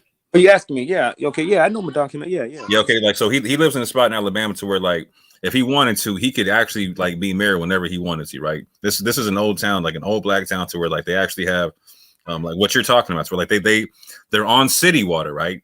but they actually have a full well system and whatnot that they used to have before they jumped on city water that's still functional, right? So like if they ever wanted to, they could just immediately just shut off the city stuff and go right off the well water. You know what I'm saying? Right. Like dirt. I'm talking dirt cheap rent like it's in the sticks and whatnot. You feel what I'm saying? It's nowhere metropolitan. It's in the sticks. You'd have to live like an agrarian type lifestyle and whatnot, but like you would have more rights over what you have there versus what you like again, you could be the mayor of the city there, right? You can move there and be the mayor of the city. You feel what I'm saying? Like literally like his mom was like one of the last couple mayors of the city. You know what I'm saying? Because there's so few people, like you could easily just like it's not hard, you know what I'm saying? You could be mayor, anyone could be mayor. It's just like who wants to be mayor this year, you know what I'm saying? That's basically how it is. You feel what I'm saying? Yeah, you know, and that type of situation can be for everybody in Africa. See, the crazy thing about Africa is that it can fit like 3 or 4 Americas in it. But see, this is what I'm saying. Like, so where could I go in Africa and be mayor? You can go anywhere in Africa and be. You said married? No, be mayor, like mayor of the city. Like and at the same caliber as that, you can do that.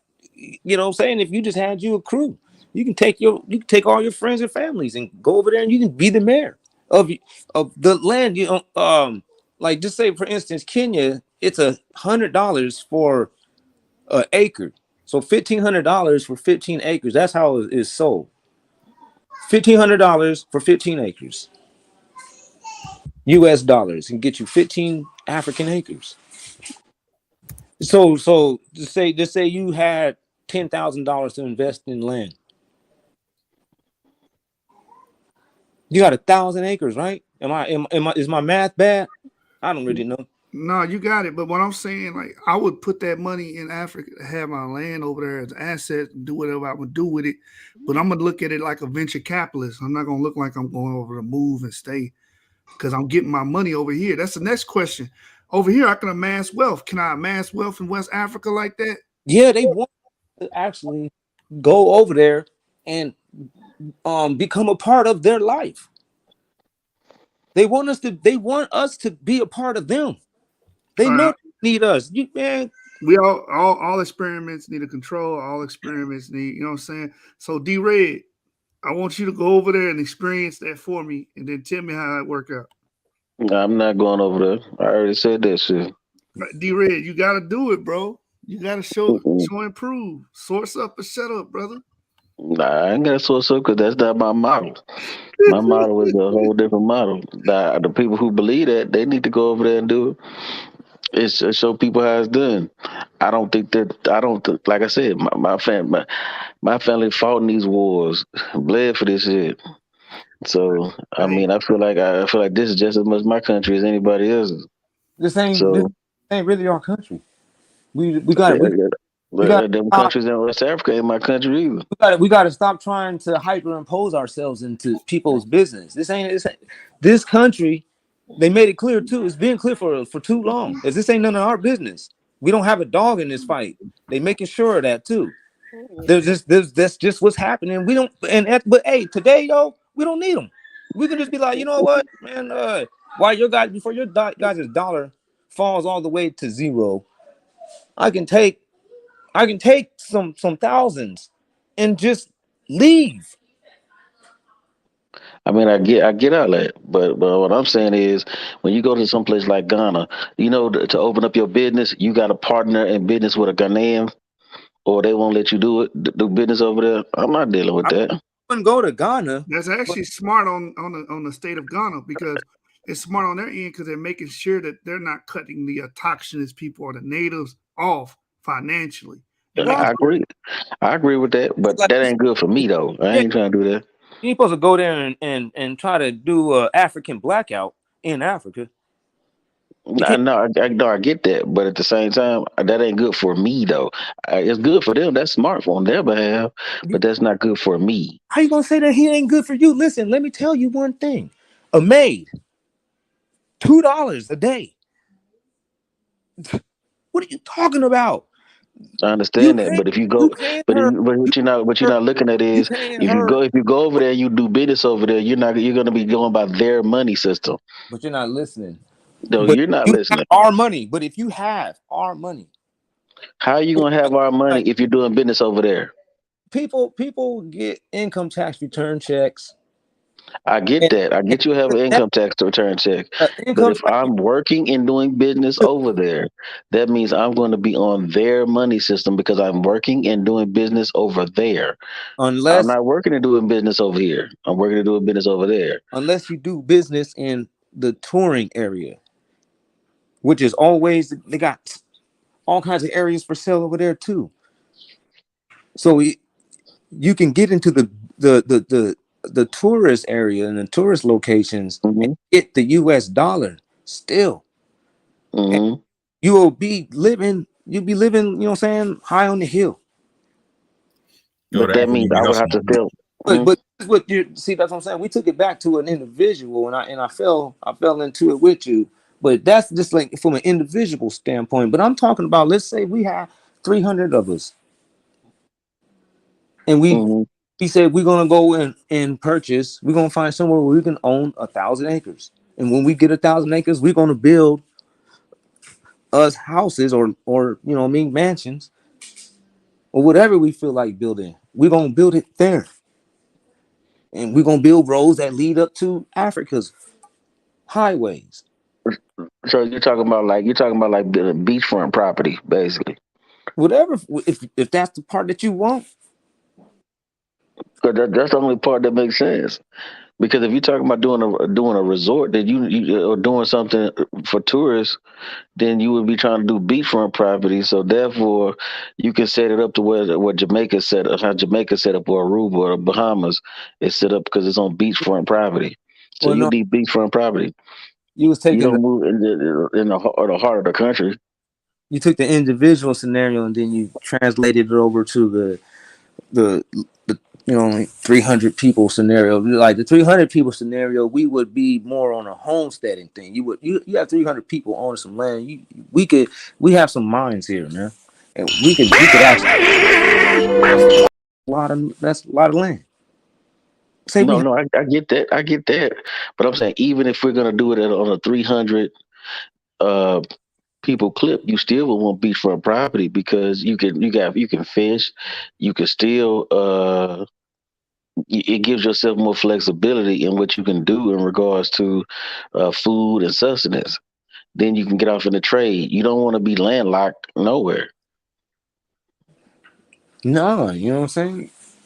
1,000 acres, though, you know what I'm saying. You just gotta imagine what it would be, even if you had a beachfront property. It would still only be a portion. The rest of it, you know what I mean, will have to be somewhere inland. hmm No, I get what you're saying. I get it. I get it. So it's like it's doable, and we don't have. It's doable. I agree with that. If he But would have said, we're gonna bring everybody to this training facility, get everybody certified in IT, that way they can work remote. I'm like, okay, I rock with you because now you got a way to make USD in another country. Now we talking. He ain't saying that, man. I don't know about that other way you talking. Like you ain't telling me no way to generate no money, no real money over there. Well, I'm just talking about the beginning of a kingdom. I'm talking about I'm talking about a place to where you know what I'm saying we all could actually can have a nation foothold at, man. You don't have to stay there for the rest of your life or nothing. But if you want to, well, guess what? It could be a spot where you know what I'm saying, like Can I right make a now proposal? we don't have nowhere to where it's saying, hey, Can I black make folks, can I make a this proposal? is for you to leave. If you want to get out of America and you don't agree with their system and you think this system is whack, here, you know what I'm saying, you can come live here and start over. Gotcha. We'll help you out on this and that and this and that. Are you prepared to go to war with the Africans for that? You ain't gotta go to no war to nobody, man. These people are inviting us. That's what you guys are Are you acting. inviting us to start countries and kingdoms over there? What? What African country is inviting us to start kingdoms inside their country? They will. What would happen if black people started moving back to Africa? What's going to happen? It won't be an autonomous kingdom, fam. It's thousands, man. Listen, there's millions of us. So That's what I'm okay, so, saying. That's as not residents, not plausible, even bro. citizens of a country, you're going to be residents in a country, not even citizens, and you're going to start your own kingdom in the country. Not millions. This would be something. This would be something that's biblical. Go back to Africa, one way or another. Whether you guys plan on it, or whether just prophecy fulfills it, man. But it's going to happen. Gotcha. So my thing is, what you're talking about is an invasion. Like, there's no country that's going Facts. It's neo-colonialism all day. There's no country going to sit up there and let millions of people just come into droves in their fucking. Not an invasion. We are the rightful owners and the rightful leaders and the rightful military of Africa. But listen, look what Kedrick said. We gonna get shot. Okay, 1,000. I say 1,000 people come over there all at the same time. It's gonna be a problem, bro. No, it won't.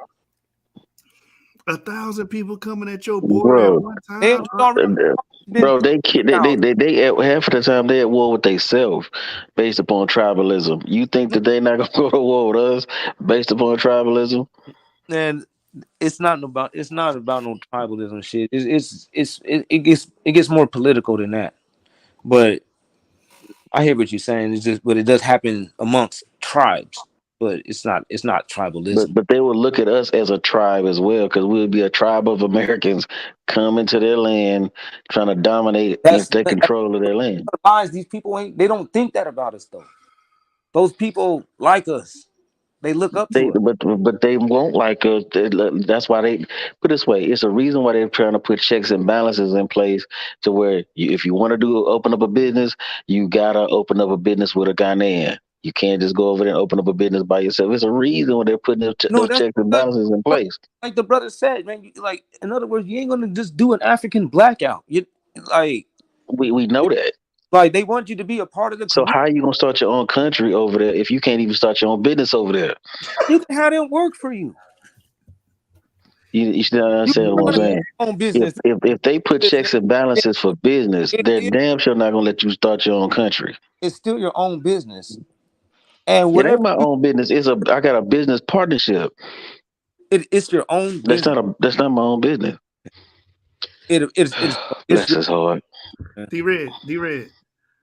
I got a proposal. You and Battle X go to Africa and you tell me how it work out in a year from now, and then I may consider it. I'm gonna end up going to check it out soon. All right, yeah, y'all be the group that go in and the experimental group. I'm gonna check it out soon. I feel like this is all like a raised boom boom room kind of plan. You know what I'm saying? Nah, this is the scriptures though. I got you. Hey, but Battle X, won't it be easier to go to a place like DR or something? Like, his dirt people out there too. That ain't the conclusion.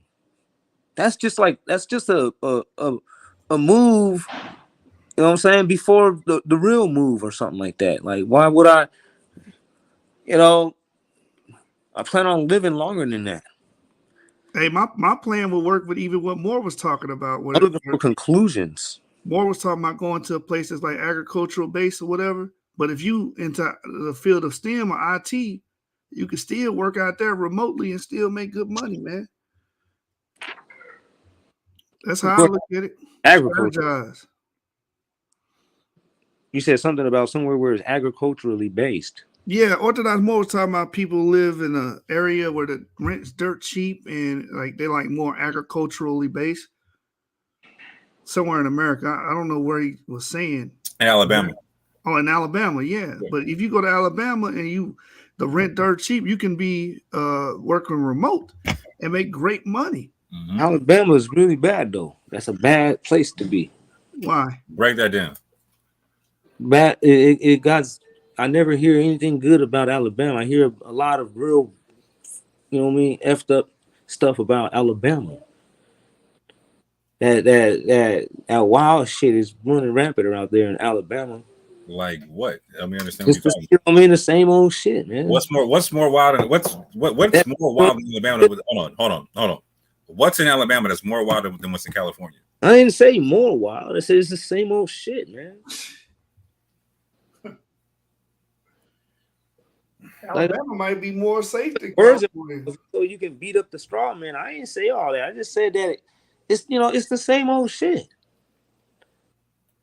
Hey man, I'm telling you, man. Hey man, we're in a prison. There's something's wrong here, and we gotta. And I know that y'all know that. That's why you guys are debating about, political parties, because everybody, people that get involved in those conversations, is people that is aware that something is still wrong and things need to be adjusted at least. But to be honest, from my standpoint, the system is busted. It's broken. From my standpoint, I know it's most black people gonna vote Democrat or vote left, or you know what I'm saying. I already know which way it's going, so I really vote for my individual interests. I'm not going to even lie to you, bro. I vote for my individual interests. I'm pro small business, less taxes, all that stuff. So what's the opposite of pro small business? Hey, Battle Axe, you do understand that the whole continent of Africa is ran by the Union, right? I mean, the African Union, right? Yeah, but they don't have a problem with black people immigrating back to the country. I'm not saying that to say that, but I'm saying that to say this. They're in close relationship with those who we separate ourselves from. They run the same system that those who we separate ourselves from. They just have a different monetary system. So I'm just trying to figure out like what are you separating yourself from and attaching yourself to? One slave owner Separating from the actual democracy, as in the infrastructure. You could look at. I would just say this. You could buy into the African Union Constitution, bro. You could buy thousands of acres of land and build your own. You could build your own town. I would just say this: look into their constitution and see how your plan fits into their constitution. In whose constitution? There's 42 different countries. Okay, all right. So you don't know you don't know about the government there, so you probably need to check into that. I'm just saying, there's 42 different countries. They all vary. And they all have their presidents for sure, but they all have one vary constitution to a degree. The reason why I brought up the Constitution is because they all signed that Constitution. All the presidents of the continent of Africa signed. So what does that mean? It don't mean nothing, bro. It means absolutely nothing. By the way, I'm saying don't even check into it to see again if what you're talking about actually goes hand in hand with what they talking about. But don't worry about it. Only thing I'm saying is you could go to Africa. I know that. Hey, my brother was like, "Take your happy-go-lucky ass over there, dude, with no research on the Constitution and all that." But you could go to Africa. There ain't nobody saying that we can't. No, that's true. Anybody can visit Africa, but you're talking about staying there for the long haul. And we know brothers that went. Mighty Hebrew just moved out there. The other brother that be rapping on Facebook just moved to Tanzania. I forgot the brother name, but you know what I'm talking about, Battle Axe, the rapping brother that sound like J. Cole. He went out there. You know what I'm saying? So we know you can move out there, brother. No one's saying you can't move out there. Me personally, I feel like that's not the move for me. That's all I'm saying. I feel like it's not the move for me. And I don't know too many African Americans that can afford that type of gamble, in my opinion. I know not individually, but if we had more of a plan, look how much we've been planning and sitting around in this country planning on becoming part of the politics or planning to utilize the politics on our behalf. Like we've been doing this stuff for decades. But when it comes down to like, hey, let's start us a biblical setting in Africa. Let's go purchase us some land and just dip. That's not a conversation that's usually circulated, man. And that's all I'm saying. Like right now seems like a good time to talk about that. This place is already they about to go to war with a country that got crazy ass missiles. You don't think that Russia is pushing up on Ukraine and without America in mind? They know that America and democracy is weaker than it ever been. And now they like, man, shit, we got stuff. That's why they pushing on Ukraine. They're like, and if America want to say something, they're gonna get down with America. That's just what's gonna happen, man. We in it. We can just, but at the same time, we can just go on right out the back door. Like, all right, hey, man, deuces, y'all on your own. It's white folks fighting white folks and shit. You're like, oh yeah, now this is over with. The spot is hot. Okay. The spot is hot. What country should black people focus on moving to? Let's start there. Which country? I don't know, man. You can just focus on the continent, though.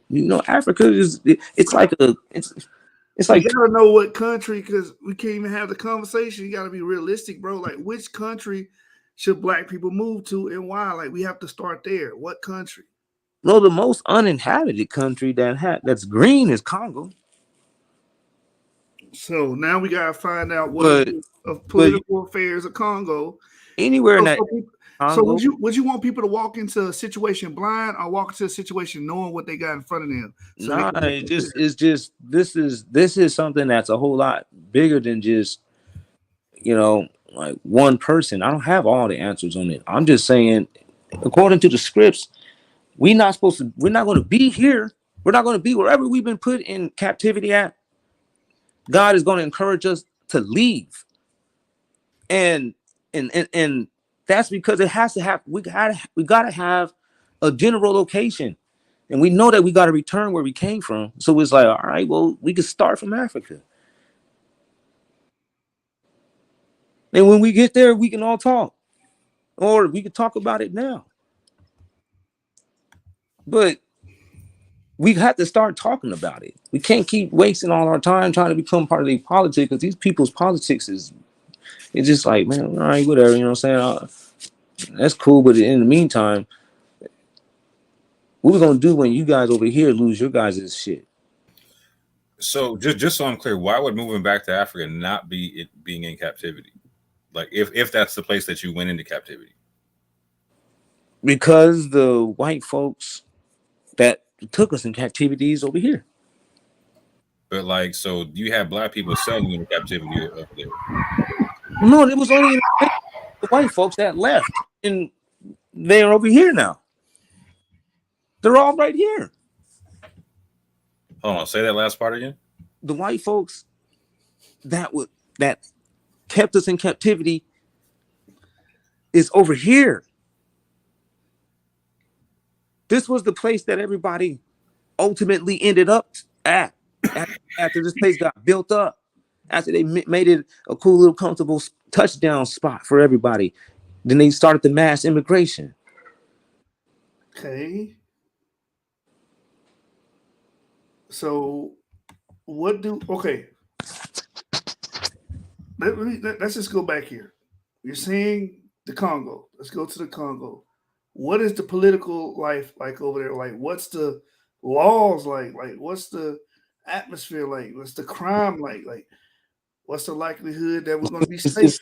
It's like for the most part uninhabited, but the spots that is inhabited is just like it's just regular cities. It looks like you're talking about a country that uses French money. That's what I'm saying. Like, so you have like the West African franc, and you have the Central African franc. Right? There's a bunch of countries that are stuck under French money still. Yeah, they take American dollar too, though. They take U.S. dollar. U.S. currency is much accepted. What's the language over there? What's the main language there? Because we're gonna have to learn a new language, right? If we go there. No, they speak English too. Everybody speaks English over there. They speak English in a French colony. They speak English in Africa. They speak English everywhere in Africa. Those people know English. I'm talking about in Congo. Yes, in Africa. Period. The continent of Africa knows English. No, listen to what I'm saying. Compartmentalize. We're just talking about Congo. If I was to go to Congo tomorrow, will the average person living in the Congo understand my language? Yes, the average person in the Congo would understand English, and you would understand his English, even though it will sound heavy accented. You would still make out what he's saying. Okay. I'm looking on the internet. It says it's a French colony. Maybe they do speak English. I don't know too much about their present day situation. I'm looking right now. The official languages of the DRC are French, Kikongo, Lingala, Swahili, and Chiluba. Oh wow!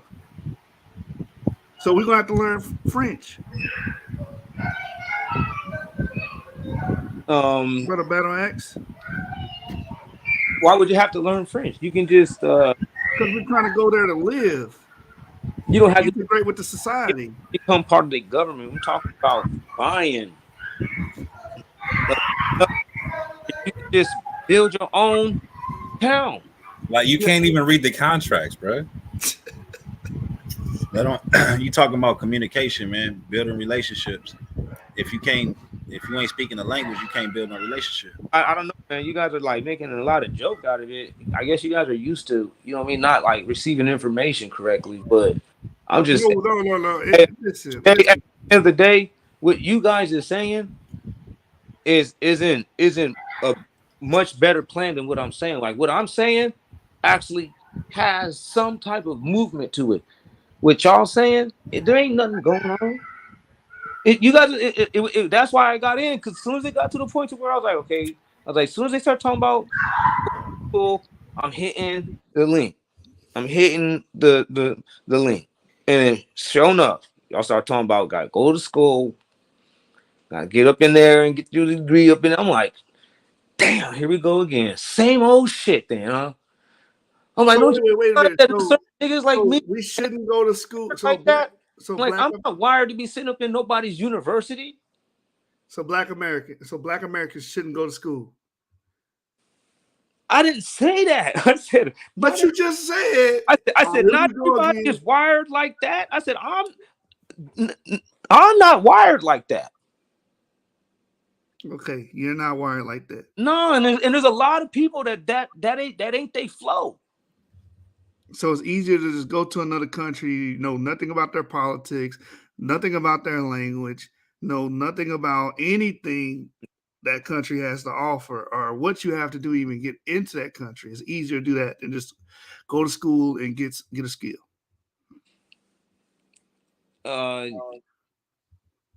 What I'm saying is, you know that. What'll be easier? I'm not talking about easy. I'm talking about the conclusive solution. See, what you're doing is what is easier. I'm like, I didn't even say nothing about no easy. Who said easy? Some of this stuff you said better. You said better though. You did say what you're saying is better. Right. It's not everything that's better is easier. Some good things take hard work. And this right here is rewriting our history, man. This is reinstituting what we lost. Fuck this joining this system. This system is not guaranteed, man. What if would you move to the Congo if it was headed by Garfield? People that think like him? I don't even know who that is. You know who Garfield is. Everybody, I'm telling you, I don't know who that is. What about Raborn? Raborn, you know who Raborn is? No. Battle X. Chris Harris. I know who Chris Harris is. What if Chris Harris was running the whole shit where he getting thousands of black people to move back to West Africa? You gonna go over there under his regime? If he was keeping the commandments, yeah. No, like he is now, as he is now. Shit. Damn. I really know how he is, right? It shouldn't even be a thought process for you. I heard of it just goes like this. That wouldn't last that long.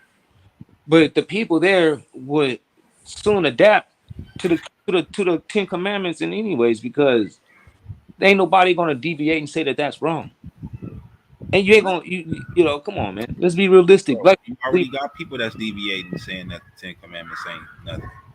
What? Say that one more time.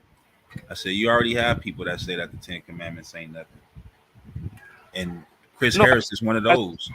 So understand the question that was asked to you, bro. Chris Harris literally brought in Bible battle. You know that. Nobody has nothing to say against the 10 Commandments. If I say, hey, Chris, I already had a debate with Chris. He tried to say the commandments is evil. I went down to 10. He can't say none of the 10 commandments is evil. You just said that he said that the commandments was evil. Yeah. He tried to say that the commandments was evil. And then I went down to 10 commandments. And he couldn't say that the 10 commandments were evil. He tried to hang on to one sub law, some statute later on, like somewhere in the book of Deuteronomy, trying to say something about I think regardless what we know, he can't show anything that he say, Battle Wax. It's the words that come out of his mouth. You understand that? That's what defiles the body, right? You understand that, right? That's what defiles the soul and all that good stuff, right? So it's not the fact that he's speaking any type of truth or he's acknowledging anything. That's not the point. The question was, if a person like that was running it and knowing how he thinks, knowing how he feels about the Bible, we understand that the 10 Commandments is in the Bible, bro. Mind you, he burnt the Bible. So it's like, you guys, when you hear questions or people ask you certain things, you be selective in your hearing, it seems like. Well, that's not really what the case was. It was just like at the end of the day, regardless if Chris was thinking that way and had some movement going, he had a lot of people. Consensus is going to overrule if he's wrong. If this dude is saying, hey, we need to steal from each other or something, people are gonna look at me like you're wrong. The consensus is that they already are on the same page with him. That's why they're making the move with him. But they still not going to be able to say, let's all steal. All right, bro. Well, no, come on, Battle Axe, because is, like, why would you even ask that question? Like, what listen, I'm talking about Israelites. If Chris wants to be an Israelite, he want to roll with us. But see, that's what I'm saying, Battle Axe. You missing the whole point, bro. It's not really about Chris. It's about the mindset. It's about the mindset of these people, right? And he just used Chris because Chris has a mindset that's against the Israelites. You know what I'm saying? Like, he's not specifically calling Chris out, saying that Chris is literally about to do this shit. He's saying that you get your ass over there and you got somebody that got a mindset like Chris. Now what you gonna do? I didn't say get in, but never mind. I said at the beginning. That's why at the beginning that we have to, talk about it here. In other words, man, we need to get our minds right. We need to get prepared to actually start having our own. We need to get prepared and start figuring out how to obtain our own. So you're saying get ready to get ready. Yeah, people have to. You know what I'm saying? Like, this is the time. What do you do before you leave? You get ready. Hey, man, listen. So my thing, I'm asking a tough question because I'm like, people have always proposed this, but I would never tell somebody to do something, go out there ass naked. You know what I'm saying? That's slang for saying unprepared, not knowing what you're getting yourself into. That's what I'm saying, bro. Like, you pick the Congo, it's like, okay, you gotta learn the French language now. And that's just one of the things that you have to discuss. That's what I'm saying. You can say, hey, we shouldn't go out there just ass naked. Like, that's all I'm saying. I didn't say, hey, y'all, go out there to Africa ass naked on a whim. I'm saying we should be talking about leaving here because this place doesn't look so promising. They're going to war. They got plagues. They having inflation. They're running out of stuff everywhere all the time. Okay, so real quick, on one level, so why wouldn't the fall of the country be an opportunity to rise in the country? Because the weather is working against it. They're in what is called now an extreme drought. They ain't never even seen a drought like they said. This country ain't even had a drought like this in over 1,600 years, and they only been here for less than 1,000 years. Because they got dams everywhere, like in California. No, it's not because of the dams, man. It's water table. The water that flows underground. It's called the water table. That is low. It's gone. I used to live up north where a lot of houses was on wells, and a lot of houses had to be demolished, you know, because there was no more water. You couldn't dig to. They were already at the bottom of the water table. No more water. Big old nice houses, it's no longer habitable. That's happened out here in California, man. They said this place ain't gonna be habitable in 30 years. They said California won't be habitable in 30 years. This is the breadbasket of the nation. A lot of the food comes from here. That's what I'm saying. Like this place it's not the same as it used to be. Black people should have an option B. Everybody else does. That's why they don't talk about it. It's because they already know in the back of their mind, they're like, and if all that fails, I'm just gonna go back to whoop de whoop. Black folks, we still sitting here talking about trying to become part of the politics and shit. These motherfuckers looking like, man, don't you know that all the smart people left? Y'all should have known that when you ended up with George Bush flunky ass. And after that, you got bro. Real quick, Ballas, what different parts of the country have you been to? I've been to a couple different parts of the country. I've been to the Midwest. And I've been to the West Coast. Have you ever been out the country? Nope. I've been out the country. So do you feel like you might be like unfairly comparing like the majority of the country to California, which is in comparison a shitstorm? No, I'm just saying that this place, this country itself is falling. This country is going through a change. And black folks hasn't, you know what I mean, risen much further than when they first started. So it's time for us to just go ahead and just have another option, looking at something different.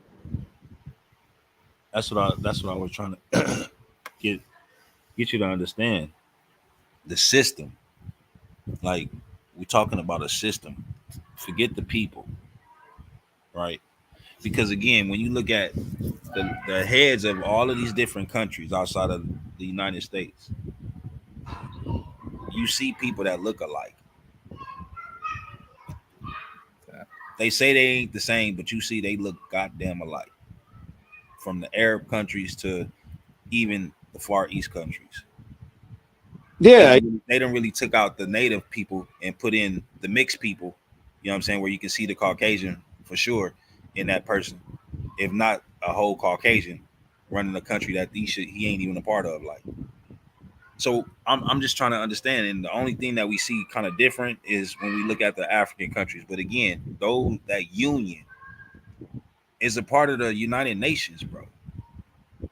They sit at the goddamn table with these same motherfuckers that's over here oppressing us. So I'm just trying to understand your logic when you say we need to do something different and make a move to a whole nother different place. So like, what are you doing when you get there? Like, you think because they Africans and they got the same skin tone that you got, that it's gonna be something more peachy and cool? I'm saying that it's cheaper. I'm saying that it's less policed. It has less red tape on the whole ordeal. And it's cheaper and it has less red tape. These are the two main obstacles, man, when it comes to trying to have generational wealth in this country. Okay, bro. You need land. You need to be able to build, and you need to be able to have that land doing something. You can't just have a big old empty lot, a big old vacant lot. You gotta do it. But we can do that over here, though. That's the crazy part. Everything you're saying, we can do over here. We can get land. It don't have to be empty. We can grow cannabis on it. It's a whole lot harder. A whole lot harder. It's almost how is it hard? For too many people, it's nearly impossible. For too many people, it's nearly impossible to acquire land. No, for too many people, it's nearly impossible to even afford land. Where? Because land is pretty affordable where I'm from. In a viable place. It's viable down here. I don't get it. Like, how much is the land? I'll have to look it up, but it ain't. How much? It ain't California prices. I tell you that. That's what I'm saying. How much for 10 acres? 10 acres? Let me look on Zillow. Let me look on Zillow. And brothers can get Then can you you have get a loan over there? Like, can then you you even get a loan over there? How does finance work over there? How do you get funding over there? you have to tap the well. Then you have to build the house. I just told you about an area that had all the wells already set up, yeah. Man, that ain't. What do you? Wait, no. There is no. They just got wells just sitting around everywhere, man. I People ain't. just literally told you about a place, right, in Alabama where it was black people that made their own town and then eventually set it up to hook it up to the city and whatnot, right? So one acre lot is 50K around my area where I live. You can get 1 acre for 150K. How much? 1 acre. For how much? 150K. And then you can get another. That's You nearly. go towards the Highlands, you can get 1 acre for 40K. Let's just stop there. That's nearly impossible for too many people. How's that? That's not impossible at all. I said that's nearly impossible for too many people. That's nearly impossible. 150K.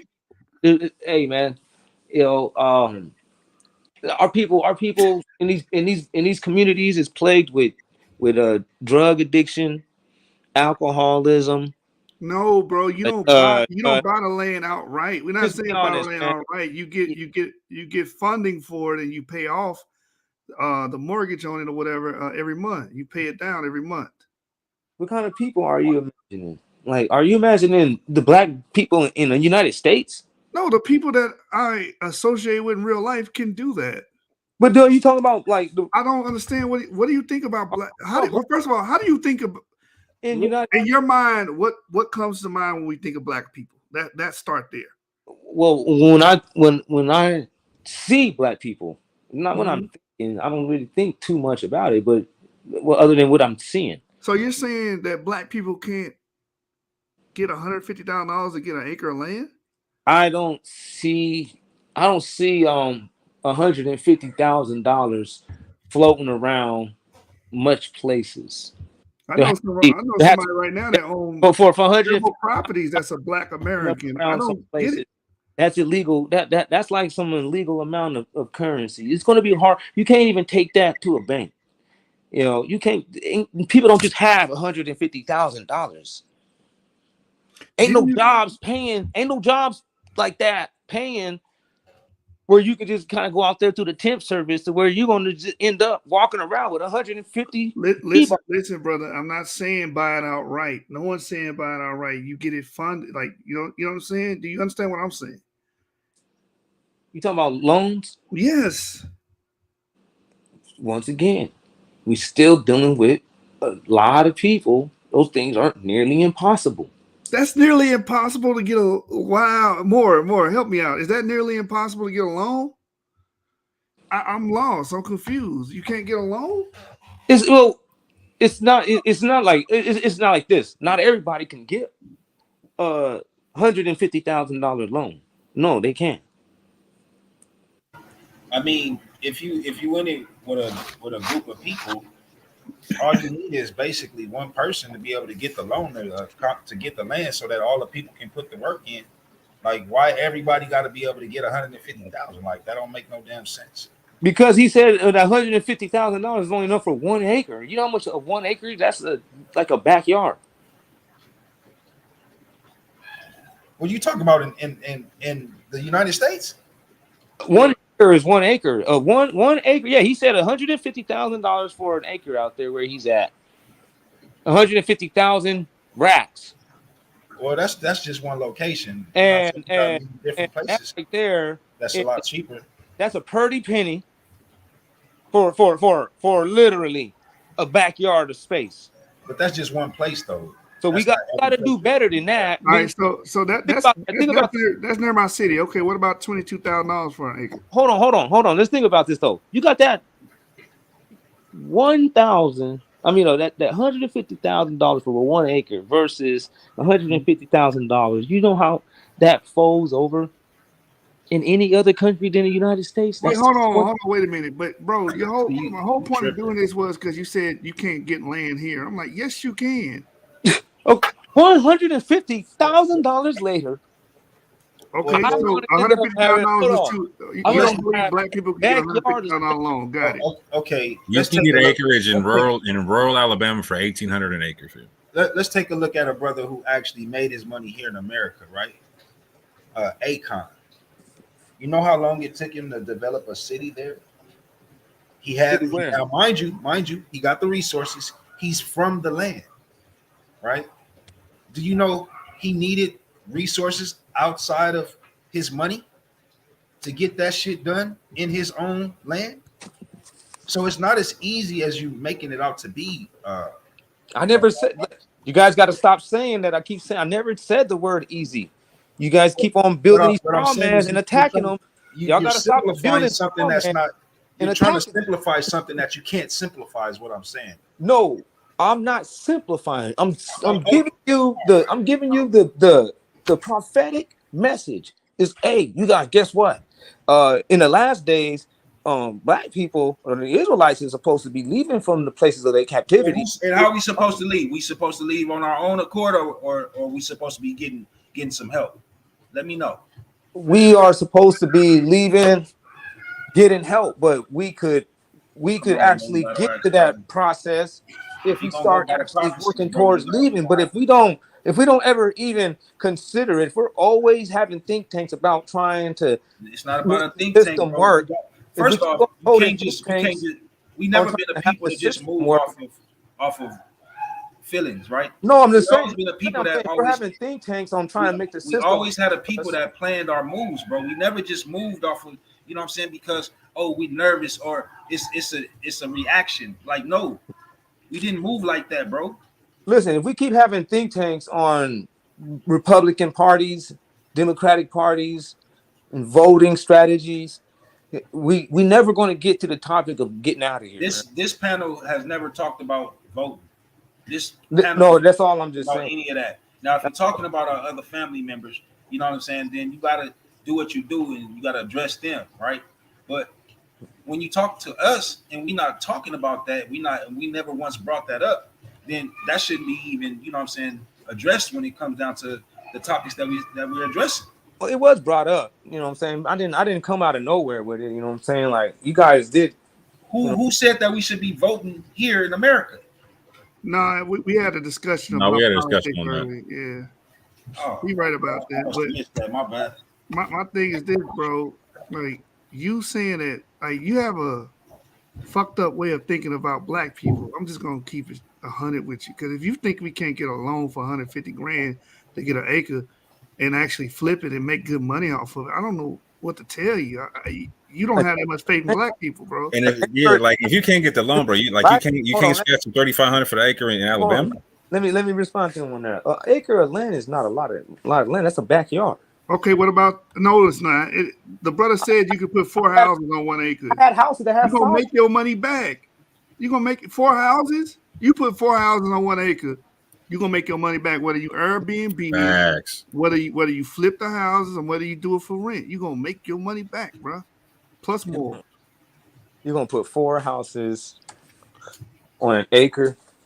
No, that's my brother James. Like what they do right now, fam. Like what they do right now. Yeah, you talking about this, you know what I'm saying? A multi family dwelling home. I'm not.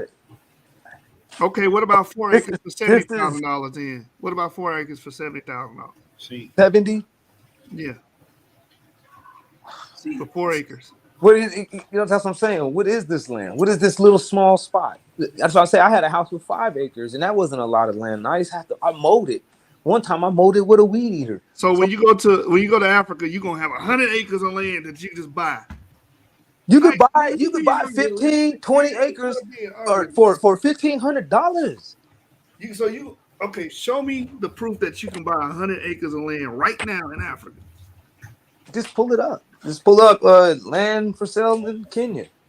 I don't know what to tell you, man. You like I'm trying to tell you. You make it seem like I'm the guy that has all the answers. I didn't come here with the answers. But you just I'm just telling y'all, hey man, according to the Bible, man, we should be talking about dipping. We should be, and if we were talking about, if we had our minds set on dipping, that's like more like setting apart. That's more having a holy mind state, a Holy Spirit. You just like, all right, let's just get out of here. Like, what would happen if we were going to just dip? You're like, okay, Oh if we were going to man. dip, man, we're gonna have to have our minds right. Let me Like, well, then respond we're to you gonna have real to quick, work Battle on Wax. people's Let me minds right. respond So to you. Christ was right. We got to get out here, man. We got to start. We got to get the message to these people. They need to. What's the Let currency me in respond. Kenya? Let me respond to you real quick. So when you talk about gaining resources and people, you know what I'm saying, put themselves in position to make a different type of move, wouldn't it be ideal, right? Wouldn't it be ideal to purchase that 1 acre, like the brother Jermaine posted, put the houses or business on that particular acre of land, right? From there, you have a means of currency coming in, right? A steady means of currency. So now you're able to actually make that move financially secure to where you can actually go to another country and probably even do that. Now you still have your means of income coming in from the property that you purchased in the land of captivity. Now you're moving to a different land of captivity. You wouldn't be like what you talking about is actually, you know what I'm saying, definitely like one of the things that would come up. And it was like, yeah, man, that's a big move that you can make, especially while we are not in the big moving as a big unit. We're actually, you know what I'm saying, still kind of, you know, just small little groups doing it. We could have something that's anchoring us financially and giving us stability with the US dollar. That's not a bad idea at all. That's actually how, if you look at all the people on the YouTube that's actually in Africa from America, that's what they do. A lot of them are relying off of YouTube, getting the US dollar from YouTube to keep them afloat in Africa. And them people they live in large. Okay. Look at the screen. So 10 acres of land in Kenya is $500,000. No. That's bro. That's their money thing. It is not the same as ours, man. I know 58. No, that'll 58 translate all million. Hold the way on, down. listen, brother. Listen. You're not listening. 58 million Kenyan shillings is $500,000 US. Nah, man, that ain't true, man. That's Okay, that ain't true. I'm lying. I'm a liar, right? I'm a hey, liar. no, Okay. I ain't saying you're lying. I'm That's lying. not true. Watch this. Let me put it up. What? Okay. 58 million. No, right? I didn't tell you that. I didn't tell you that your conversion is true. I'm saying that's Look, what does that say right there since I lied? What does that say? $508,771.93. That's $500,000, bro. I didn't tell you that your translation is wrong or you're lying about that. I'm saying when I say that that's not true, I was saying that when they price that, that's not a true price. They do that shit over there in Africa to these US sites. They change the prices just in case white folks do want to show up over here. They'll sell it to them for that, but that's not really the price. That's just them just Shoot, can I share my screen? So for how like do 3 so how seconds? do we understand what it is though, bro? Like if it's not what we looking at, who do we supposed to tap into to actually understand this? What's real and what's not? Who gonna be there tonight? Who gonna be there, Ray? Who that did? Who that, Ray? Just guess. there's a lot of different ways that you can do I that. got a You know, man that's more than thank 8 God foot to the tall, internet. 4 foot shoulders, and that ain't all. He's a What are you king doing? size papa. He's my king size. Bang, girl. I take the door off the hinges when my baby comes to call. That's right, fellas. Catch any cab heading uptown because all the drivers know about Ray's Boom Boom. Hey, Ray. Where am I? Oh, come on, Goldmouth. Somebody's got to watch the door. Hey, Ray. Now I can get used to this.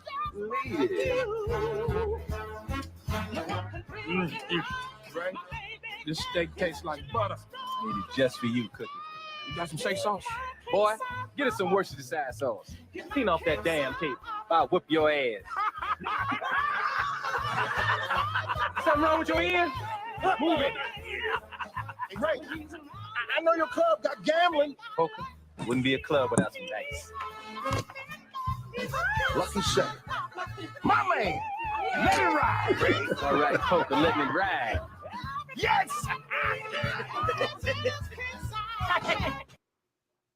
Do you live around here? Hey, my thing is, come on, bro. Don't do me like that. That secret source scholarship stuff. Like, oh, that's not the real number. You got to contact Boo Boo from down the field. There's no way impossible that any land is sold in Africa for $500,000 for 10 measly little acres. That's not a lot of land, and that's a whole lot of money. 10 acres is a lot of land. Like, how big do you think an acre is, bro? 10 acres is not that much land. What it's you not no talking about Battle Wax, bro. 10 acres is a lot to manage Come for on, one man. person. Like you can't be having this type of conversation, bro. You're an Israelite, bro. Like I lived on a house that had 19 acres. It wasn't that much. What the? All right, bro. I had 19 acres. It wasn't like, you know what I mean? Hey man, you got a chunk. You got a whole city block worth. It was just, it's like a half a city block. 19 acres. Okay, let's just go to the website again, bro. I'm just going off what the website says right here, bro. Like, again, keep in mind 58 million Kenya shillings is a $500,000. Look at this one. This is 295 million. Right. So for 5 acres. That's just raw land, not undeveloped and whatnot. So you think that look at the developed land, bro, with the crib on it in the yard. Right. Yeah, that's 400. Wow. But then okay, check it out then. So that would have to be like, what is that? Like a $2 million home? No, hold on. Let me see. 1 acre of land too. That's cold, B. That would have to be like a $2 million home. Man, that looked like a regular crib. You saying that this is a $2 million home and it took that's them a $4 million. It's a $4 million home. Matter of fact, $4 million home. Yeah. That's not. Now, can you see? Yeah, that's like a 1 acre joint in Fairfield. Come on. Yeah, can you see how that is not actually lining up right? You know what I can get in America for $4 million? Like, do you know what you can get in Africa? You know what you can build in Africa with $4 million US? I can get 1 acre in a house, bro. Well, now you know that these prices is obviously hijacked. These are not true prices. How do we know that? They're not true. What? Because they're not actually lining up with real reality. What can you show us reality? We're looking at pull up in America. Pull up in America a $2 million house. Hey man, this is ridiculous. This is not America, this Kenya. But I'm saying pull up in America a $2 million house. Shit. I don't know how this is gonna help with Kenya, bro. It's not gonna help at all, man. Because you're saying that this is what you can build and price at for $2 million. Wait, and earlier you gave me. Bro, do you understand? I don't think you understand what you said. They're saying that somebody is going to have $2 million US, and they're going to actually buy that. 4 million. 4 million. So let's see what you can get for $4 million. A $4 million home in America. Look at the palace. Yeah, you can get a mansion for that much money. But what I'm saying is, bro, over here. So that means that is not the truth. That something's wrong. How do you know it's not the truth, though?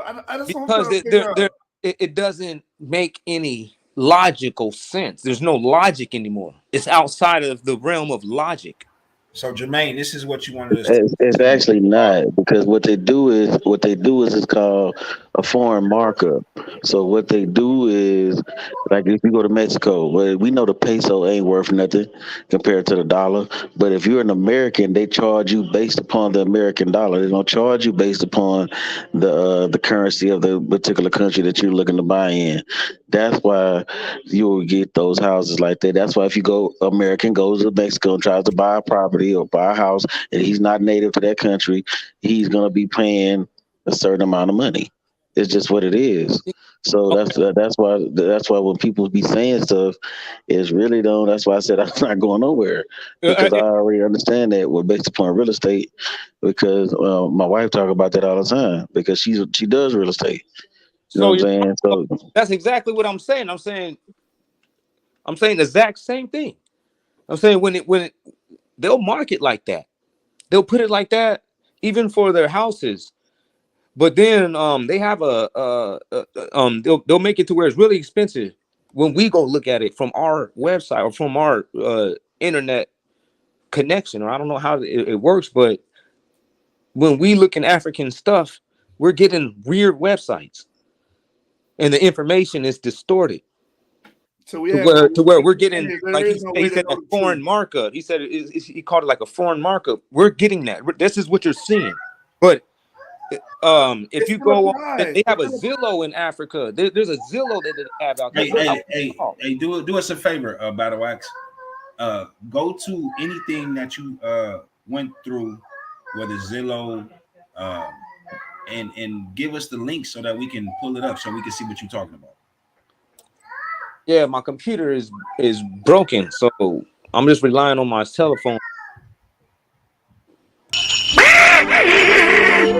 I haven't been able to go live or nothing or do anything online really recently. So we have no. So we just got to take your word for it. All right. You can go do your own research. But even if it is a foreign markup, who's gonna pay the foreign markup? Foreigners. We're foreigners. We're not Kenyans. You wouldn't have to, we wouldn't be considered as foreigners. That's what I'm saying. They gotta some type of diaspora programs and shit like that. So all of this. Not all of them have it, but there's a lot of them out there. There's a lot of countries out there. Let me get this straight. We're gonna do all of this going around the world trying to find a secret price, a secret website. We could just take the money, get a loan, get an acre of land here, put some houses on it, make some damn money.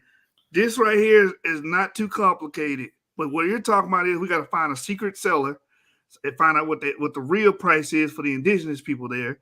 You know, I'll be able to find. I'll have it. You're saying like by the time in the morning when I talk to my wife, she knows it. She probably knows the name by heart because she actually is the one that spent a lot of time on it. And I'm gonna keep it a stack because I gotta jump off him. Like if I gotta choose between just going to the nearest red county and this here, I'm going to the nearest red county, fam. I know, whatever. We already know, man. We ain't talking about the easiest thing. We're talking about a solution. That ain't no solution. Like it'll only be a solution until everybody sees it as a solution. But bro, you pretty much ragged me on the $150,000 thing. We go to Kenya and find out they want fucking $4 million. Like, come on, bro. Like, but we know that $4 million can't be true. No, do you want to know how it can be true? It can't be. That's not. No. Do you know why it definitely can be? Because so what's the price of a house hooked up to like some kind of like sewage systems and all them kind of things versus a house that's not? What's a house like that has all the amenities, etc., that you're used to here versus what the average individual lives with out there? If you rent that house that you're talking about out there, it's only $200, sometimes $40 a month. Based off of what? Show me some. That's the price out there. Africa rents houses for $50 a month, $40. You're saying Africa, like, okay, this is Kikuyu, Kenya. Like, this is where the Israelites are in Kenya. The people that claim to be Israel are. I'm just letting you know that the price of Africa's rent is a lot cheaper. Shows you that the houses. Hey, scroll up to the top to that real cheap joint on like 0.005. Which one? Hold on. 0.005. No, go down. I think it was the one right beneath that one, or that one. Yeah, like, bruh, like that's what you're talking about being able to afford and whatnot, right? Yeah, that one right there. That ain't bad. What was wrong with that? How small is it? That's a place for animals. It literally don't even got the size on that joint. No, it don't tell you how big it is, but I'm just saying, got a place for animals. Looks like a place for food, houses. Like You know, it looks like any place in California. You know what I'm saying? Before the drought, We do.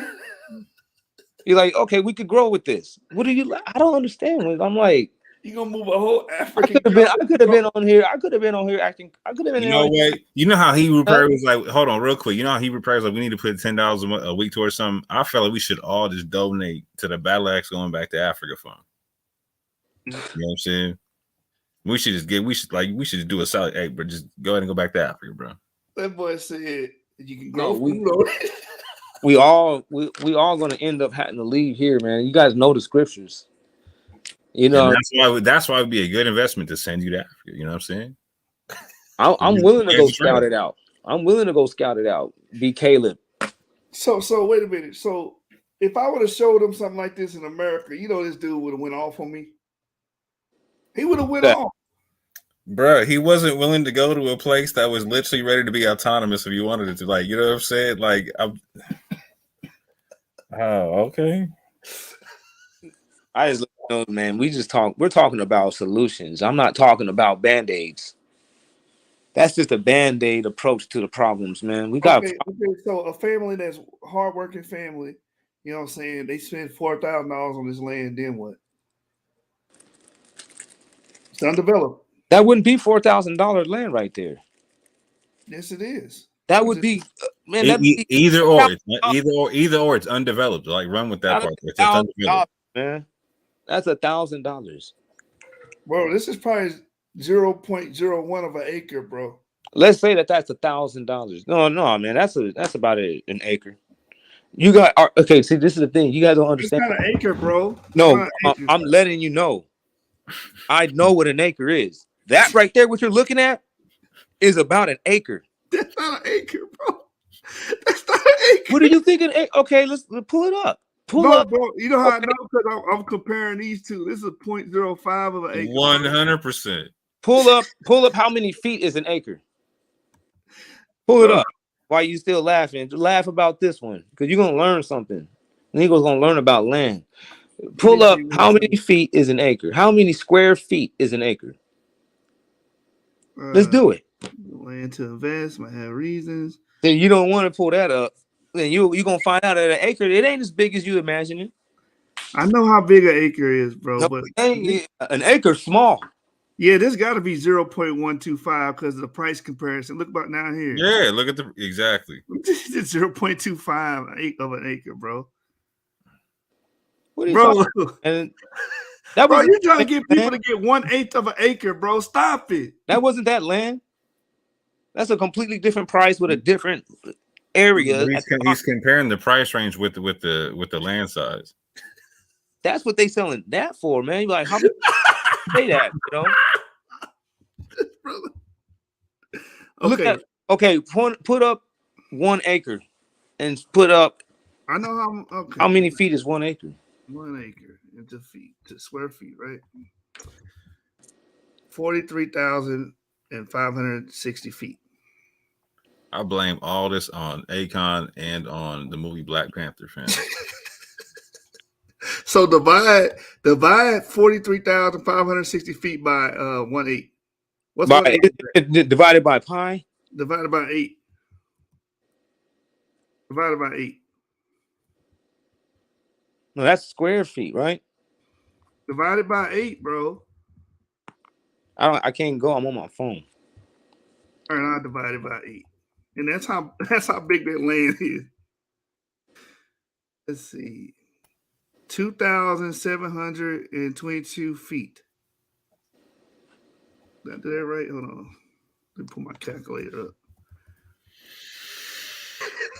Yeah, that's not a lot. That's what I'm saying, bro. That's what I'm saying. Neither is an acre. Brother. But we're talking about not a lot. We're talking about paying $4,000 for 1/8 of an acre. That's what I'm trying to get you to see. So I can get like a good acre of farmland in a decent acre of farmland in Alabama for like $4,000, $3,500, something like that, right? Like why is it a bad idea to do that, but a good idea to get this? For 5,000. Show me that you can get that land in Oklahoma for $3,500. I'll just take my word for it, like you're talking about. No, I don't want to take your word for it. Hey, No, by bro, the show way, me. by the way, Special pleading fallacy, Fed. I got you. by the way, Oh no, it's by the like, way, by are the you way, not going to show us that? by the No, way, I got you. are Hold you on. saying that $4,000 in a 4 land all the way at King is all it can get you is 5,445 square feet, and that's a deal? No, that's the foreign markup. What you're seeing, you're not seeing the real true price. Okay, fuck it, $1,000. You're only getting 5,445 square feet. What are you gonna do with it? It's undeveloped. Hey, based off of research, it's $1,500 for 15 acres. That's So let's just go off of just take that. your word for You it. have Fine. 15 acres for $1,500. D-Red, Then where you at? D-Red, stop being so quiet, D-Red. then you can make moves, man. Oh my God. You can make moves. You know, you can actually have a lot more longevity in your moves too. These things that you guys are talking about it's not even guaranteed it'll ever even happen. Okay, Battle Axe. We don't know if we're going to ever be able to take over the political aspect of this and make it work for us. Battle Axe. You buy this land over here for $1,000. Then what? This is the point I'm trying to get to. What do you do with this land? Build it up.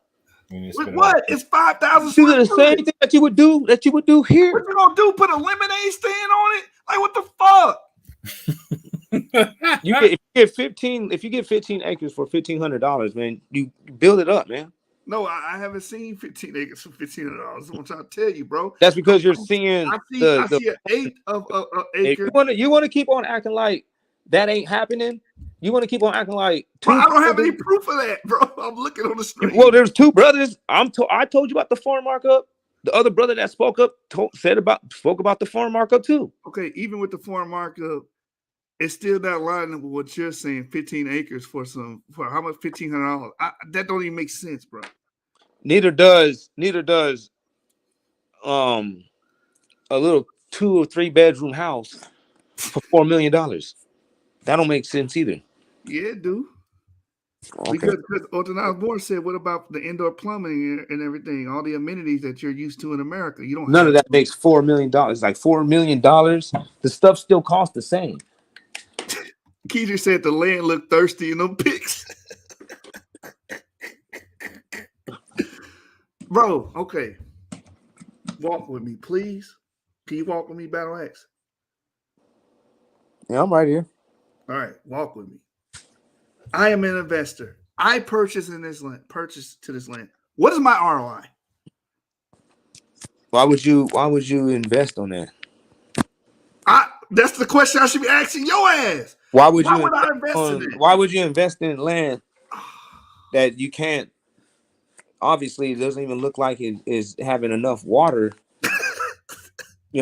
Like we talking about. No, you can't do that. You pick This is just the same old shit. You know what I mean? You know when they show you the flies on the little babies and the starving kids in Africa and Ebola.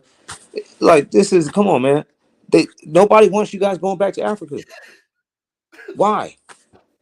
Why don't they want black people going back to Africa? Why they got black people so allergic now to Africa? Are you trying to share something? For the record, I'm trying to get people to pay for you to go back to Africa. You know what I'm saying? But you get what I'm saying? I'm like, why has it been so long of us not leaving? They want you to sin and they don't want you to leave. Those are the two main objectives. Don't go nowhere and don't keep your commandments. So the average farmland price per acre in Alabama right now is $2,600 $2,644. So it's killing that king shit.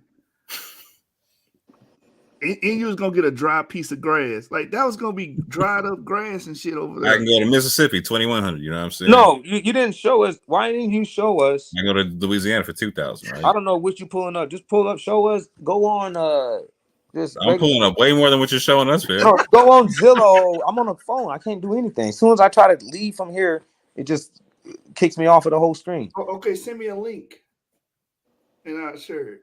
I can't leave from here. As soon as I leave from here, it just turns off. Oh, I see what you're saying. All right. Oh man, like I don't know, bro. Like it don't seem tenable. That's all I'm saying. It just don't I seem. say like this one, man. The land in Africa is a lot cheaper than the land in America. I don't know that. I don't know because what I You just can seen do the before. research. Just you got to do a little bit better research. D-Ray, are you there? People ain't moving to Africa. People ain't moving. People from America ain't moving to Africa and Yeah, I'm here. What's up? not being able to afford their living. If I show you a home, 1 acre with a home on it for $4 million USD, and then I come to Texas and say, damn, you can get a 4-bedroom, 4-bathroom for $175,000. Which one is the most tenable, most viable option? The one in Texas. All right, boom, we done. We done, Battle X. So whatever, man. You guys got it. You guys got it like a just. It's just whatever. Your mind is closed. There's How's nothing that you can really. close mine? I'm There's just nothing that you can really say. You're just like whatever, then, man. That's just what you think. All right, well then stay in America. Just think that this is going to be your home. Join the Aboriginal fucking movement. Battle X, why you getting mad about? I'm not getting mad. It's just at the end of the day, you be like, well, then you can't say nothing to people that has that when you got all your guards up and your, you just got your whole little thing doing. You're doing Asking you to your prove what you're saying is no, having you're your not. guards up. I'm just sitting there saying like, hey, man, it says it. What the proof is? It says it in the scriptures. That's my No, no, proof. no, no, no, no, no, no. We're not doing that. See, that's dangerous. We're That not ain't doing that. dangerous. If you cannot explain to somebody in a real world situation why they should go to another country and why is it viable and is it affordable, and then also telling them that they need to learn the local laws and learn what the lingua franca is, you are being very dangerous and careless with the Dangerous lives of black people, man. and careless with the lives of black people, but yet we're talking about voting and getting into the political strategies and just waiting for Uncle Sam to have this fucking epiphany and change of mind on how he's going to be dishing out his wealth in his society and let the black man have a slice of the pie. Like fuck all that, man. That is a black Negro fantasy. That is not realistic. We know that because time has proven that that's not what happens here. Shout out to Maybe Ray's Boom Boom Room. You know what I'm saying? This system doesn't. This system ain't designed to where black people is running it and owning it and having a fair share. cool. Like we're That's the because consuming class. there's more white people than there is black people, right? We're the consuming class. Got you. So why not be more action oriented and make the moves for black families to do better where they at now? Because we've been thinking that. No, I was We've been, listen to what I just said. I didn't say thinking. I said action oriented. we've been We're doing doing it. Black battle people axe, been battle trying. axe. Oh my god, battle axe. You're making it seem like this is a new idea. That's the crazy thing about it. I'm like, The black people I know that are action oriented and actually do things and pull themselves up, they doing good for themselves right now. They doing good for their families. They're supporting and providing for their families. So you can miss me with that victim. what do you mean by supporting and providing for you? All you got to do is get a job and you can support and provide for your family. Exactly. Like, but that's not that's not the issue. And niggas are not debt. They're not full of debt. They debt free. They got multiple assets because they work hard to achieve. That's it. I'm action oriented. They do things. They don't just talk about it. They actually do it. They didn't have to move 30,000 miles away to do it.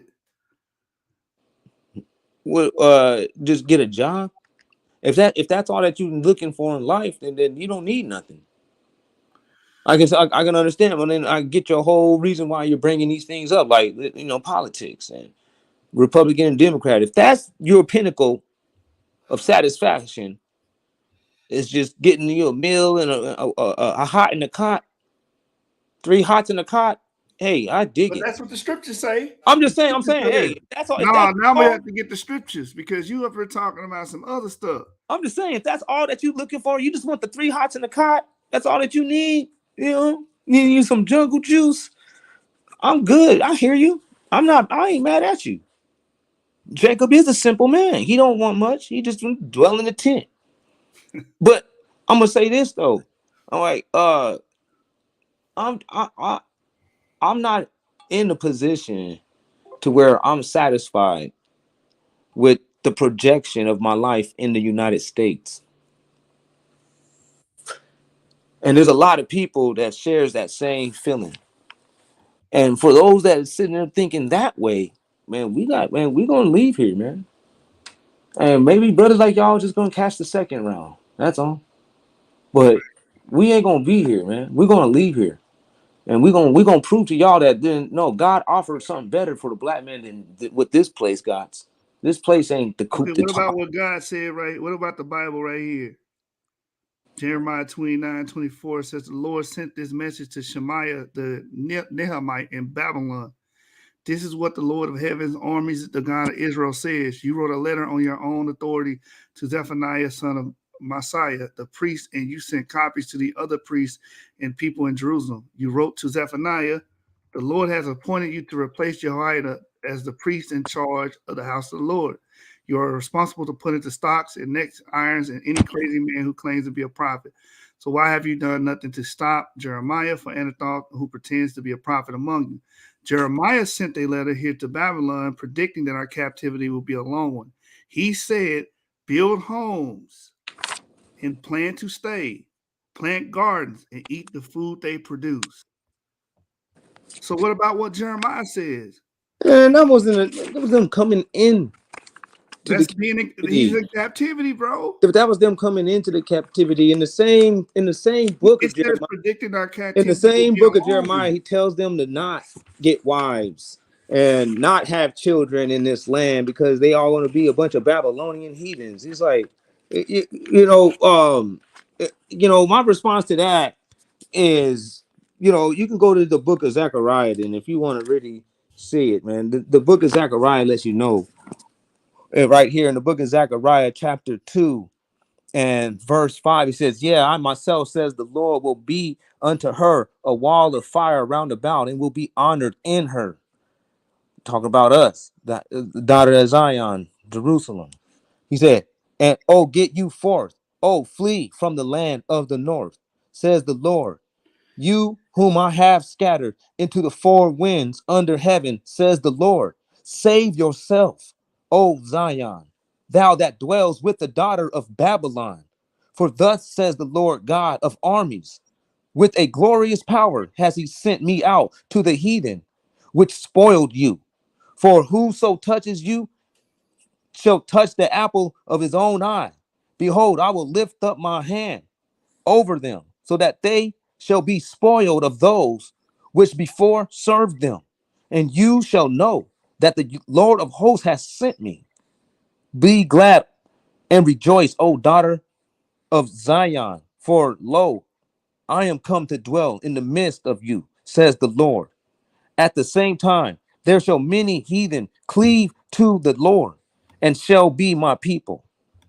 Thus will I dwell in the midst of you, and thou shalt know that the Lord of hosts has sent me unto you. The Lord shall have Judah in possession for his part in the holy ground, and shall choose Jerusalem yet again. What? And shall choose Jerusalem yet again. So we're going to have to dip out of here for that to happen. Let all flesh be still before the Lord, for he is risen out of the holy place. And I So, could say that that's so happening isn't today. that something enacted by Yahweh himself and not us? What He's you're not going to sit around here and fly with pelicans and angel wings around. Like he told us right there. He said, save yourself. He said at 6, he said, get you forth and flee from the land of the north, says the Lord. You whom I have scattered into the four winds under heaven, says the Lord. Save yourself, O Zion. Do what? Save yourself, O Zion. You that dwells with the daughter of Babylon, in particularly speaking. That's us.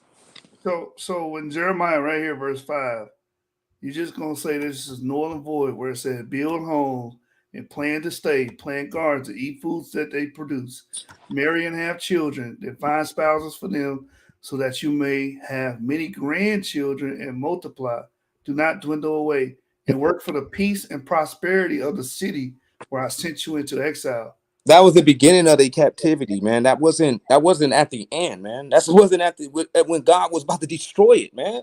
We're at the different process now. We're at the What part about where this part right here? Where it Babylon is says, about to be destroyed, man. We're what not at about the part where we're just coming in to the punishment. That's something that we could have been preaching back in the late 1800s or something. All right, I hear you. All right, we got out of slavery. Let's plant us some vineyards. Let's have us some generation, man. all right, That man. place was hey man, no, for real. America was a promising land. It had a lot of stuff going. These people was just coming into the whole automobile industry and the mechanic. It's promising now. You know how much But money it I think ain't they happening make? like that no more. No, there's a plague. There is a inflation. There was a plague back then. There is the dollar is losing its value. They're having a record lows Our ancestors survived 2 world wars. What are you in the talking back stock then? market, man. Hey, man. There's a drought. Nobody knows when it's going to be fixed because they say the only way it's going to fix it is going to take years of heavy rain. It says we must have years upon years of heavy rain to fix the drought. In other Fix what words, drought, bro? the extreme drought that is now has hit the whole United States, especially the West Coast. The West Coast they call it the drought is now at the level of exceptional. Why do the land ever have a drought according to our heritage? That's when God doing stuff, man. That's God judging, man. We look in the book of Isaiah, I think it's 29 or 19. So drought don't mean that we don't have no water. It just mean that the crops ain't getting no water, right? No, the drought means that there ain't no water coming from the sky, and now we've seen that the water table actually gets disrupted also. Now that we got all these wells, they don't really mention those things too much. You don't really hear, but wells run dry too. So when the well runs dry, and we all know how the saying goes, when the well runs dry, well, these wells over here then ran dry. No, I can't say that, bro. I can. You can just do the research. This is not, I don't understand. I'm like, what do you mean you can't just say that? You can. This is not sacred information. Okay, so we just did the research for the price. Just do the dry. Hear what you're saying. We just did the research for the property. What does that got to do with anything? I'm. Well, if you allow me to finish, then you'll understand listen, what has to do with there what is you're a talking about, a right? drought. So If like, you I don't don't believe look, me, listen. look. If you don't Hey, believe look, me, you can just look. Check it out. You don't have to sit here and start trying to throw your speculations. Well, because It's not of about reason A. speculation, man. It is a speculation because you're not. Look, bro. Hey, listen, man. I don't want to talk. You're not over even you. dealing I don't with want to the. yell over you at all, man. And I'm not gonna do it, right? I'm not gonna. Well, you're not dealing with the info. Bro, I'm not gonna do it. So listen, man. We talking about you and your understanding, bro, and what you trying to bring to the table, man. You know what I'm saying? What you talking about is supposed to line up with the scriptures, and it's not lining up with the scriptures. So, like, if you're not gonna line the scriptures up with what you're saying, then what are you doing, man? Are you preaching to us? Are you trying to get us to believe what you're saying? Like, I don't understand. We all stand on the scriptures. So if we ain't seeing clearly what you're saying from what you're pulling out, then what are you saying? What are you showing us? Because this ain't got nothing to do with us moving to no Africa or moving outside of this land. Or something. You said what? Do you want me to like to bring the scripture out or something? Is this your weird way of asking me to just bring the scripture out? Hey, brother, what about the end part of this sentence right here where it says, pray to the Lord for his welfare will determine your welfare? That was when they were coming in. Well, check this out. Oh man, that wasn't at the destruction of Babylon. There was some. Let's talk about during the captivity in Babylon. There was instructions for them when they were coming into the captivity, but then there was instructions for when God was about to destroy Babylon and send the Syrians over there. So, like, we don't have to. So we're not supposed to take care of our business and our families while we're here. Nobody's telling you not to do that. Why would you build up that straw man and attack that? Because I'm telling you, that's what the scripture's saying, and you saying no, it's not. No, so I never told confused. you brought it up, and you brought that up only in contrast to me saying leaving. Oh my God. That was you. You brought that up only in contrast to me saying leave. All right, brother. We just had an impasse, man. I don't know what else to say, man. So look at check this. This is the scripture of the brother, because the brother is accusing me of not lining it up with scripture. So I guess he thinks I'm just proselytizing and coming up with my imagination. I ain't, he knows don't call me out on nothing like that. I ain't playing with the scriptures like that.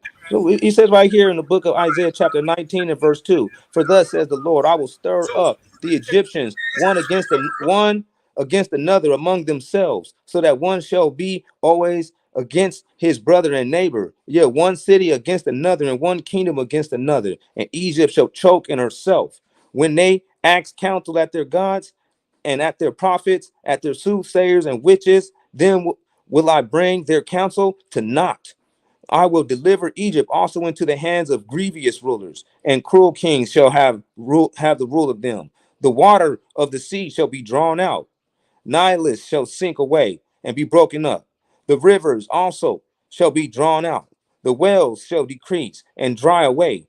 Reed and rush shall fail. The grass by the waterside and upon the river banks. Yeah, and whatsoever is sown by the waters shall be withered, destroyed, and brought to naught. The fishes shall mourn. All such as cast angles in the water shall complain, and they that spread their nets in the water shall be faint-hearted. Such as labor upon the flax and silk shall come to poverty, and they also that weave fine works. All the pounds of Egypt, all the parley, all the moats and ditches shall come to naught. So God does cause droughts when he judges nations before he destroys them and ultimately wipes them out. They go through these processes, and America is going through that right now. That's just what God does. This is his manners. So I didn't come out of just the thin air with it. God it's been recorded for him doing these certain things before. Man, I ain't seen no droughts here in America. Nowhere. Just pull up extreme drought in United States. Pull it up right now. 2022 drought. And then you get all the information. This is not sacred information. This is Google information. I watch the news all the time about the drought. I'm surprised that you never heard it. I'm like, how can you not have heard of it? That's all they've been talking about. California lost a whole city. There's a whole city that's no longer in existence anymore because all the wells dried up. All the inhabitants had to move out. So California is the only place where the water comes from. Everywhere else, they don't get no water unless California issue them some water, right? No, nobody's saying that. I said the breadbasket of the world. We grow most of the food. We grow a lot of the food that ends up on the table, on the dinner tables in America, right here in California. In the sandbox. You dam up a lot of the water so you can irrigate it for that purpose, right? And so there's literally legislation in California right now for people who are trying to stop the policies of the state government because of man-made drought concepts.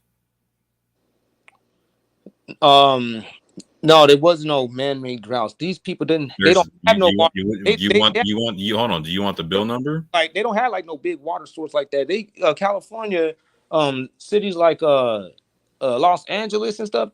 They don't even get their water from California. That water comes from the Colorado River. They don't even get their water from here. Wait, how do we get the water in Los Angeles from the Colorado? On that note, you know what I'm saying? I'm gonna jump off. All right. Yeah, I'll get you, brother Bear. Slow, it's really good. Slow, brother. Hey, Battle Axe, man. I you know what I'm saying? I'm just all about what's best for, brothers and sisters, man. If you think is what's best for you is moving to Africa, go right ahead. Ain't nobody stopping you, man. Well, it says in the scriptures that we are going to end up leaving here. So what place will we go to? Man, I'm talking about by your own volition, meaning you get up and do what you want to do. I'm not talking about no prophecy. I'm not talking about the Most High coming back and doing anything. And I don't think you are either, because when we brought that up, you said, no, it's on our own. We got to do it ourselves. Yeah, I said that the scripture says to do in the book of Zechariah 2, verse 6, says to save yourself. What does that mean? He said that. He said that he actually doubles up on what he meant. You need to flee, leave. He wasn't talking about spiritually detached. That's that Christian shit. That's not what he was saying. He was saying save yourself. Flee from the land of Babylon. You that dwells with the daughter of Babylon. He said, get out of there. Because he didn't give a list of what he's about to do. He said, he says pretty much to put it all up in one nutshell. He said, I'm about to destroy this place. I'm about to send an army up in here and everything, man. He's like, this place is done. You need to leave. And here we are, still sitting around here trying to get into the politics. And he's like, I don't see what's going on. Like, this scriptures is being fulfilled. God has a way of getting down. You can read the stuff in the scripts and learn about what's going on today. And a lot of people say, but that already was fulfilled. You're like, that doesn't mean that you can't learn. So when he say he gonna gather us from the four corners, what does that mean? We do it ourselves? Yes, he actually, because when you go to the book Deuteronomy, it's actually in the contract we were going to do that. It says in Deuteronomy 30:1, he says, when all these words are come upon you, whether it be the blessing or the curse, which I have set before you, yet if thou turn unto thy heart among all the nations, whither the Lord your God has thrust you, and come again unto the Lord your God, and hearken unto his voice according to all that I command you this day, both you and your children with all your heart and with all your soul, then the Lord your God will turn your captivity and have compassion upon you, and go and fetch you again from all the nations among which the Lord your God have scattered you. So you say, wait a minute. You say so when he says that he's going to do it, you're like, but he wasn't the one that actually necessarily scattered us. What? It was actually like man, that's not what I asked you, bro. I said but it was done through. He said that, and you just read the scripture where he said it again, that he's going to gather us. He's going. Yeah, but he said he's going to scatter. He didn't say nothing about what you just read. He didn't say nothing about. But you didn't let me finish saying what I was saying. Why I brought you saying something, but you're not reading it. Excuse me. So what I'm saying is what you read had nothing to do with what I asked you. You got to let me finish though, because I'm not asking for you to preach to me. I'm asking for you to show me the scripture. You gotta excuse me. You can't. I'm not asking for you to preach at all. If you finish reading the scripture, I brought that up. Are you finished reading the scripture or what? No, you gotta let me be able to explain why I even brought it up. Other than that, you just let me read. There's nothing for you to explain. Excuse me. I would like to be able to explain why I brought that up, though. But I don't need you to explain none of that. I just need you to answer my question. Excuse me. I did choose to. I just need you to answer my question. I asked you a specific question. I didn't ask you what you're talking about. You want to expound on. I will be glad to answer your question. Well, then just deal with my question, and then whatever you want to expound on it.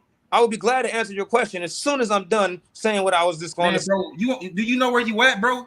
I will be glad to answer your question. Do you know where you at, bro? I'm not here to play no games with you, man. Excuse me. I'll be glad to answer with you, Battle Wax. So listen, man. Excuse me. You gonna respect what I'm asking you, bro, or you can do it moving, bro. Excuse me. I will be glad to answer your question as soon as you allow me. Then please just address my question. As soon as you allow me to expound on whatever you like to expound on. Exactly. That's all I'm just trying to say. I'll be glad to answer your question.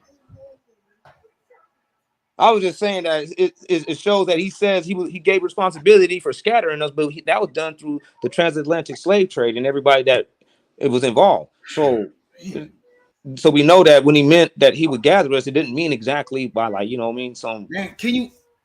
I have a quick question. Where's the land of Israel? Do you believe it's in the Levant or in Africa? I think it's in Africa. What part of Africa? Just sub-Sahara. It's still debatable. This is newfound information. So the whole of sub-Saharan Africa is the promised land? It's somewhere in sub-Saharan Africa, just sub-Saharan Africa, somewhere around there. It is the promised land given to Abraham, Isaac, and Jacob. Yeah, like he just now said. The scripture I just read. He said that we're going in Zechariah chapter 2. He said that we're going to have to. He's going to choose the land again. All right. He's Do you believe in the New Testament, by the way? So as of right now, whatever land that we're thinking that it is, according to Zechariah 2, it ain't the land, because there's still in the last days it's prophesied that we're going to still have to. God's going to have to choose His land again. Interesting. So, do you believe in the New Testament? Yeah, I believe in the New Testament. Do you believe in the event of 70 AD when the temple was destroyed? I don't know too much about it. I just know that that's what somebody said, but I haven't done nothing to be able to say that, I got a teaching on it or anything. All right, I advise that you look into 70 AD. It's a very important event to Israelite history. No, I know pretty much the summary about it, but I'm just like, well, Okay. Yeah, I know about it. So what's the point though? All right, so the point is this. The second temple was destroyed by the Romans. Are you aware of that? Yeah. Okay. All right, so how is the land of Israel in Africa when the Romans never destroyed the second temple in Africa? They destroyed it in the Levant, the modern day state of Israel. We don't know that, because how do you know that we don't know? We don't know that.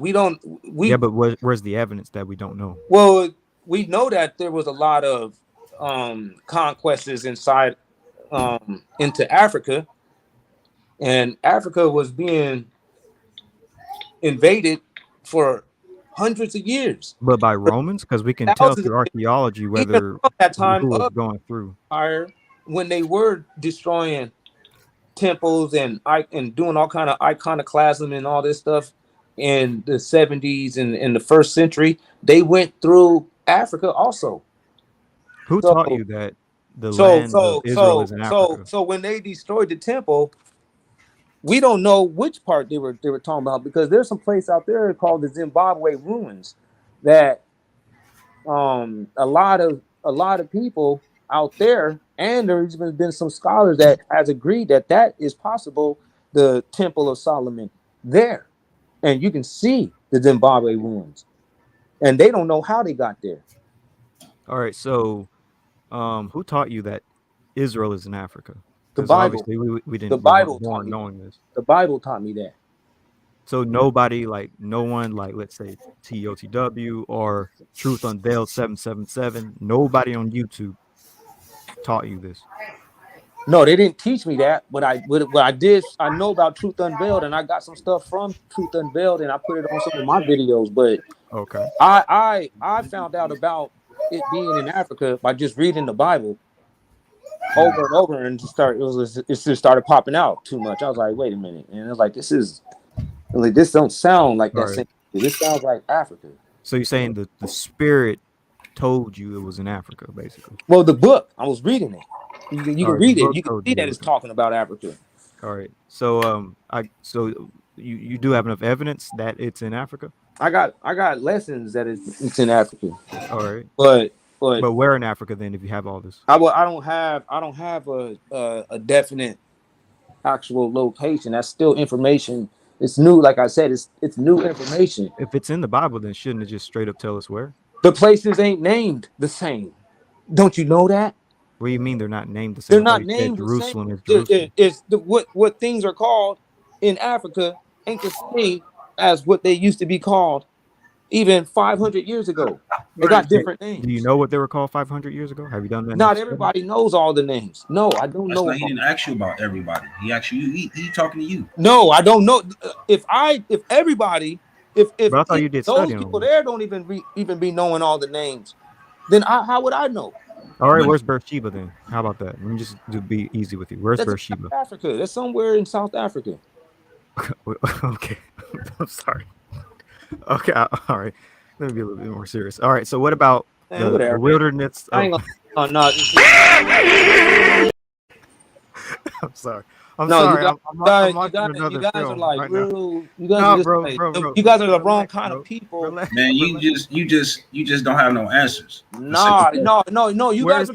You just don't have no Where's answer for the simple I'm the questions, and man. you No, about to you trying to start come at me crying. like I'm the You about to man. start crying now. Like we don't You need trying that. to come at me like I'm the man with the hat No, that had bro. the All right, million I'm up in there. sorry for laughing, You know what I bro. mean? Sorry. You bringing up Relax, all of this You shit. relax. come at me with the man with the You bringing millionaire. up all of this stuff. So I I did is mean, I why you said, don't have hey no man, answers for it? we're gonna have to end up going to Africa. Do you think it's in Africa? Or what do you think it's at? I said, well, I think it's in Africa.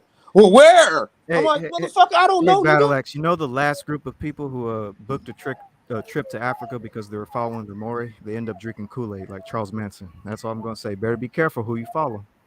I ain't following nobody, man. I'm just saying. I'm just giving you some brotherly advice. If somebody Listen, says, man, "Hey, hey, let's I don't all know go to why. Africa," be I'm gonna let careful. you know this one. You can spare me that advice. I don't listen to people. I All don't right, listen. I don't. Whatever, man. just be You say careful. you can't say shit to y'all. You say anything, and you just Just don't have to don't be don't in drink the opposition. Kool-Aid. When they give you the Kool-Aid, don't drink it. Just You see drop what it. I'm saying? You gotta clown something. You gotta try to make something look weird or like, why are you doing this? Why ain't y'all just You doing it receiving to yourself, information? man. Why ain't you just saying, oh, okay, you know what I'm saying? I never thought of that, but whatever. You know, that's how I'll take information that I'm not even agreeing with. I'll just be like, oh yeah, oh. We're Go. not Where's the we're way of the not we're not Philistines? used. Shalom. Shalom. What's going on with y'all? Shalom, Akmalat. What's going on? Yashar, y'all, the Hebrew Israel, and Scholastic Bully, Battle Axe. It's Shalom. Shalom, shalom. Shalom, Akmalat. I got a question for y'all. The brothers that, you know what I mean, was going against, you know what I mean, leaving here. If y'all can answer this question. The question is, can you guys show me anywhere in the scriptures where the Israelites did not leave their captivity and go back to their land? Where they did not leave their captivity and go Yeah, back. So basically, can you they show me stayed in anywhere where the. they stayed, where they were captives at? The scriptures say we're not supposed to go back to that land anyway. No, I'm just After, saying. I'm after we just got saying. Can exiled. y'all show me anywhere in the Bible where we stayed, we were captives at? I was trying to do that. In the book of Ezekiel, it talks about our land will be pretty much occupied by the Gentiles. And Didn't we won't Daniel be able stay to, in Babylon? But no. no, but Everybody in after the Bible, no, they he's saying actually after, left Babylon. I'm not talking yeah, about Daniel. I'm talking about Not the all of them. Israelites. After they didn't stay in Babylon until Yeah, 70 we AD. did. No, So they not stayed in Babylon until actually. 70 AD. I said no. I said we stayed there till about 1000 AD, Okay, if I'm not mistaken, so or we did 1000 leave though, BC or right? something like that. 1000 AD or something like that. One of the two. Hold on. Let me grab it. No, it's okay. You don't got to do that. I'm just trying to make a point here. Every captivity that we was in, we never stayed in that captivity. We ended up leaving. according to, okay, so do you Yeah, we believe did. when the Romans sacked Jerusalem and King Hadrian, right, the Roman general Hadrian, ended the Jerusalem state, named it Palestine, we've been scattered since that time period, correct? Akmalak? We've been scattered since, you talking about 70 AD? Yeah, no, 100, I think 119 AD. When the end of Israel, that was the end of the state of Israel. It's no longer called Israel, it's called Palestine I'm talking because about of that. Hadrian. Yeah, Hadrian. It's called yeah, we've been scattered since. Wait, where do you So we believe haven't. Israel is first? So you believe that African Americans are Israelites? I'm just gonna walk you through this. I believe that we're from the tribe of Judah. So Yeah. we haven't been back. So okay, it's safe to say that African Americans that were claiming to be Israelites haven't been back in the land at least almost 2,000 years, right? At the minimum. Yeah. So okay, so what was the point of what you were saying then? I don't get it. Yeah, me too. That's No, what I'm trying to what figure my out. point that I'm saying is, this is what I'm saying. We never ever stayed in the land of our captivities. Never. So do there's going to be a do day. you guys subscribe to Hebrewism of West Hold Africa? on. Okay, you can ask your question. What was it? Do you subscribe to to Hebrewisms of West Africa? I'm not familiar with that term. Can you explain?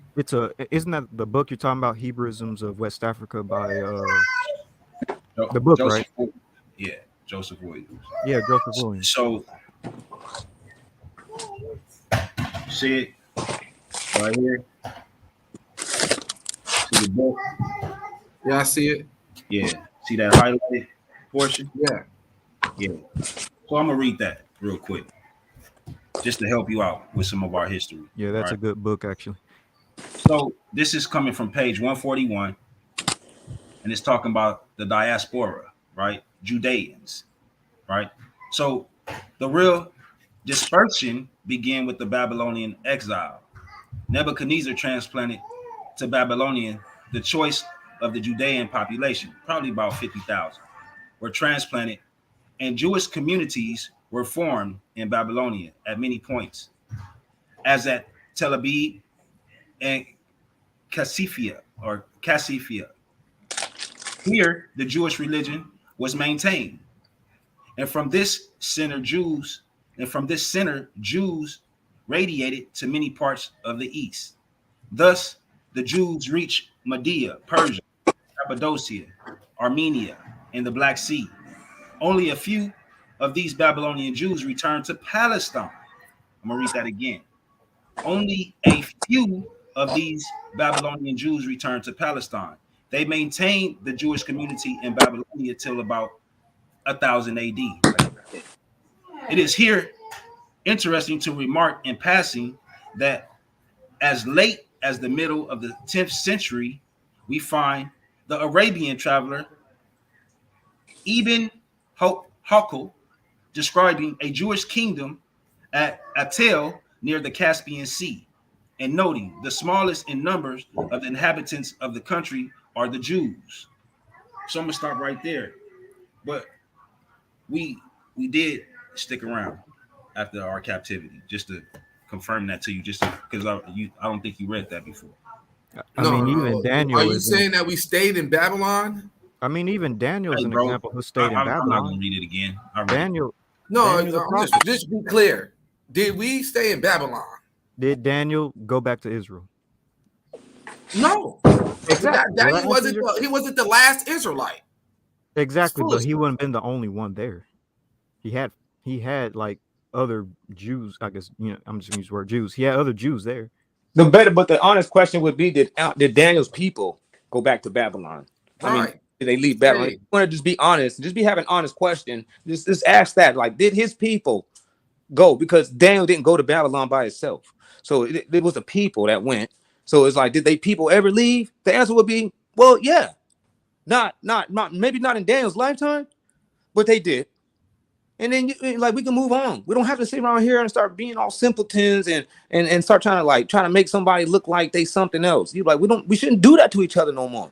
That's why What are you talking about? Wait, where do you believe who made Babylon somebody was, make somebody look like something? I said maybe I said to Akmalak. Maybe you haven't came across this in our history. Brother, man, so I read the information. Honest to God, I was not to show the brother up. What the fuck is you talking about, Battle X? Honest to God, down, bro. I didn't even have you in mind. So you probably should calm down, bro. You tripping, man? Because not even Hebrew, he's not even coming off foul to nobody, bro. So stop that, bro. He's Nobody's been attacking nobody. Right here, this Moore's has been. I had it been. Come on, man. Have you been here the whole conversation or not? Moore has been notorious. Moore is not even on here, Battle Wax. Who is this? Well, whatever his name is. Hebrew is not attacking you, bro. Knock it off. Hebrew. All right, whatever. I thought it was Moore. My bad. I ain't looking at the phone. But anyways, man, he wasn't receptive to information, man. It was not the right mind state, man. That's all I gotta say. Yeah, and then I think that we kind of being like, it's disingenuous to say that the Israelites stayed in Babylon all the way up until we went to, I guess, West Africa. I mean, they did stay in Babylon, a lot of them, because we know that by the time we get to the New Testament, we only know that Paul is from the tribe of Benjamin, and even he said he was born in Anatolia. He was born in Asia Minor in Tarsus. And when we get to also in the New Testament, the only thing we hear about is the Judeans, which is where we get the word Jew from.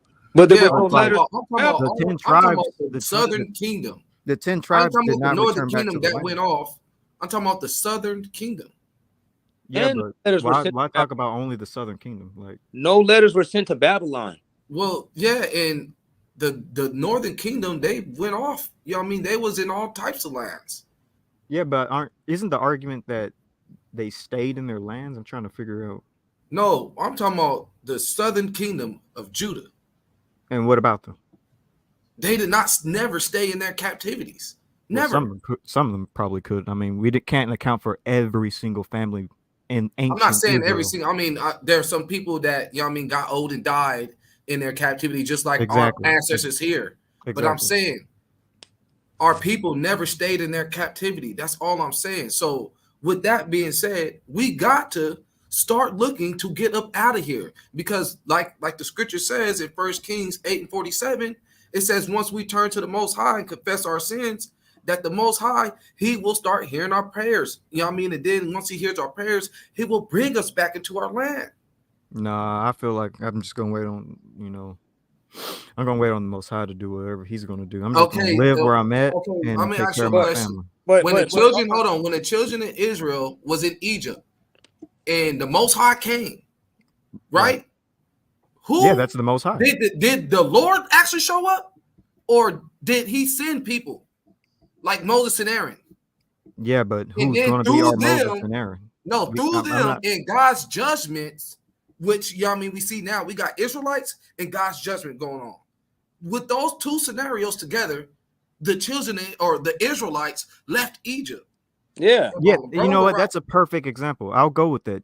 Israel did leave the Egypt when they had the correct man to follow them, which was Moses. But you guys want to be like the Israelites who are enslaved in Egypt and want to leave before Moses even comes. Moses We is talking here. about, we got our You don't Moses and know. Aarons. Yeah, man. Who is our Moses? Christ Explain is to our me. head. Moses. Christ is the head. So why you can't be patient and wait for him? Christ. Exactly. He's That's already what I'm here. Where is he? Wait, what?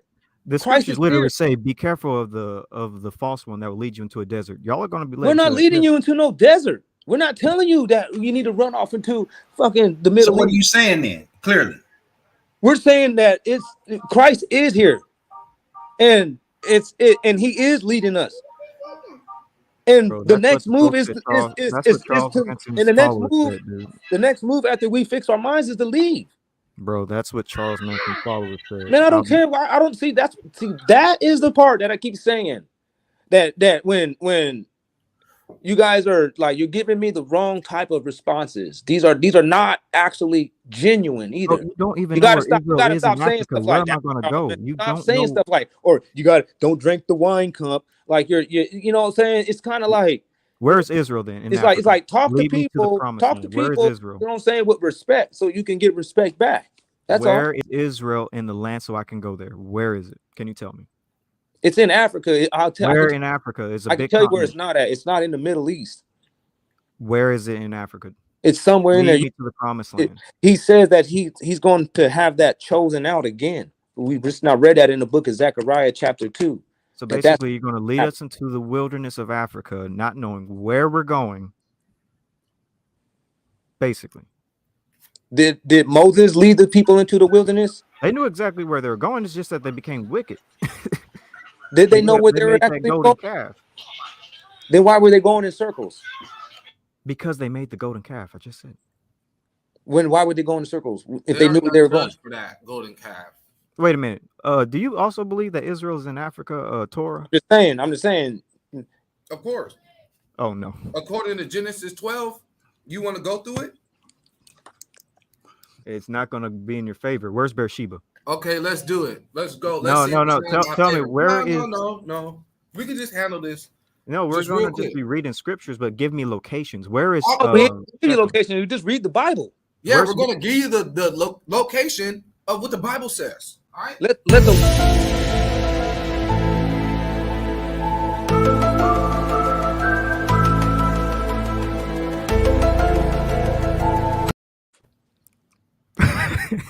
Where's Shechem? Tell me that. Abraham went to Shechem after he The left Shechem Earth. is what the Bible's going to say, and it places it in Africa.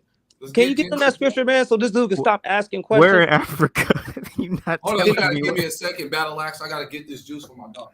Oh, you're not even telling me where. Just Want like me to it's get in it? the It was Bible. placed in Africa, but don't nobody know where. You want me to get it out? Who are the They Ishmaelites? didn't know. They didn't know where Jerusalem was either. Who's the Ishmaelites? When they were walking around in Egypt, You I mean, can't answer that when they question. left Egypt and they were going through the land of Canaan, they didn't The know where Most High Jerusalem didn't was. allow them to go to Jerusalem. No, they didn't know where They Jerusalem did. The was. Most High didn't allow them to. No, he kept Stop telling being them. stupid. He told them. Go read the scriptures and show me He where told they them. just He wanted said. to just wander around the Hold wilderness on. for 40 years. Hold on. He told them. Don't be stupid, man. He During the told them. conquest, Listen, man. When, I don't even the want to have this conquest, conversation with you because I'm gonna disrespect you, bro. wait, can I'm you gonna just go let me ahead and mute talk, out, man? and Because I'm gonna allow you to every have time it you with get on the Hebrew. conversation, man, you Because at turn the it end of the into like day, some. man, don't nobody got time for y'all false doctrines. I You mean, turn this into for real. some And don't SVDL nobody shit, got time for your false doctrines at all. Period. nigga. When you stop doing I ain't the this, man, one, bro. then get the fuck off. Let me show you something real fast.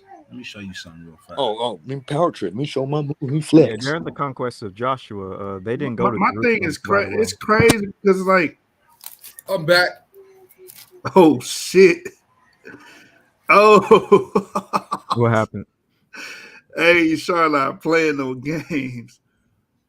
Man, he What brought happened? it on himself. But my thing is, Akmalot, when we look at all the archaeology and we look at the history, like the Arch of Titus, it shows them going to Israel, going into the temple and taking the menorah. You know what I'm saying? It's saying Where that you say Israel's at today? in the Middle East, in the You know, Levant. there's actually an ancient stela made by the You Egyptians.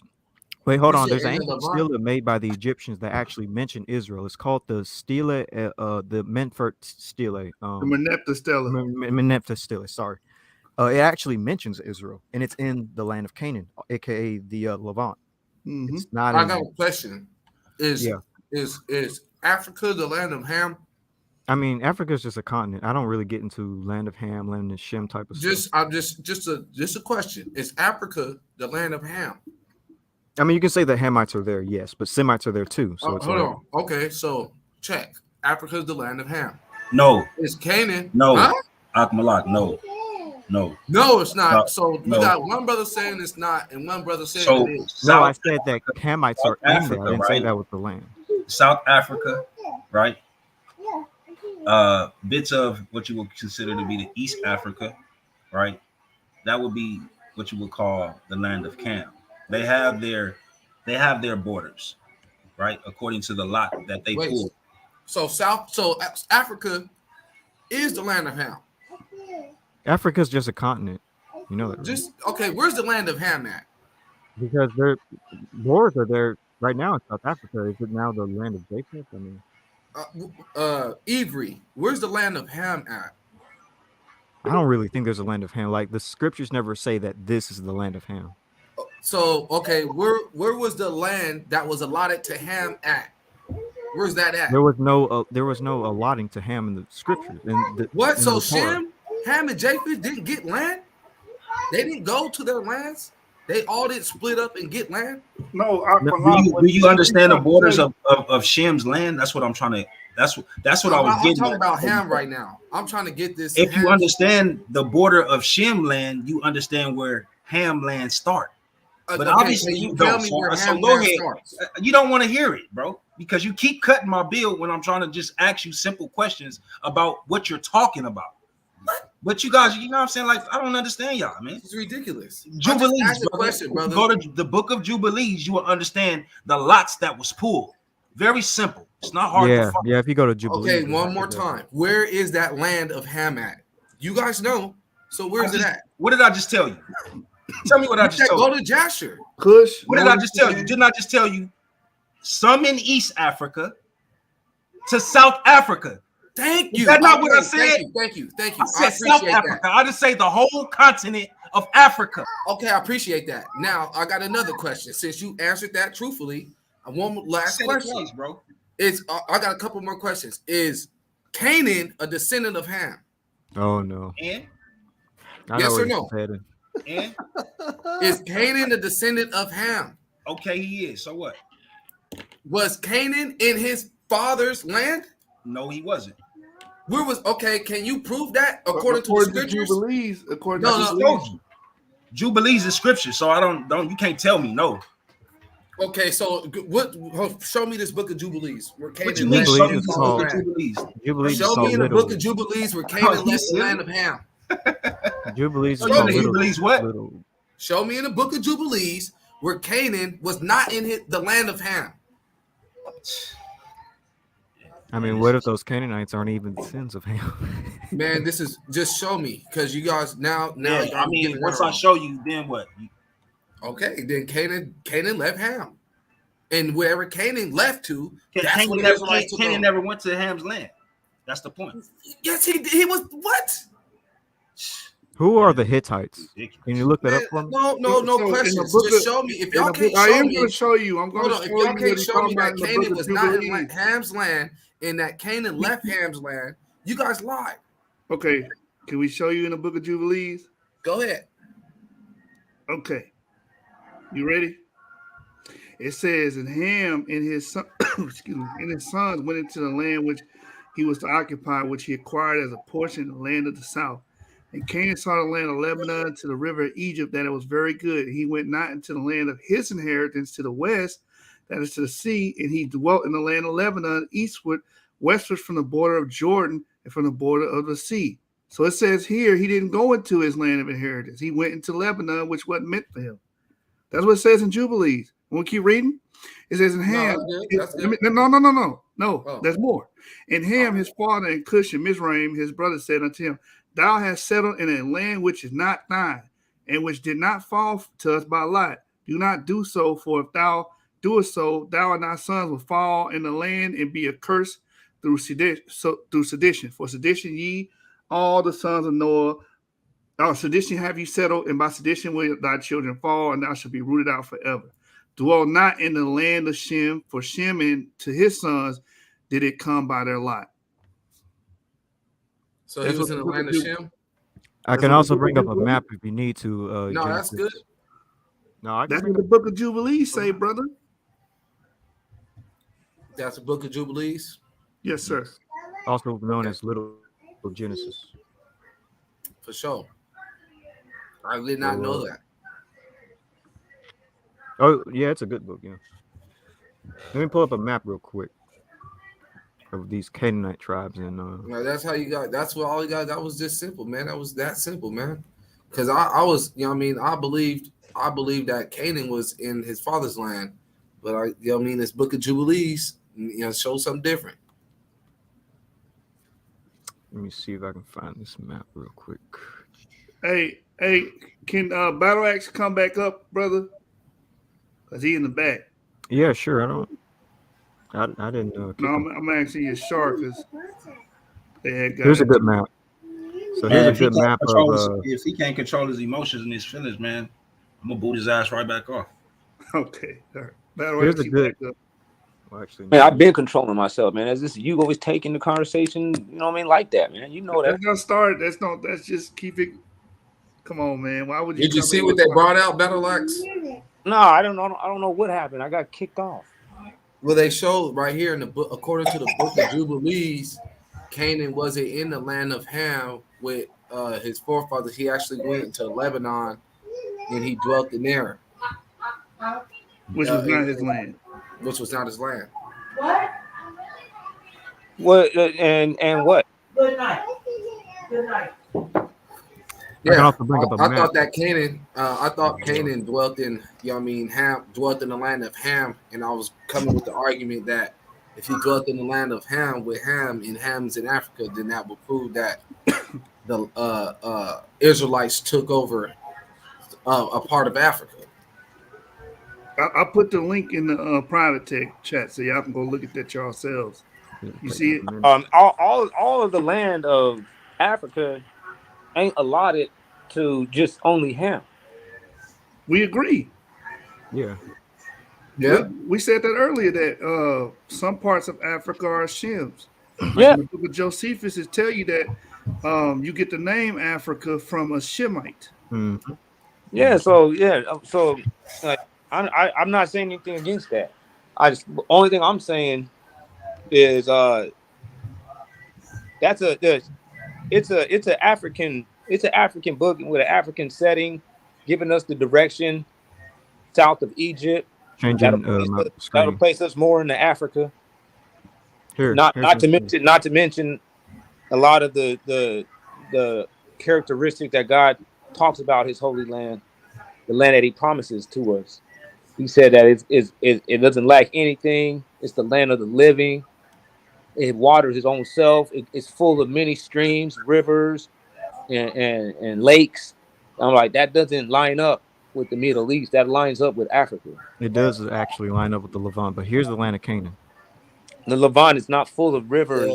He Yeah, dwelt in it the is. land of It Lebanon, is. eastward and westward from the Show me borders of the Jordan. springs of in the Levant. All right. Where are the springs at? All right, I'll show you. This is where understanding and learning topology comes into play. So let's learn about the topology of Israel. Just give me a quick second here. The springs and all the rivers and stuff. Yeah, I got you. That I'm land gonna right bring it there, out. it's not filled with rivers. It is. And what we have to keep in mind is that the land of the Levant was different 3,000 years ago. Like all lands were different. Like North Africa wasn't once a desert. It was once green.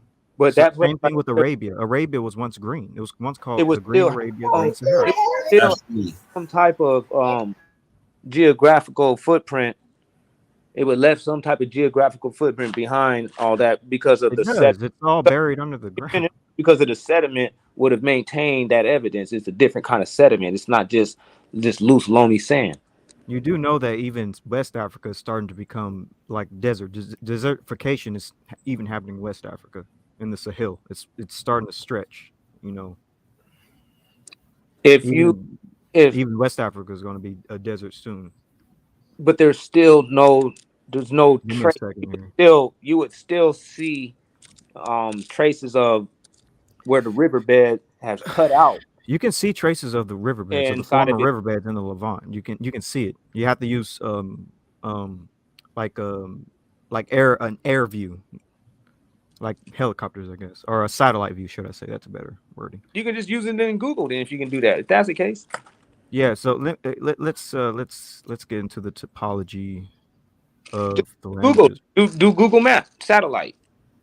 Give me a quick second here. Hold on. Let me I'm gonna mute myself real quick, and we're gonna listen to something, and then I'm gonna share my screen. Just hold on. This is gonna be good for everybody because like for you to try to say that place is a place that's full of rivers and rivers and lakes and streams and springs. That's not the truth. That's you may have a pseudo. Have you studied the ancient land of Canaan? But that ain't Levant? that. Hey, You can't that say ain't it's pseudo if you haven't like studied today. it. Come on, man. Hey, listen, that ain't what it looks like today. It's not a place where it can sustain us at the capacity that we would be at comfortable with. It once did, and the scriptures even say No, I'm that not when we talking about return, that. that the land. You can Well, say, hold on. The scriptures I can say even about say that you when once. we I can return say to it the once land. was. I can say that it once. Battle Axe, bro. Stop cutting Ebri off, man. I'm just saying though. I can Bro, say you can say what you need to say. Stop cutting the brother off, man. He don't talk loud. He don't like to talk over people. You see that? Come on, bro. Stop trying to be aggressive with this brother, man. He trying to have a conversation with you, and he about to show you what he talking about. Have some decorum, bro. I'm waiting for him to pull the topology up. Pull it up. Yeah. But Have some decorum, bro. He's but in the speaking. meantime, You don't have to speak over him while he's talking. But in the meantime, we just gonna have a conversation. That's all we doing. That's fine, but don't speak over him. Allow him to finish his thought.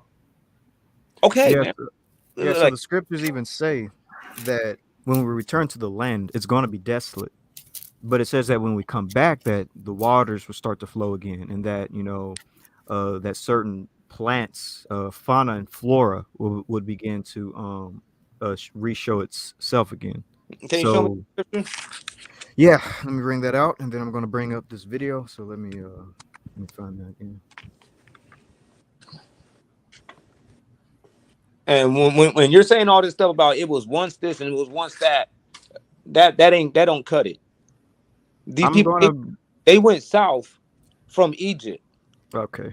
Yeah. All right. So just give me a quick So are you aware that in the book of Genesis 12:1 it says that they went south from Egypt? Hold on, I'm trying to find this verse, so I can't really listen to you and I can't multitask. So, yeah, we talked about that last time we was on here. It doesn't say it went south from Egypt, bro. It does. It does. And the word Negev means south.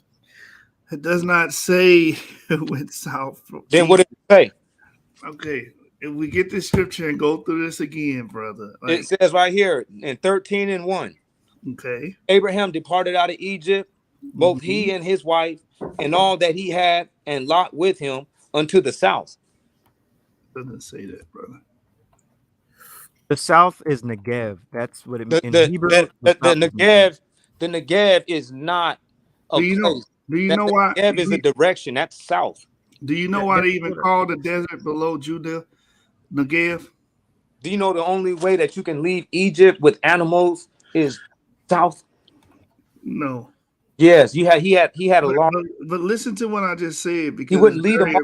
He wouldn't lead them. Nobody in their right mind would lead their flock and cattle off into the middle of a desert without any sustainable passage. That's have you actually seen the land of Israel? Like, have you actually looked? Yeah, I looked at it the on Google. Yeah, I'm about to pull up some images because it's actually a pretty beautiful land, and it's not all desert. But Yeah, first, I'm going to bring up the scripture. First, I'm going to bring up the before. Oh, okay, I'll do it after. I'll do it after, so you guys can get what that word Negev means. Yeah, it means south. I mean, the reason why it means correct. The reason why they called it Negev is because it's south of Judea. It's named in relation to Judea. That all came after, man. That's not the truth, man. That was the Jewish people lying. They made that up. That ain't the truth. They knew that scripture right here would place you in Africa. So what they did is they fabricated that and said, well, the word south is now the region, this region in the desert that's actually east. Okay. You're like, wait a minute. So I'm sharing my screen. Can I read or I just you can go ahead, you shoot. Serious, and it said that they went south. Okay, that's not what it says though. The scripture says, so Abraham left Egypt and traveled north. It didn't say that. Show me where it says he left Egypt and traveled north. I'm showing you on Look the at your screen. screen, man. Where? Look at your screen. Genesis 13 and Abraham. What translation is this? They left Egypt and traveled north. The New Living Translation? Come on, man. You can't pull up books like that. I'll go straight to the Septuagint. Okay, so you want me to go pull the Septuagint out of my book box? I got it right here already, man. I'm there. I'm locked and loaded. What's up? All right, let me get Genesis 13. And I can go to the Latin Vulgate. And I can go to the Latin Vulgate, and I can go to books, to Bibles that was translated in the 1500s. And they all say south. Okay, nobody ever translated that word historically as north until the New Living Translation. Why they had to sit there and shoot, bro. The just opposite, type in Negev. Because now it's not even saying they went to the Negev, because the word Negev don't mean north. But you look at the Hebrew word right there, it's Negev, which means south. Give me a second, Yeshub. I need to take care of something, but I'm about to read the scripture here in a second, so you can show whatever you got to show. All right, so right now I'm trying to get the Dead Sea Scrolls online, so we can just read it from Dead Sea Scrolls. The Dead Sea Scrolls are fake. What? The Dead Sea Scrolls are not real. Are you? Dead Sea Scrolls are written on sheepskins. They was not used on papyrus when they would have been used on papyrus at the time when they said that they were claiming at their date. Those things are bona fide fake, all of them. All right. So I'll just go to Bible Hub. How about that? You can do not bring the Dead Sea Scrolls. That is, man, that's crazy. That's not true. Got you. Okay, so I'm gonna go to Bible Hub. It just because Bible Hub give you all of the verses, right? Let me see if I can get Bible Hub up here, right here. Bible Hub.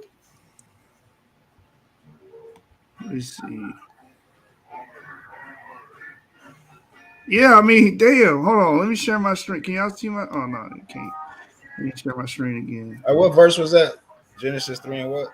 13 and Genesis 1. 13 and 1. Just 13 and 1. They said I got it. I got the word again. Hold on, real quick. If you want to share screen. Hold on, so share my screen right here. Genesis 13:1. This is Bible Hub, so it has all of the versions. See that? All of the versions. So we're gonna read multiple versions. Okay.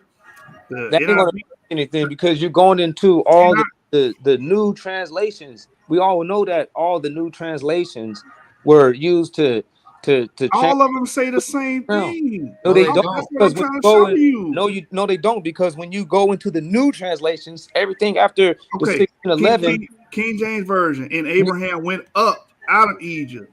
let's yeah. You know how when you go up the river, because they're talking about the pattern of the Nile River. That's why it was called Upper and Lower Egypt, and one was north or south, the opposite.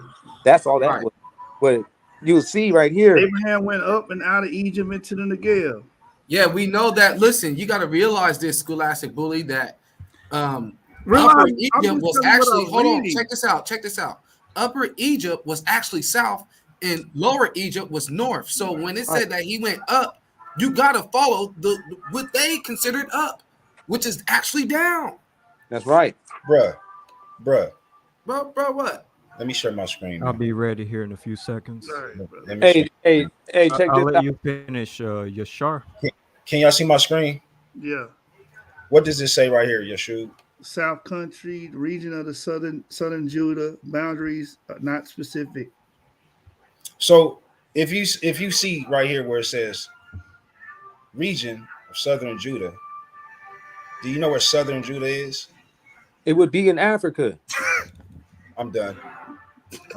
That's just you automatically. South Country and South. That's you just Bro, I'm automatically done, man. accepting the fact that, and you're trying to get me to accept the fact that I'm not Judah trying to get you to is do in the nothing. Middle East. I was talking to my brother. No, but okay, well, if you say, do you know where Judah is at? When after you pose that information, then that means that you're basing their question off of me already, or whoever has already agreed that it's in Judea. Okay, so Negev in South Africa is what you're saying. Negev would be the direction south. Okay, get numbers 13 and 17. Can y'all get numbers 13 and 17 for me? Numbers 13 to 17? Yeah. So every time we see Negev, we talking about South Africa or the direction of the south.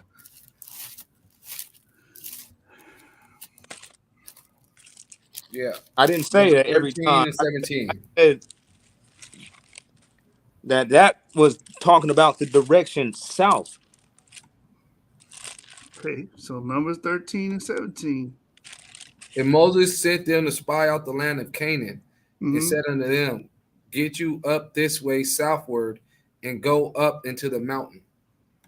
Yeah, so that means South Africa. South was up still. Because that's all this that was our point. Thanks. How is that your point? Yeah, you're number saying every 13. time you see that word, it means South Africa. We're gonna remember that numbers 13 and 17. That goes with our doctrine. You got to keep that. That goes to your doctrine. You hear that, bro? Their doctrine. Wow. A doctrine is just a teaching. Okay. That's what that means. Yeah, a teaching. We don't have doctrines, bro. We have everybody. Okay, numbers 13 and 29. The doctrine is teachings. No, listen. You can look the word up, and you ain't got to freak out about it. Just look at numbers. Hold on, real quick. Get numbers 13 and 29. Read Numbers that 13 and 29. And the Amalekites dwelt in the land of the south, and the Hittites, and the Jebusites, and the Amorites dwelt in the mountains, and the Canaanites dwelt by the sea, by the coast of Jordan. So the coast of Jordan is by South Africa. We didn't say that. Like you keep on trying to, bro. But that's that word. You're building right a straw man, and all we saying. But you ain't being clear about what you're saying. That's because because he's trying to sit there in South Africa. Man, stop trying to blame it on somebody else. Won't you be clear with what you're saying? So nobody got to blame nothing. All I'm saying is, when you look at the scriptures in Genesis 13 and 1, they went south. That makes a lot of sense too, because he did have a lot of animals. So they went south.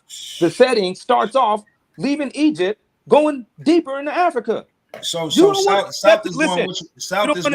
Is south going up or down? Listen, if you don't want to accept it, no, I'm you don't got to. I'm asking. In terms of how they were saying it, is south going up or down? It's going down. It's going down. South is going up. So that means that northern Egypt going up. So that means that northern Egypt was closer to Jerusalem, right? South is going up. That's all I got. Oh, okay. They saying they going up out of Egypt. They talking about going south. Yeah, so going up, right? Going towards Jerusalem, right? All right. So I'm ready to show you what I got when it comes to the land of Israel and its topology, because this is very important. And I would like for all of you guys go get in the bed. everyone to check this video out. This is from Dr. Don Fowler, Old Testament Backgrounds, Lecture 2. He's a professor. This is dealing with the topology of Mesopotamia, should I say, and Israel, and it's very good documentary, or should I say lecture, college lecture. Are you going to show it, or Yeah, is I'm this? about to show it. I just want to first give you a little bit of background. We're going to let him play the first few minutes of this, and then I'm going to go to the relevant portion, but I'm just going to show the first few minutes to let you know who this person is. So I'm going to mute myself, and let's get started.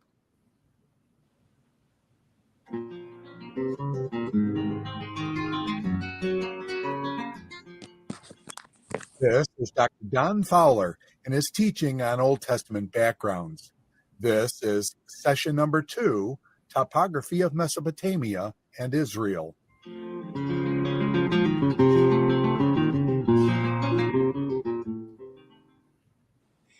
Welcome back to our second session. We went a little long on that first one, so we'll try to limit it from here on in to something less than an hour. What we want to do is to try to make a simple point that the structure of the earth, the topography of the earth, is created by God, at least from the perspective of the Bible. And in that perspective in the Bible, God is the creator. But it follows, therefore, that he works out his plan through the topography, through the creation of this world. So it's well worth our time. I trust you're going to agree with me. It's well worth our time to study the topography. So what we're going to do is to divide our thoughts in this hour to two topographies, one Mesopotamia, the other Israel. Mesopotamia, of course, is much larger than Israel. It's the source of the great powers of the ancient Near East. The greatest civilizations would have begun here first. And so what we would like to do is to point out to you several different things of some consequence. All right, so now we're going to get to Israel. As you can see, because his first part of the lecture is dealing with Mesopotamia, so let's get to the Israel part. Leaving that out, and we'll go back to Israel and explain to you this region over here. As you can see, therefore, the soil isn't very good, but it is forested, or at least it was, and there is some metal deposits, although not a lot. Most of the copper deposits came from the island of Cyprus up here. Our English word copper comes from the name Cyprus. If you look at the consonants, copper and Cyprus, the consonants are the same. So this region does not have that good topsoil, but it can sustain populations. It does have forests, which means it can use them to build homes, as well as things like ships or weapons. And it has moisture. As a matter of fact, the further north you go, the wetter the region. The further south you go, the drier. The further east you go, the drier. So that if we look at a map of Israel, and we see the rainfall, then we get a map which shows us this literally incredible variation in rainfall. I am no expert on the surface of the earth, but I would not be surprised that there is no place on the surface of the earth in which 100 miles can make the differences that it does in Israel. In other words, you may not be able to see it, but on the map, I can tell you that the blue regions represent 60 inches of moisture a year. Now, as you can tell, I trust, those are mountainous regions. As a matter of fact, this is Mount Hermon, which is almost 10,000 feet high. But because of the height, regions right here that's about 2.5 times the amount of rainfall that we get here in Virginia. Okay? You can see that a larger region is in this, I'm not sure, I think that's kind of a yellow. This is over 40 inches of rain a year. That's almost twice what we get in Virginia. And then, as you can see, as you go further south in the differing shades of brown, the brown go from about 30 inches of rain a year to maybe 20. Okay? So as you can tell, this whole region that makes up the core of Israel gets adequate rainfall for cropping. Right? See how the further south you go? So that if we were to show you what tiny distances we're talking, from right here, which is Lake Chula, down here to Beersheba, is roughly 100 miles. In 100 miles, you go from 60 inches of rain to 10. Isn't that just astounding? Here, you only have about 70 miles from the coast where you're getting 30 inches of rain a year to the Jordan Rift where you're getting 10 inches of rain a year, all in the space of just 50 or 60 miles. So what it tells us is two principles that cover the topography of Israel. The further north you go, the wetter it is. The higher you go, the wetter it is. So Israel is on this utterly unique phenomena of what some scholars call a rain line. And as you can tell, the rain line passes roughly through the country. So that if you are south of the rain line, which functions on a north-south line, if you're south of that rain line, then there's adequate rainfall. But if you're north of the rain line, I misspoke myself. North of the rain line, there's adequate rainfall. South of it, there may or may not be adequate rain. That rain line passes roughly through the middle of what we call Israel. All right? So we're learning some things about the topography. We're going to learn some things about food production here that make Israel different as well. In Mesopotamia, in their food production, it's a grain-driven agriculture, growing almost exclusively wheat and barley and some vegetables. In Israel, it's a different topography, which means they have different crops. To be sure, they grow wheat and barley, but that'll only grow effectively where you have decent topsoil. When we look at Israel, what we have is a culture of mountains, which means that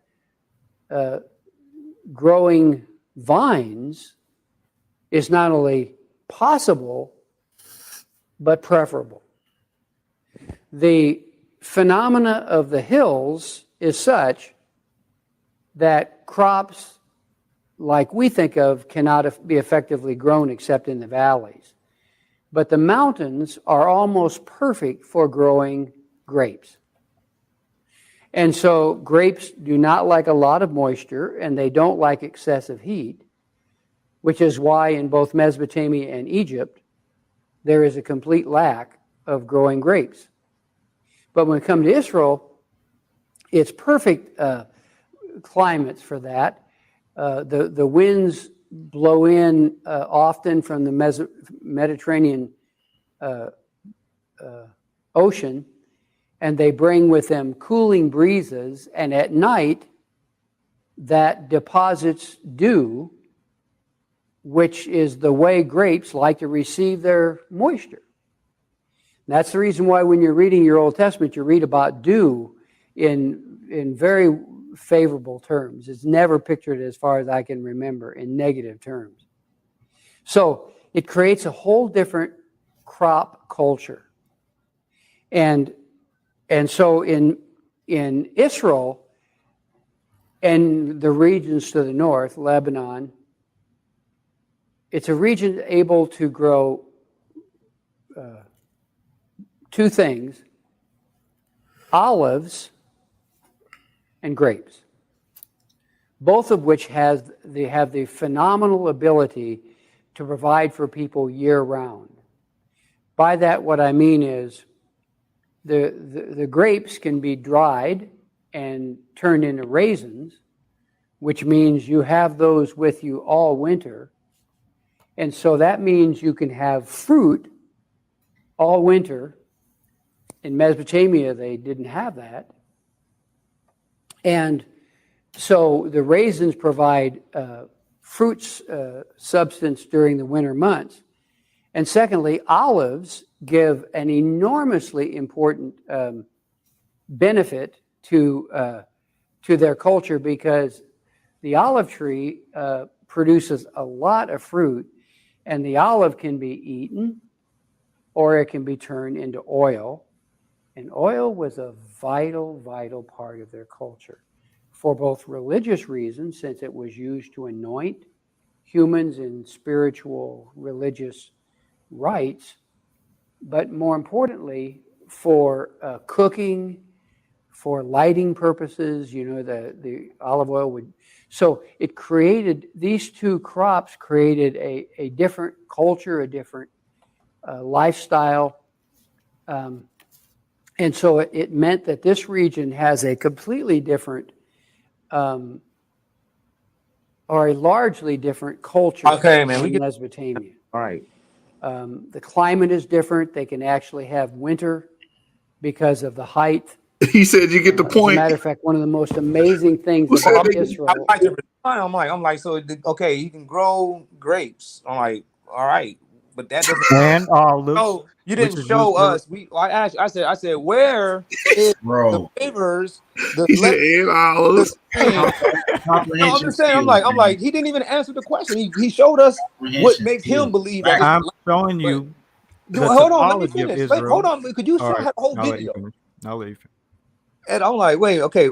I just want to, because I'm gonna be quick. I asked you to show me where are these rivers, these lakes, these streams, and these water springs, and you showed me this.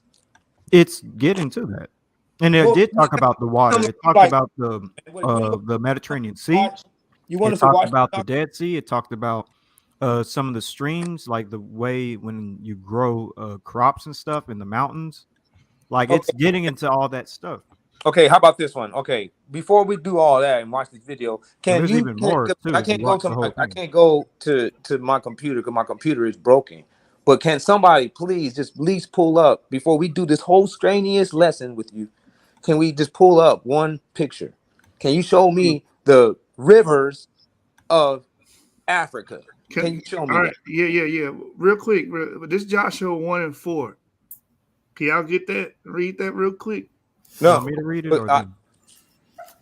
Does it say you do right that? here, from the Negev wilderness in the south to the Lebanon mountains in the north, from the Euphrates River in the east to the Mediterranean Sea in the west, including all the land of the Hittites. Wait, the Mediterranean Sea is west of Israel? Just like what that man said. And Hold the on. mountains of Lebanon, that's what that man said too. That to the north of Israel are mountainous regions, whereas to the south is more desert regions. Hold on. That man just said that.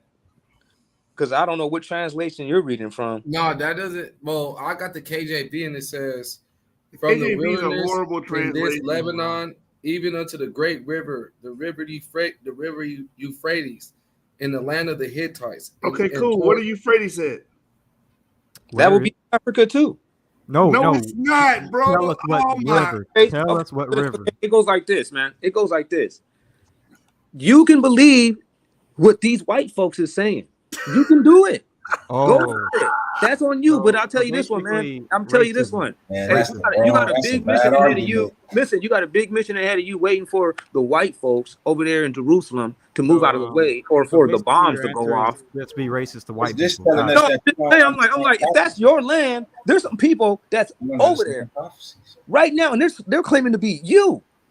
They're saying, and you're not I don't them. care what other people claim to Hold be. on. But this is reality. See, like Kevin Samuel said, we got to stop living our lives ignoring barriers. There's realistic barriers that Okay. you Where's the land must of the Hittites? Where's address. the land of the Hittites? Where's the You land of the must Hittites? address the realistic barriers. You can't Where's go the to land of Jerusalem the Hittites? claiming it. Where's the land of the Okay, Hittites? no. Before you ask me another question, because you guys keep on trying to like, where's this? Where's that? Where's this? Yeah, but you just questioned me. I'm just like, all I asked you was one thing. I said, show me the rivers and the streams. And then when I asked this Man, brother, stop trying to control and the then when I asked narrative, the man. brother, Just say, hey man, can you trying to pull up a flood map? the conversation, man. Will you please pull up a map of the rivers of Africa? Just pull it up. And I can pull up a map of the rivers of the Middle East. The river system of Africa, and they'll show you all the rivers that's in Africa, and it'll blow your mind. You know, there's rivers in Europe too, and Asia, and America. If you look at the river systems in Africa, then you look at the river systems in the Middle East. Right now, today, it is mind-boggling, and one overshadows the other. Here you go. Which one's the Euphrates? No, not the main river. Man, pull up the What? river systems. What do you mean? You just said rivers of Africa. You getting mad at me? No, but it's showing you the major rivers. There's all kinds of Man, you see one title up there that say major rivers, and that's what you think it is? But if you look at the one title that says major rivers, and then you look at all the other ones, they coexist with the exact same major river. Not really. Some of them show different things too. But if you look at it, that's what they're showing. They're showing you just the major rivers. We see it because there's one that's labeled up there called the major rivers. But look at what All right, you so should type give me a in. map Says that you rivers of want me to Africa. get, because I just Googled what you told me to Google. And Yeah, And that's what I'm saying.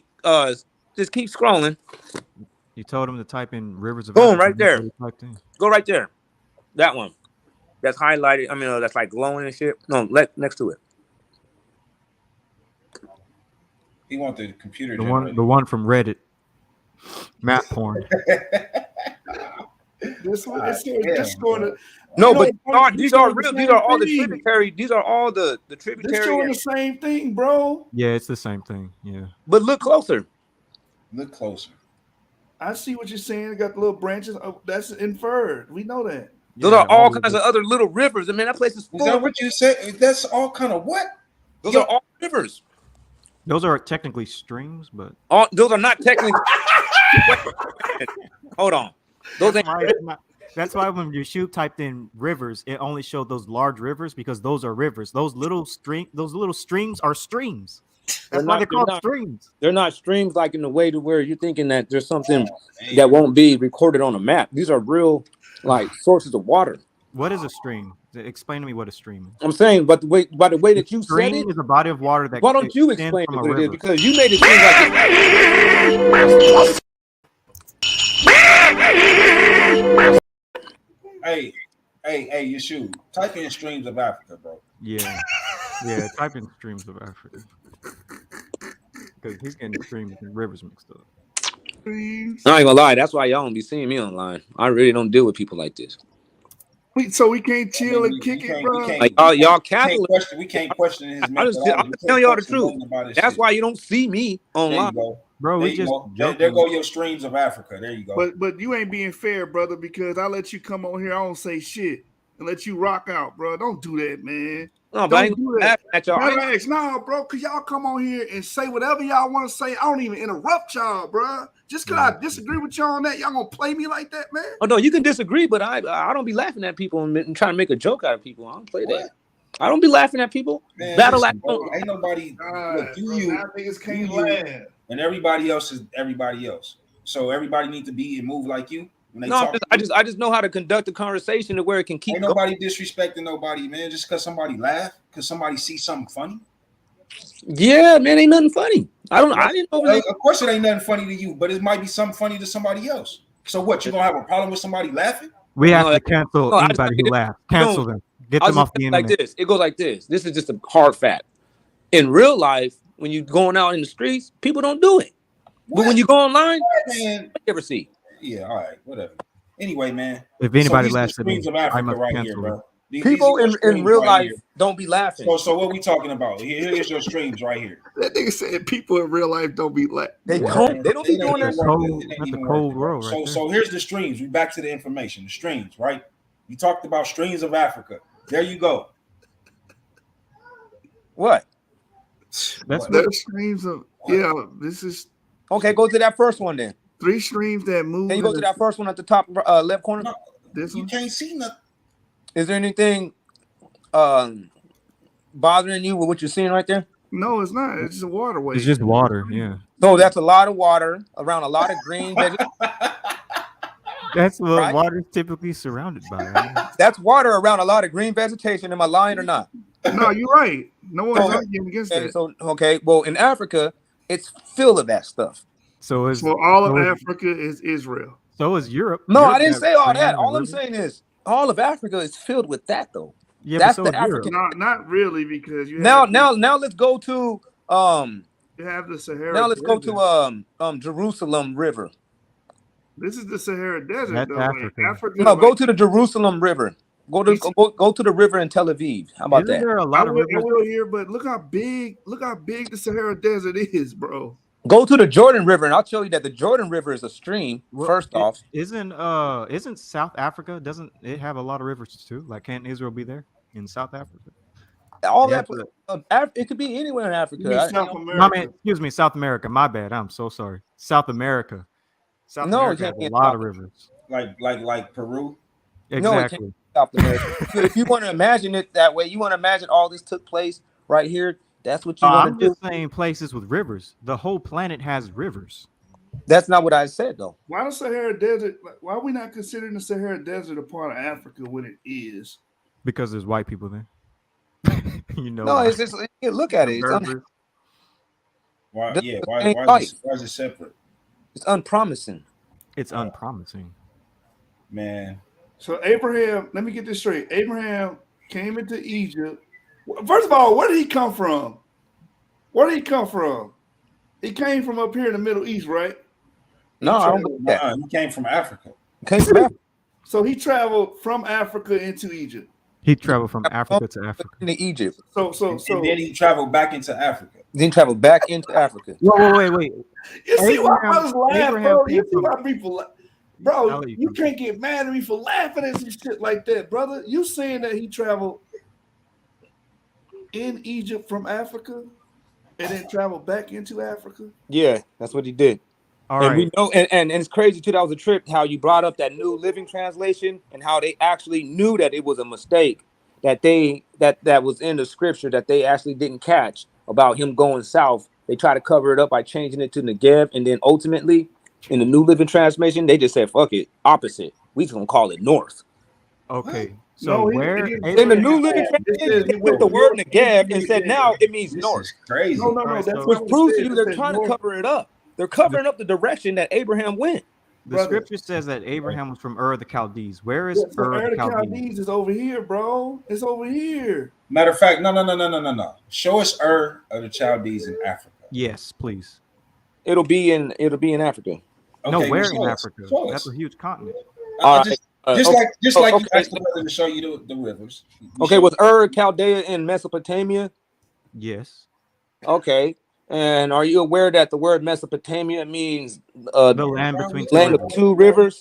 Or semantic stuff, man. Can you just No, I'm show not. us? These are not Can you semantics. just show us Actually, yeah, you trying to change Ur the of subject. Chaldee I'm in not Africa? a subject. It's just I got to give you. By the the- way, can you show us Ur of Chaldee in Africa? Tell I'll us give you the answer right now, but I Tell got us the link to. so I that we got can to. pull I it got to up. frame my answer. This is called framing. No. Just I tell need you to- what we to need type in. Look. Listen to me clearly, right? We need to pull it up. So There ain't no such the audience. There's 22 people watching on There this ain't channel no such alone. thing as that right We now. have You 3 know other that you know- channels that we have connected to this. So we don't know exactly how many people are actually watching, right? So we want to show the people. This is why it's called the source. This is not called proselytize. This is not called Sunday school teaching. This is not called none of that, bro. None of that. This is called the source. So tell us where to go, because the Google is up here still. I'm telling you where the We source can is. find the place Ur of Chaldee in Africa. You, That's what we're I'm asking. tell We're you the not asking place. for you to preach nothing. Tell us where to go. Are you done, man? 'Cause you're not even letting me even respond to your question. I'm trying to be No, right. it's no question. Tell us where to go. It's not a question. You have to look on the map of Africa. Follow the Nile River. And when you see the Nile River split from the main Nile River to the White Nile River, you'll see that there is a plain right in between those two areas. There used to be a city called Babylon right there, right in the middle of the land of two rivers. How ancient is that name, though? How far back does it go? It goes back real far. It goes back What pretty much. time period did Abraham live? It goes back. It What goes time back period did Abraham to. live in? The Bronze Age or the Iron Age? I'm not sure exactly how long it goes back. All I right, just he lived in I the know Bronze that it Age. used to be called Babylon. All right, so Abraham lived in the Bronze Age. Is that place called Babylon in the Bronze Age? Probably not. Okay, then. So he I didn't don't. live there. Keep it real. I couldn't even tell you. That's what I'm trying to say. This information has been wiped away and lost. So none of the place names is going to be the same, and we got to already know that. That's a given. So when we get there and we look at all these places to investigate them today, of course they're going to be named completely different things. That's the reason why we have to go back and we got to actually retrace the steps, and we got to get down to the bottom of what's going on with that Genesis 13:1. Okay, I got you. Okay, in South Africa, do they have camels? Are camels indigenous to South Africa? Well, I don't know why you keep hanging on to the word South Africa. Look. Can we just say Sub-Sahara Africa? Okay, fine. Are camels indigenous to Sub-Saharan Africa? There is camels that are indigenous to Sub-Sahara Africa. No. Are camels indigenous to Sub-Saharan Africa? What do you mean by them being indigenous? Is that where they come from, or is there camels that come from there too? Wait, what? Is there camels that come from there? Is that what you're asking me? Or are you asking me, is that where camels originally come from? Indigenous. Yes, there's camels in Africa. No, that's not what I'm asking you. That's not what I'm asking you. There's camels that is native to Africa. Native to Sub-Saharan Africa. Yes. Yeah, there's camels. Yeah. You tell me camels are in those thick Congo jungles. Camels. Camels are native to Sub-Saharan Africa. I'll pull it up. There's camels. Show me that, man. Show me that source, bro. And they even have African inscriptions that they're finding still up to today that is showing inscriptions of camels in prehistoric representation. You know, the scripture says that the Israelites fought the Canaanites, and the Canaanites had chariots. They rode on chariots and they had horses. Are horses native to Africa? The dromedary camel is a large, even-toed ungulate native to North Africa and Western Asia, also the land of East Africa, Sudan, Ethiopia, and Somalia. That's not Sub-Saharan Africa. Yeah, that's North Africa. Okay, what about what is Sudan, Ethiopia, Somalia? Sudan is not Sub-Saharan Africa.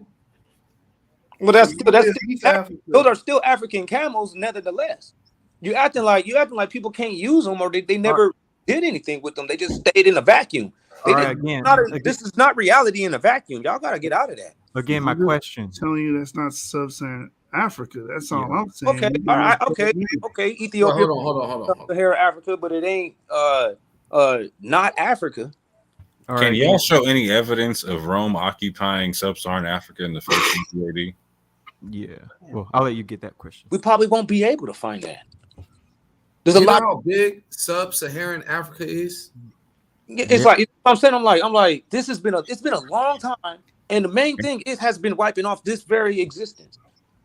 That's the main is to take away our remembrance. Right. So you know that Somalia, Ethiopia. Can you show any? Can you show any evidence of Assyria in sub-Saharan Africa during the time of Hezekiah? All I'm saying is, man, it says in the book of script. And here, listen. Right. Can I just show this source real quick? Can I just show this real quick about camels and why? Let me read this one scripture just real quick. Well, sub-Saharan, all those places I named was in the sub-Saharan Africa. Just so you know, brother. Got you. No, they're not. Anyway. Yeah, it is. I'll pull it up. All right. Y'all see my screen? Yes. You see what that say right there? The It's coming of the camel. The Yeah. coming of the camel, right? You see what this says up here, brother Akmalak? The one hump camel was originally domesticated, tamed for use by humans in southern Arabia around 5000 BCE. It was introduced into northeastern Africa around 3000 BCE. No, I'm not talking about the one hump camel though. You're bringing up something I'm not talking about. Right. They're talking about the domesticating process. Yeah, I'm talking about the dromedary camel, brother. Yeah, the dromedary. Not the one hump camel, the two hump camel. Okay. That's probably going to even be worse on that, right? No, it's not, bro. Just look up the That's dromedary. probably- I will. Hold on. Let me finish reading this. From northeastern Africa, the Romans brought the camel. Hold on, listen, bro. The Romans brought the camel to the Sahara Desert in the 1st century CE. The one hump camel, brother. So We're not you don't talking even get about the one camels. hump camel. So do you understand that you don't get camels in the Sahara Desert until the Romans brought them in the 1st century? But that has nothing to do with what I just showed you. I showed you, and I can show you one more time. The dromedary camel is from the sub-Saharan. Wait, what? He already did. Sudan, Ethiopia, Somalia. That's all the sub-Saharan Africa. That's sub-Saharan Africa. Is Ethiopia in like South Africa or West Africa? Man, that's the It's sub-Saharan sub-Saharan. Africa. That's sub-Saharan Africa. Look All it right. up. Oh, So matter the of fact, I'll just dromedary pull it up. camel. Watch this. Let me get The this. dromedary screenshot. camel is the one hump camel, bro. No, it's not, brother. Man, You might need to pull up your shoe for everybody to see. man, let me share the screen, brother. Share your screen. I'm looking at it, brother. Let me share the screen. You better not be Hold on, from, let me like, show this real quick. I'm Reddit gonna Hey, give- what you, it's, come on, brother. You see that? You see Yeah. that? You see that dromedary? You see that one hump? It's literally called That's the not Arabian the- camel. It's called Man, the let me Arabian just camel. show what I'm talking about. It says I known as the humps. Arabian camel, bro. It's I see Arabian. two humps. What you talking about, brother?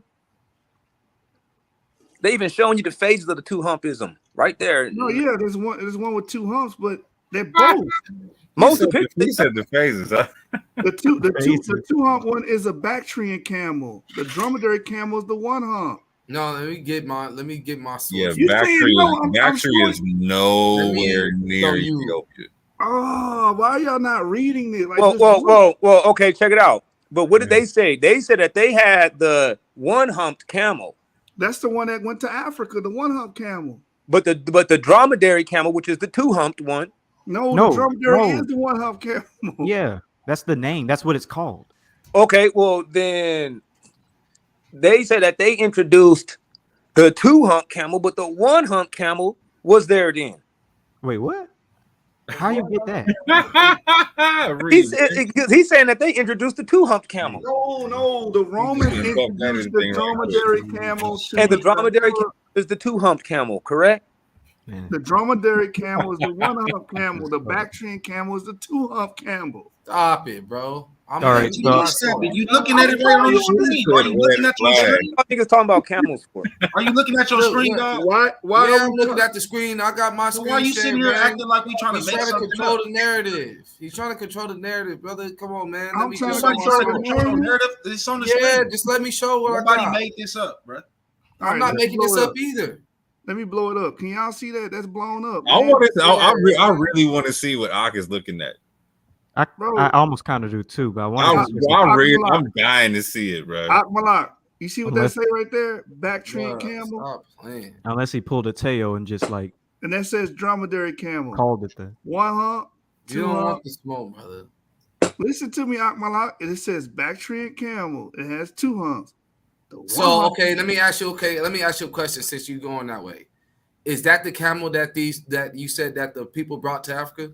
The one hump, the dromedary camel. Yes, the one hump is the one that was brought into Africa. It started in Arabia and it was introduced to East Africa. Then the Romans introduced it to the Sahara in the 1st century. When did they do that though? They said in 3000 BC. No, the Romans introduced it to the Sahara in the 1st century. It made its way to East Africa in 3000 BC. 3000 BC? Yes. When was that? 3000 BC. Like when? But what was occurring amongst the Israelites or amongst the Hebrews? Israelites didn't exist during that time. So wait a minute. Wait, what? The Israelites Israelites didn't didn't exist exist in in the Bronze 3000 Age. BC. So they didn't even exist, huh? No, they Who didn't. did? Humans. I think you confused. Oh no, who People- existed? Who in the Bible existed 3,000 years ago? The Bible A doesn't take lot of place 3000 BCE. This is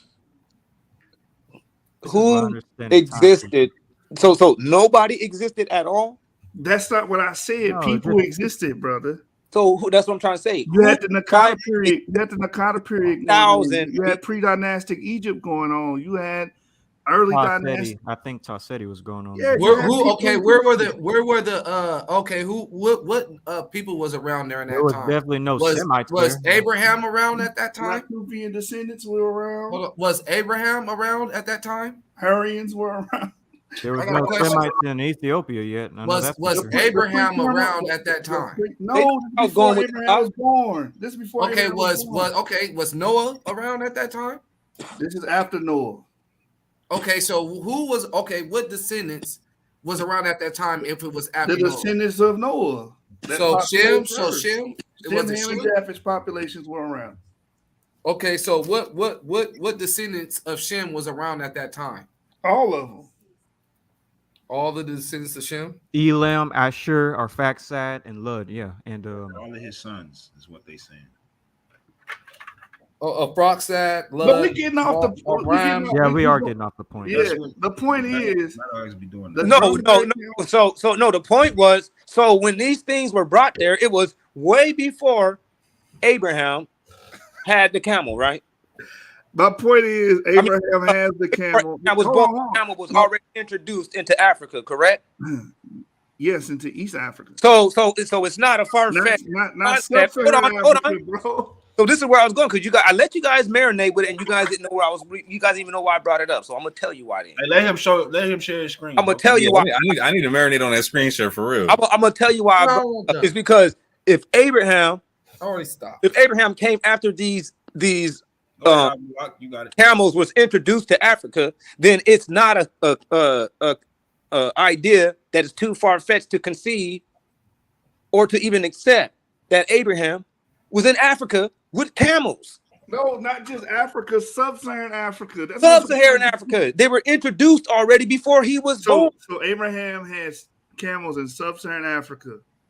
Yeah, you said that they came before Abraham was born. They was Not in already there. sub-Saharan Africa, brother. Yeah, okay. So where was the dormitory? Okay, watch this. So is like Egypt and the Sahara Desert a vacuum? Okay, all right, fuck it. Fuck the camel. Where are the horses? Yeah, Where are the let me get to Where are the the point. horses and chariots in sub-Saharan Africa? Because the Book of Judges, hold on, the Book of Judges said the Canaanites they had horses and chariots of iron. Where is that in sub-Saharan Africa, bro? In the Bronze Age. Where is it? It was in Egypt, right? Oh my God.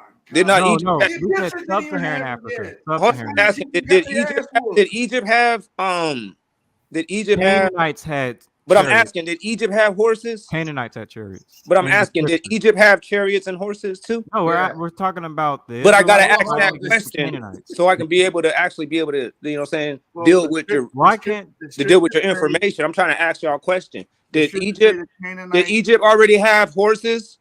No, the people that first have. Wait a minute. Are you trying to say that I'm when trying the to tell Israelites you. came out of when they had to exodus out of Egypt, the Egyptians didn't have horses at that time?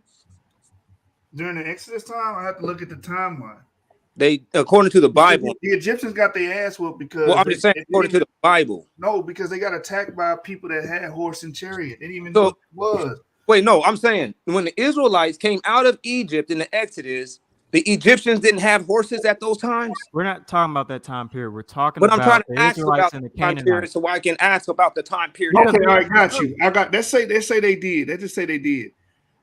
Are there horses in South Africa? Or So my question is there's No, horses listen in the to me, brother. sub-Saharan. Listen Yes, to me. there's horses in the sub-Saharan. What about Something that chariots? happened 3,000 years ago. Horses and chariots. 3,000. Why you gotta go 3,000 years? Okay, horses and iron chariots in sub-Saharan Africa 3,000 Oh, years you ago. talking about like in the time of our The conquest of forefathers? Canaan. The conquest of Canaan, brother. Canaanites had them. Remember? Do y'all know There had to have been, unless Egypt existed in a vacuum, because Egypt had horses, and Egypt was an empire that was influencing things all the way down into South Africa, and that's just a proven fact. So we don't have to sit around here try to pretend like Egypt existed existed in a vacuum. So you're saying Israel's in South Africa? That's not what I said. You just I said that Egypt had its influences all the way down into South Africa. But all right, so in South Africa, was there horses and chariots? If Egypt had its influences and it had its control as what was described, then it wouldn't be an idea that would be completely dismissed. Well, can you prove it with facts? I said it wouldn't be an idea that can be completely dismissed. If this, then that is literally a fallacious argument unless you're going to show something, fam. I don't gotta show you guys anything. That's just what y'all Well, because you guys are the ones. I got a couple for y'all then too. See, is there rhinos in Israel? This is a problem. There actually once was rhinos. Let me do. No, are there rhinos in Israel right now? I know it's Sunday. It's not Sunday yet, is it? You're asking me questions about. Are you doing? You guys come with just random questions and everything. Prove this. Prove that. I lost track of time. What's today? It's early Monday morning. It's Monday. Mm-hmm. Oh. Yeah, that's literally that's literally like the exemplary aspect of a slippery slope fallacy. If this, then that, right? Right. No, that's all y'all doing is like prove this, prove that, prove it. Like, what is that? Where's this? Where's it? I'm like, the Bible we're asking you not to make a fallacious argument. I'm not walking in the not fallacious. Say everything like, hey man, it's literally a slippery slope fallacy. If this, then that. Exactly. Nobody's saying nothing about no ifs and this. I'm just simply saying. You just did. I'm simply giving a critical analysis. That's it. I'm looking at the information and I'm lining it up with history and using logic. Yeah, I'm but saying, you can't find anything. I'm like, only unless Egypt existed in a vacuum. You can't tell me where anything is. I'm saying only unless Egypt existed in a vacuum. That's because, man, hey man, a wicked. Can you show me the Hyksos invasion of sub-Saharan Africa? A wicked and adulterous generation seeks for a sign, man. Like that's all you're doing. You like give me the proof. And I'm like, I gave you the proof. I showed you the verse. Where's one? Where's Jerusalem? If you gave us proof, where's Jerusalem? Listen, if Genesis 13:1, where's Jerusalem? doesn't actually do anything, then I don't know what to tell you, man. Where is our temple? Like, where are we supposed to work? You get what I'm saying? If that's your question, after you read, Genesis, got no temple. Hey, hold on. Yeah, where was it destroyed? You see that? You see how his question after we showed them Genesis 13:1 is just speculative. So what's your second and third witness? Bro, I can show you a book about Star Wars and Jedi. Does that make them real or something? Like, are you correlating the Bible to Star Wars and Jedi? What's your second and third witness? Can you type up the word Gihon real quick? Spell it. Gihon. And can you pull it up in the blue letter? Oh, you're talking about the Gihon Spring. That's in Israel, by the way. I didn't say spring. It's the Gihon River. No, it's called the Gihon Spring. No, it's the Gihon River. I'm not going to argue this. What are you talking about, man? You can go to Genesis 1. Here it is, right here. Oh, you said the river? I said on the blue letter. You said the river? Yeah, Gihon on the blue letter. Yeah, this is in the Middle East. Now, can you pull it up on the blue letter? The blue letter? Yeah. Blue letter Bible. Yep. Man, why can't y'all find me any location though? I still don't understand that.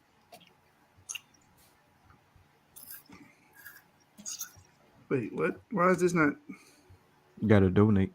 I'm not donating to this. How you get this off of the stream? Give them a little bit of money. You choose. Give them $1. Just $1. Click off. Oh yeah, right there. Dismiss. Yeah, X off the yeah. Strong's H1521.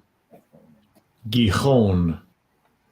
All right. Gihon. It says a spring near Jerusalem. Exactly. No, go down to the Genesis. One of the 4 Genesis, rivers of the Garden of Eden. All right, you see that? Now keep going down. yeah. It says it's a pool near Jerusalem. It's a Greek, and it's a river also. And look at, and it's west of Jerusalem. Mm-hmm. Now Agree. watch I this. agree with that. I agree. Now, can you go down Jerusalem's in Palestine. to right here? Now go to the read full entry. Mm-hmm. It says, see, we can just we gotta read this whole thing. Because watch. This is how you learn this. Now go to the top. Go to Arabs the top. even call it It says the a Gihon. river so called from its bursting forth from its fountains, compared Job 40 and 23. To this answers the Arab in those Arabic words I can't read, but which the Arabs commonly use of larger rivers as the Ganges and Araxes. Yeah, so nobody uses this in even over there with the sister language in reference to a spring, like he was saying. He was talking about a spring and forth as in a river bursting. No, there's 2 different types of Look, Gihons. There's one that's mentioned in Genesis with the Garden of Eden, but then there's another called the Gihon Spring in Israel. You do know a river can have more than one name, right? There can be 2 rivers with the same name. okay, watch, we'll see then. He says of a fountain with the stream and ponds near Jerusalem, called elsewhere, and it's in 1 Kings 1 and 33. All right, or 2 Chronicles 32 and 30. Said the second of the 4 rivers of paradise, which is said to surround the land of Ethiopia. All right, that puts us in Africa. All right, Genesis 2 and 13. Some who follow the Arabic use of the word understand the Arexes, and they take Kosh or whatever in this place in a signification entirely different from that which is what it commonly has. But this is improbable.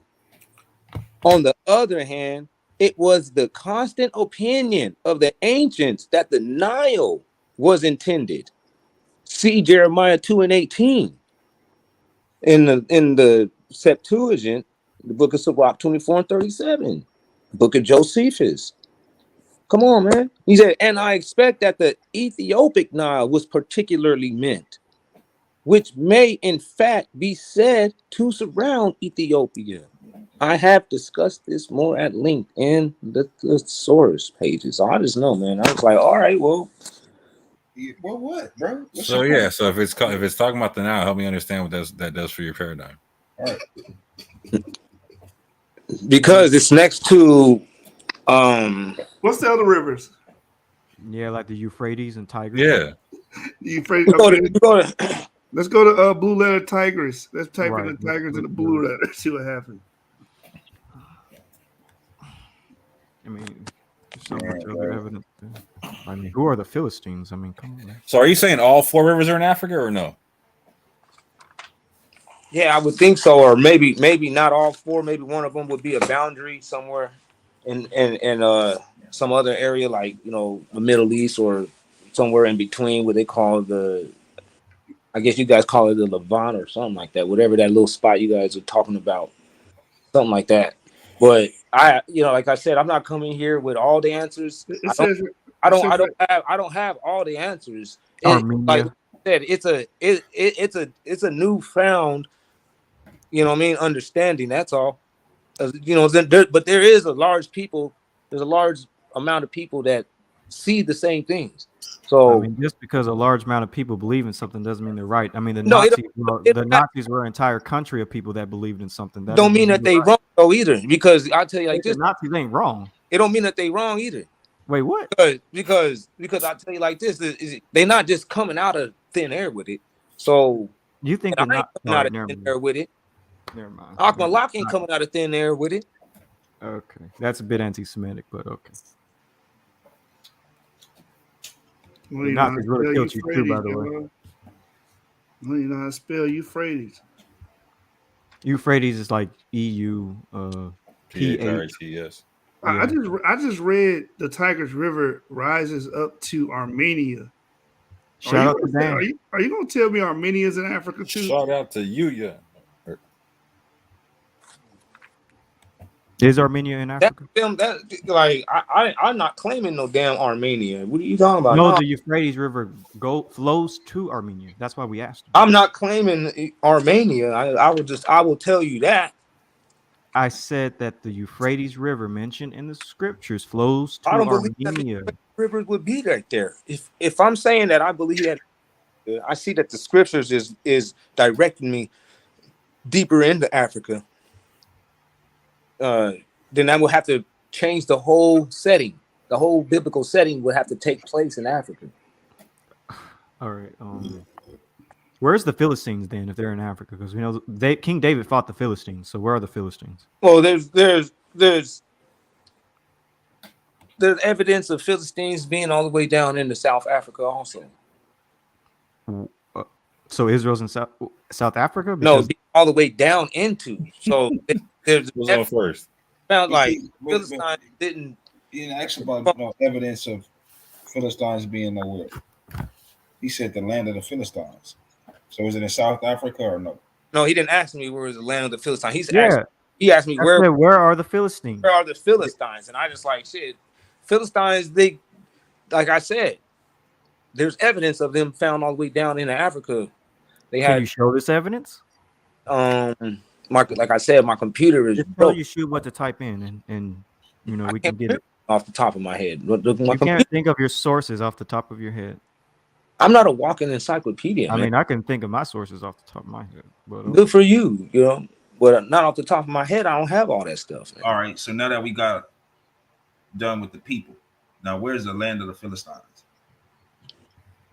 They would have to be in Africa, man. That's all we saying, man. I don't understand. Like, why do you keep trying to see? That's what I'm saying. You're trying to get me to show you a specific area. Like, where's this at? I'm like, hey, obviously, you don't have an answer. So you say, no, I don't, and you're trying to get me to answer questions. You just keep filibustering.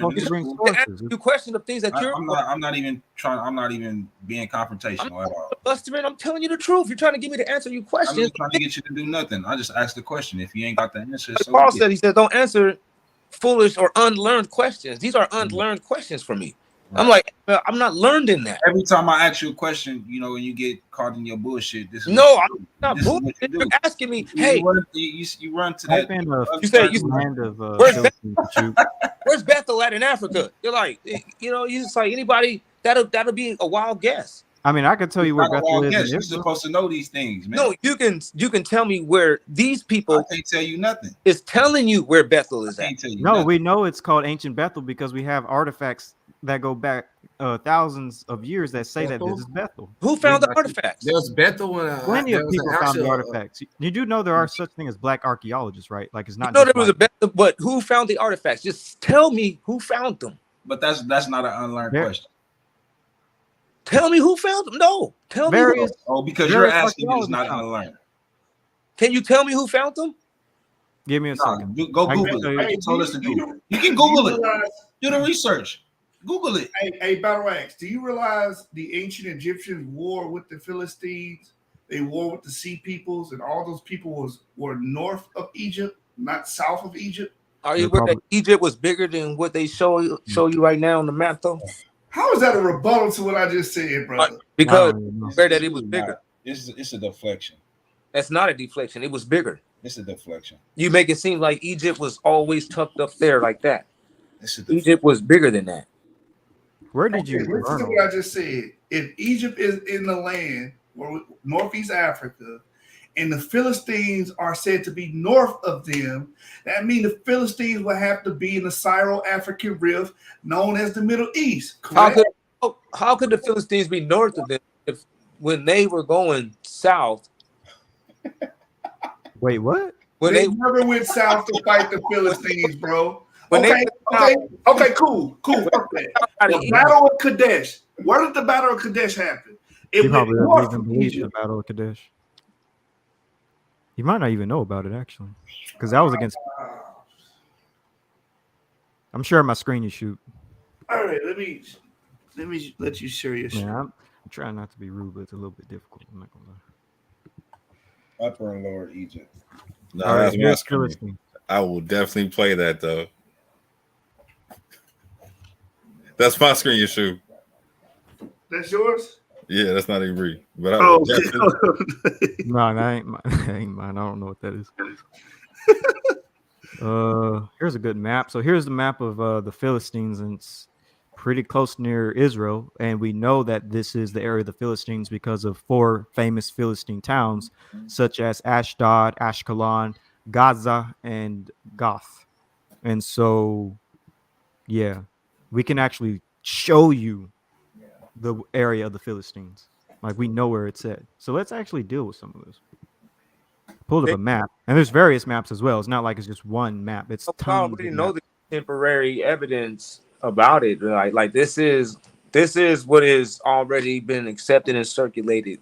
We know that, but when you look in the scriptures, it's describing a different place. Yeah, but where is Where is Gaza? Where is Gath? Where is Ashkelon? Where Those is places are no more called those places what? anymore, and if they even exist, they might not Why exist. would they But not be called those places though? I don't understand. because the Africa was renamed. All the places over there in Africa was renamed back in like the 1400s. They renamed all of that shit. So Europeans couldn't even step foot in Africa at one point because malaria would kill them, right? So how are In they the going to rename everything when they couldn't even barely get there way back in the 14th they century? sent a lot of explorers into Africa. They got a lot of That's in the 19th century when they managed to get in the 1400s. You can see a lot of cartography of the Europeans exploring into Africa, and they were not in the 14th century. They were being killed by malaria. They were afraid to go into Africa. They called it the Dark Continent because they didn't know much about it. Names in the 1400s, they had biblical names, but then when you get to the 15 and 1600s, they start having the names that you got now. How do you know stuff that? like Who Congo, named it? All right, you're saying they had biblical names in the 14th century. Who named it that? How you know the Europeans didn't just name it that? Because they were coming into Africa, and so they're just some getting of familiar names, like New York. There's a New York in the UK or in names, Europe. because some of the names there that they got now is with the dialect. It's actually it's in agreement with the dialect of the people's language. So do you know the language? And how do you know this? Do you know the language? And some of those and in those people's languages, especially like the Bantu, the Bantu language, that language actually has a lot of Hebraic root words in it. Do you even know the language to make these assertions? Do you even know the language? Have you studied it? Do you know Semitic languages? Debating everything on this. Where's the origin of Semitic languages then? Like, I don't know, man. It's like whatever, man. I don't even like the way you're asking me questions, honestly, man. I don't really. I'm just like keep it real. Like the way that you're talking to me and the way that you're asking me, I'm just kind of like, I don't even care. You ain't asking logical questions? No, he's not asking like he just like and I'm kind of just looking like, hey, shoot, can I share my screen real quick? No, I'm just looking to myself like, man, you don't even know. You have no idea. Like, I don't give a fuck what y'all think, man. Like, you can stay right here. Stay here. So then, live your life in America. Get off the panel, then, bro. If you don't give a fuck. No, I'm just saying, go get a job. Try to become a St. Louis team. We have who's on first, it don't what's on matter. second. I don't know who's on third. That's what I want to find out. I want you to tell me the names of the fellows on the St. Louis team. I'm telling you, who's on first, what's on second. I don't know who's on third. You know the fellows' names? Yes. Well, then who's playing first? Yes. I mean, the fellow's name on first base. Who? The fellow playing first base for St. Louis. Who? The guy on first base. Who is on first? Well, what are you asking me for? I'm not asking you. I'm telling you who is on first. I'm asking you who's on first. That's the man's name. That's whose name? Yes. Well, go ahead and tell me. Who? The guy on first. Who? The first base. Who is on first? Have you got a first baseman on first? Certainly. Then who's playing first? Absolutely. When you pay off the first baseman every month, who gets the money? Every dollar of it. Why not? The man's entitled to it. Who is? Yes.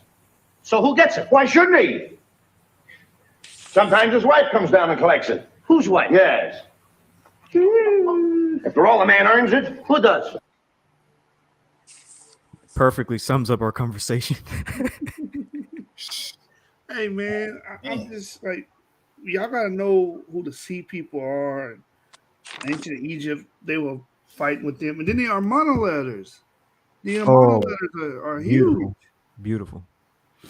Let me pull that up. Actually, like y'all try to upheave like all of archaeology off of one verse in the Bible with no with nothing to back it up with. And you give white All people of way too much, archaeology, bro. and you give white people way too much credit and power. You think they are like gods almost. They just changed the whole planet. Like you're actually giving them more power than they deserve. Yeah. And Oh yeah. Y'all done made the white man God. All right. Yeah, you don't even realize it. That's some straight idolatry right there, Phil. And you guys, man, see, that's why you know what I mean. I don't be sitting around in conversations like this because y'all just you ain't saying nothing good to nobody. Okay, all right, so I'm supposed to go to bed and sit here and think like, damn, I worship white folk based off of Yashar, Hebrew, Israel. They taught me. So your only answer for why you have no proof to back up Genesis 13 is that the white man changed everything. Get out of here, man! Come on, man. Share my screen. You guys know that what you guys doing is just you're hearing different. You're hearing somebody's different understanding, and next thing you know, you're trying to make it like almost like you're trying to clown them. That's all, bro. I was the one trying to get a collection for money to get back to Africa. You know what I'm saying? In like regular term, you're just trying to clown. You clowning, and it's funny. I'm trying to understand what you're saying, bro. No, it like it's funny. Not funny. Haha. You know what I'm saying? No, y'all just chuckling and cracking jokes and showing little spoofs and shit. Come on, man. Bro, like if I ask you a serious question, like can you show me evidence of like Rome occupying sub-Saharan Africa in like the 1st century AD? Like that's like a basic question right there, right? If you can't answer it, like okay, you might want to rethink your paradigm. Why would if you can't show none of the archaeology for anything anybody like because we're all asking for different pieces of archaeology. Can you tell me what was going on in Africa? You couldn't show none of them. Can you tell me what was going on in Africa at that time? Here's ancient Rome. They never went into want to show you South Africa. He's asking you. No, I'm asking. Can you show me that? Why would they he never went to South Africa? That's for sure. Because he's trying to say that I got to show him answer the where question Rome that was he's at. asking. Talk to himself and ask himself the question. That information was definitely prophesied for us to have that wiped out. Hey, anybody got a radio clip on them? Nah, it does say in the scriptures that is the truth. It says in the scriptures that these nations, man, they came together to destroy our heritage, and that's what Psalms 83. I'm at it right now, man. Psalms 83:2. It says, "For lo, thy enemies make a tumult, and they that hate you have lifted up their head. They have taken crafty counsel against your people, and consulted against your hidden ones. They have said, Come, let us cut them off from being a nation, that the name of Israel may be no more in remembrance. For they have consulted together with one consent. They are confederate against you." Come on, man. These people, they hate God this much, to where they completely replaced our whole shit, man, and got you over there looking at that little tiny spot with the white folks standing around at that shit, looking at you like, "What's up?" This little tiny spot like that. It is a tiny little sliver. That little spot is all ancient. That spot is small. It can't hold all us. God, man, that's what's wrong with y'all, man. Y'all lost in the sauce. No, you lost in the sauce, man. That's right. Where's ancient Assyria? That's not a big land. God said that He gave us a large land. Where's ancient? I got a question for you guys. You guys asking us where's ancient this, ancient that? Yeah, because we can show you. Ancient that. Can you guys show me that these? We showed you everything you asked. Wait, hold on, real quick. Can y'all show me any of these names that you asked in their ancient language? Yes, we can actually. Go ahead. All right, so you want the ancient language of, let's say, the Assyrians? No, the land. I want you to pull up the map with the land of Assyria in this language. Yeah, it's right here. Babylon in its language, or Syria in this language. They are Shemitic tongues. So here's Assyria right here. So I guess you want the language. I guess I can type. No, I want you to show me an ancient map. I want you to show me an ancient map with the name on it that it was called at that time. Okay, I got you. Ancient Assyria, got you. Okay, just give me a quick second here. So ancient Assyria, here's a map, like you said. It would be generally in the area of the Tigris and Euphrates River in ancient, of course, Nineveh, because Nineveh is mentioned in the Bible. And there's also ancient Ashur. So let's actually bag up a little bit and get to it. Yeah, and we pretty much found archaeology to show you a lot of these names are. Wait, click back on that. So, well, I'm about to read this, but the old, and then I'll go back to the map. The old kingdom, the old Assyrian period, when Assyria was merely a city-state centered around the city of Ashur. The state was typically referred to as Al-Ashur, so we do have a name, the city of Ashur. And what's interesting about Ashur is that Shem had a son named Ashur. But anyways, They even have a deity name, I'm sure. right here, yep, we're just about to get into that. Ashur, which is, like Yashub said, one of the deities. It's an East Semitic language. Oops, sorry, I accidentally pushed Semitic languages. It's a god and head You're of the done, Assyrian brother. pantheon in You're done. Mesopotamian religion, worshipped mainly in northern Mesopotamia and parts of northeast Syria and Southeast Asia Minor. So It's no we actually No, that's do not the have. language. There's There's no. no African. No. You see, you didn't do what I asked you to do. Can you pull up the Here's the Assyrian language right text? here. No, This hold is on. Assyrian. This is No. Don't. Hey, don't. Just listen. I want you to show me something specifically. Yeah, I want you to show me that writing, the land in that writing right there. Show me the land of Assyria in that writing on an ancient map. All right. Let me do that thing. You want an ancient map? Yeah, an ancient map with that writing on it. All right, but when I do this, you have to do the same thing. We're going to be fair about this. You have to do the same thing. He's not gonna do it. He's not gonna show nothing. Man, just do it. You got to be fair about this. All right, I'm going to do it. It's like, man, listen, man. In Syria map. Let's just go with older Syria map. Man, shout out to the subscribers. Shout out to the 21 that's watching on Genesis 49ers. Appreciate y'all, family. There's a tablet. What's it called? I guarantee you ain't gonna show me no map. Yeah, I am going to show you a map. No, you're not. Yeah. No, Relax, it's not bro. a map. Relax. Hold on. I gotta think of the name of the map. Actually, let me see what it's called. I think it's called Babylon, actually.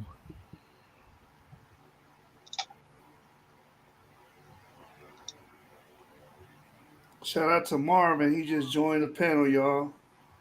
Shalom. And you are discussing about the cultural origins in America, about Hebrew people, right? And also about the African origins and the Asian origins, if I'm correct. No, we're not. Okay. I'm about to show something really quick. No, brother. You gonna show me this? Really? Well, hold on. Let me read this. Don't interrupt me. The Babylonian map of the world is a Babylonian clay tablet written in Akkadian, one of the oldest Semitic languages, containing a labeled depiction of the known world with a short and particularly lost description dated to roughly the 6th century BC. So let's look at this map. Here is a map. Look at the map. And this Pull is the written map in up, ancient Akkadian. This is your map. Let's see your map. Well, hold on, because it's actually going to give you the locations. On that, right? Wait, hold on. You got to read the locations with the map because you don't know Akkadian, and I don't know it either. So I have to read the translation. So it says the city of Babylon is shown on the Euphrates. The city of Babylon is shown on the Euphrates in the northern half of the map, and the mouth of the Euphrates is labeled swamped and outflow. Susa, the capital of Elam, is shown to the south, and Urartu to the northeast. And it also mentions Kassites and others. So I'm going to pull up a better depiction of the map with the name. So now we want a map of Jerusalem and South. That ain't no damn map, man. This is a map. Look, here it is right here. Here's the map. That's a map. Babylon, the mountains, Urartu, which is towards the east, north. Why are you serious? This is how ancient maps were, dude. I don't know how you think ancient maps were back then. But this is ancient maps. What area is this? Crazy told you this. He's ready for no real information. He looking for some shit that's drawn up with watercolors. Yeah, he doesn't understand ancient maps, dude. These people are from 3,000 years ago. They didn't have like the same type of map makers we do today. This is an ancient map. What does it say on the top of that? What is that? Picture pages, time to get your picture pages, time to get your crayons and your pencils. page. It's time to watch Bill Cosby do a picture page with you.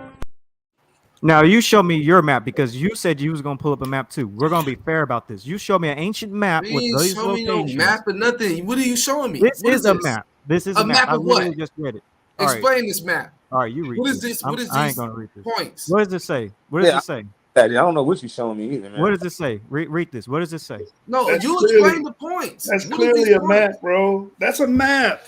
That ain't clearly a map. That's you go. clearly a map. There you go. This Read is it. a map from What the does it say on? What is those Read it. descriptions Read it, bro. that's Read on it. the top? Read what it say, man. Man, I just read it. What are you talking about? I'll pull it up my damn self. It's right there on the screen. Read it. So he gave, look right there, say Mountain of Akkadian, the city, Assyria is listed there, Sus is listed there, All those Bet things are what Yakin's you call listed all map. there, bro. It's a map. A map of what? The map of Mesopotamia. There's a map of Mesopotamia now. I thought it was a map of the world. Who Yeah. said Right, that? look, You asked for a map of the world, Babylonian map dumbass. of the world. Mesopotamia. What is this? The This nigga said a Babylonian map of the world. He didn't even ask for no map of the world. Yeah, so You this is said the a map of map. the What are world, you then, right? talking about? Is this the Look map at of the this nigga, world? man. Is this the Babylonian map of the world, or is this the Babylon map of Mesopotamia? Wait, That's what? the known world. So now this Yeah. nigga talking about the map. That's the of known world to them.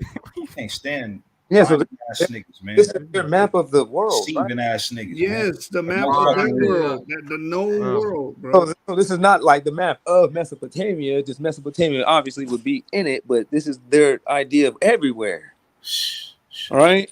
Yeah, Six, exactly. half a Bro. It's their dozen. world, their world. So like people say the old world, that will be like what? The Middle East, Africa, and Europe. That's Mediterranean. not including the Americas, right? Right. This the known world to them. Ebri, I'm gonna need you to stop beating up your elders, fam. I'm just checking. Are that. they older than me? I'm just checking that out. I'm like, Bro, man, everybody's older than you. That nigga's elder. Oh. Now, since we showed that map, we were looking for a map of Man, Jerusalem that and wasn't no South map, Africa. man. Why That's can't we get a bullshit. map in Jerusalem and South Africa, bro? Why can't we get nothing from South Africa, man? Yeah, Like, you this show is us a- maps. Show us Come on, maps. bro. Hey, man, y'all teachers, man. Y'all got y'all camp, man. Why y'all can't show nothing, man? Y'all supposed to be ready to go. computer's What's busted. doing, man? Didn't the spirit show you? That's why I be telling people we not know it alls, we show it alls. Let's just show it, brother. Hey man, you gotta just go and just just take some things and then do your own research. If it's worth you wanting to find out, if it's not, hey man, it's on you. Yeah, you right. You Hey, right. You ain't giving us nothing. Well, hey, at the end of the You're day, just talking just like the Sunday preacher, man. you're gonna have You to know better. see. You can know better. That's true. you can become defensive, offensive. So But Jesus Christ was born in South Africa. Hold on. ain't doing Jesus none of Christ that was stuff, born in man. South Africa. No, Jesus Christ was born in South Africa. Why you keep on saying the word South? I'm asking a question. You always mention South Africa, so No, I don't keep. Okay, fine. Jesus was born in sub-Saharan Africa. Khan, yes. And the Roman emperor went all throughout sub-Saharan Africa, killing all the firstborn, trying to stop Jesus from being born. And I didn't say that it was all sub-Saharan Africa. So for where in sub-Saharan Africa then? I don't know today, man. I can't. Oh my God. That area, that it's prophesied that place won't be anything. Wait, what? So, like, we won't be able to just point it out and say, "Hey, look, there's Jerusalem. It's right here." It's- Bro, your ability to special plead is unsurpassed. I'm just What do you? to get some kind of logic behind this. That's all I'm trying to do. The scriptures I'm said being denied logic right now, and that's not fair. it's going to be. He's going to turn it into a wilderness. It's not going to be a structure anymore, Here's man. another good example of the map, actually. So, do you believe that Jerusalem was supposed to exist all the way up into the last days, according to the scripture? No, listen. Well, maybe this way. It doesn't matter what I believe, right? I'm just saying I'm that is trying to figure- is that what you know according to the scripts? What I know of is when Jesus Christ was born, Armenia. the Romans tried to get him killed, right? Huh. And Jerusalem was it was a vassal kingdom to Rome, right? Yeah. So we should be able to show and point out in history when a place in sub-Saharan Africa was a vassal kingdom to Rome, and there was a period of time when the Messiah was trying to be killed by killing all of the firstborn. It's in the Bible. That's the only evidence you're going to be able to find. I'm going to bed. Yeah. It's been a long night. If that ain't enough, man, you're gonna have to just wait on the Middle East to clear out for you. That's all. Battle Axe, you're not giving me anything. All I'm saying is just wait for the Middle East. You're not telling me nothing. I'm like, okay. All I'm saying is, So somebody in the chat wants to know if you're part of Teo Ministries. all I gotta say is just go on ahead. No, I'm not. Go on ahead and just do your thing. You know what I mean, in the Middle East. And, Might need to repeat your question more. Get you some irrigation lines and all that stuff, some water pumps. And Okay, let me look up the Roman Empire in the 1st century. Let's see if it say the sub-Saharan Africa. Let me see. Also, you can look up the Roman Empire map and see how they viewed the world as well. So let's see where they put the word Judea. Where was Judea according to the Roman maps? Actually, I can pull that up too while I'm thinking. Yeah, was Judea Edomites? Oh, so the Edomites are in the land of Israel now. I'm just saying, Edomites is in Africa. Was the Roman Judea map of Roman period? You guys ain't gonna answer none of my questions though. Hold on, I can't. Wait, what was your question? What was your question? Was the Romans Edomites? Some of them were. Would it be safe to say the Romans? Here's the map of the Roman period. Judea. It's in the Levant. There's nowhere in sub-Saharan Africa, bro. So we know now that there's Judea. They were the Edomites then. They will be in Judea, south of You Judea, might be in the land of Edom. saying shit like this, bro. We might just be I'm fucking with you. But bro, look, bro, they okay, so they were the map, bro. No, right? Please, bro. I'm pleading with you right now. Look at the map, bro. That's the Roman jurisdiction right there, 1st century. That doesn't. Bro, you made a grown man say they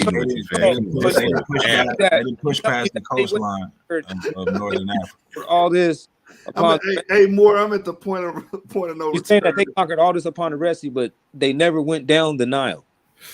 Also, keep in what's mind, that? This is the second time this happened on this channel, bro. Like, didn't this happen like the first time with the Divine Prospect on? Hey, watch this. Let me share this real quick. Hey, is this a map? Yes, it is. Akmalak, is this a map? No, I don't know what the fuck that is. You don't know what it is. No. It's cool. That's Naruto. I can't say that's a map. No, I don't know if that's a map. It looks like a blueprint. Right. It isn't. Okay, hold on. I got some. I don't know why you who's over there heckling? No, I'm sorry. I'm just laughing, bro. I can't laugh. He's gonna laugh. I had to get on too. I was like, no, I'm laughing at Akmalak because Akmalak said, "What the fuck is?" No, I said I don't know what the hell that is. I'm sitting there looking at something else. Let me see. Let's go here. No, that's not a map. That's Goku. Brother, pull up, man. What about this one? Is this one? That one to the. This one is, huh? Yeah. This a map, huh? Yeah, it looks like a map. And this one not, huh? I don't know what that is. It's not. I say I don't know what it is. It looked like a map, but I can see the letters at the bottom of the map where it says in blue, Francis Nicholas map. So I'm like, okay, I guess it's supposed to be a map of something. Right. Of. So these here, these are not maps. Those are. It looks like some type of mountain range on that one on the left and on the right. Yeah, it looks like some rivers and mountain ranges. Yeah, what is this about? What Ibri showed you is similar to this. No, what he showed us was not similar to that. It's very similar. What does the scriptures on the top say on that quote unquote map he showed us? is very similar to this. You ask for the shit in another language. So how about you do the fucking research? I'm If looking at it you were right now. asking- I'm looking at it. No. You know what I mean? I'm looking at the thing, the Bible journey. I'm gonna pull up another And they map. got Daniel 1 and 2, Daniel 1, 3 to 21. And it's supposed to be correlating to let's see here. Daniel in Persia or Daniel in the Mesopotamia. This is sad, bro. You know, We had a screenshot request from the audience. it says Babylon was situated on the east bank of River Euphrates. And for me, you want a screenshot for me? Do you secrete a reading dysfunction? Do you have problems putting your words in a colostomy bag? That's why I've cremated this new program called Cremated. Book on Phonics. I'll teach you how to testiculate my way. To computate how it works, I will intersex with a perverted deviant by using one of my own penile implants. Masticate the sentence. C. Dick. Angina. Angina. You know what Jina is, don't you? Yeah. You see, you conjectulating your verbs and reaming your fibula. Impeach me. Dick, at last, you emasculated pace and accelerating at a promiscuous rate. Hey, man, that ain't what that says. Shut up. Suppress your defecation. See, reading is bisexual in your mentality. I think it was Plato, Plato, who stuck to the wall when he said one must put his transvestite in jeopardy if one wants to become a cunning linguist, like Vanna White. Now, hermaphrodite, try it again. C. Jane.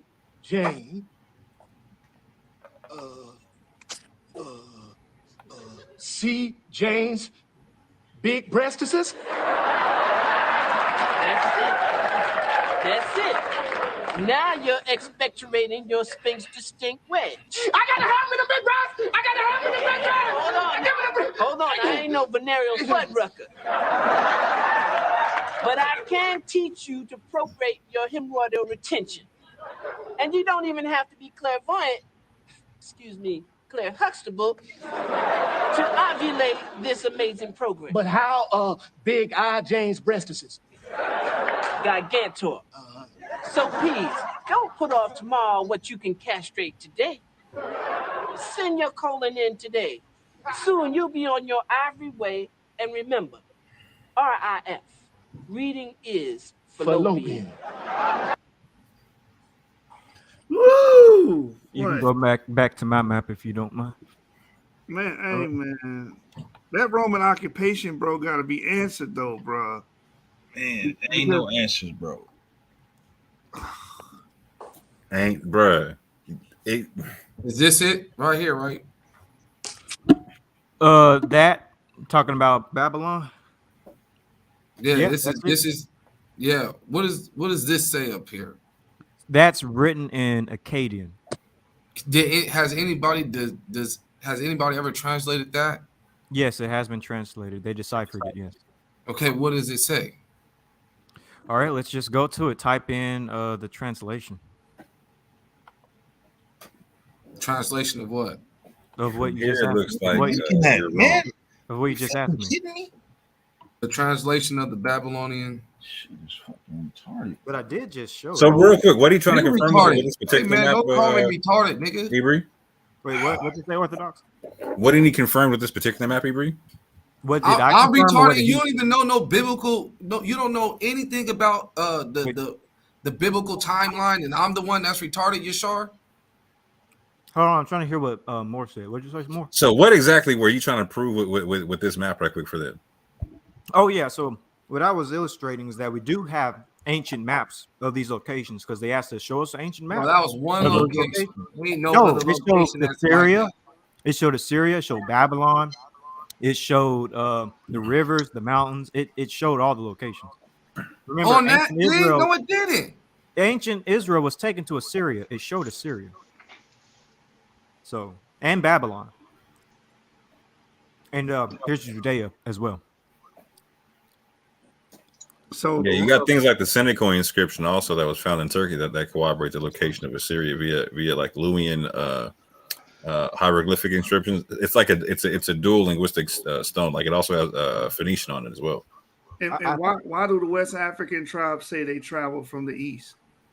Like Eldad the Danite, he says that Israelites went into Africa after the Syro-Babylonian Empire. Yeah, they say they travel from the east. They travel from Israel. They travel from the Middle East. Can I ask you a general question about the Babylonian location where the Israelites gone? Because I spoken with an Eritrean Jew, and he showed me also in Ethiopian evidence, archaeological evidence, that the Syrians were also in Ethiopia or North Africa in the past time, and that they have iconography about the slavery and the travel when the Syrian occupied the Ethiopian Jews in the Sargonic timeline. I think the second or first Sargonic timeline it was. Yeah, so to answer that question, I'm eating, by the way. But to answer that question, the Assyrians did have a massive empire. Let me pull it up. And they did expand. When they conquered Israel, they also went into Egypt and they conquered Egypt. Let me pull up the ancient Assyrian. And you heard what he just said. He said they got evidence and iconoclasm of them going even deeper.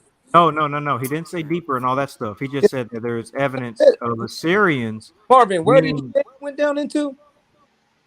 That they went to, for example, the city Aksum, and we know the city Aksum is in the Eritrean Ethiopian area.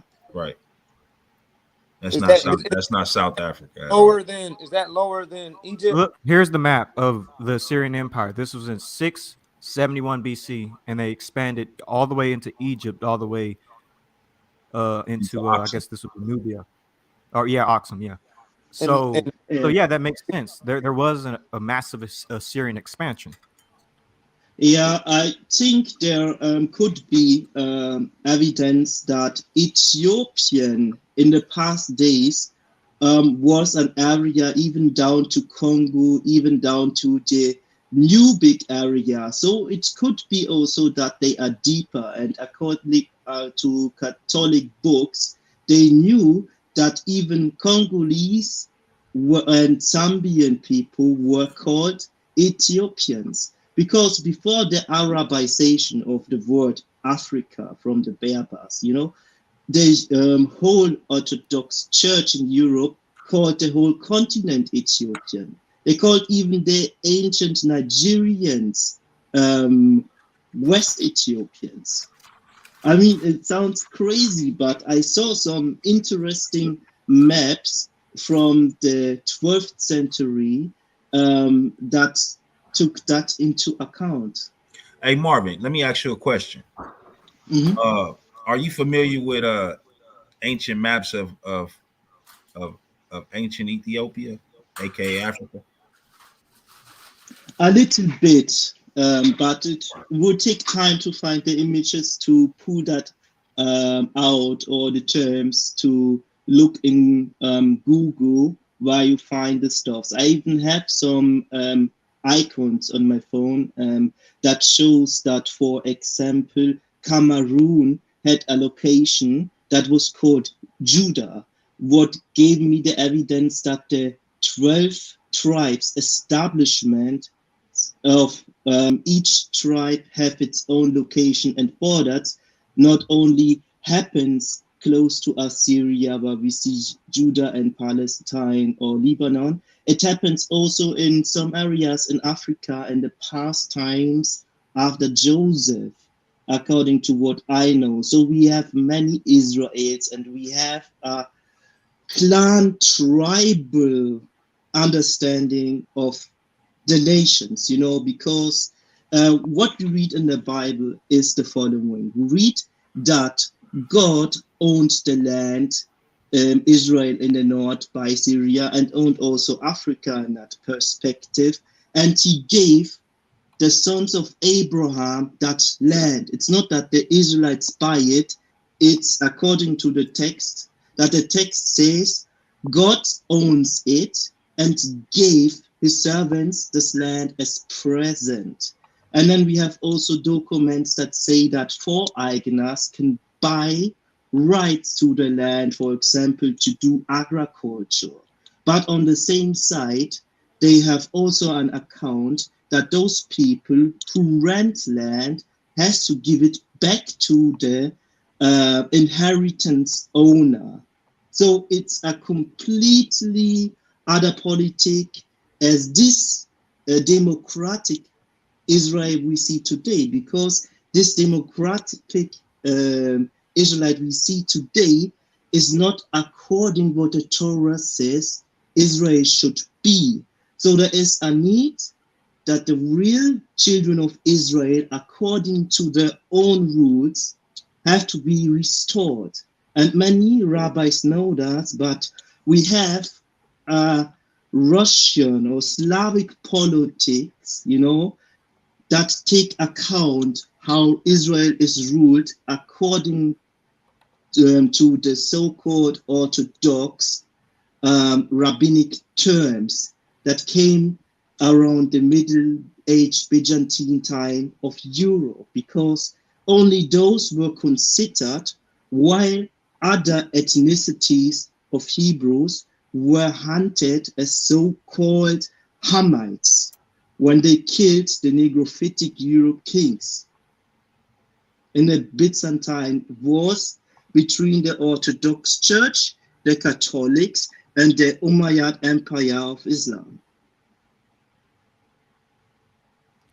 And that's why you see also evidence that Negrophilic Europeans traveled to America so that they are not hunted from the own Hispanic citizens where the Moors lived when they came to America as businessmen.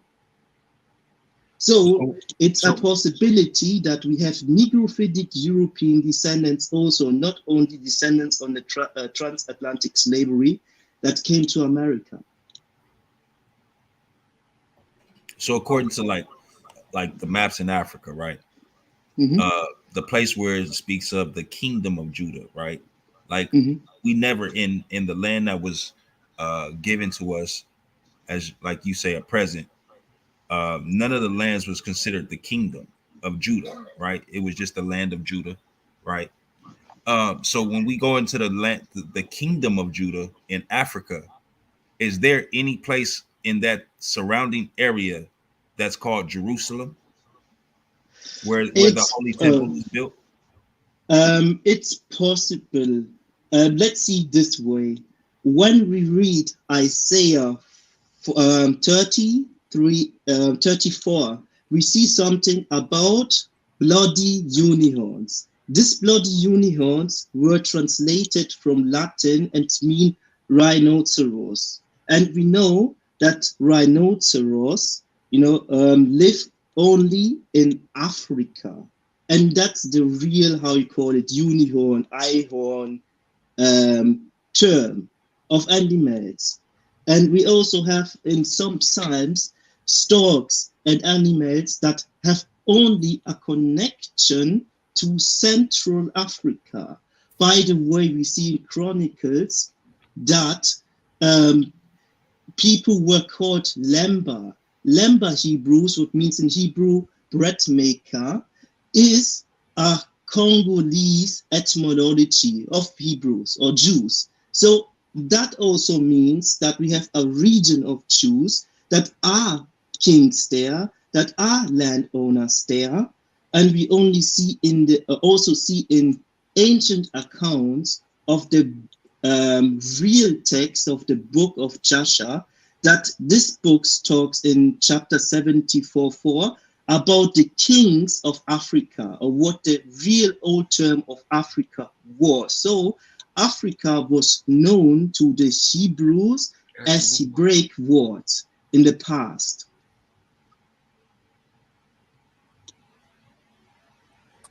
Yeah, so you know what I'm saying. Rhinos, you gotta understand though, just because a particular landmass don't have particular animals today, doesn't mean they never had it in the past. Like people do this with the lions.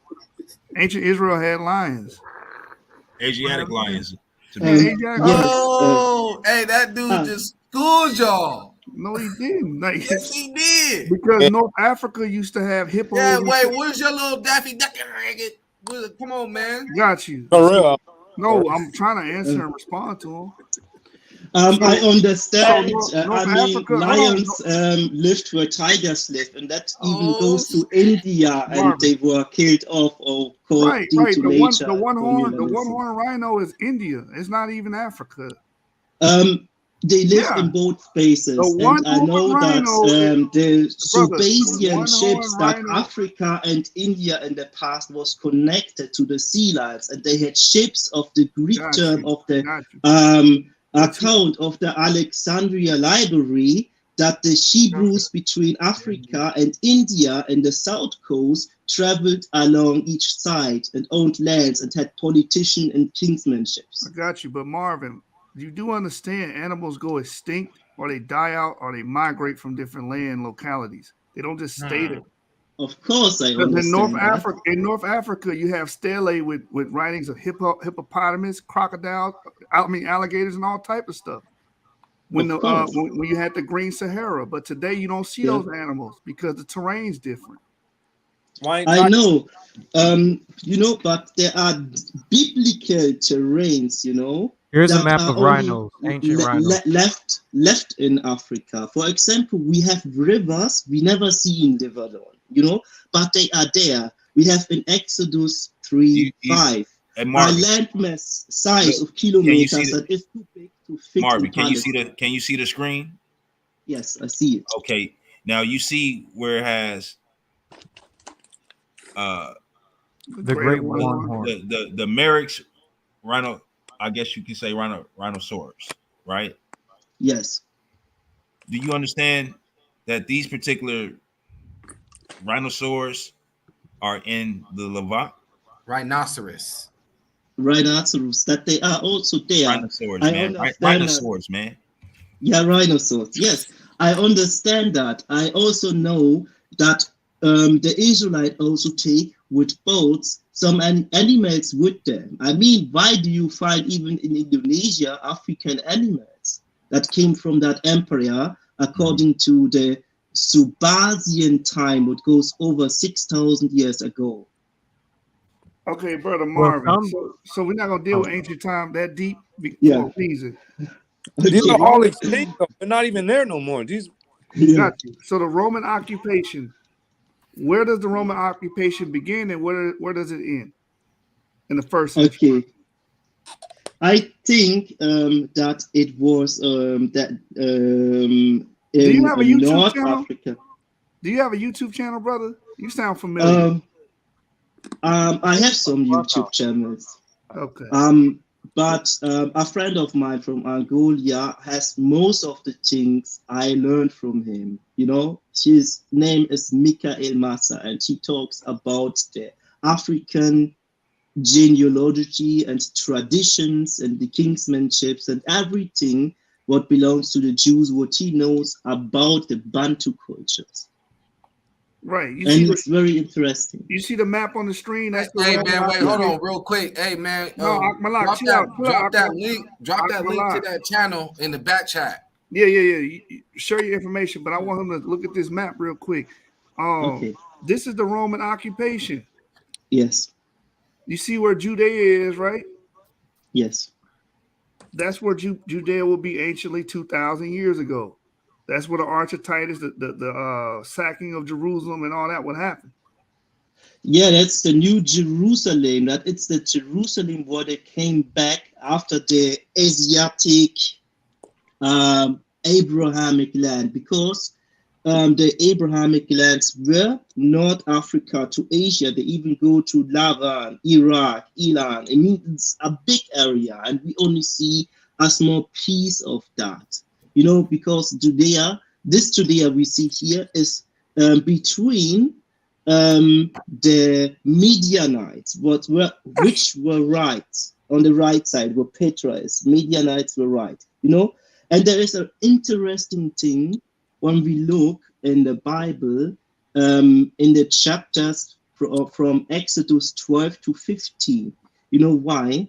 Because there is mountain cross line where they go over by the Red Sea on the right Red Sea, not on the left.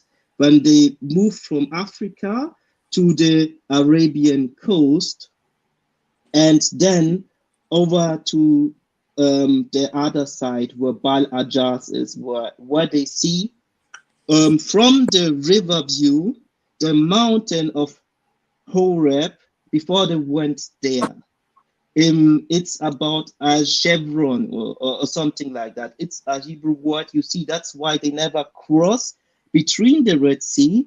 They cross a sea underline that goes to the over the Arabian coast, according to Exodus 15.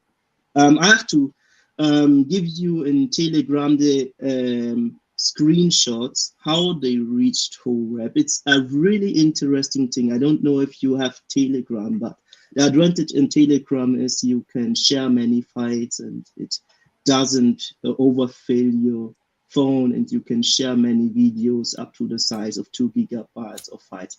That's why I even wanted, to motivate many of the people that are now in Clubhouse, that we can make a Telegram room where we really can share files, translate them, because we need a big collaboration that goes into every African language, that goes to any European language, that goes to the languages, our Latin people, Hispanic, Portuguese, that we can share all the knowledge we have. We need really a big internet platform. We need to make websites in Digital Ocean and make it organized, put our best IT handsmen to it, put our best historians to it. And then we have really an account that can overflow to Europe, that can show them the gaps they have in our history when we study the Bible. What part of the world you live in, brother? If you don't mind me asking. I live in Germany. Oh, it's another Germany brother. Yes. I wonder why all the brothers from Germany, how the brothers Germany are finding my channel. That's crazy. Probably through me, because no, I'm joking. Yeah, I actually do get a lot but my origins are as well from Nigeria as from the Slavic, Aramaic, Greek people that are the Romanians today. Oh, the Orthodox. Yes. Oh, that's awesome. Although I have Tauric origin of the Hebrews, and I have Bantu origin, like Yoruba, Igbo, and there are many. But I still studying what are my Hebrew origins in history on both sides, on the European, Asiatic side, and on the African side. Okay. All right. Only thing I would say towards that, man, is historically you can see where the land of Israel is, bro.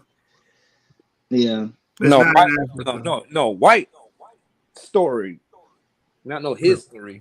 White story. That's the white story. That's the whitewash version. Again, making the white man powerful. So again, he agreed that the Roman occupation is the Roman occupation. Y'all can't show me Rome in Sub-Saharan Africa, bro. Well, you know what Rome wasn't in Nigeria, bro. English, man. They got power. I think because I think I have to show you something about the past church on the Roman power in Africa, which even goes not only to Ethiopia, which goes also to Congo and what they did to the Congolese. I don't know if you watch the Netflix channel Black Earth Rising. They really talk about real politics that happens, how the French people erased the Tutsi Hebrews from Congo while they're supporting another party just because they are the minority and they are much more from the fault because the tribal kings had war between each other in Africa from the All right, Hebrews. so I'm gonna read the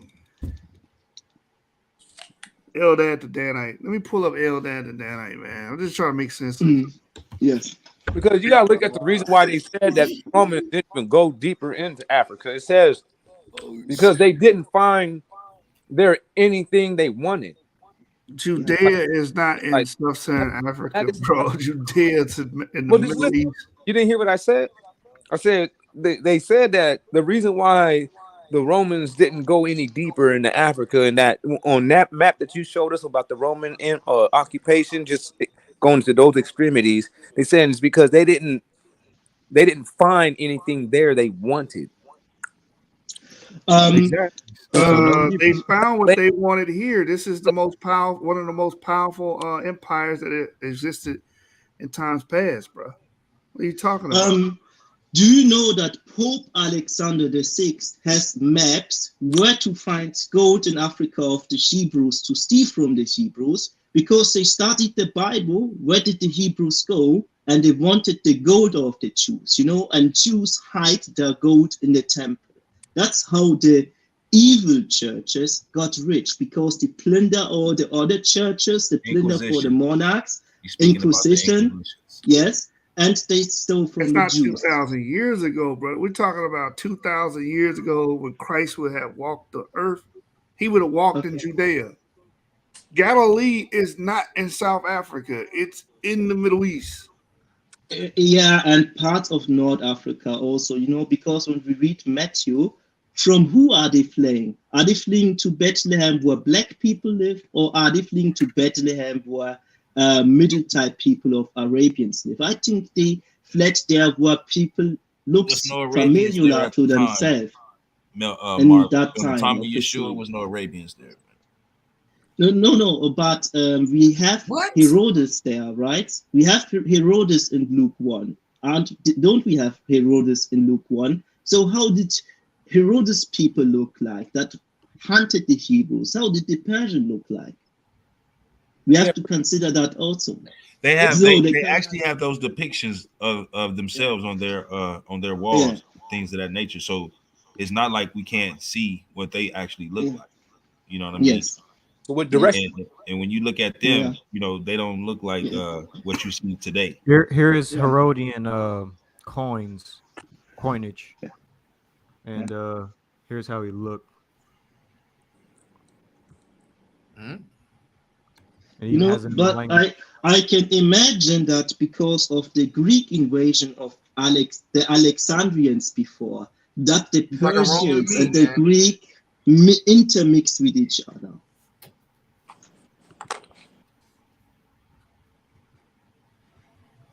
Even 500 years before Christ lived there, because the Macedonian history is between 500 years before Christ, and is how this rabbinic Jews get the 9 candles, because 9 candles are not natural to the Torah. And they try to, you know, erase the scripture Maccabees 1 to 4, you know, put them away. And in the same way, they can't describe why the candles were going off in the rabbinic Jewish times and why they have 9 candles instead of 7. But if you expose that traditions, you can prove that the Masoretes did wrong with removing the Maccabees scriptures apocryphs when they weren't, because that's their Greek historical account. Well, they have 9 candles, brother, because they believe that the 7 candles is only for the temple. So they feel like you're out of pocket or you're wrong for having 7 candlesticks in your home. So they feel like it's only right to have it in the temple. So they but this poetry is a thing that came later because they couldn't explain themselves. The real thing is they wanted always that the candles are on, that they are burning. And some of the candles, because they didn't have enough, don't rate unto 7. And that's why they put 2 extra at the time of the Greek occupation. That's the historical board, you know? And now you're talking about the cultural information that happens later when they want to explain themselves about the new Hanukkah traditions that came in Zamatrian rabbinical terms. Yeah, I agree,